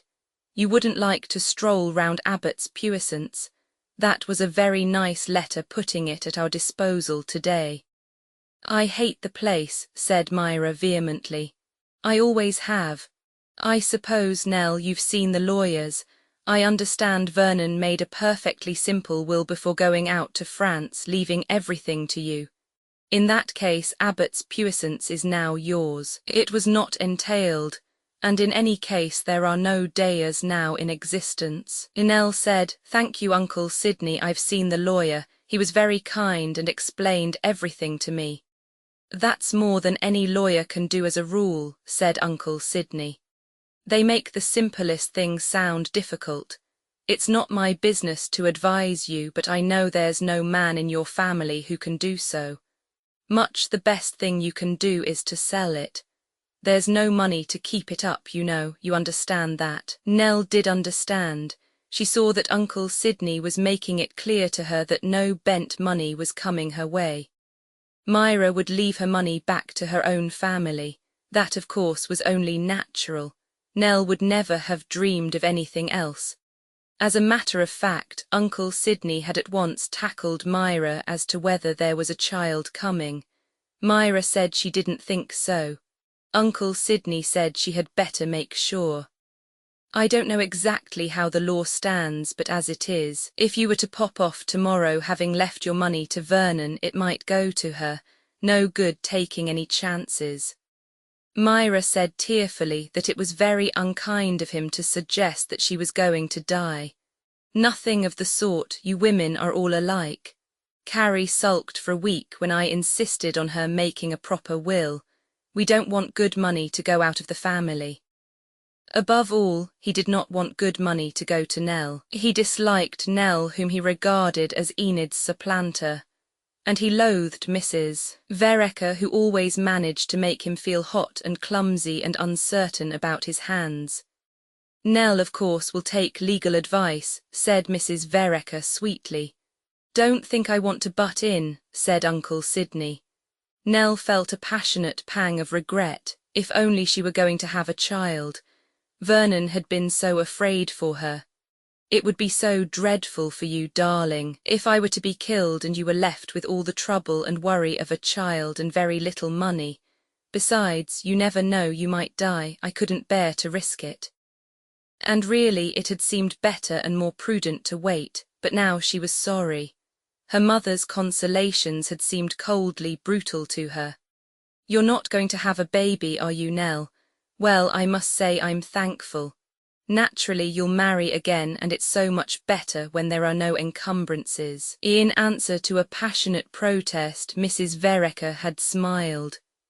"I oughtn't to have said that just now, but you are only a girl still. Vernon himself would have wanted you to be happy." Nell thought, never, she doesn't understand. "Well, well, it's a sad world," said Mr. Bent, surreptitiously helping himself to a sandwich. "The flower of our manhood being mown down, but all the same I'm proud of England. I'm proud of being an Englishman. I like to feel that I'm doing my bit in England just as much as these boys are doing it out there. We're doubling our output of explosives next month. Night and day shifts. I'm proud of Bent's, I can tell you. It must be wonderfully profitable," said Mrs. Vereker. "That's not the way I like to look at it," said Mr. Bent. "I like to look at it that I'm serving my country." "Well, I hope we all try to do our bit," said Mrs. Levin. "I have a working party twice a week and I'm interesting myself in all these poor girls who are having war babieth." "There's too much loose thinking going about," said Mr. Bent. "We mustn't get lax. England has never been lax." "Well, we've got to look after the children at any rate," said Mrs. Levin. She added, "How is Jo? I thought I might see her here today." Both Uncle Sydney and Myra looked embarrassed. It was clear that Jo was what is known as a delicate subject. They skated lightly over the topic. War work in Paris, very busy, unable to get leave. Mr. Bent looked at his watch. Myra, we've not too much time before the train, must get back tonight. Carrie, my wife, you know, is very far from well, that's why she wasn't able to be here today. He sighed. It's odd how often things turn out for the best. It was a great disappointment to us not having a son, and yet in a way we've been spared a good deal. Think of the anxiety we might be in today. The ways of Providence are wonderful. Mrs. Vereker said to Nell when they had taken leave of Mrs. Levin, who motored them back to London. One thing I do hope, Nell, is that you won't think it your duty to see a lot of your in-laws. I dislike the way that woman wallowed in her grief more than I can tell you. She was thoroughly enjoying herself, though I dare say she'd have preferred a proper coffin. Oh, mother, she was really unhappy. She was awfully fond of Vernon. As she said, he was all she had in the world. That's a phrase women like her are very fond of using. It means nothing at all. And you're not going to pretend to me that Vernon adored his mother. He merely tolerated her. They had nothing in common. He was a Daya through and through. Nell couldn't deny that. She stayed at her mother's flat in town for 3 weeks. Mrs. Vereker was very kind within her own limits. She was not a sympathetic woman at any time, but she respected Nell's grief and did not intrude upon it. Upon practical matters her judgment was, as it always had been, excellent. There were various interviews with lawyers and Mrs. Vereker was present at all of them. Abbott's puissance was still let. The tenancy would be up the following year, and the lawyer strongly advised its sale rather than reletting it. Mrs. Vereker, to Nell's surprise, did not seem to concur with this view. She suggested a further let of not too long duration. So much may happen in a few years, she said. Mr. Fleming looked hard at her and seemed to catch her meaning. His glance rested just for a moment on Nell, fair and childish-looking in her mourning. As you say, he remarked, much may happen. At any rate, nothing need be decided for a year. Business matters settled, Nell returned to the hospital at Wiltesbury. She felt that there and there only could life be at all possible. Mrs. Vereker did not oppose her. She was a sensible woman and she had her own plans. A month after Vernon's death, Nell was once more back in the ward. Nobody ever referred to her loss and she was grateful. To carry on as usual was the motto of the moment. Nell carried on. Roman 2, there's someone asking for you, Nurse Daya. For me? Nell was surprised. It must be Sebastian. Only he was likely to come down here and look her up. Did she want to see him or not, she hardly knew. But to her great surprise, her visitor was George Chetwynd. He explained that he was passing through Wiltesbury and had stopped to see if he could see her. He asked whether she couldn't come out to lunch with him. I thought you were on afternoon duty, he explained. I was changed to the morning shift yesterday. I'll ask matron. We're not very busy. Permission was accorded her, and half an hour later she was sitting opposite George Chetwynd at the County Hotel with a plate of roast beef in front of her and a waiter hovering over her with a vast dish of cabbage. The only vegetable the County Hotel knows, observed Chetwynd. He talked interestingly and made no reference to her loss. All he said was that her continuing to work here was the pluckiest thing he had ever heard of. I can't tell you how I admire all you women. Carrying on, tackling one job after another. No fuss, no heroics, just sticking to it as though it were the most natural thing in the world. I think English women are fine. One must do something. I know, I can understand that feeling. Anything's better than sitting with your hands in your lap, eh? That's it. She was grateful. George always understood. He told her that he was off to Serbia in a day or two, organising relief work there. Frankly, he said, I'm ashamed of my country for not coming in, but they will. I'm convinced of that. It's only a matter of time. In the meantime, we do what we can to alleviate the horrors of war. You look very well. He looked younger than she remembered him, well set up, bronzed, the grey in his hair a mere distinction rather than a sign of age. I'm feeling well, nothing like having plenty to do. Relief works pretty strenuous. When are you off? Day after tomorrow. He paused, then said in a different voice. Look here, you didn't mind my looking you up like this. You don't feel I'd no business to butt in. No, it was very kind of you, especially after I. You know I've never borne any rancour over that. I admire you for following your heart. You loved him and you didn't love me. But there's no reason we shouldn't be friends, is there? He looked so friendly, so very unsentimental that Nell answered happily that there wasn't. He said, That's fine, and you'll let me do anything for you that a friend can, advise you in any bothers that arise, I mean. Nell said she'd be only too grateful. They left it like that. He departed in his car shortly after lunch, wringing her hand and saying he hoped they'd meet again in about 6 months' time, and begging her again to consult him if she were in a difficulty any time. Nell promised that she would. Roman 3 the winter was a bad one for Nell. She caught a cold, neglected to take proper care of herself and was quite ill for a week or so. She was quite unfit to resume hospital work at the end of it, and Mrs. Vereker carried her off to London to her flat. There she regained strength slowly. Endless bothers seemed to arise. Abbott's puissance appeared to need an entire new roof. New water pipes had to be installed. The fencing was in a bad state. Nell appreciated for the first time the awful drain property can be. The rent was eaten up many times over with the necessary repairs, and Mrs. Vereker had to come to the rescue to tide Nell over a difficult corner and not let her get too much into debt. They were living as penuriously as possible. Vanished were the days of outward show and credit. Mrs. Vereker managed to make both ends meet by a very narrow margin, and would hardly have done that but for what she won at the bridge table. She was a first-class player, and added materially to her income by play. She was out most of the day at a bridge club that still survived. It was a dull, unhappy life for Nell. Worried over money, not strong enough to undertake fresh work, nothing to do but sit and brood.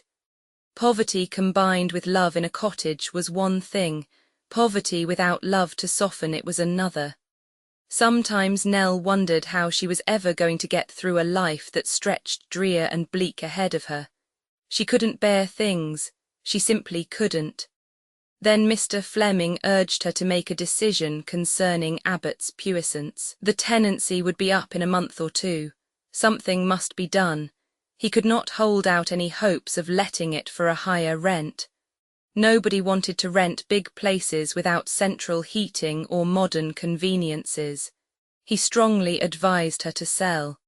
He knew the feeling her husband had had about the place, but since she herself was never likely to be able to afford to live in it. Nell admitted the wisdom of what he said, but still pleaded for time to decide. She was reluctant to sell it, but she could not help feeling that the worry of Abbott's puissance once off her mind, she would be relieved from her heaviest burden. Then one day Mr. Fleming rang up to say that he had had a very good offer for Abbott's puissance. He mentioned a sum far in excess of her, or indeed his expectations. He very strongly advised her to close with it without delay. Nell hesitated a minute, then said, yes. Roman 4 it was extraordinary how much happier she felt at once. Free of that terrible incubus, it wasn't as though Vernon had lived.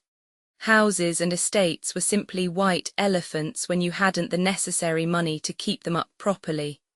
She was undisturbed even by a letter from Joe in Paris. How can you sell Abbott's puissance when you know what Vernon felt about it? I should have thought it would be the last thing you could have done. She thought, Joe doesn't understand. She wrote back, what was I to do? I don't know where to turn for money. There's been the roof and the drains and the water, it's endless. I can't go on running into debt. Everything's so tiring, I wish I were dead. 3 days later she got a letter from George Chetwynd asking if he might come and see her. He had, he said, something to confess. Mrs. Vereker was out, she received him alone. He broke it rather apprehensively to her. It was he who had purchased Abbott's puissance. Just at first she recoiled from the idea. Not George at Abbott's puissance. Then with admirable common sense he argued the point. Surely it was better that it should pass into his hands instead of those of a stranger. He hoped that sometimes she and her mother would come and stay there. I'd like you to feel that your husband's home is open to you at any time. I want to change things there as little as possible. You shall advise me. Surely you prefer my having it to its passing into the hands of some vulgarian who will fill it with guilt and spurious old masters. In the end she wondered why she had felt any objection. Better George than anyone, and he was so kind and understanding about everything. She was tired and worried. She broke down suddenly, cried on his shoulder whilst he put an arm round her and told her that everything was all right, that it was only because she'd been ill. Nobody could have been kinder or more brotherly. When she told her mother, Mrs. Vereker said, "I knew George was looking out for a place. It's lucky he's chosen Abbott's puissance. He's probably haggled less about the price simply because he was once in love with you." The remote way she said "once in love with you" made Nell feel comfortable. She had imagined that her mother might have ideas still about George Chetwynd. That summer they went down and stayed at Abbott's puissance. They were the only guests. Nell had not been there since she was a child. A deep regret came upon her that she could not have lived there with Vernon. The house was truly beautiful, and so were the stately gardens and the ruined abbey. George was in the middle of doing up the house, and he consulted her taste at every turn. Nell began to feel quite a proprietary interest. She was almost happy again, enjoying the ease and luxury and the freedom from anxiety. True, once she received the money from Abbott's puissance and had invested it, she would have a nice little income, but she dreaded the onus of deciding where to live and what to do. She was not really happy with her mother, and all her own friends seemed to have drifted out of touch. She hardly knew where to go or what to do with her life. Abbott's puissance gave her just the peace and rest she needed. She felt sheltered there and safe. She dreaded the return to town. It was the last evening. George had pressed them to remain longer, but Mrs. Vereker had declared that they really couldn't trespass any longer on his hospitality. Nell and George walked together on the long flagged walk. It was a still, balmy evening. "It has been lovely here," said Nell with a little sigh. "I hate going back." "I hate your going back too." He paused and then said very quietly, "I suppose there's no chance for me, is there, Nell?" "I don't know what you mean." But she did know. She knew at once. "I bought this house because I hoped some day you'd live here. I wanted you to have the home that was rightfully yours. Are you going to spend your whole life nursing a memory, Nell? Do you think Vernon would wish it? I never think of the dead like that as grudging happiness to the living. I think he would want you to be looked after and taken care of now that he isn't here to do it." She said in a low voice, I can't. You mean you can't forget him, I know that. But I'd be very good to you, Nell. You'd be wrapped round with love and care. I think I could make you happier at any rate than you'll be facing life by yourself. I do honestly and truly believe that Vernon would wish it. Would he? She wondered. She thought George was right. People might call it disloyalty, but it wasn't. That life of hers with Vernon was something by itself. Nothing could touch it ever. But oh, to be looked after, cared for, petted and understood. She always had been fond of George. She answered very softly, yes. The person who was angry about it was Myra. She wrote long abusive letters to Nell. You can forget so soon. Vernon has only one home in my heart. You never loved him. Uncle Sidney twirled his thumbs and said, that young woman knows which side her bread is buttered on, and wrote her a stereotyped letter of congratulation. An unexpected ally was Joe, who was paying a flying visit to London, and came round to see Nell at her mother's flat. "I'm very glad," she said, kissing her. "And I'm sure Vernon would be. You're not the kind that can face life on your own, you never were. Don't you mind what Aunt Myra says, I'll talk to her. Life's a rotten business for women. I think you'll be happy with George. Vernon would want you to be happy, I know." Joe's support heartened Nell more than anything. Joe had always been the nearest person to Vernon. On the night before her wedding, she knelt by her bed and looked up to where Vernon's sword hung over the head of it. She pressed her hands over her closed eyes. "You do understand, beloved, you do, it's you I love and always shall. Oh, Vernon, if only I could know that you understood." She tried to send her very soul out questing in search of him. He must know and understand. Roman 4, I in the town of in Holland, not far from the German frontier, is an inconspicuous inn. Here on a certain evening in 1917, a dark young man with a haggard face pushed open the door and in very halting Dutch asked for a lodging for the night. He breathed hard and his eyes were restless. Anna Schlieder, the fat proprietress of the inn, looked at him attentively up and down in her usual deliberate way before she replied. Then she told him that he could have a room. Her daughter Frida took him up to it. When she came back, her mother said laconically, "English, escaped prisoner." Frida nodded but said nothing. Her china blue eyes were soft and sentimental. She had reasons of her own for taking an interest in the English. Presently she again mounted the stairs and knocked on the door. She went in on top of the knock which, as a matter of fact, the young man had not heard. He was so sunk in a stupor of exhaustion that external sounds and happenings had hardly any meaning for him. For days and weeks he had been on the qui-vive, escaping dangers by a hair's breadth, never daring to be caught napping either physically or mentally. Now he was suffering the reaction. He lay where he had fallen, half sprawling across the bed. Frida stood and watched him. At last she said, "I bring you hot water." "Oh," he started up, "I'm sorry, I didn't hear you." She said slowly and carefully in his own language, "You are English, yes." "Yes, yes, that is," he stopped suddenly in doubt. One must be careful, the danger was over, he was out of Germany. He felt slightly lightheaded.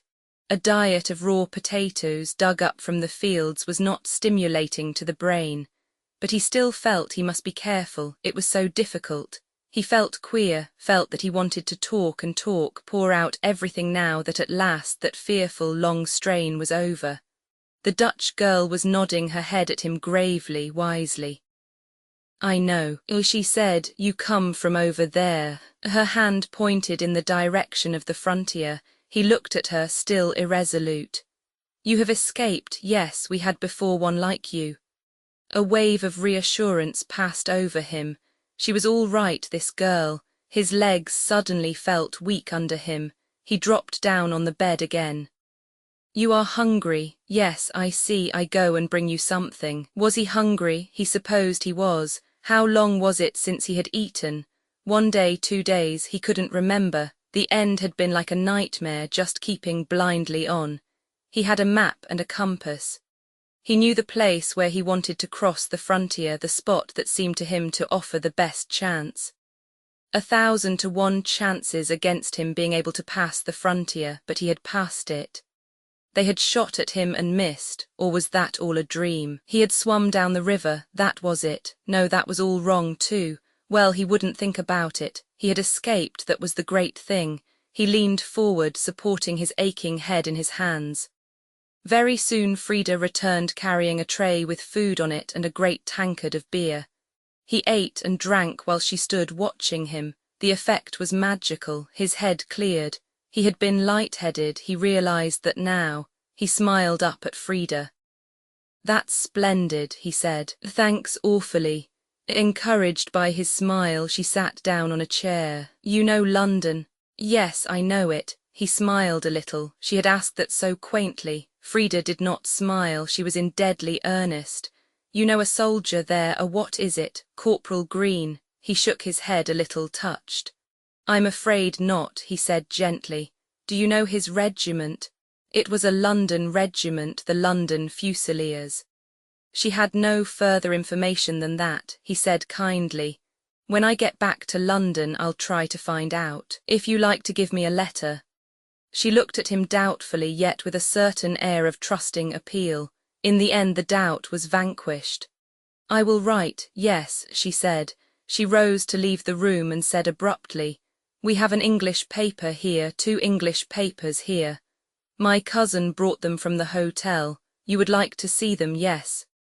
He thanked her and she returned, bringing a tattered Eve and a sketch which she handed to him with some pride. When she left the room again, he laid down the papers by his side and lighted a cigarette, his last cigarette. What would he have done without those cigarettes, stolen at that? Perhaps Frida would bring him some, he had money to pay for them. A kind girl, Frida, in spite of her thick ankles and an unprepossessing exterior. He took out a small notebook from his pocket. The pages were blank and he wrote in it, Corporal Green, London Fusiliers. He would do what he could for the girl. He wondered idly what story lay behind it. What had Corporal Green been doing in Holland poor Frida? It was the usual thing, he supposed. Green, it reminded him of his childhood. Mr. Green, the omnipotent, delightful Mr. Green, his playfellow and protector. Funny, the things one thought of when one was a kid. He'd never told Nell about Mr. Green. Perhaps she'd had a Mr. Green of her own, perhaps all children did. He thought, Nell, oh, Nell, and his heart missed a beat. Then he turned his thoughts resolutely away. Very soon now. Poor darling, what she must have suffered knowing him to be a prisoner in Germany. But that was all over now. Very soon now they'd be together. Very soon, oh, he mustn't think of it, the task in hand, no looking forward. He picked up the sketch and idly turned over the pages. A lot of new shows seemed to be on. What fun to go to a show again. Pictures of generals all looking very fierce and warlike. Pictures of people getting married, not a bad-looking crowd. That one, why, it wasn't true, it couldn't be true. Another dream, a nightmare. Mrs. Vernon Dare, who is to marry Mr. George Chetwynd. Mrs. Dare's first husband was killed in action over a year ago. Mr. George Chetwynd is an American who has done very valuable relief work in Serbia. Killed in action, yes, he supposed that might be. In spite of all conceivable precautions, mistakes like that did arise. A man Vernon knew had been reported killed. 1,000th chance, but it happened. Naturally Nell would have believed, and naturally, quite naturally, she would marry again.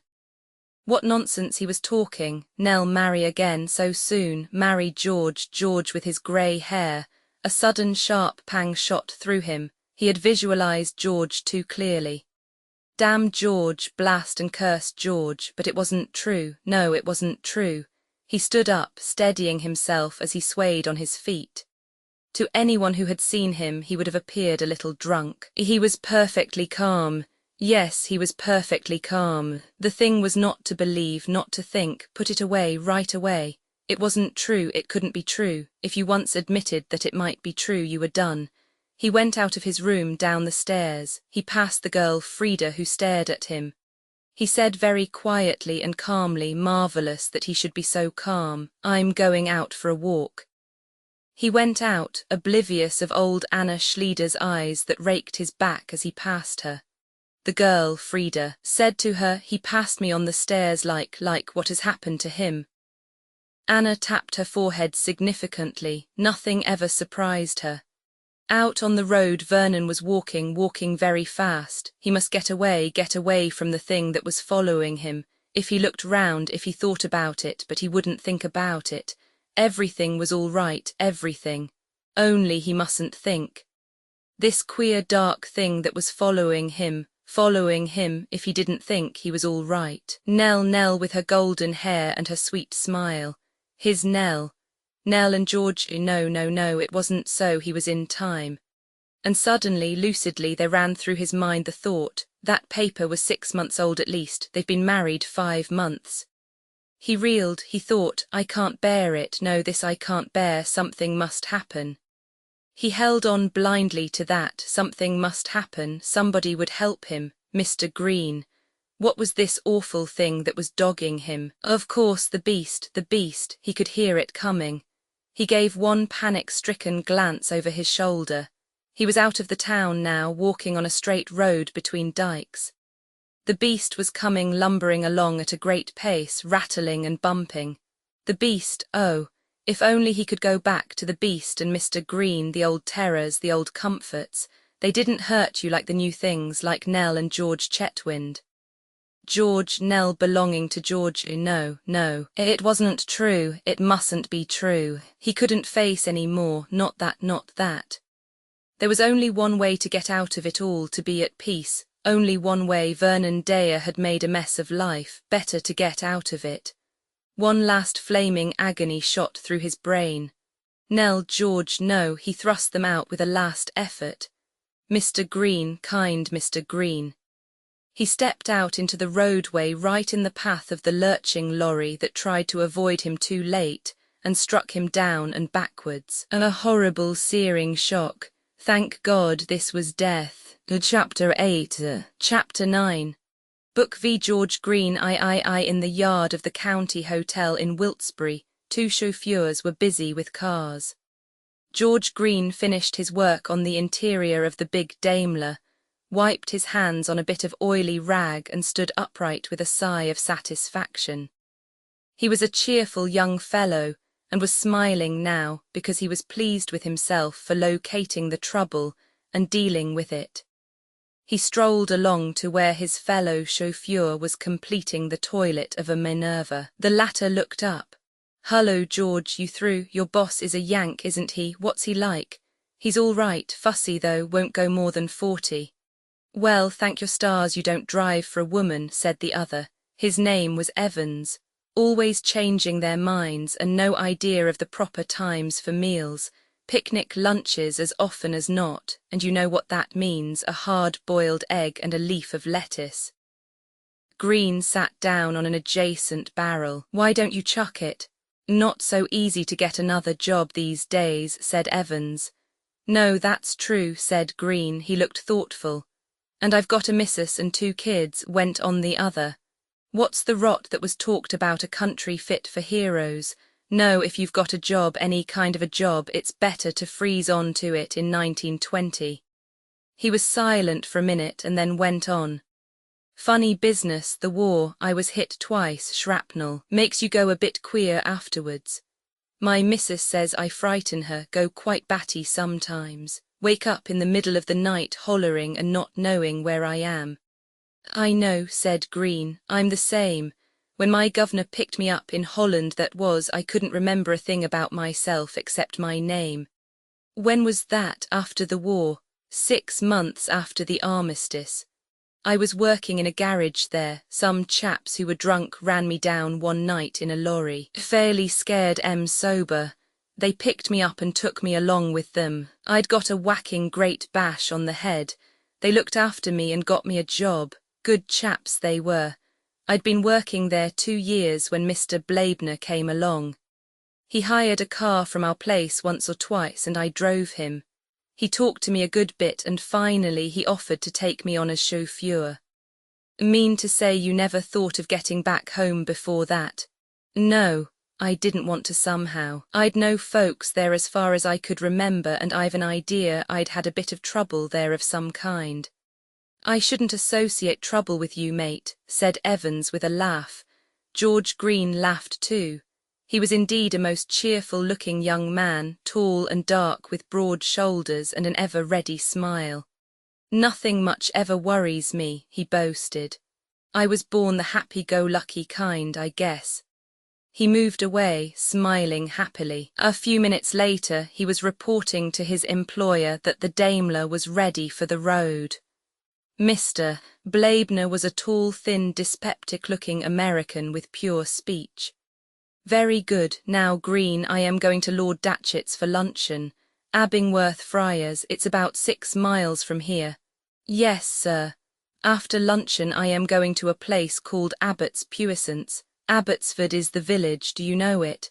I've heard of it, I think, sir, but I don't know exactly where it is. I'll look it up on the map.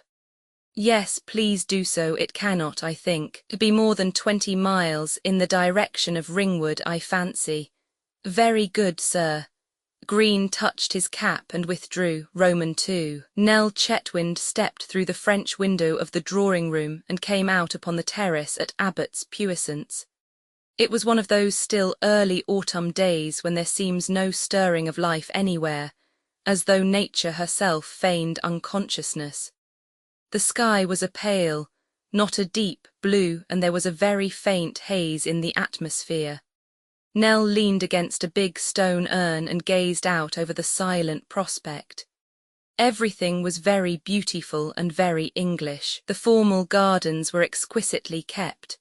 The house itself had been very judiciously and carefully repaired. Not habitually given to emotion, as Nell looked up at the rose-red brick of the walls, she felt a sudden swelling of the heart. It was all so perfect. She wished that Vernon could see. 4 years of marriage had dealt kindly with Nell, but they had changed her. There was no suggestion of the nymph about her now. She was a beautiful woman instead of a lovely girl. She was poised and assured. Her beauty was a very definite kind of beauty. It never varied or altered. Her movements were more deliberate than of old. She had filled out a little. There was no suggestion of immaturity. She was the perfect full-blown rose. A voice called her from the house. "Nell, I'm here, George, on the terrace." "Right, I'll be out in a minute." What a dear George was. A little smile creased her lips. The perfect husband. Perhaps that was because he was an American. You always heard that Americans made perfect husbands. Certainly, George had been one to her. The marriage had been a complete success. It was true that she had never felt for George what she had felt for Vernon, but almost reluctantly she had admitted that perhaps that was a good thing. These tempestuous emotions that tore and rent one, they couldn't last. Every day you had evidence that they didn't last. All her old revolt was quelled now. She no longer questioned passionately the reason why Vernon should have been taken from her. God knew best. One rebelled at the time, but one came at last to realize that whatever happened was really for the best.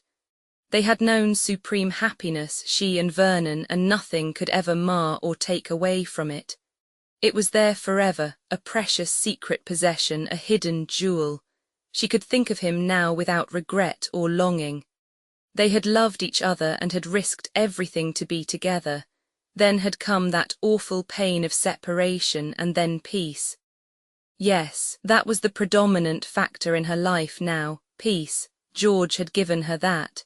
He had wrapped her round with comfort, with luxury, with tenderness. She hoped that she was a good wife to him, even if she didn't care like she had cared for Vernon. But she was fond of him, of course she was. The quiet, affectionate feeling she had for him was by far the safest emotion to go through life with. Yes, that expressed exactly what she felt, safe and happy. She wished that Vernon knew. He would be glad, she was sure. George Chetwynd came out and joined her. He wore English country clothes and looked very much the country squire. He had not aged at all, indeed he looked younger. In his hand he held some letters. "I've agreed to share that shooting with Drummond. I think we'll enjoy it. I'm so glad. We must decide who we want to ask. Yes, we'll talk about it tonight. I'm rather glad the Hayes couldn't come and dine. It will be nice to have an evening to ourselves. I was afraid you were overdoing it in town, Nell. We did rush about rather, but I think it's good for one really, and anyway it's been splendidly peaceful down here. It's wonderful." George threw an appreciative glance over the landscape. "I'd rather have Abbott's puissance than any place in England. It's got an atmosphere." Nell nodded. "I know what you mean. I should hate to think of it in the hands of, well, people like the Levins, for instance." "I know. One would resent it. And yet Sebastian is a dear, and his taste at any rate is perfect." "He knows the taste of the public all right," said George dryly. "One success after another, with occasionally a succès d'estime just to show he's not a mere money maker. He's beginning to look the part, though getting not exactly fat but sleek, adopting all sorts of mannerisms. There's a caricature of him in Punch this week, very clever. Sebastian would lend himself to caricaturing, said Nell, smiling. Those enormous ears and those funny high cheekbones. He was an extraordinary-looking boy. It's odd to think of you all playing together as children. By the way, I've got a surprise for you. A friend you haven't seen for some time is coming to lunch today. Not Josephine. No, Jane Harding. Jane Harding, but how on earth? I ran into her at Wiltesbury yesterday. She's on tour, acting in some company or other. Jane, why, George, I didn't even realize you knew her. I came across her when we were both doing relief work in Serbia. I saw a lot of her. I wrote to you about it. Did you? I don't remember. Something in her tone seemed to strike him, and he said anxiously, "It's all right, isn't it, dear? I thought it would be a pleasant surprise for you. I always thought she was a great friend of yours. I can put her off in a minute if—" No, of course I'll be delighted to see her. I was only surprised. George was reassured. That's all right then. By the way, she told me that a man called Blaibner, a man I knew very well in New York, is also in Wiltesbury. I'd like him to see the Abbey ruins. That sort of thing is a speciality of his. Do you mind if I ask him to lunch too? No, of course not. Do ask him. I'll see if I can get him on the phone now. I meant to do it last night, but it slipped my memory. He went indoors again. Nell was left on the terrace frowning slightly. George in this had been right. For some reason or other she was not pleased at the thought of Jane's coming to lunch. She felt very definitely that she didn't want to see Jane. Already the mere mention of Jane seemed to have disturbed the serenity of the morning. She thought, I was so peaceful, and now, annoying, yes, it was annoying. Had always been afraid of Jane. Jane was the kind of person you could never be sure about. How could one put it? She upset things, she was disturbing, and Nell didn't want to be disturbed. She thought unreasonably. Why on earth did George have to meet her in Serbia? How trying things are. But it was absurd to be afraid of Jane. Jane couldn't hurt her, now. Poor Jane, she must have made rather a mess of things to have come down to acting in a touring company. One must be loyal to one's old friends. Jane was an old friend. She should see how loyal Nell could be. And with a glow of self-approval, she went upstairs and changed into a dress of dove-coloured georgette with which she wore one very beautifully matched string of pearls that George had given her on the last anniversary of their marriage. She took particular pains over her toilet, satisfying thereby some obscure female instinct. At any rate, she thought, the Blaibner man will be there and that will make things easier. Though why she expected things to be difficult she could not have explained. George came up to fetch her just as she was applying a final dusting of powder. Jane's arrived, he said. She's in the drawing-room. And Mr. Blaibner, he's engaged for lunch, unfortunately, but he's coming along this afternoon. Oh, she went downstairs slowly. Absurd to feel so apprehensive. Poor Jane, one simply must be nice to her. It was such terribly bad luck to have lost her voice and come down to this. Jane, however, did not seem aware of bad luck. She was sprawling back on the sofa in an attitude of easy unconcern, looking round the room with keen appreciation. "Hullo, Nell," she said. "Well, you seem to have dug yourself in pretty comfortably." It was an outrageous remark. Nell stiffened. She couldn't think for a moment of what to say. She met Jane's eyes, which were full of a mocking maliciousness. They shook hands and Nell said at the same time, "I don't know what you mean." "I meant all this.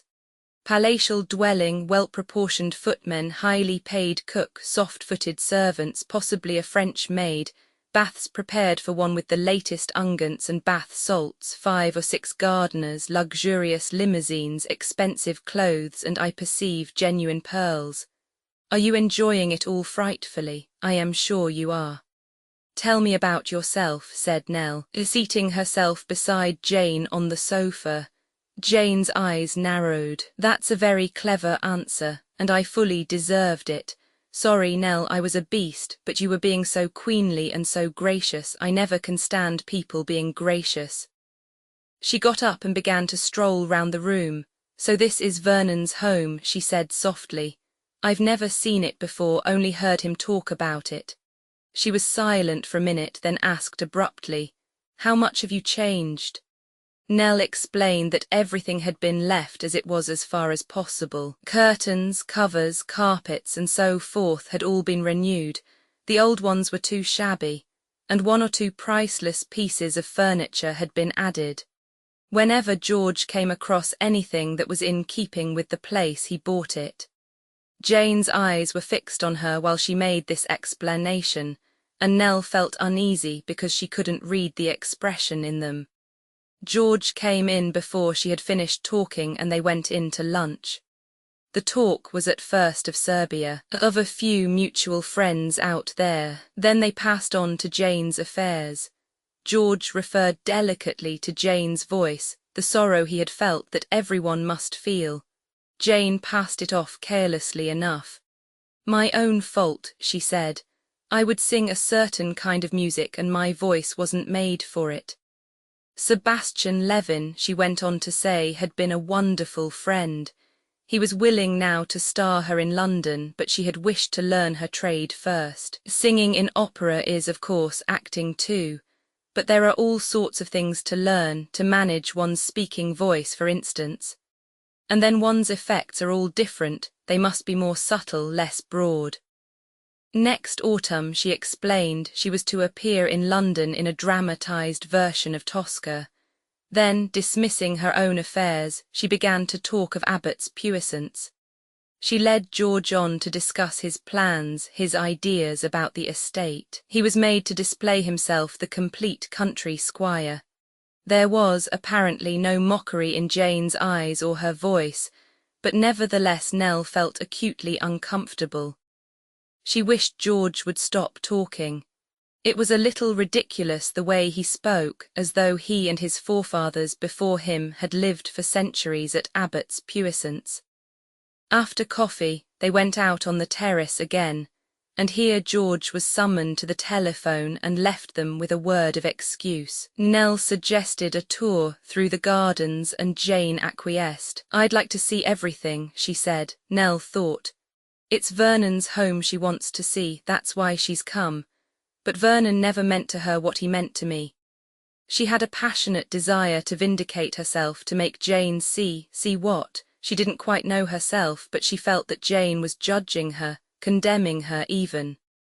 She stopped suddenly as they were walking down a long herbaceous border, gay with Michaelmas daisies against the old rose-coloured brick wall behind it. Jane, I want to tell you to explain. She paused, gathering herself together. Jane merely looked at her inquiringly. You must think it very dreadful of me, marrying again so soon. Not at all, said Jane. It was very sensible. Nell didn't want that, that wasn't the point of view at all. I adored Vernon, adored him. When he was killed it nearly broke my heart, I mean it, but I knew so well that he himself wouldn't wish me to grieve. The dead don't want us to grieve, don't they? Nell stared at her. Oh, I know you're voicing the popular idea, said Jane. The dead want us to be brave and bear up and carry on as usual. They hate us being unhappy about them. That's what everybody goes about saying, but I never have seen that they've any foundation for that cheering belief. I think they've invented it themselves to make things easier for them. The living don't all want exactly the same thing, so I don't see why the dead should either. There must be heaps of selfish dead. If they exist at all, they must be very much the same as they were in life. They can't be full of beautiful and unselfish feelings all at once. It always makes me laugh when I see a bereaved widower tucking into his breakfast the day after the funeral and saying solemnly, Mary wouldn't wish me to grieve. How does he know? Mary may be simply weeping and gnashing her teeth, astral teeth, of course, at seeing him going on as usual just as though she had never existed. Heaps of women like a fuss being made over them. Why should they change their characters when they are dead? Nell was silent. She couldn't for the moment collect her thoughts. Not that I mean Vernon was like that, went on Jane. He may really have wished you not to grieve. You'd know best about that because you knew him better than anyone else. Yes, said Nell eagerly. That's just it. I know he would want me to be happy, and he wanted me to have Abbott's puissance. I know he'd love to think of my being here. He wanted to live here with you. That's not quite the same thing. No, but it isn't as though I were living here with George like it would have been with him. Oh, Jane, I want to make you understand. George is a dear, but he isn't, he can never be what Vernon was to me. There was a long pause and then Jane said, You're lucky, Nell. If you think I really love all this luxury, why, for Vernon I'd give it up in a minute. I wonder, Jane, you think you would, but I wonder. I did before. No, you only gave up the prospect of it. That's different. It hadn't eaten into you like it has now. Jane, Nell's eyes filled with tears. She turned away. My dear, I'm being a beast. There's no harm in what you've done. I dare say you're right about Vernon wishing it. You need kindness and protection, but all the same soft living does eat into one. You'll know what I mean some day. By the way, I didn't mean what you thought when I said just now that you were lucky. By lucky, I meant that you'd had the best of both worlds. If you'd married your George when you originally intended, you'd have gone through life with a secret regret, a longing for Vernon, a feeling that you'd been cheated out of life through your own cowardice. And if Vernon had lived, you might have grown away from each other, quarrelled, come to hate each other. But as it is, you've had Vernon, made your sacrifice. You've got him where nothing can ever touch him. Love will be a thing of beauty to you forever, and you've got all the other things as well. This, she swept her arm round in a sudden embracing gesture. Nell had hardly paid any attention to the end part of the speech. Her eyes had grown soft and melting. I know, everything turns out for the best. They tell you so when you're a child and later you find it out for yourself. God does know best. What do you know about God, Nell Chetwynd? There was savagery in the question that brought Nell's eyes to Jane in astonishment. She looked menacing, fiercely accusing. The gentleness of a minute ago was gone. The will of God. Would you be able to say that if God's will didn't happen to coincide with Nell Chetwynd's comfort, I wonder? You don't know anything about God, or you couldn't have spoken like that, gently patting God on the back for making life comfortable and easy for you. Do you know a text that used to frighten me in the Bible? This night shall thy soul be required of thee. When God requires your soul of you, be sure you've got a soul to give him. She paused and then said quietly, I'll go now. I shouldn't have come, but I wanted to see Vernon's home. I apologize for what I've said. But you're so damned smug, Nell. You don't know it, but you are. Smug, that's the word. Life to you means yourself and yourself only. What about Vernon? Was it best for him? Do you think he wanted to die right at the beginning of everything he cared for? Nell flung her head back defiantly. I made him happy. I wasn't thinking of his happiness. I was thinking of his music. You and Abbott's puissance, what do you matter? Vernon had genius. That's the wrong way of putting it. He belonged to his genius. And genius is the hardest master there is. Everything has got to be sacrificed to it. Your trumpery happiness even would have had to go if it stood in the way. Genius has got to be served. Music wanted Vernon and he's dead. That's the crying shame, the thing that matters, the thing you never even consider. I know why, because you were afraid of it, Nell. It doesn't make for peace and happiness and security, but I tell you it's got to be served. Suddenly her face relaxed. The old mocking light that Nell hated came back to her eyes. She said, Don't worry, Nell, you're much the strongest of us all. Protective colouring. I told Sebastian so long ago and I was right. You'll endure when we've all perished. Goodbye. I'm sorry I've been a devil, but I'm made that way. Nell stood staring after her retreating figure. She clenched her hands and said under her breath, I hate you, I've always hated you. Roman 3 the day had begun so peacefully, and now it was spoilt. Tears came into Nell's eyes. Why couldn't people let her alone, Jane and her horrid sneering? Jane was a beast, an uncanny beast. She knew where things hurt you most.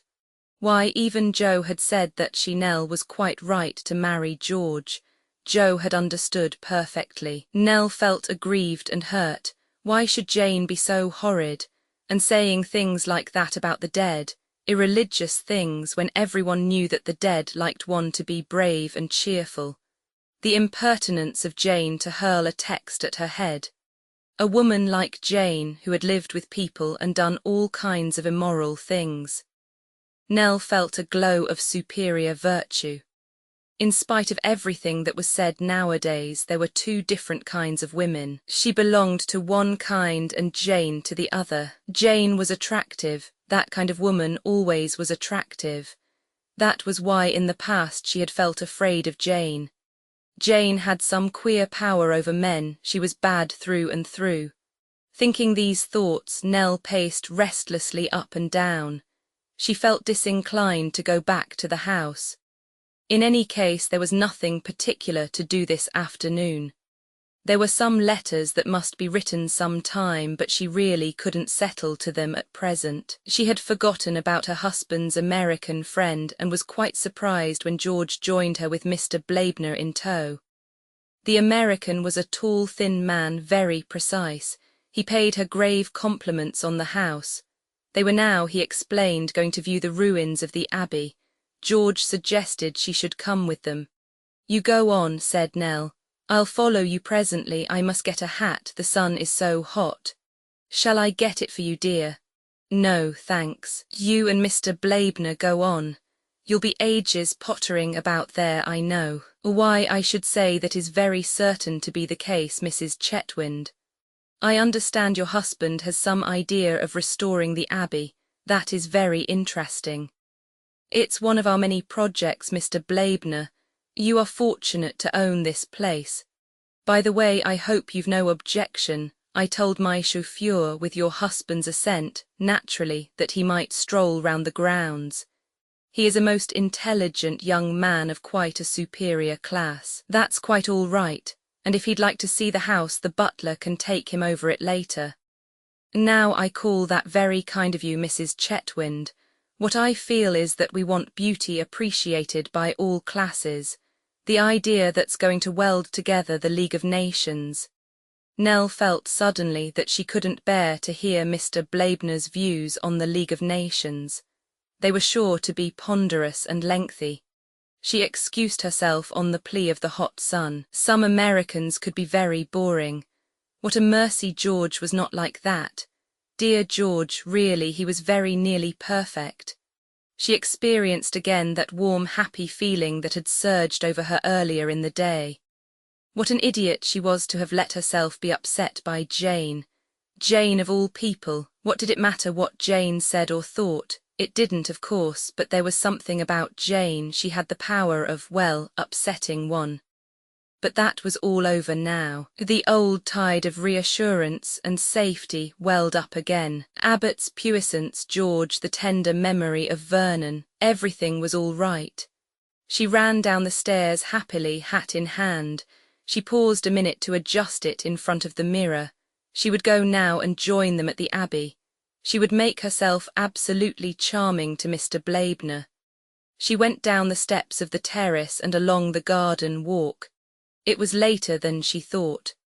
The sun was not far from setting, a beautiful sunset with a crimson sky. By the goldfish pond a young man in chauffeur's livery was standing with his back to her.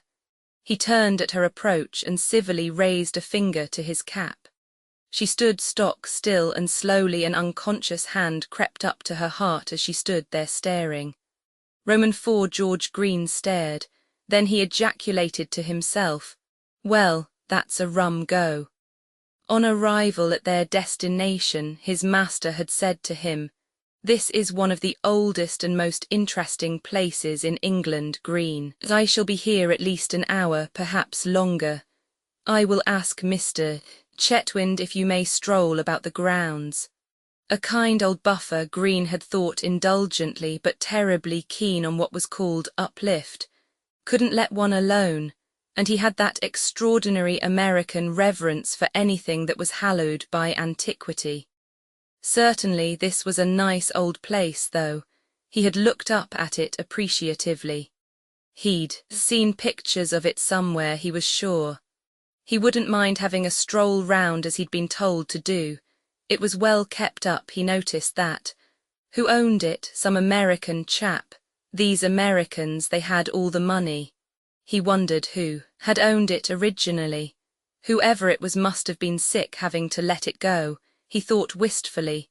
I wish I'd been born a toff. I'd like to own a place like this. He had wandered some way through the gardens. In the distance he had noticed a heap of ruins and amongst them two figures, one of which he recognized as being that of his employer.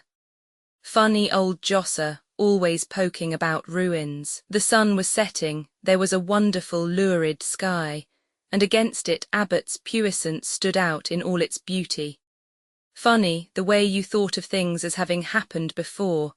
Just for a minute Green could have sworn that he had once stood just where he was standing now and seen the house outlined against a red sky.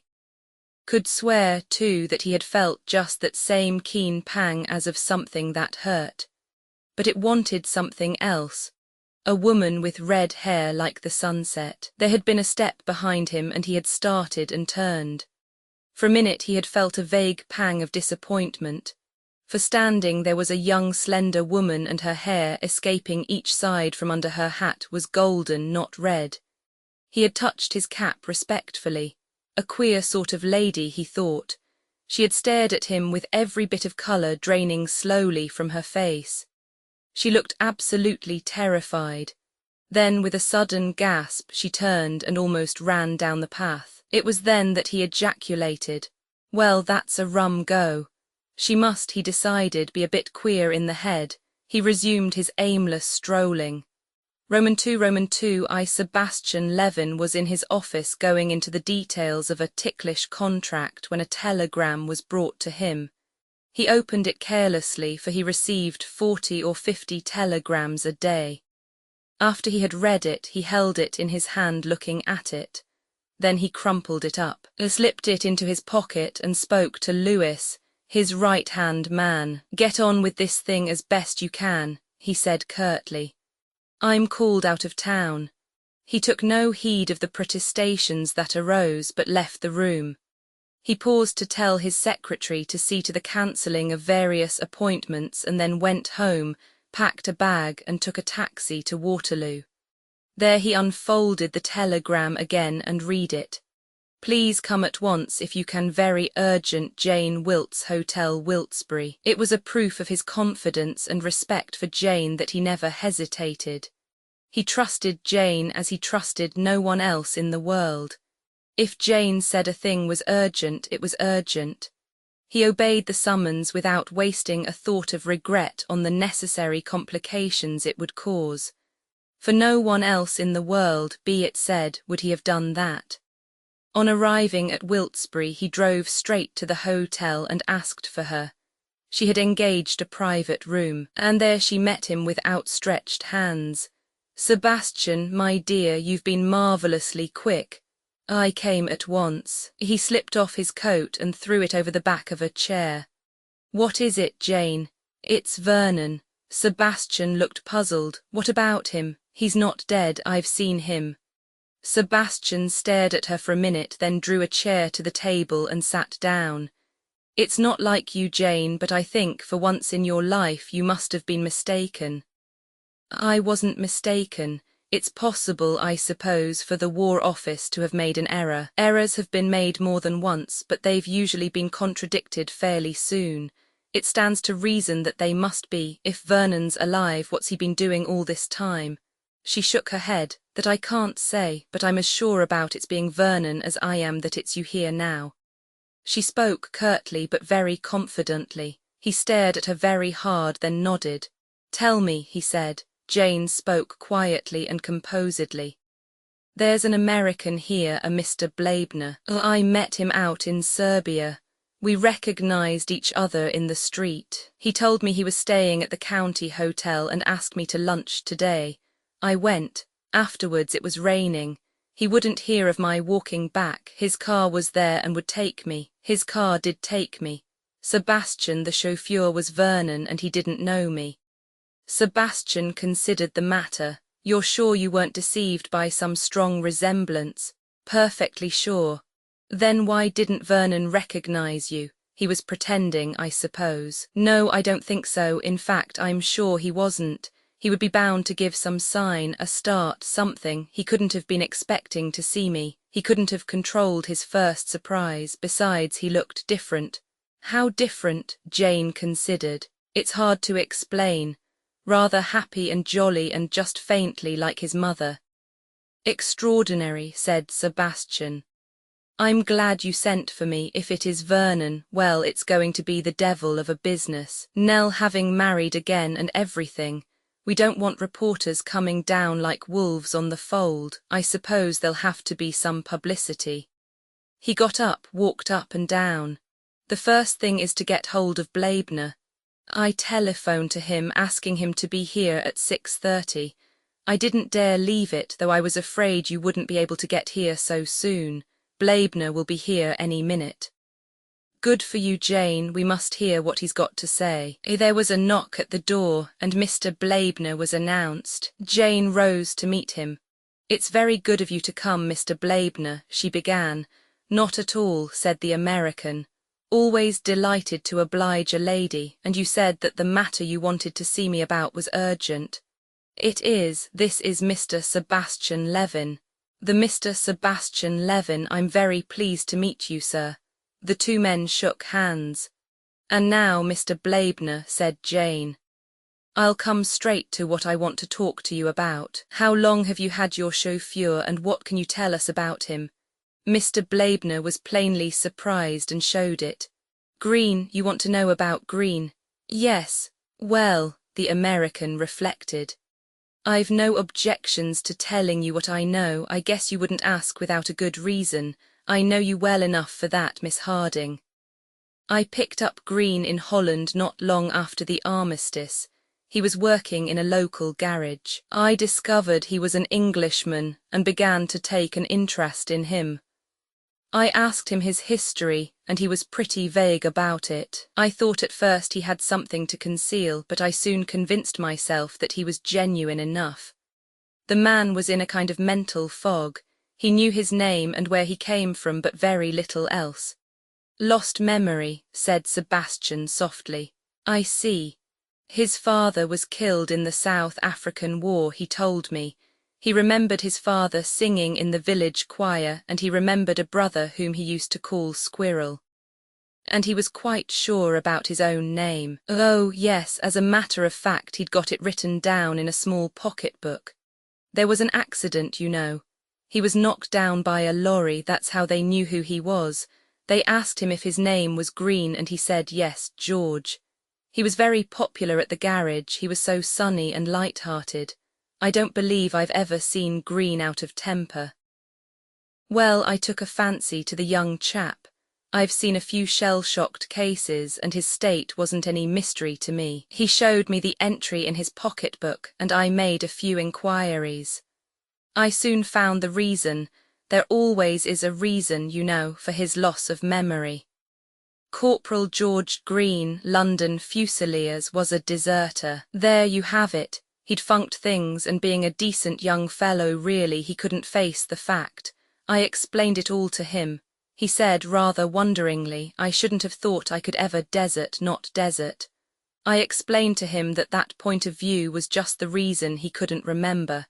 He couldn't remember because he didn't want to remember. He listened, but I don't think he was very convinced. I felt and still feel extremely sorry for him. I didn't think there was any obligation on my part to report his existence to the military authorities. I took him into my service and offered him a chance to make good. I've never had cause to regret it. He's an excellent chauffeur, punctual, intelligent, a good mechanic, and always sunny-tempered and obliging. Mr. Blaibner paused and looked inquiringly at Jane and Sebastian. Their pale, serious faces impressed him. "It's frightening," said Jane in her low voice. "It's one of the most frightening things that could happen." Sebastian took her hand and squeezed it. "It's all right, Jane." Jane roused herself with a slight shiver and spoke to the American. "I think it's our turn to explain. You see, Mr. Blaibner, in your chauffeur I recognized an old friend and he didn't recognize me." "Indeed, but his name wasn't Green," said Sebastian. "No, you mean he enlisted under another name." "No, there's something there that seems incomprehensible. I suppose we shall get at it some day. In the meantime, I will ask you, Mr. Blaibner, not to repeat this conversation to anyone. There's a wife in the matter, and many other considerations." "My dear sir," said Mr. Blaibner, "you can trust me to be absolutely silent, but what next? Do you want to see Green?" Sebastian looked at Jane and she bowed her head. "Yes," said Sebastian slowly. "I think perhaps that would be the best plan." The American rose. "He's below now. He brought me here. I'll send him up right away." II George Green mounted the stairs with his usual buoyant step. As he did so, he wondered what had happened to upset the old josser, by that term meaning his employer. Very queer the old buffer had looked. The door at the top of the stairs, Mr. Blaibner had said. George Green rapped on it sharply with his knuckles and waited. A voice called, "Come in," and he obeyed. There were two people in the room. The lady he had driven home yesterday, whom he thought of in his own mind as a tip-topper, and a big, rather fat man with a very yellow face and projecting ears. His face seemed vaguely familiar to the chauffeur. For a moment he stood there while they both stared at him. He thought, "What's the matter with everybody this evening?" He said, "Yes, sir," in a respectful voice to the yellow gentleman. He went on, "Mr. Blaibner told me to come up." The yellow gentleman seemed to recover himself. "Yes, yes," he said, "that's right, sit down, Green, that's your name, isn't it?" "Yes, Sir George Green." He sat down respectfully in the chair indicated. The yellow gentleman handed him a cigarette case and said, "Help yourself." And all the time his eyes, small piercing eyes, never left Green's face. That intent, burning gaze made the chauffeur uneasy. What was up with everyone tonight? "I wanted to ask you a few questions. To begin with, have you ever seen me before?" Green shook his head. "No, sir." "Sure," persisted the other. A faint trace of uncertainty crept into Green's voice. I don't think so," he said doubtfully. "My name is Sebastian Levin." The chauffeur's face cleared. "Of course, sir, I've seen your picture in the papers. I thought it seemed familiar somehow." There was a pause, and then Sebastian Levin asked casually, "Have you ever heard the name of Vernon Dare?" "Vernon Dare," Green repeated the name thoughtfully. He frowned perplexedly. "The name seems somehow familiar to me, sir, but I can't quite place it." He paused, the frown deepening. "I think I've heard it." And then added, "The gentleman's dead, isn't he? So that's your impression, is it, that the gentleman is dead?" "Yes, sir, and a good—" He stopped suddenly, crimsoning. "Go on," said Levin. "What were you going to say?" He added shrewdly, perceiving where the trouble lay. "You need not mince your words. Mr. Dare was no relation of mine." The chauffeur accepted the implication. "I was going to say a good job too, but I don't know that I ought to say it since I can't remember anything about him. But I've got a kind of impression that, well, that he was best out of the way, so to speak. Made rather a mess of things, hadn't he?" "You knew him?" The frown deepened in an agony of attempted recollection. "I'm sorry, sir," the chauffeur apologized. "Since the war things seem to have got a bit mixed up. I can't always recollect things clearly. I don't know where I came across Mr. Dare and why I disliked him, but I do know that I'm thankful to hear that he's dead. He was no good, you can take my word for that." There was a silence only broken by something like a smothered sob from the other occupant of the room. Levin turned to her. "Telephone to the theatre, Jane," he said. "You can't appear tonight." She nodded and left the room. Levin looked after her and then said abruptly, "You've seen Miss Harding before." "Yes, sir, I drove her home today." Levin sighed. Green looked at him inquiringly. Is that all, sir? I'm sorry to have been so little use. I know I've been a bit, well, queer since the war, my own fault. Perhaps Mr. Blaibner told you. I didn't do my duty as I should have done." His face flushed, but he brought out the words resolutely. Had the old josser told them or not, better to say that anyway. At the same time, a pang of shame pierced him keenly. He was a deserter, a man who had run away, a rotten business. Jane Harding came back into the room and resumed her place behind the table. She looked paler than when she had gone out, Green thought. Curious eyes she had, so deep and tragic. He wondered what she was thinking about. Perhaps she had been engaged to this Mr. Dare. No, Mr. Levin wouldn't have urged him to speak out if that had been the case. It was probably all to do with money. A will or something like that. Mr. Levin began questioning him again. He made no reference to the last sentence. "Your father was killed in the Boer War, I believe." "Yes, sir. You remember him?" "Oh, yes, sir. What did he look like?" Green smiled. The memory was pleasant to him. "A burly sort of chap, mutton chop whiskers, very bright blue eyes. I remember him as well as anything, singing in the choir. Baritone voice he had." He smiled happily. "And he was killed in the Boer War." A sudden look of doubt crept into Green's face. He seemed worried, distressed. His eyes looked pathetically across the table like a dog at fault. "It's queer," he said. "I never thought of that. He'd be too old. And yet I'd swear, I'm sure." The look of distress in his eyes was so acute that the other said, "Never mind," and went on. "Are you married, Green?" "No, sir." The answer came with prompt assurance. "You seem very certain about that," said Mr. Levin, smiling. "I am, sir. It leads to nothing but trouble, mixing yourself up with women."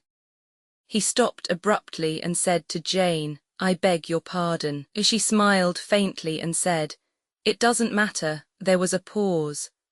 Levin turned to her and said something so quickly that Green could not catch it. It sounded like, "Extraordinary likeness to Sidney Bent. Never imagined it was there." Then they both stared at him again, and suddenly he was afraid, definitely childishly afraid, in the same way that he remembered being afraid of the dark when he was a baby.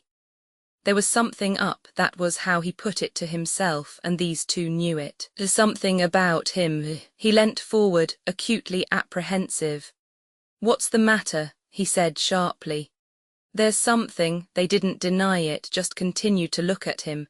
And his terror grew. Why couldn't they tell a chap they knew something that he didn't, something dreadful?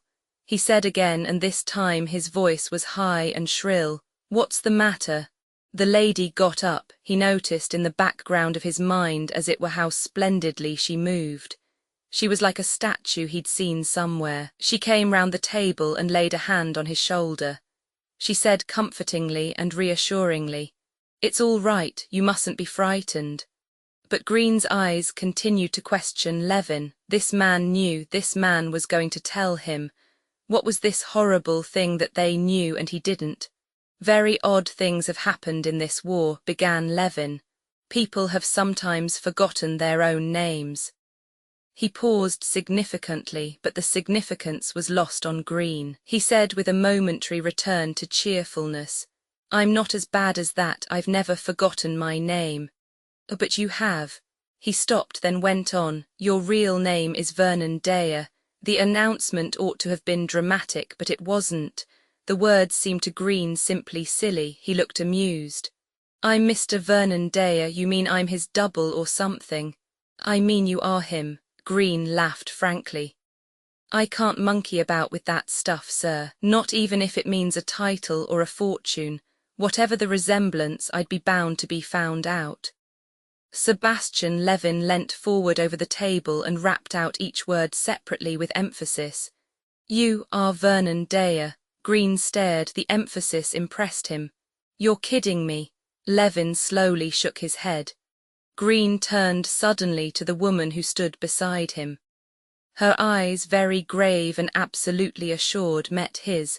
She said very quietly, "You are Vernon Dare. We both know it." There was dead silence in the room. To Green it seemed as though the whole world was spinning round.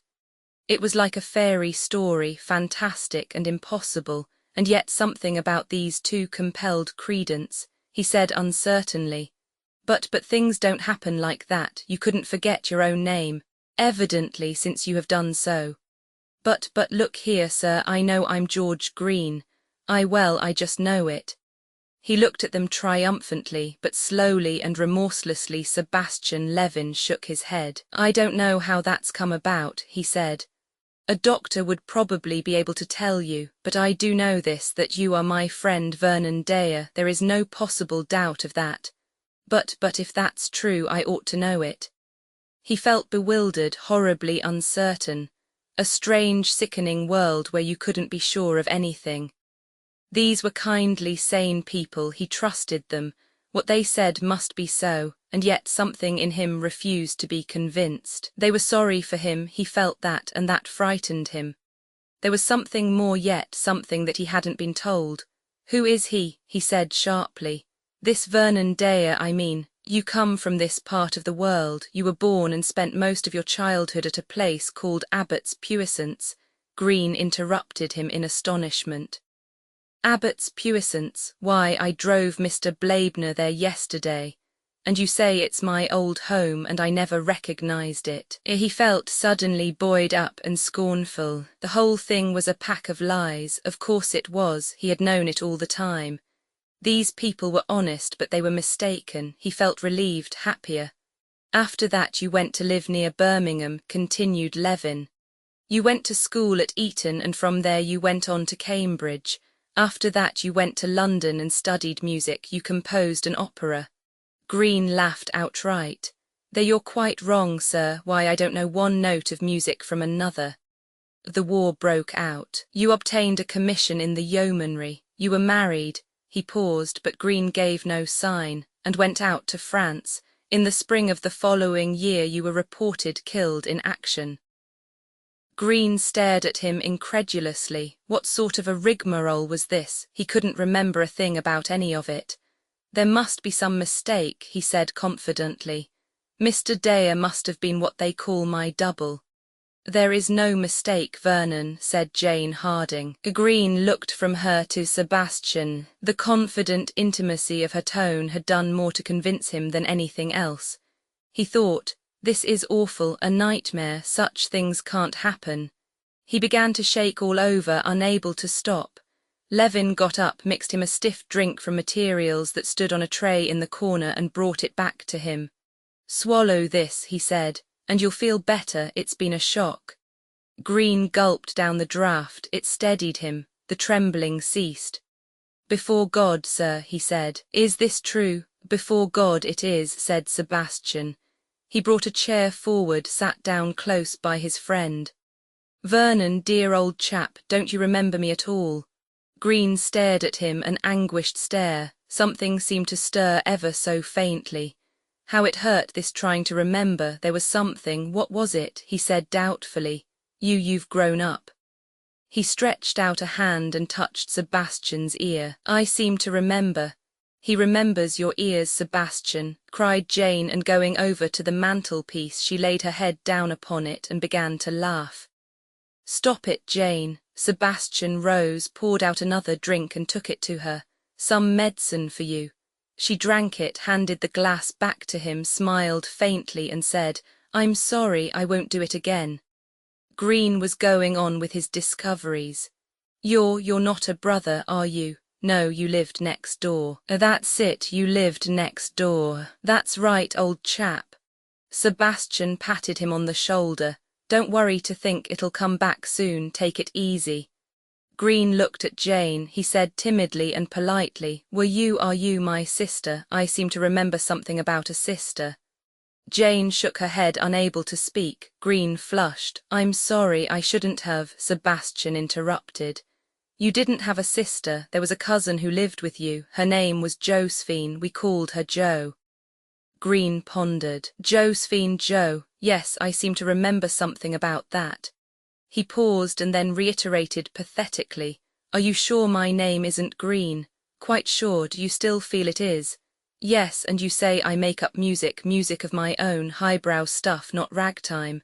"Yes, it all seems, well, mad, just that mad." "You mustn't worry," said Jane gently.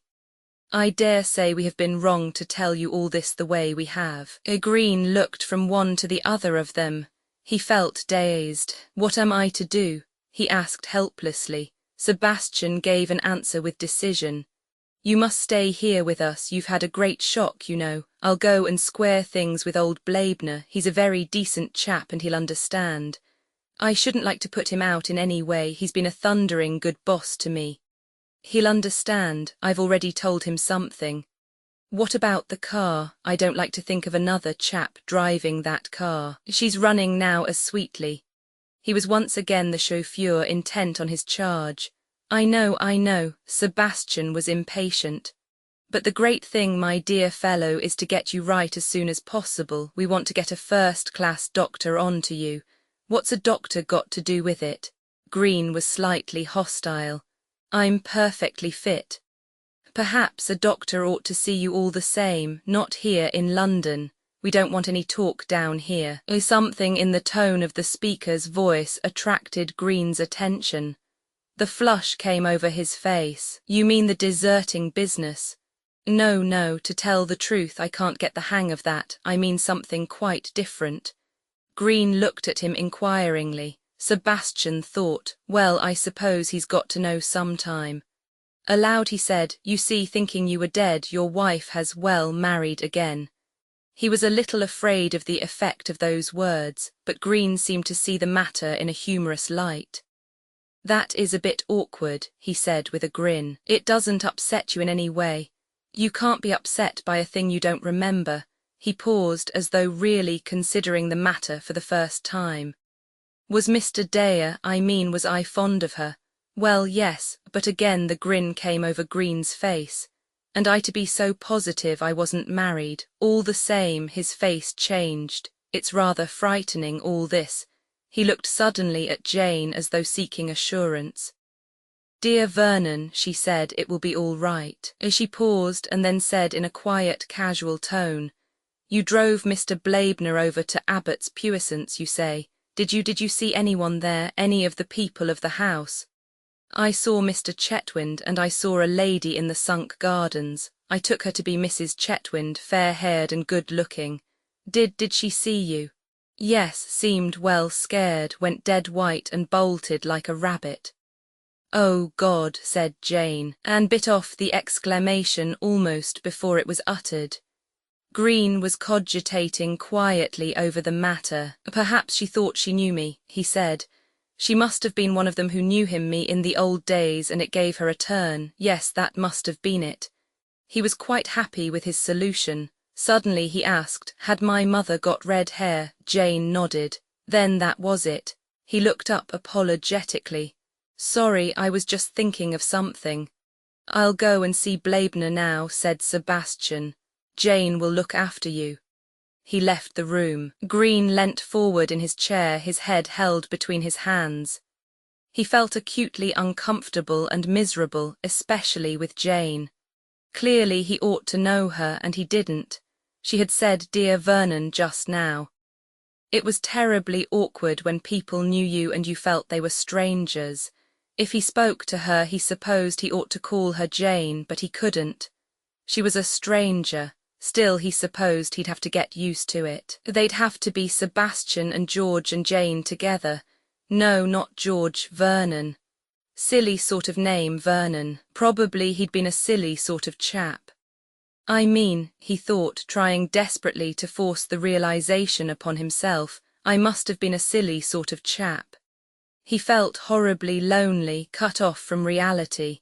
He looked up to find Jane watching him, and the pity and understanding in her eyes made him feel a shade less forlorn. It's rather terrible just at first, isn't it? She said. He said politely. It is rather difficult. You don't know where you are with things. I understand. She said no more, just sat there quietly beside him. His head jerked forward, he began to doze. In reality, he only slept for a few minutes, but it seemed to him hours. Jane had turned all the lamps out but one. He woke with a start. She said quickly, "It's all right." He stared at her, his breath coming in gasps. He was still in the nightmare then, he hadn't wakened. And there was something worse to come, something he didn't know yet. He was sure of it. That was why they all looked at him so pityingly. Jane got up suddenly. Wildly he cried out, "Stay with me, oh, please stay with me." He couldn't understand why her face should suddenly twist with pain. What was there in what he had said to make her look like that? He said again, "Don't leave me, stay with me."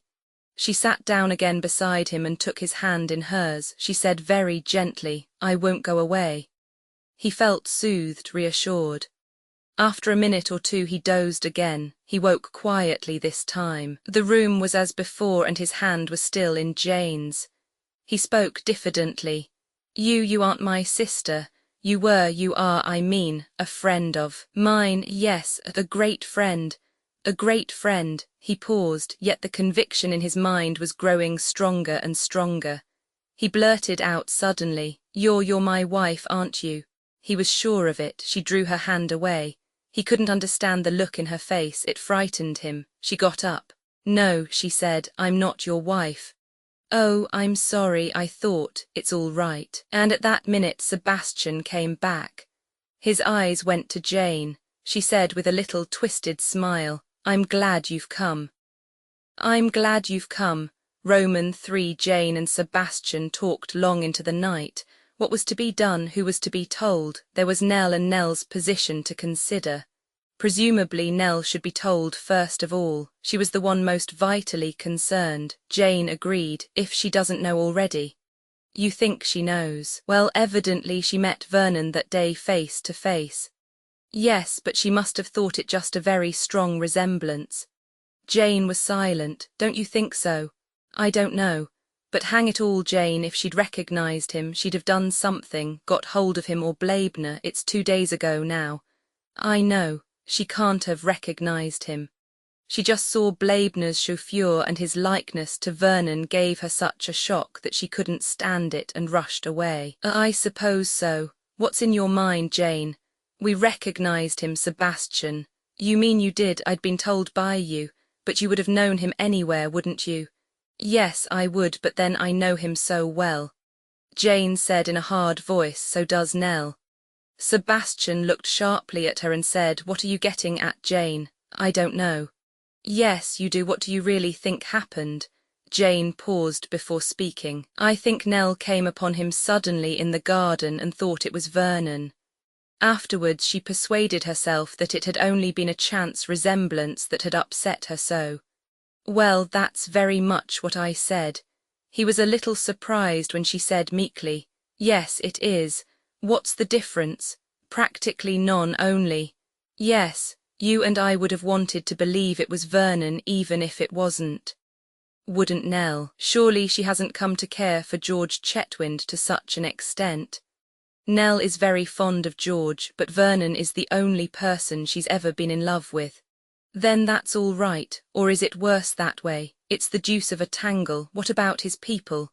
"Mrs. Dare and the Bents," Jane said decidedly. "Nell must be told before they are.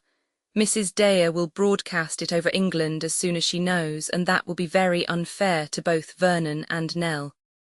"Yes, I think you're right. Now my plan is this, to take Vernon up to town tomorrow and go and see a specialist, then be guided by what he advises."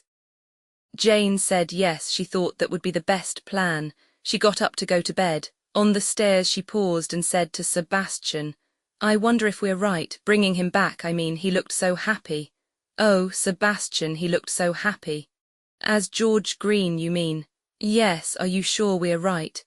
"Yes, I'm pretty sure. It can't be right for anyone to be in that unnatural sort of state." "I suppose it is unnatural. The queer thing is he looked so normal and commonplace. And happy, that's what I can't get over, Sebastian, happy. We are none of us very happy, are we? He couldn't answer that. Roman 3 I 2 days later Sebastian came to Abbott's puissance. The butler was not sure that Mrs. Chetwynd could see him. She was lying down. Sebastian gave his name and said he was sure Mrs. Chetwynd would see him.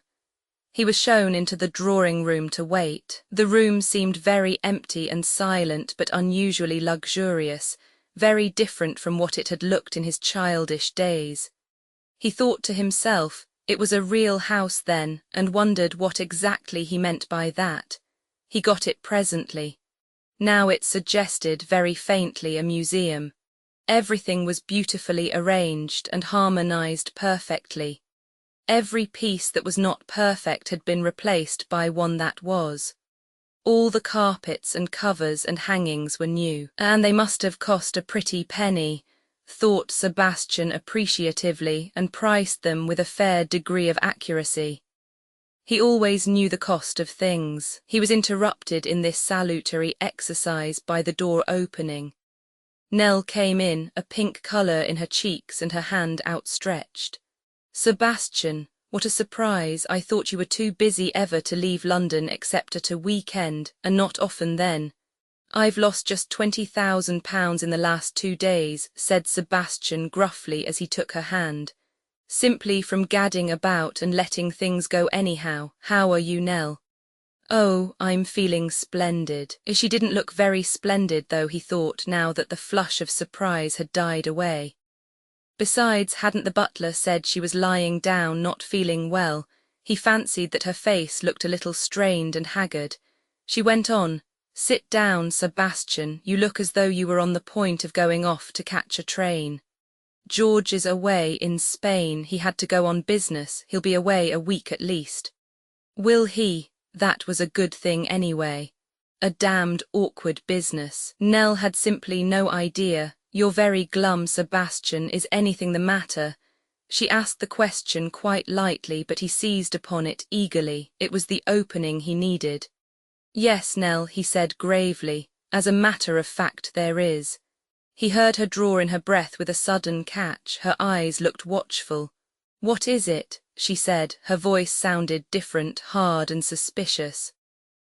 I'm afraid what I'm going to say will be a great shock to you. It's about Vernon. What about Vernon? Sebastian waited a minute, then he said, Vernon is alive, Nell. Alive, she whispered, her hand crept up to her heart. Yes, she didn't do any of the things he expected her to do, didn't faint or cry out or ask eager questions. She just stared straight ahead of her, and a sudden, quick suspicion came into his shrewd Jewish mind. You knew it? No.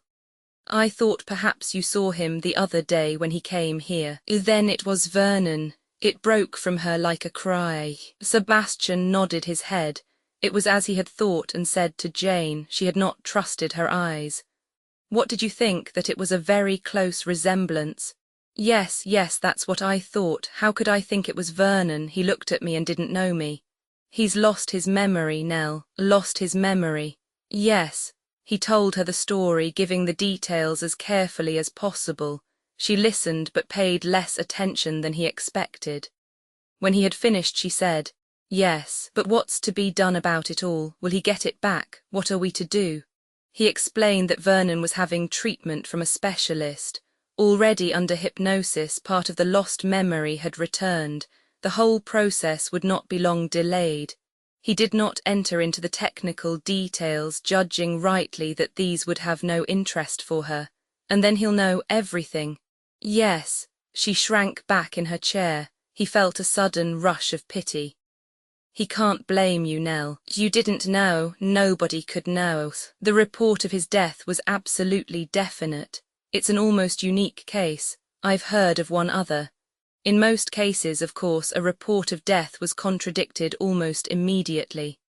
Vernon loves you enough to understand and forgive. She said nothing, but she put up both hands to cover her face. We think, if you agree, that everything had better be kept quiet for the present. You'll tell Chetwynd, of course. and you and he and Vernon can, well, thrash it out together. Don't go into details, just let's leave it for the present till I've seen Vernon. Do you want to see him at once? Will you come up to town with me?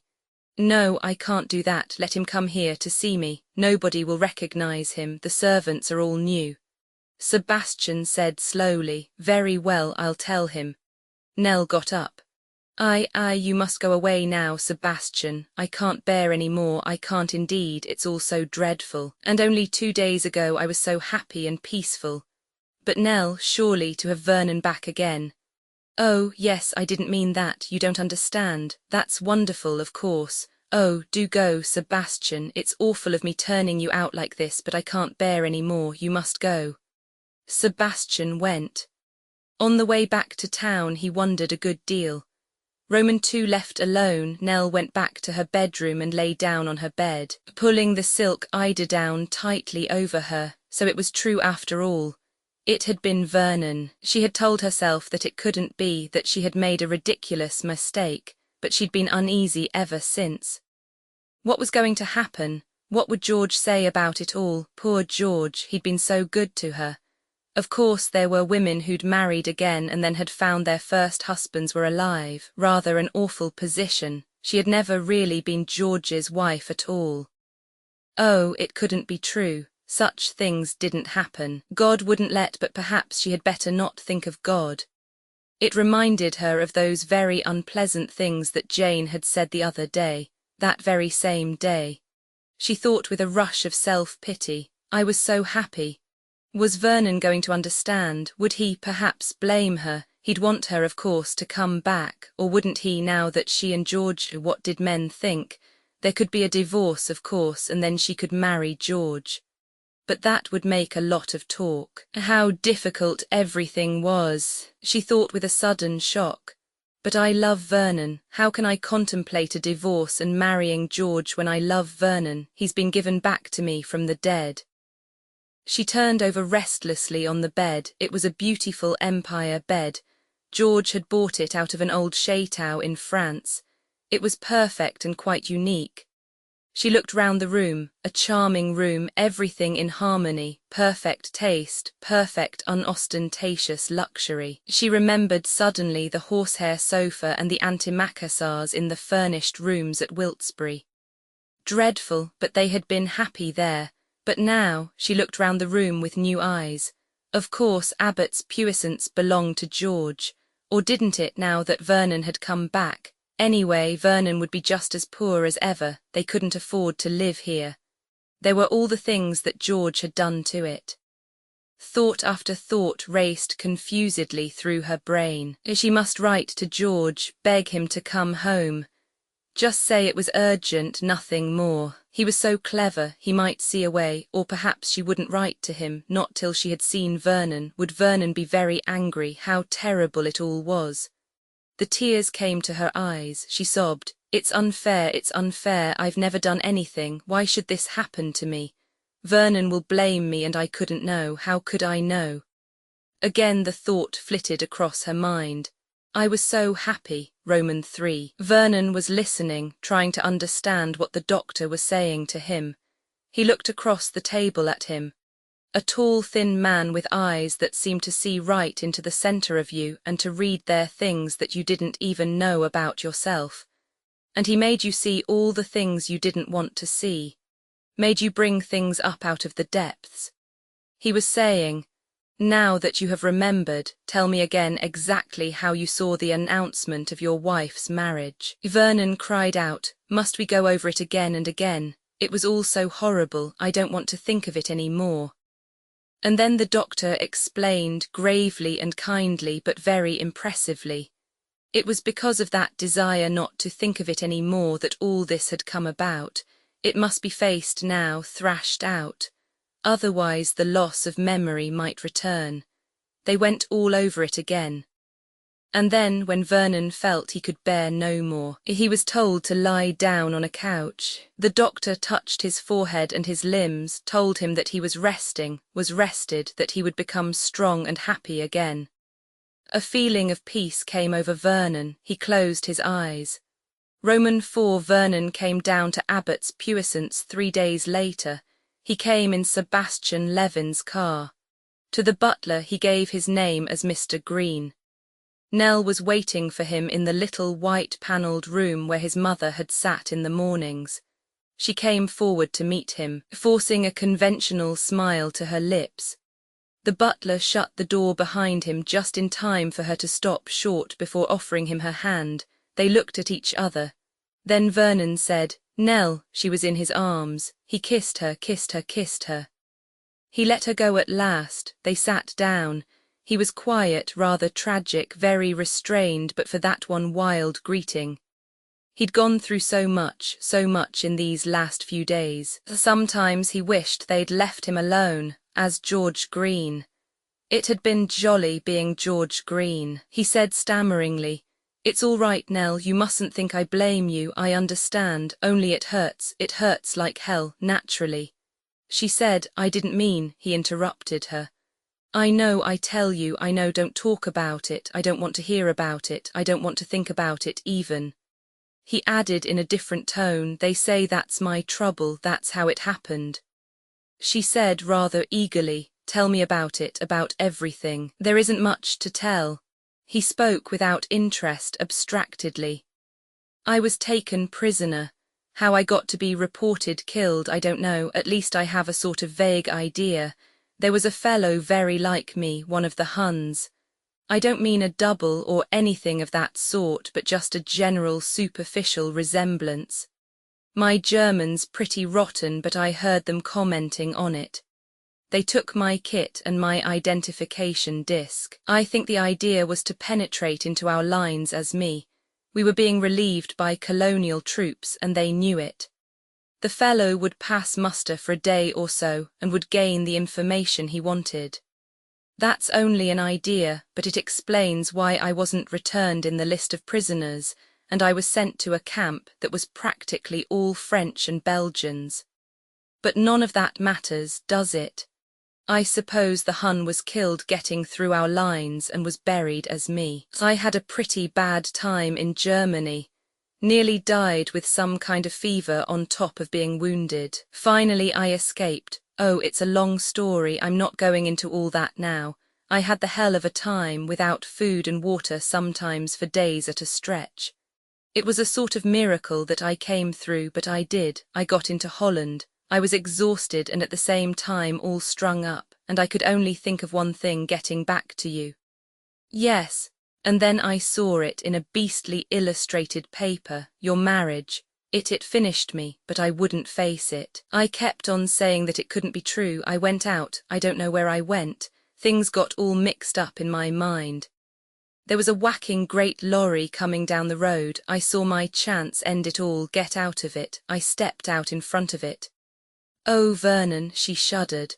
And that was the end, of me as Vernon Dare, I mean. When I came to, there was just one name in my head, George. That lucky chap George Green. Why Green? A sort of fancy of mine when I was a child. And then the Dutch girl at the inn had asked me to look up a pal of hers whose name was Green, and I'd written it down in a little book. And you didn't remember anything? No. Weren't you very frightened? No, not at all. I didn't seem to be worrying about anything. He added with lingering regret, I was awfully happy and jolly. Then he looked across at her. But that doesn't matter now, nothing matters but you. She smiled at him, but her smile was flickering and uncertain. He barely noticed it at the moment, but went on. It's been rather hell getting back, remembering things, all such beastly things, all the things that really I didn't want to face. I seem to have been an awful coward all my life, always turning away from things I didn't want to look at, refusing to admit them. He got up suddenly and came across to her, dropping his head upon her knees. Darling Nell, it's all right, I know I come first, I do, don't I? She said, of course. Why did her voice sound so mechanical in her own ears? He did come first. Just now, with his lips on hers, she had been swept back again to those wonderful days at the beginning of the war. She had never felt about George like that, drowned, carried away. You say that so strangely, as though you didn't mean it. Of course I mean it. I'm sorry for Chetwynd, rotten luck for him. How has he taken it? Very hard. I haven't told him. What? She was moved to vindicate herself. He's away in Spain. I haven't got his address. Oh, I see. He paused. It'll be rather rotten for you, Nell, but it can't be helped. We'll have each other. Yes, Vernon looked round. Chetwynd will have this place anyway. I'm such an ungenerous beggar that I even grudge him that, but damn it all, it is my home. It's been in the family 500 years. Oh, what does it all matter? Jane told me once that I couldn't get everything. I've got you, that's all that matters. We'll find some place, even if it's only a couple of rooms. It will do. His arms stole up, closing round her. Why did she feel that cold dismay at those words? A couple of rooms. Damn these things, they get in my way. Impetuously, half laughing, he held up the string of pearls she wore. He switched them off, flung them on the floor. Her lovely pearls, she thought. Anyway, I suppose I'll have to give them back. Another cold feeling. All those lovely jewels that George had given her. What a brute she was to go on thinking of things like that. He had seen something at last. He was kneeling upright, looking at her. Nell, is anything the matter? No, of course not. She couldn't meet his eyes. She felt too ashamed. There is something, tell me. She shook her head. It's nothing. She couldn't be poor again. She couldn't. Nell, you must tell me. He mustn't know. He must never know what she was really like. She was so ashamed. Nell, you do love me, don't you? Oh, yes, the words came eagerly. That at any rate was true. Then what is it? I know there's something. Ah, he got up. His face had gone white. She looked up at him inquiringly. Is it that? He asked in a low voice. It must be you're going to have a child. She sat as though carved in stone. She had never thought of that. If it were true, it solved everything. Vernon would never know. It is that. Again it seemed as though hours passed. Thoughts went whirling round in her brain. It was not herself, but something outside herself, that at last made her bow her head ever so slightly. He moved a little away. He spoke in a hard, dry voice. That alters everything. My poor Nell, we can't. Look here, nobody knows about me, except the doctor and Sebastian and Jane. They won't split. I was reported dead. I am dead. She made a movement, but he held up a hand to stop her and backed away towards the door. Don't say anything, for God's sake, don't say anything. Words will make it worse. I'm going. I daren't touch you or kiss you. Goodbye. She heard the door open, made a movement as if to call out, but no sound came from her throat. The door shut again. There was still time. The car hadn't started, but still she didn't move. She had one moment of searing bitterness when she looked into herself and thought, so that's what I'm really like. But she made no sound or movement. 4 years of soft living fettered her will, stifled her voice and paralysed her body. Roman 4, I, Miss Harding, to see you, madam. Nell started. 24 hours had elapsed since her interview with Vernon. She had thought it was finished. And now Jane, she was afraid of Jane. She might refuse to see her. She said, show her up here. It was more private up here in her own sitting room. What a long time it was waiting. Had Jane gone away again? No, here she was. She looked very tall. Nell cowered down on the sofa. Jane had a wicked face. She had always thought so. There was a look on her face now as of an avenging fury. The butler left the room. Jane stood towering over Nell, then she flung back her head and laughed. Don't forget to ask me to the christening, she said. Nell flinched. She said haughtily, I don't know what you mean. It's a family secret at present, is it? Nell, you damned little liar, you're not going to have a child. I don't believe you ever will have a child. Too much risk and pain. What made you think of telling Vernon such a peculiarly damnable lie? Nell said sullenly, I never told him. He guessed. That's even more damnable. I don't know what you mean coming here and saying things like this. Her protest sounded weak, spiritless. For the life of her she couldn't put the necessary indignation into it, with anyone else, not with Jane. Jane had always been disagreeably clear-eyed. It was awful. If only Jane would go away. She rose to her feet, trying to sound decisive. I don't know why you have come here, if it is only to make a scene. Listen, Nell, you're going to hear the truth. You chucked Vernon once before. He came to me, yes, to me. He lived with me for 3 months. He was living with me when you came to my flat that day. Ah, that hurts you. You've still got a bit of raw womanhood left in you, I'm glad to see. You took him from me then. He went to you and never gave me a thought. He's yours now if you want him. But I tell you this, Nell, if you let him down a second time, he'll come to me again. Oh, yes, he will. You've thought things about me in your mind, turned up your nose at me as a certain kind of woman. Well, because of that, perhaps I've got power. I know more about men than you will ever learn. I can get Vernon if I want him, and I do want him, I always have. Nell shuddered. She turned her face away, digging her nails into the palms of her hands. Why do you tell me all this? You're a devil. I tell it you to hurt you like hell before it's too late. No, you shan't turn your head away. You shan't shrink away from what I'm telling you. You've got to look at me and see, yes, see, with your eyes and your heart and your brain. You love Vernon with the last remaining corner of your miserable little soul. Think of him in my arms, think of his lips on mine, of his kisses burning my body. Yes, you shall think of it. Soon you won't mind even that, but you mind now. Aren't you enough of a woman to jib at handing over the man you love to another woman, to a woman you hate, a present for Jane with love from Nell? Go away, said Nell faintly, go away. I'm going, it's not too late, you can undo the lie you told. Go away, do it soon or you'll never do it. Jane paused at the door, looking back over her shoulder. I came for Vernon's sake, not mine, as I want him back, and I shall have him. She paused, unless, she went out. Nell sat with her hands clenched. She murmured fiercely, she shan't have him, she shan't. She wanted Vernon, she wanted him. He had loved Jane once, he would love her again. What had she said? His lips on mine, his kisses burning my... Oh God, she couldn't bear it. She started up, moved towards the telephone. The door opened, she turned slowly. George came in. He looked very normal and cheerful. Hello, sweetheart. He crossed the room and kissed her. Here I am back again, a nasty crossing. I'd rather have the Atlantic than the Channel any day.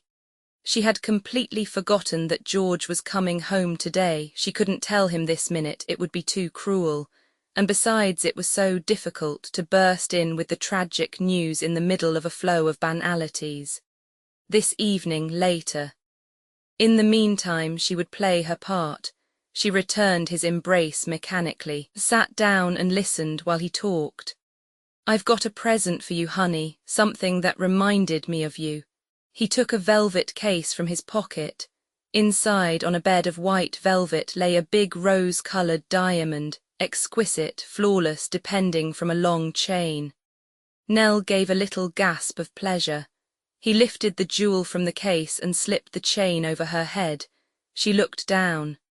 The exquisite rose-coloured stone blinked up at her from its resting place between her breasts. Something about it hypnotized her. He led her to the glass. She saw a golden-haired, beautiful woman, very calm and elegant. She saw the waved and shingled hair, the manicured hands, the foamy negligee of soft lace, the cobweb silk stockings and little embroidered mules. She saw the hard, cold beauty of the rose-coloured diamond, and behind them she saw George Chetwynd, kindly, generous, deliciously safe. Dear George, she couldn't hurt him. Kisses. What, after all, were kisses? You needn't think about them. Better not to think of them. Vernon, Jane, she wouldn't think of them. For good or evil, she'd made her choice. There would be bad moments sometimes, but on the whole it would be for the best. Better for Vernon too. If she weren't happy, she couldn't make him happy. She said gently, "You are a dear to bring me such a lovely present. Ring for tea, we'll have it up here." "That will be fine, but weren't you going to telephone to someone? I interrupted you." She shook her head. "No," she said, "I've changed my mind." Roman 2 letters from Vernon Dare to Sebastian Levin, Moscow. Dear Sebastian, do you know that there was once a legend in Russia that concerned a nameless beast that was coming? I mention this not because of any political significance, By the way, the Antichrist hysteria is curious, isn't it? But because it reminded me of my own terror of the beast. I've thought about the beast a great deal since coming to Russia, trying to get at its true significance, because there's more in it than just being afraid of a piano. The doctor in London opened my eyes to a great many things. I've begun to see that all through my life I've been a coward. I think you've known that, Sebastian. You wouldn't put it in that offensive way, but you hinted as much to me once. I've run away from things. Always I've run away from things, and thinking it all over now, I see the beast as something symbolical, not a mere piece of furniture composed of wood and wires. Don't mathematicians say that the future exists at the same time as the past? That we travel through time as we travel through space? From a thing that is to another thing that is, don't some even hold that remembering is a mere habit of the mind, that we could remember forward as well as back if we had only learnt the trick of it? It sounds nonsense when I say it, but I believe there is some theory of that kind. I believe that there is some part of us that does know the future, that is always intimately aware of it. That explains, doesn't it, why we should shrink sometimes? The burden of our destiny is going to be heavy and we recoil from its shadow. I tried to escape from music, but it got me. It got me at that concert in the same way that religion got those people at the Salvation Army meeting.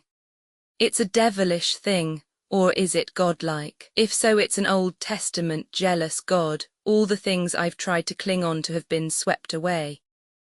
Abbott's puissance, Nell, and damn it all, what's left? Nothing, not even the cursed thing itself. I've no wish to write music. I hear nothing, feel nothing. Will it ever come back? Jane says it will. She seems very sure. She sends her love to you, by the way.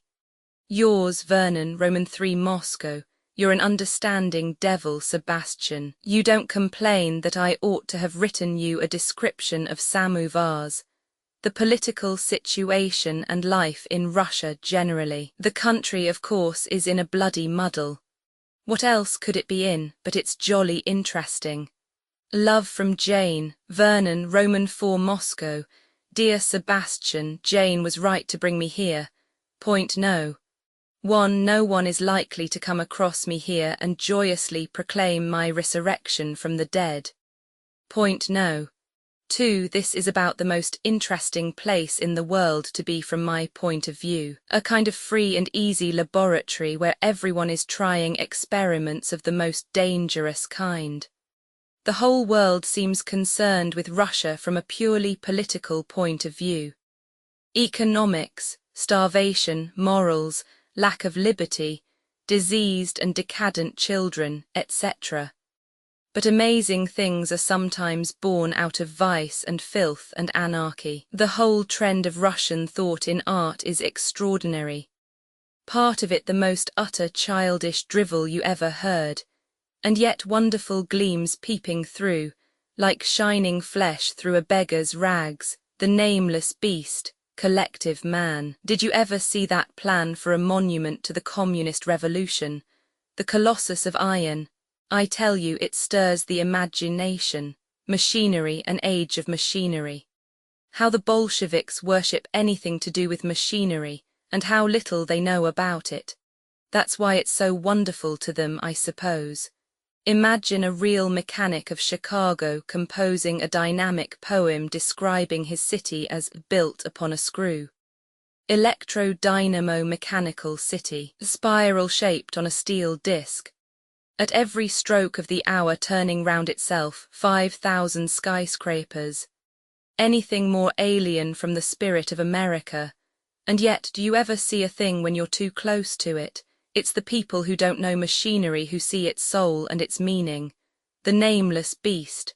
My beast. I wonder, collective man, forming himself in turn into a vast machine. The same herd instinct that saved the race of old coming out again in a different form. Life's becoming too difficult, too dangerous, for the individual. What was it Dostoevsky says in one of his books? The flock will collect again and submit once more, and then it will be forever, forever. We will give them a quiet, modest happiness. Herd instinct. I wonder. Yours, Vernon v. Moscow. I have found the other passage in Dostoevsky. I think it is the one you mean. And we alone, we who guard the mystery, we alone shall be unhappy. There will be thousands of millions of happy children, and only 100,000 martyrs who have taken on themselves the curse of good and evil. You mean, and Dostoevsky meant, that there must always be individualists. It is the individualists who carry on the torch. Men welded into a vast machine must ultimately perish. For the machine is soulless and will end as scrap iron. Men worshipped stone and built Stonehenge, and today the men who built it have perished and are unknown, and Stonehenge stands. And yet by a paradox the men are alive in you and me, their descendants, and Stonehenge and what it stood for is dead. The things that die endure, and the things that endure perish. It is man that goes on forever. Does he? Isn't that unwarrantable arrogance? Yet we believe it. And so there must be individualists behind the machine. So Dostoevsky says, and so you say. But then you're both Russians. As an Englishman, I'm more pessimistic. Do you know what that passage from Dostoevsky reminds me of? My childhood. Mr. Green's 100 children and poodle, squirrel and tree, representatives of the 100,000. Yours, Vernon v.I. Moscow. Dear Sebastian, I suppose you're right. I never have thought much before. It seemed to me an unprofitable exercise. In fact, I'm not sure I don't still regard it as such. The trouble is, you see, that I can't say it in music. Damn it all, why can't I say it in music? Music's my job, I'm more sure of that than ever, and yet nothing doing, it's hell. Vernon. Roman 7. Dear Sebastian, haven't I mentioned Jane? What is there to say about her? She's splendid, we both know that. Why don't you write to her yourself? Yours ever, Vernon. Roman 8. Dear old Sebastian, Jane says you may be coming out here. I wish to God you would. I'm sorry I haven't written for 6 months. I never was one of the world's ready letter writers. Have you seen anything of Jo? I'm glad Jane and I looked her up passing through Paris. Jo's staunch, she'll never split on us, and I'm glad she at any rate knows. We never write to each other, she and I, we never have, but I wondered if you'd heard anything. I didn't think she looked awfully fit. Poor old Jo, she's made a mess of things. Have you heard anything of Tatlin's scheme for a monument to the Third Internationale, to consist of a union of 3 great glass chambers, connected by a system of vertical axes and spirals? By means of special machinery, they were to be kept in perpetual motion, but at different rates of speed. And inside, I suppose, they'd sing hymns to a holy acetylene blowpipe. Do you remember one night, we were motoring back to town, and we took the wrong turning somewhere amongst the tram lines of Lewisham, and instead of making for the haunts of civilization, we turned up somewhere among the Surrey docks, and through an opening in the frowsy houses we saw a queer kind of cubist picture of cranes and cloudy steam and iron girders, and immediately your artistic soul bagged it for a drop scene, or whatever the technical term is. My God, Sebastian, what a magnificent spectacle of machinery you could build up, sheer effects and lighting, and masses of humans within human faces, mass, not individuals. You've something of the kind in mind, haven't you? The architect, Tatlin, said something that I think good and yet a lot of nonsense. Only the rhythm of the metropolis of factories and machines together with the organization of the masses can give the impulse to the new art. And he goes on to speak of the monument of the machine, the only adequate expression of the present. You know, of course, all about the modern Russian theatre. That's your job. I suppose Meyerhold is as marvellous as they say he is. But can one mix up drama and propaganda? All the same, it's exciting to arrive at a theatre and be compelled at once to join a marching crowd, up and down in strict step, till the performance begins. And the scenery composed of rocking chairs and cannons and revolving bays and God knows what. It's babyish, absurd, and yet one feels that baby has got hold of a dangerous and rather interesting toy that in other hands, your hands, Sebastian, you're a Russian. But thank heaven and geography, no propagandist, just a showman pure and simple, the rhythm of the metropolis, made pictorial. My God, if I could give you the music, it's the music that's needed. Lord, their noise orchestras, their symphonies of factory sirens. There was a show at Baku in 1922, batteries of artillery, machine guns, choirs, naval fog horns. Ridiculous. Yes, but if they had a composer, no woman ever longed for a child like I long to produce music. And I'm barren, sterile. Vernon, Roman 9, dear Sebastian, it seems like a dream you're having come and gone. Will you really do the tale of the rogue who outwitted 3 other rogues, I wonder? I'm only just beginning to recognize what a howling success you've made of things. I've at last grasped that you're simply it nowadays. Yes, found your National Opera House, God knows it's time we had one. But what do you want with opera? It's archaic, dead, ridiculous individual love affairs. Music up to now seems to me like a child's drawing of a house, 4 walls, a door, 2 windows and a chimney pot. There you are, and what more do you want? At any rate Feinberg and Prokofiev do more than that. Do you remember how we used to jeer at the cubists and futurists? At least I did. Now that I come to think of it, I don't believe you agreed. And then one day, at a cinema, I saw a view of a big city from the air. Spires turning over, buildings bending, everything behaving as one simply knew concrete and steel and iron couldn't behave. And for the first time I got a glimmering of what old Einstein meant when he talked about relativity. We don't know anything about the shape of music, we don't know anything about the shape of anything for that matter, because there's always one side open to space. Some day you'll know what I mean, what music can mean, what I've always known it meant. What a mess that opera of mine was. All opera is a mess. Music was never intended to be representational. To take a story and write descriptive music to it is as wrong as to write a passage of music, in the abstract so to speak, and then find an instrument capable of playing it. When Stravinsky wrote a clarinet passage, you can't even conceive of it as being played by anything else. Music should be like mathematics, a pure science, untouched by drama or romanticism, or any emotion other than the pure emotion which is the result of sound divorced from ideas. I've always known that in my heart, music must be absolute, not of course that I shall realize my ideal. To create pure sound untouched by ideas is a counsel of perfection. My music will be the music of machinery. I leave the dressing of it to you. It's an age of choreography, and choreography will reach heights we don't as yet dream of. I can trust you with the visual side of my masterpiece as yet unwritten, and which in all probability never will be written. Music must be 4-dimensional, timbre, pitch, relative speed and periodicity. I don't think even now we appreciate Schoenberg enough, that clean, remorseless logic that is the spirit of today. He and he alone had the courage to disregard tradition, to get down to bedrock and discover truth. He's the one man to my mind who matters. Even his scheme of score writing will have to be adopted universally.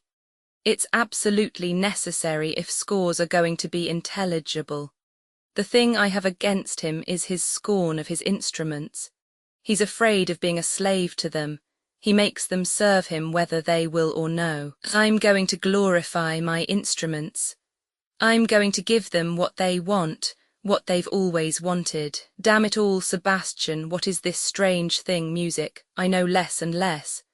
Yours, Vernon, X. I know I haven't written. I've been busy making experiments, means of expression for the nameless beast, in other words, instrument making.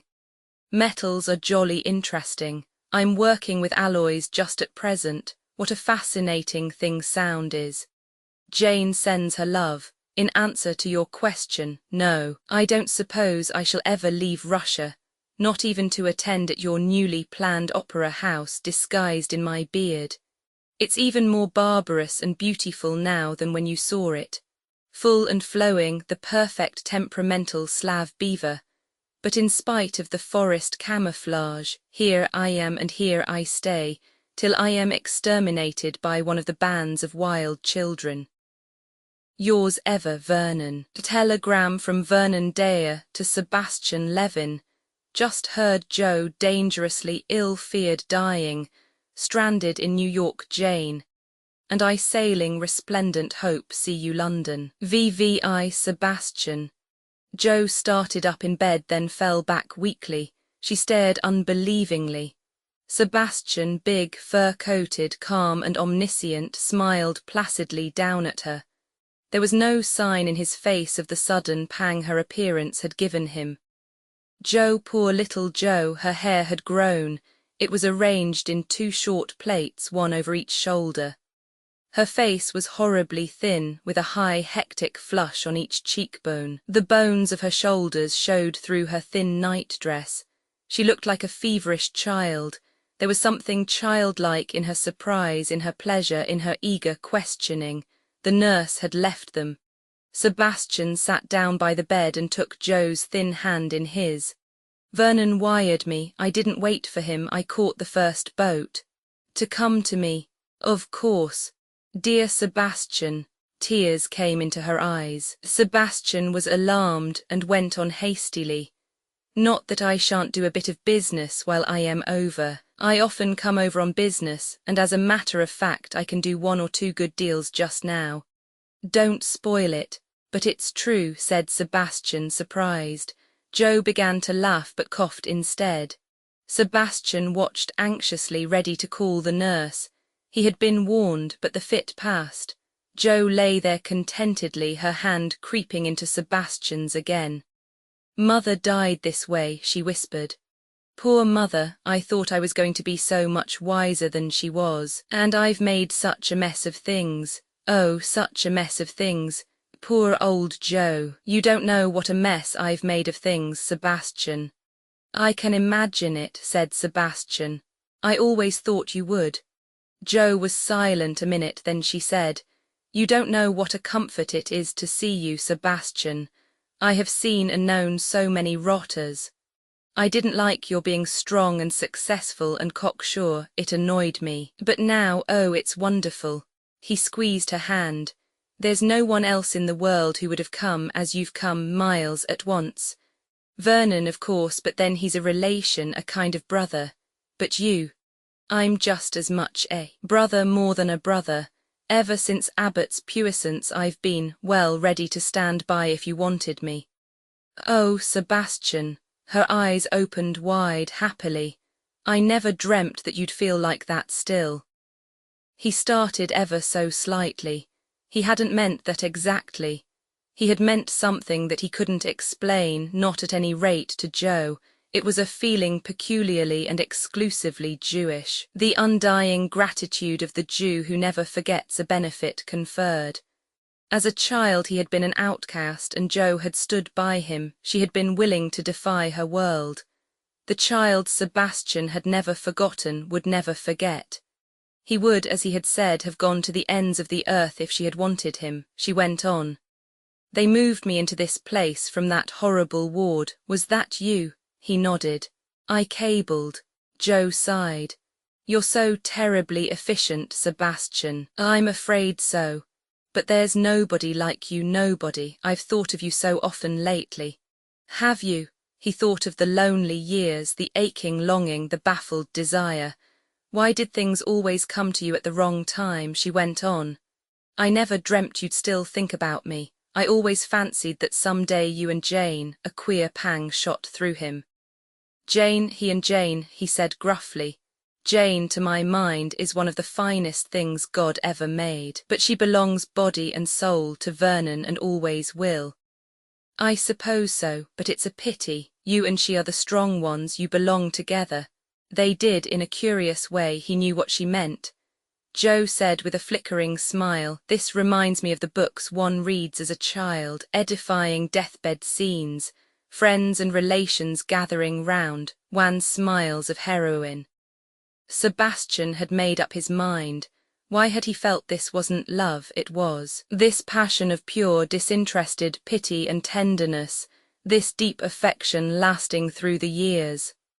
1,000 times better, worthwhile than those stormy or tepid affairs that occurred with monotonous regularity, that punctuated his life without ever touching any real depths. His heart went out to the childish figure. Somehow he'd bring it off. He said gently, "There aren't going to be any deathbed scenes, Joe. You're going to get well and marry me." "Darling Sebastian, tie you to a consumptive wife? Of course not. Nonsense, you'll do one of two things, either get well or die. If you die, you die, and there's an end of it. If you get cured, you marry me, and no expense will be spared to cure you." "I'm pretty bad, Sebastian dear." "Possibly, but nothing is more uncertain than tubercle. Any doctor will tell you so. You've been just letting yourself go. I think myself you'll get well. A long, weary business, but it can be done." She looked at him. He saw the colour rising and falling in her thin cheeks. He knew then that she loved him, and a queer little stir of warmth woke round his heart. His mother had died 2 years ago. Since then no one had really cared. Joe said in a low voice, "Sebastian, do you really need me? I've made such a mess of things." He said with sincerity, "Need you? I'm the loneliest man on earth." And suddenly he broke down. It was a thing he had never done in his life, never thought he would do. He knelt by Joe's bed, his face buried, his shoulders heaving. Her hand stroked his head. He knew she was happy, her proud spirit appeased. Dear Joe, so impulsive, so warm-hearted, so wrong-headed. She was dearer to him than anyone on earth. They could help one another.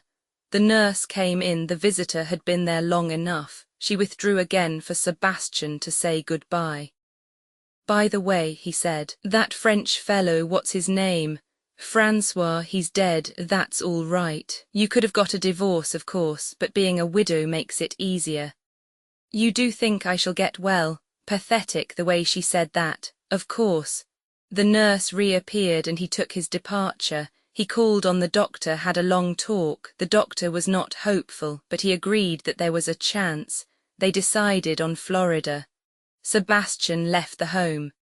He walked along the street deep in thought. He saw a placard with "Terrible Disaster to Resplendent" on it, but it conveyed nothing to his mind. He was too busy with his own thoughts.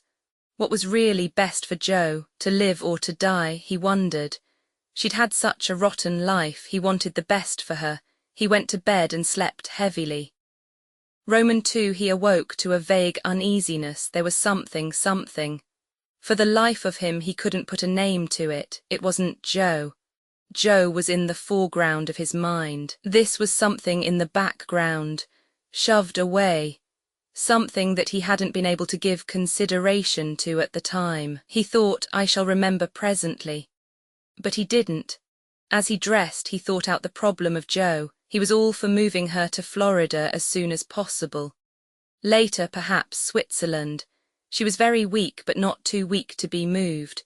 As soon as she had seen Vernon and Jane, they were arriving. When? The resplendent, wasn't it? The resplendent, the razor he was holding dropped from his hand. He'd got it now. Before his eyes rose the vision of a newspaper placard. The resplendent, terrible disaster.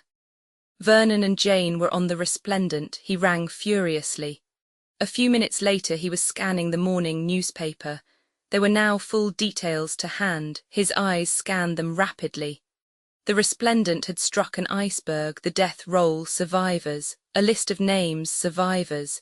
He found the name there of Groan. Vernon was alive anyway. Then he searched the other list and found at last what he was looking for, fearing, the name of Jane Harding. Roman 3, he stood quite still, staring at the news sheet in his hand. Presently he folded it up neatly, laid it on a side table and rang the bell. In a few minutes a curt order given to the bellhop sent his secretary hurrying to him. I've got an appointment at 10 o'clock I can't break. There are some things you've got to find out for me. Have the information ready for me when I return." He detailed the points succinctly. The fullest particulars as to the resplendent were to be collected, and certain radios were to be sent off. Sebastian telephoned himself to the hospital and warned them that no mention of the resplendent disaster was to be made to the patient. He had a few words with Jo herself, which he managed to make normal and commonplace. He stopped at a florist to send her some flowers, and then went off to embark on a long day of meetings and business appointments.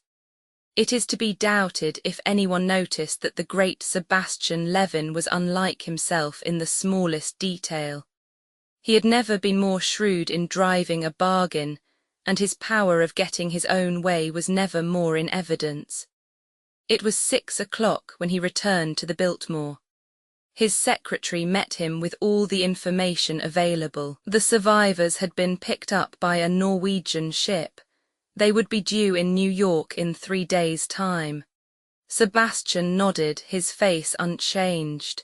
He gave further instructions. On the evening of the 3rd day following that, he returned to his hotel to be met by the information that Mr. Groan had arrived and was installed in the suite adjoining his own. Sebastian strode there. Vernon was standing by the window. He turned round. Sebastian felt something like a shock. In some strange way he no longer recognized his friend. Something had happened to him. They stood staring at each other. Sebastian spoke first. He said the thing that all day had been present in his mind. "Jane's dead," he said. Vernon nodded gravely, understandingly. "Yes," he said quietly. "Jane's dead and I killed her." The old unemotional Sebastian revived and protested. "For God's sake, Vernon, don't take it like that. She came with you naturally. Don't be morbid about it." "You don't understand," said Vernon. "You don't know what happened." He paused and then went on, speaking very quietly and collectedly. "I can't describe the thing. It happened quite suddenly, you know, in the middle of the night. There was very little time. The boat heeled over, you know, at an appalling angle. The two of them came together, slipping, sliding down the deck. They couldn't save themselves." "What two?" "Nell and Jane, of course. What's Nell got to do with it?" "She was on board." "What?"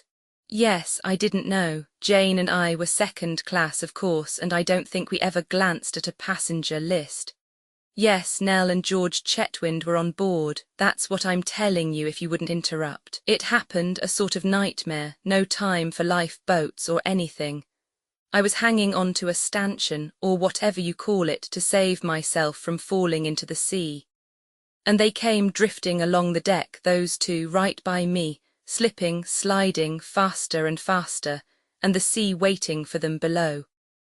I'd no idea Nell was on board till I saw her drifting down to destruction and crying out, 'Vernon.' There isn't time to think on these occasions, I tell you. One can just make an instinctive gesture. I could grab on to one or other of them, Nell or Jane. I grabbed Nell and held her like grim death. And Jane," Vernon said quietly. "I can see her face still, looking at me as she went down into that green swirl." "My God," said Sebastian hoarsely. Then suddenly his impassivity forsook him. His voice rang out bellowing like a bull. "You saved Nell, you bloody fool, to save Nell and let Jane drown. Why, Nell isn't worth the tip of Jane's little finger, damn you. I know that, you know it, then. I tell you it isn't what you know, it's some blind instinct that takes hold of you. Damn you, I'm damned all right, you needn't worry, I let Jane drown and I love her." "Love her?" "Yes, I've always loved her, I see that now, always from the beginning. I was afraid of her because I loved her.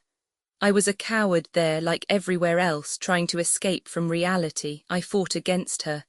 I was ashamed of the power she had over me. I've taken her through hell.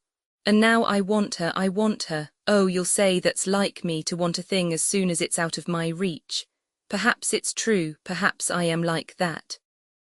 I only know that I love Jane, that I love her, and that she's gone from me forever. He sat down on a chair and said in his normal tone, I want to work. Get out of here, Sebastian, there's a good fellow.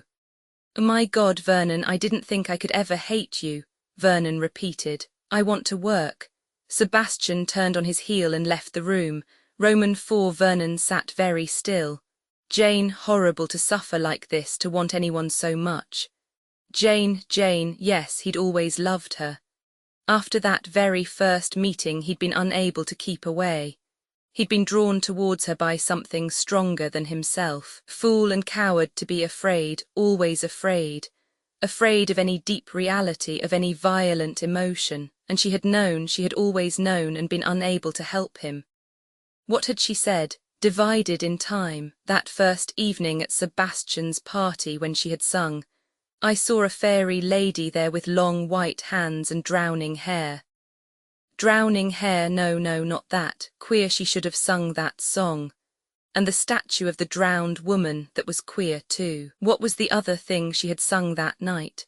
J.I. perdu mon ami, l'est mort. Tout s'en va cette fois à jamais pour tauges l'importe le dernier des amours que j'ai aimés. He had lost Abbott's puissance, he had lost Nell, but with Jane he had indeed lost le dernier des amours que j'ai aimés. For the rest of his life he would be able to see only one woman, Jane. He loved Jane, he loved her. And he tortured her, slighted her, finally abandoned her to that green evil sea. The statue in the South Kensington Museum, God, he mustn't think of that. Yes, he'd think of everything. This time he wouldn't turn away. Jane, he wanted her. Jane, he'd never see her again, he'd lost everything now, everything. Those days, months, years in Russia, wasted years. Fool, to live beside her, to hold her body in his arms, and all the time to be afraid of his passion for her, that old terror of the beast. And suddenly, as he thought of the beast, he knew that at last he had come into his heritage. It was like the day he had come back from the Titanic concert. It was the vision he had had then. He called it vision, for it seemed more that than sound. Seeing and hearing were one, curves and spirals of sound, ascending, descending, returning. And now he knew, he had the technical knowledge. He snatched at paper, jotted down brief, scrawled hieroglyphics, a kind of frantic shorthand. There were years of work in front of him, but he knew that he should never again recapture this first freshness and clearness of vision. It must be so and so, a whole weight of metal, brass, all the brass in the world. And those new glass sounds, ringing, clear, he was happy. An hour passed to 2 hours. For a moment he came out of his frenzy, remembered Jane. He felt sick, ashamed. Couldn't he even mourn her for one evening? There was something base, cruel in the way he was using his sorrow, his desire, transmuting it into terms of sound. That was what it meant being a creator, ruthlessness, using everything. And people like Jane were the victims. Jane, he felt torn in two, agony and wild exultation. He thought, perhaps women feel like this when they have a child. Presently he bent again over his sheets of paper, writing frenziedly, flinging them on the floor as he finished them. When the door opened he did not hear it. He was deaf to the rustle of a woman's dress. Only when a small frightened voice said, "Vernon," did he look up. With an effort he forced the abstracted look from his face. "Hullo," he said. "Nell." She stood there, twisting her hands together, her face white and ravaged. She spoke in breathless gasps. "Vernon, I found out. They told me where you were and I came." He nodded. "Yes," he said, "you came." Oboes, no, cut out oboes. Too soft a note, it must be strident, brazen. But harps, yes, he wanted the liquidness of harps, like water. You wanted water as a source of power. Bother, Nell was speaking, he'd have to listen. "Vernon, after that awful escape from death, I knew. There's only one thing that matters, love. I've always loved you. I've come back to you for always." "Oh," he said stupidly. She had come nearer, was holding out her hands to him. He looked at her as if from a great distance. Really, Nell was extraordinarily pretty. He could well see why he had fallen in love with her. Queer that he wasn't the least bit in love with her now. How awkward it all was. He did wish she would go away and let him get on with what he was doing. What about trombones? One could improve on a trombone. Vernon, her voice was sharp, frightened. Don't you love me any more? It was really best to be truthful, he said with an odd formal politeness. I'm awfully sorry. I'm afraid I don't. You see, I love Jane. You're angry with me because of that lie about the child. What lie? About what child? Don't you even remember? I said I was going to have a child and it wasn't true. Oh, Vernon, forgive me, forgive me. That's quite all right, Nell, don't you worry. I'm sure everything's for the best. George is an awfully good chap and you're really happiest with him. And now, for God's sake, do go away. I don't want to be rude, but I'm most awfully busy. The whole thing will go if I don't pin it down. She stared at him. Then slowly she moved towards the door. She stopped, turned, flung out her hands towards him. Vernon, it was a last cry of despairing appeal. He did not even look up, only shook his head impatiently. She went out, shutting the door behind her. Vernon gave a sigh of relief. There was nothing now to come between him and his work. He bent over the table. Colophon Giant's Bread was published in 1930 by Agatha Christie. This ebook was produced for Standard eBooks by Robin Whittleton and is based on digital scans from the Internet Archive. The cover page is adapted from Giant's Bread, a painting completed in 1930 by Margaret McAdam. The cover and title pages feature the League Spartan and Sorts Mill Gaudi typefaces created in 2014 and 2009 by the League of Movable Type. This edition was released on June 30, 2026, 2:48 a.m. and is based on revision 66D58E1. The first edition of this ebook was released on January 1, 2026, 4:00 p.m.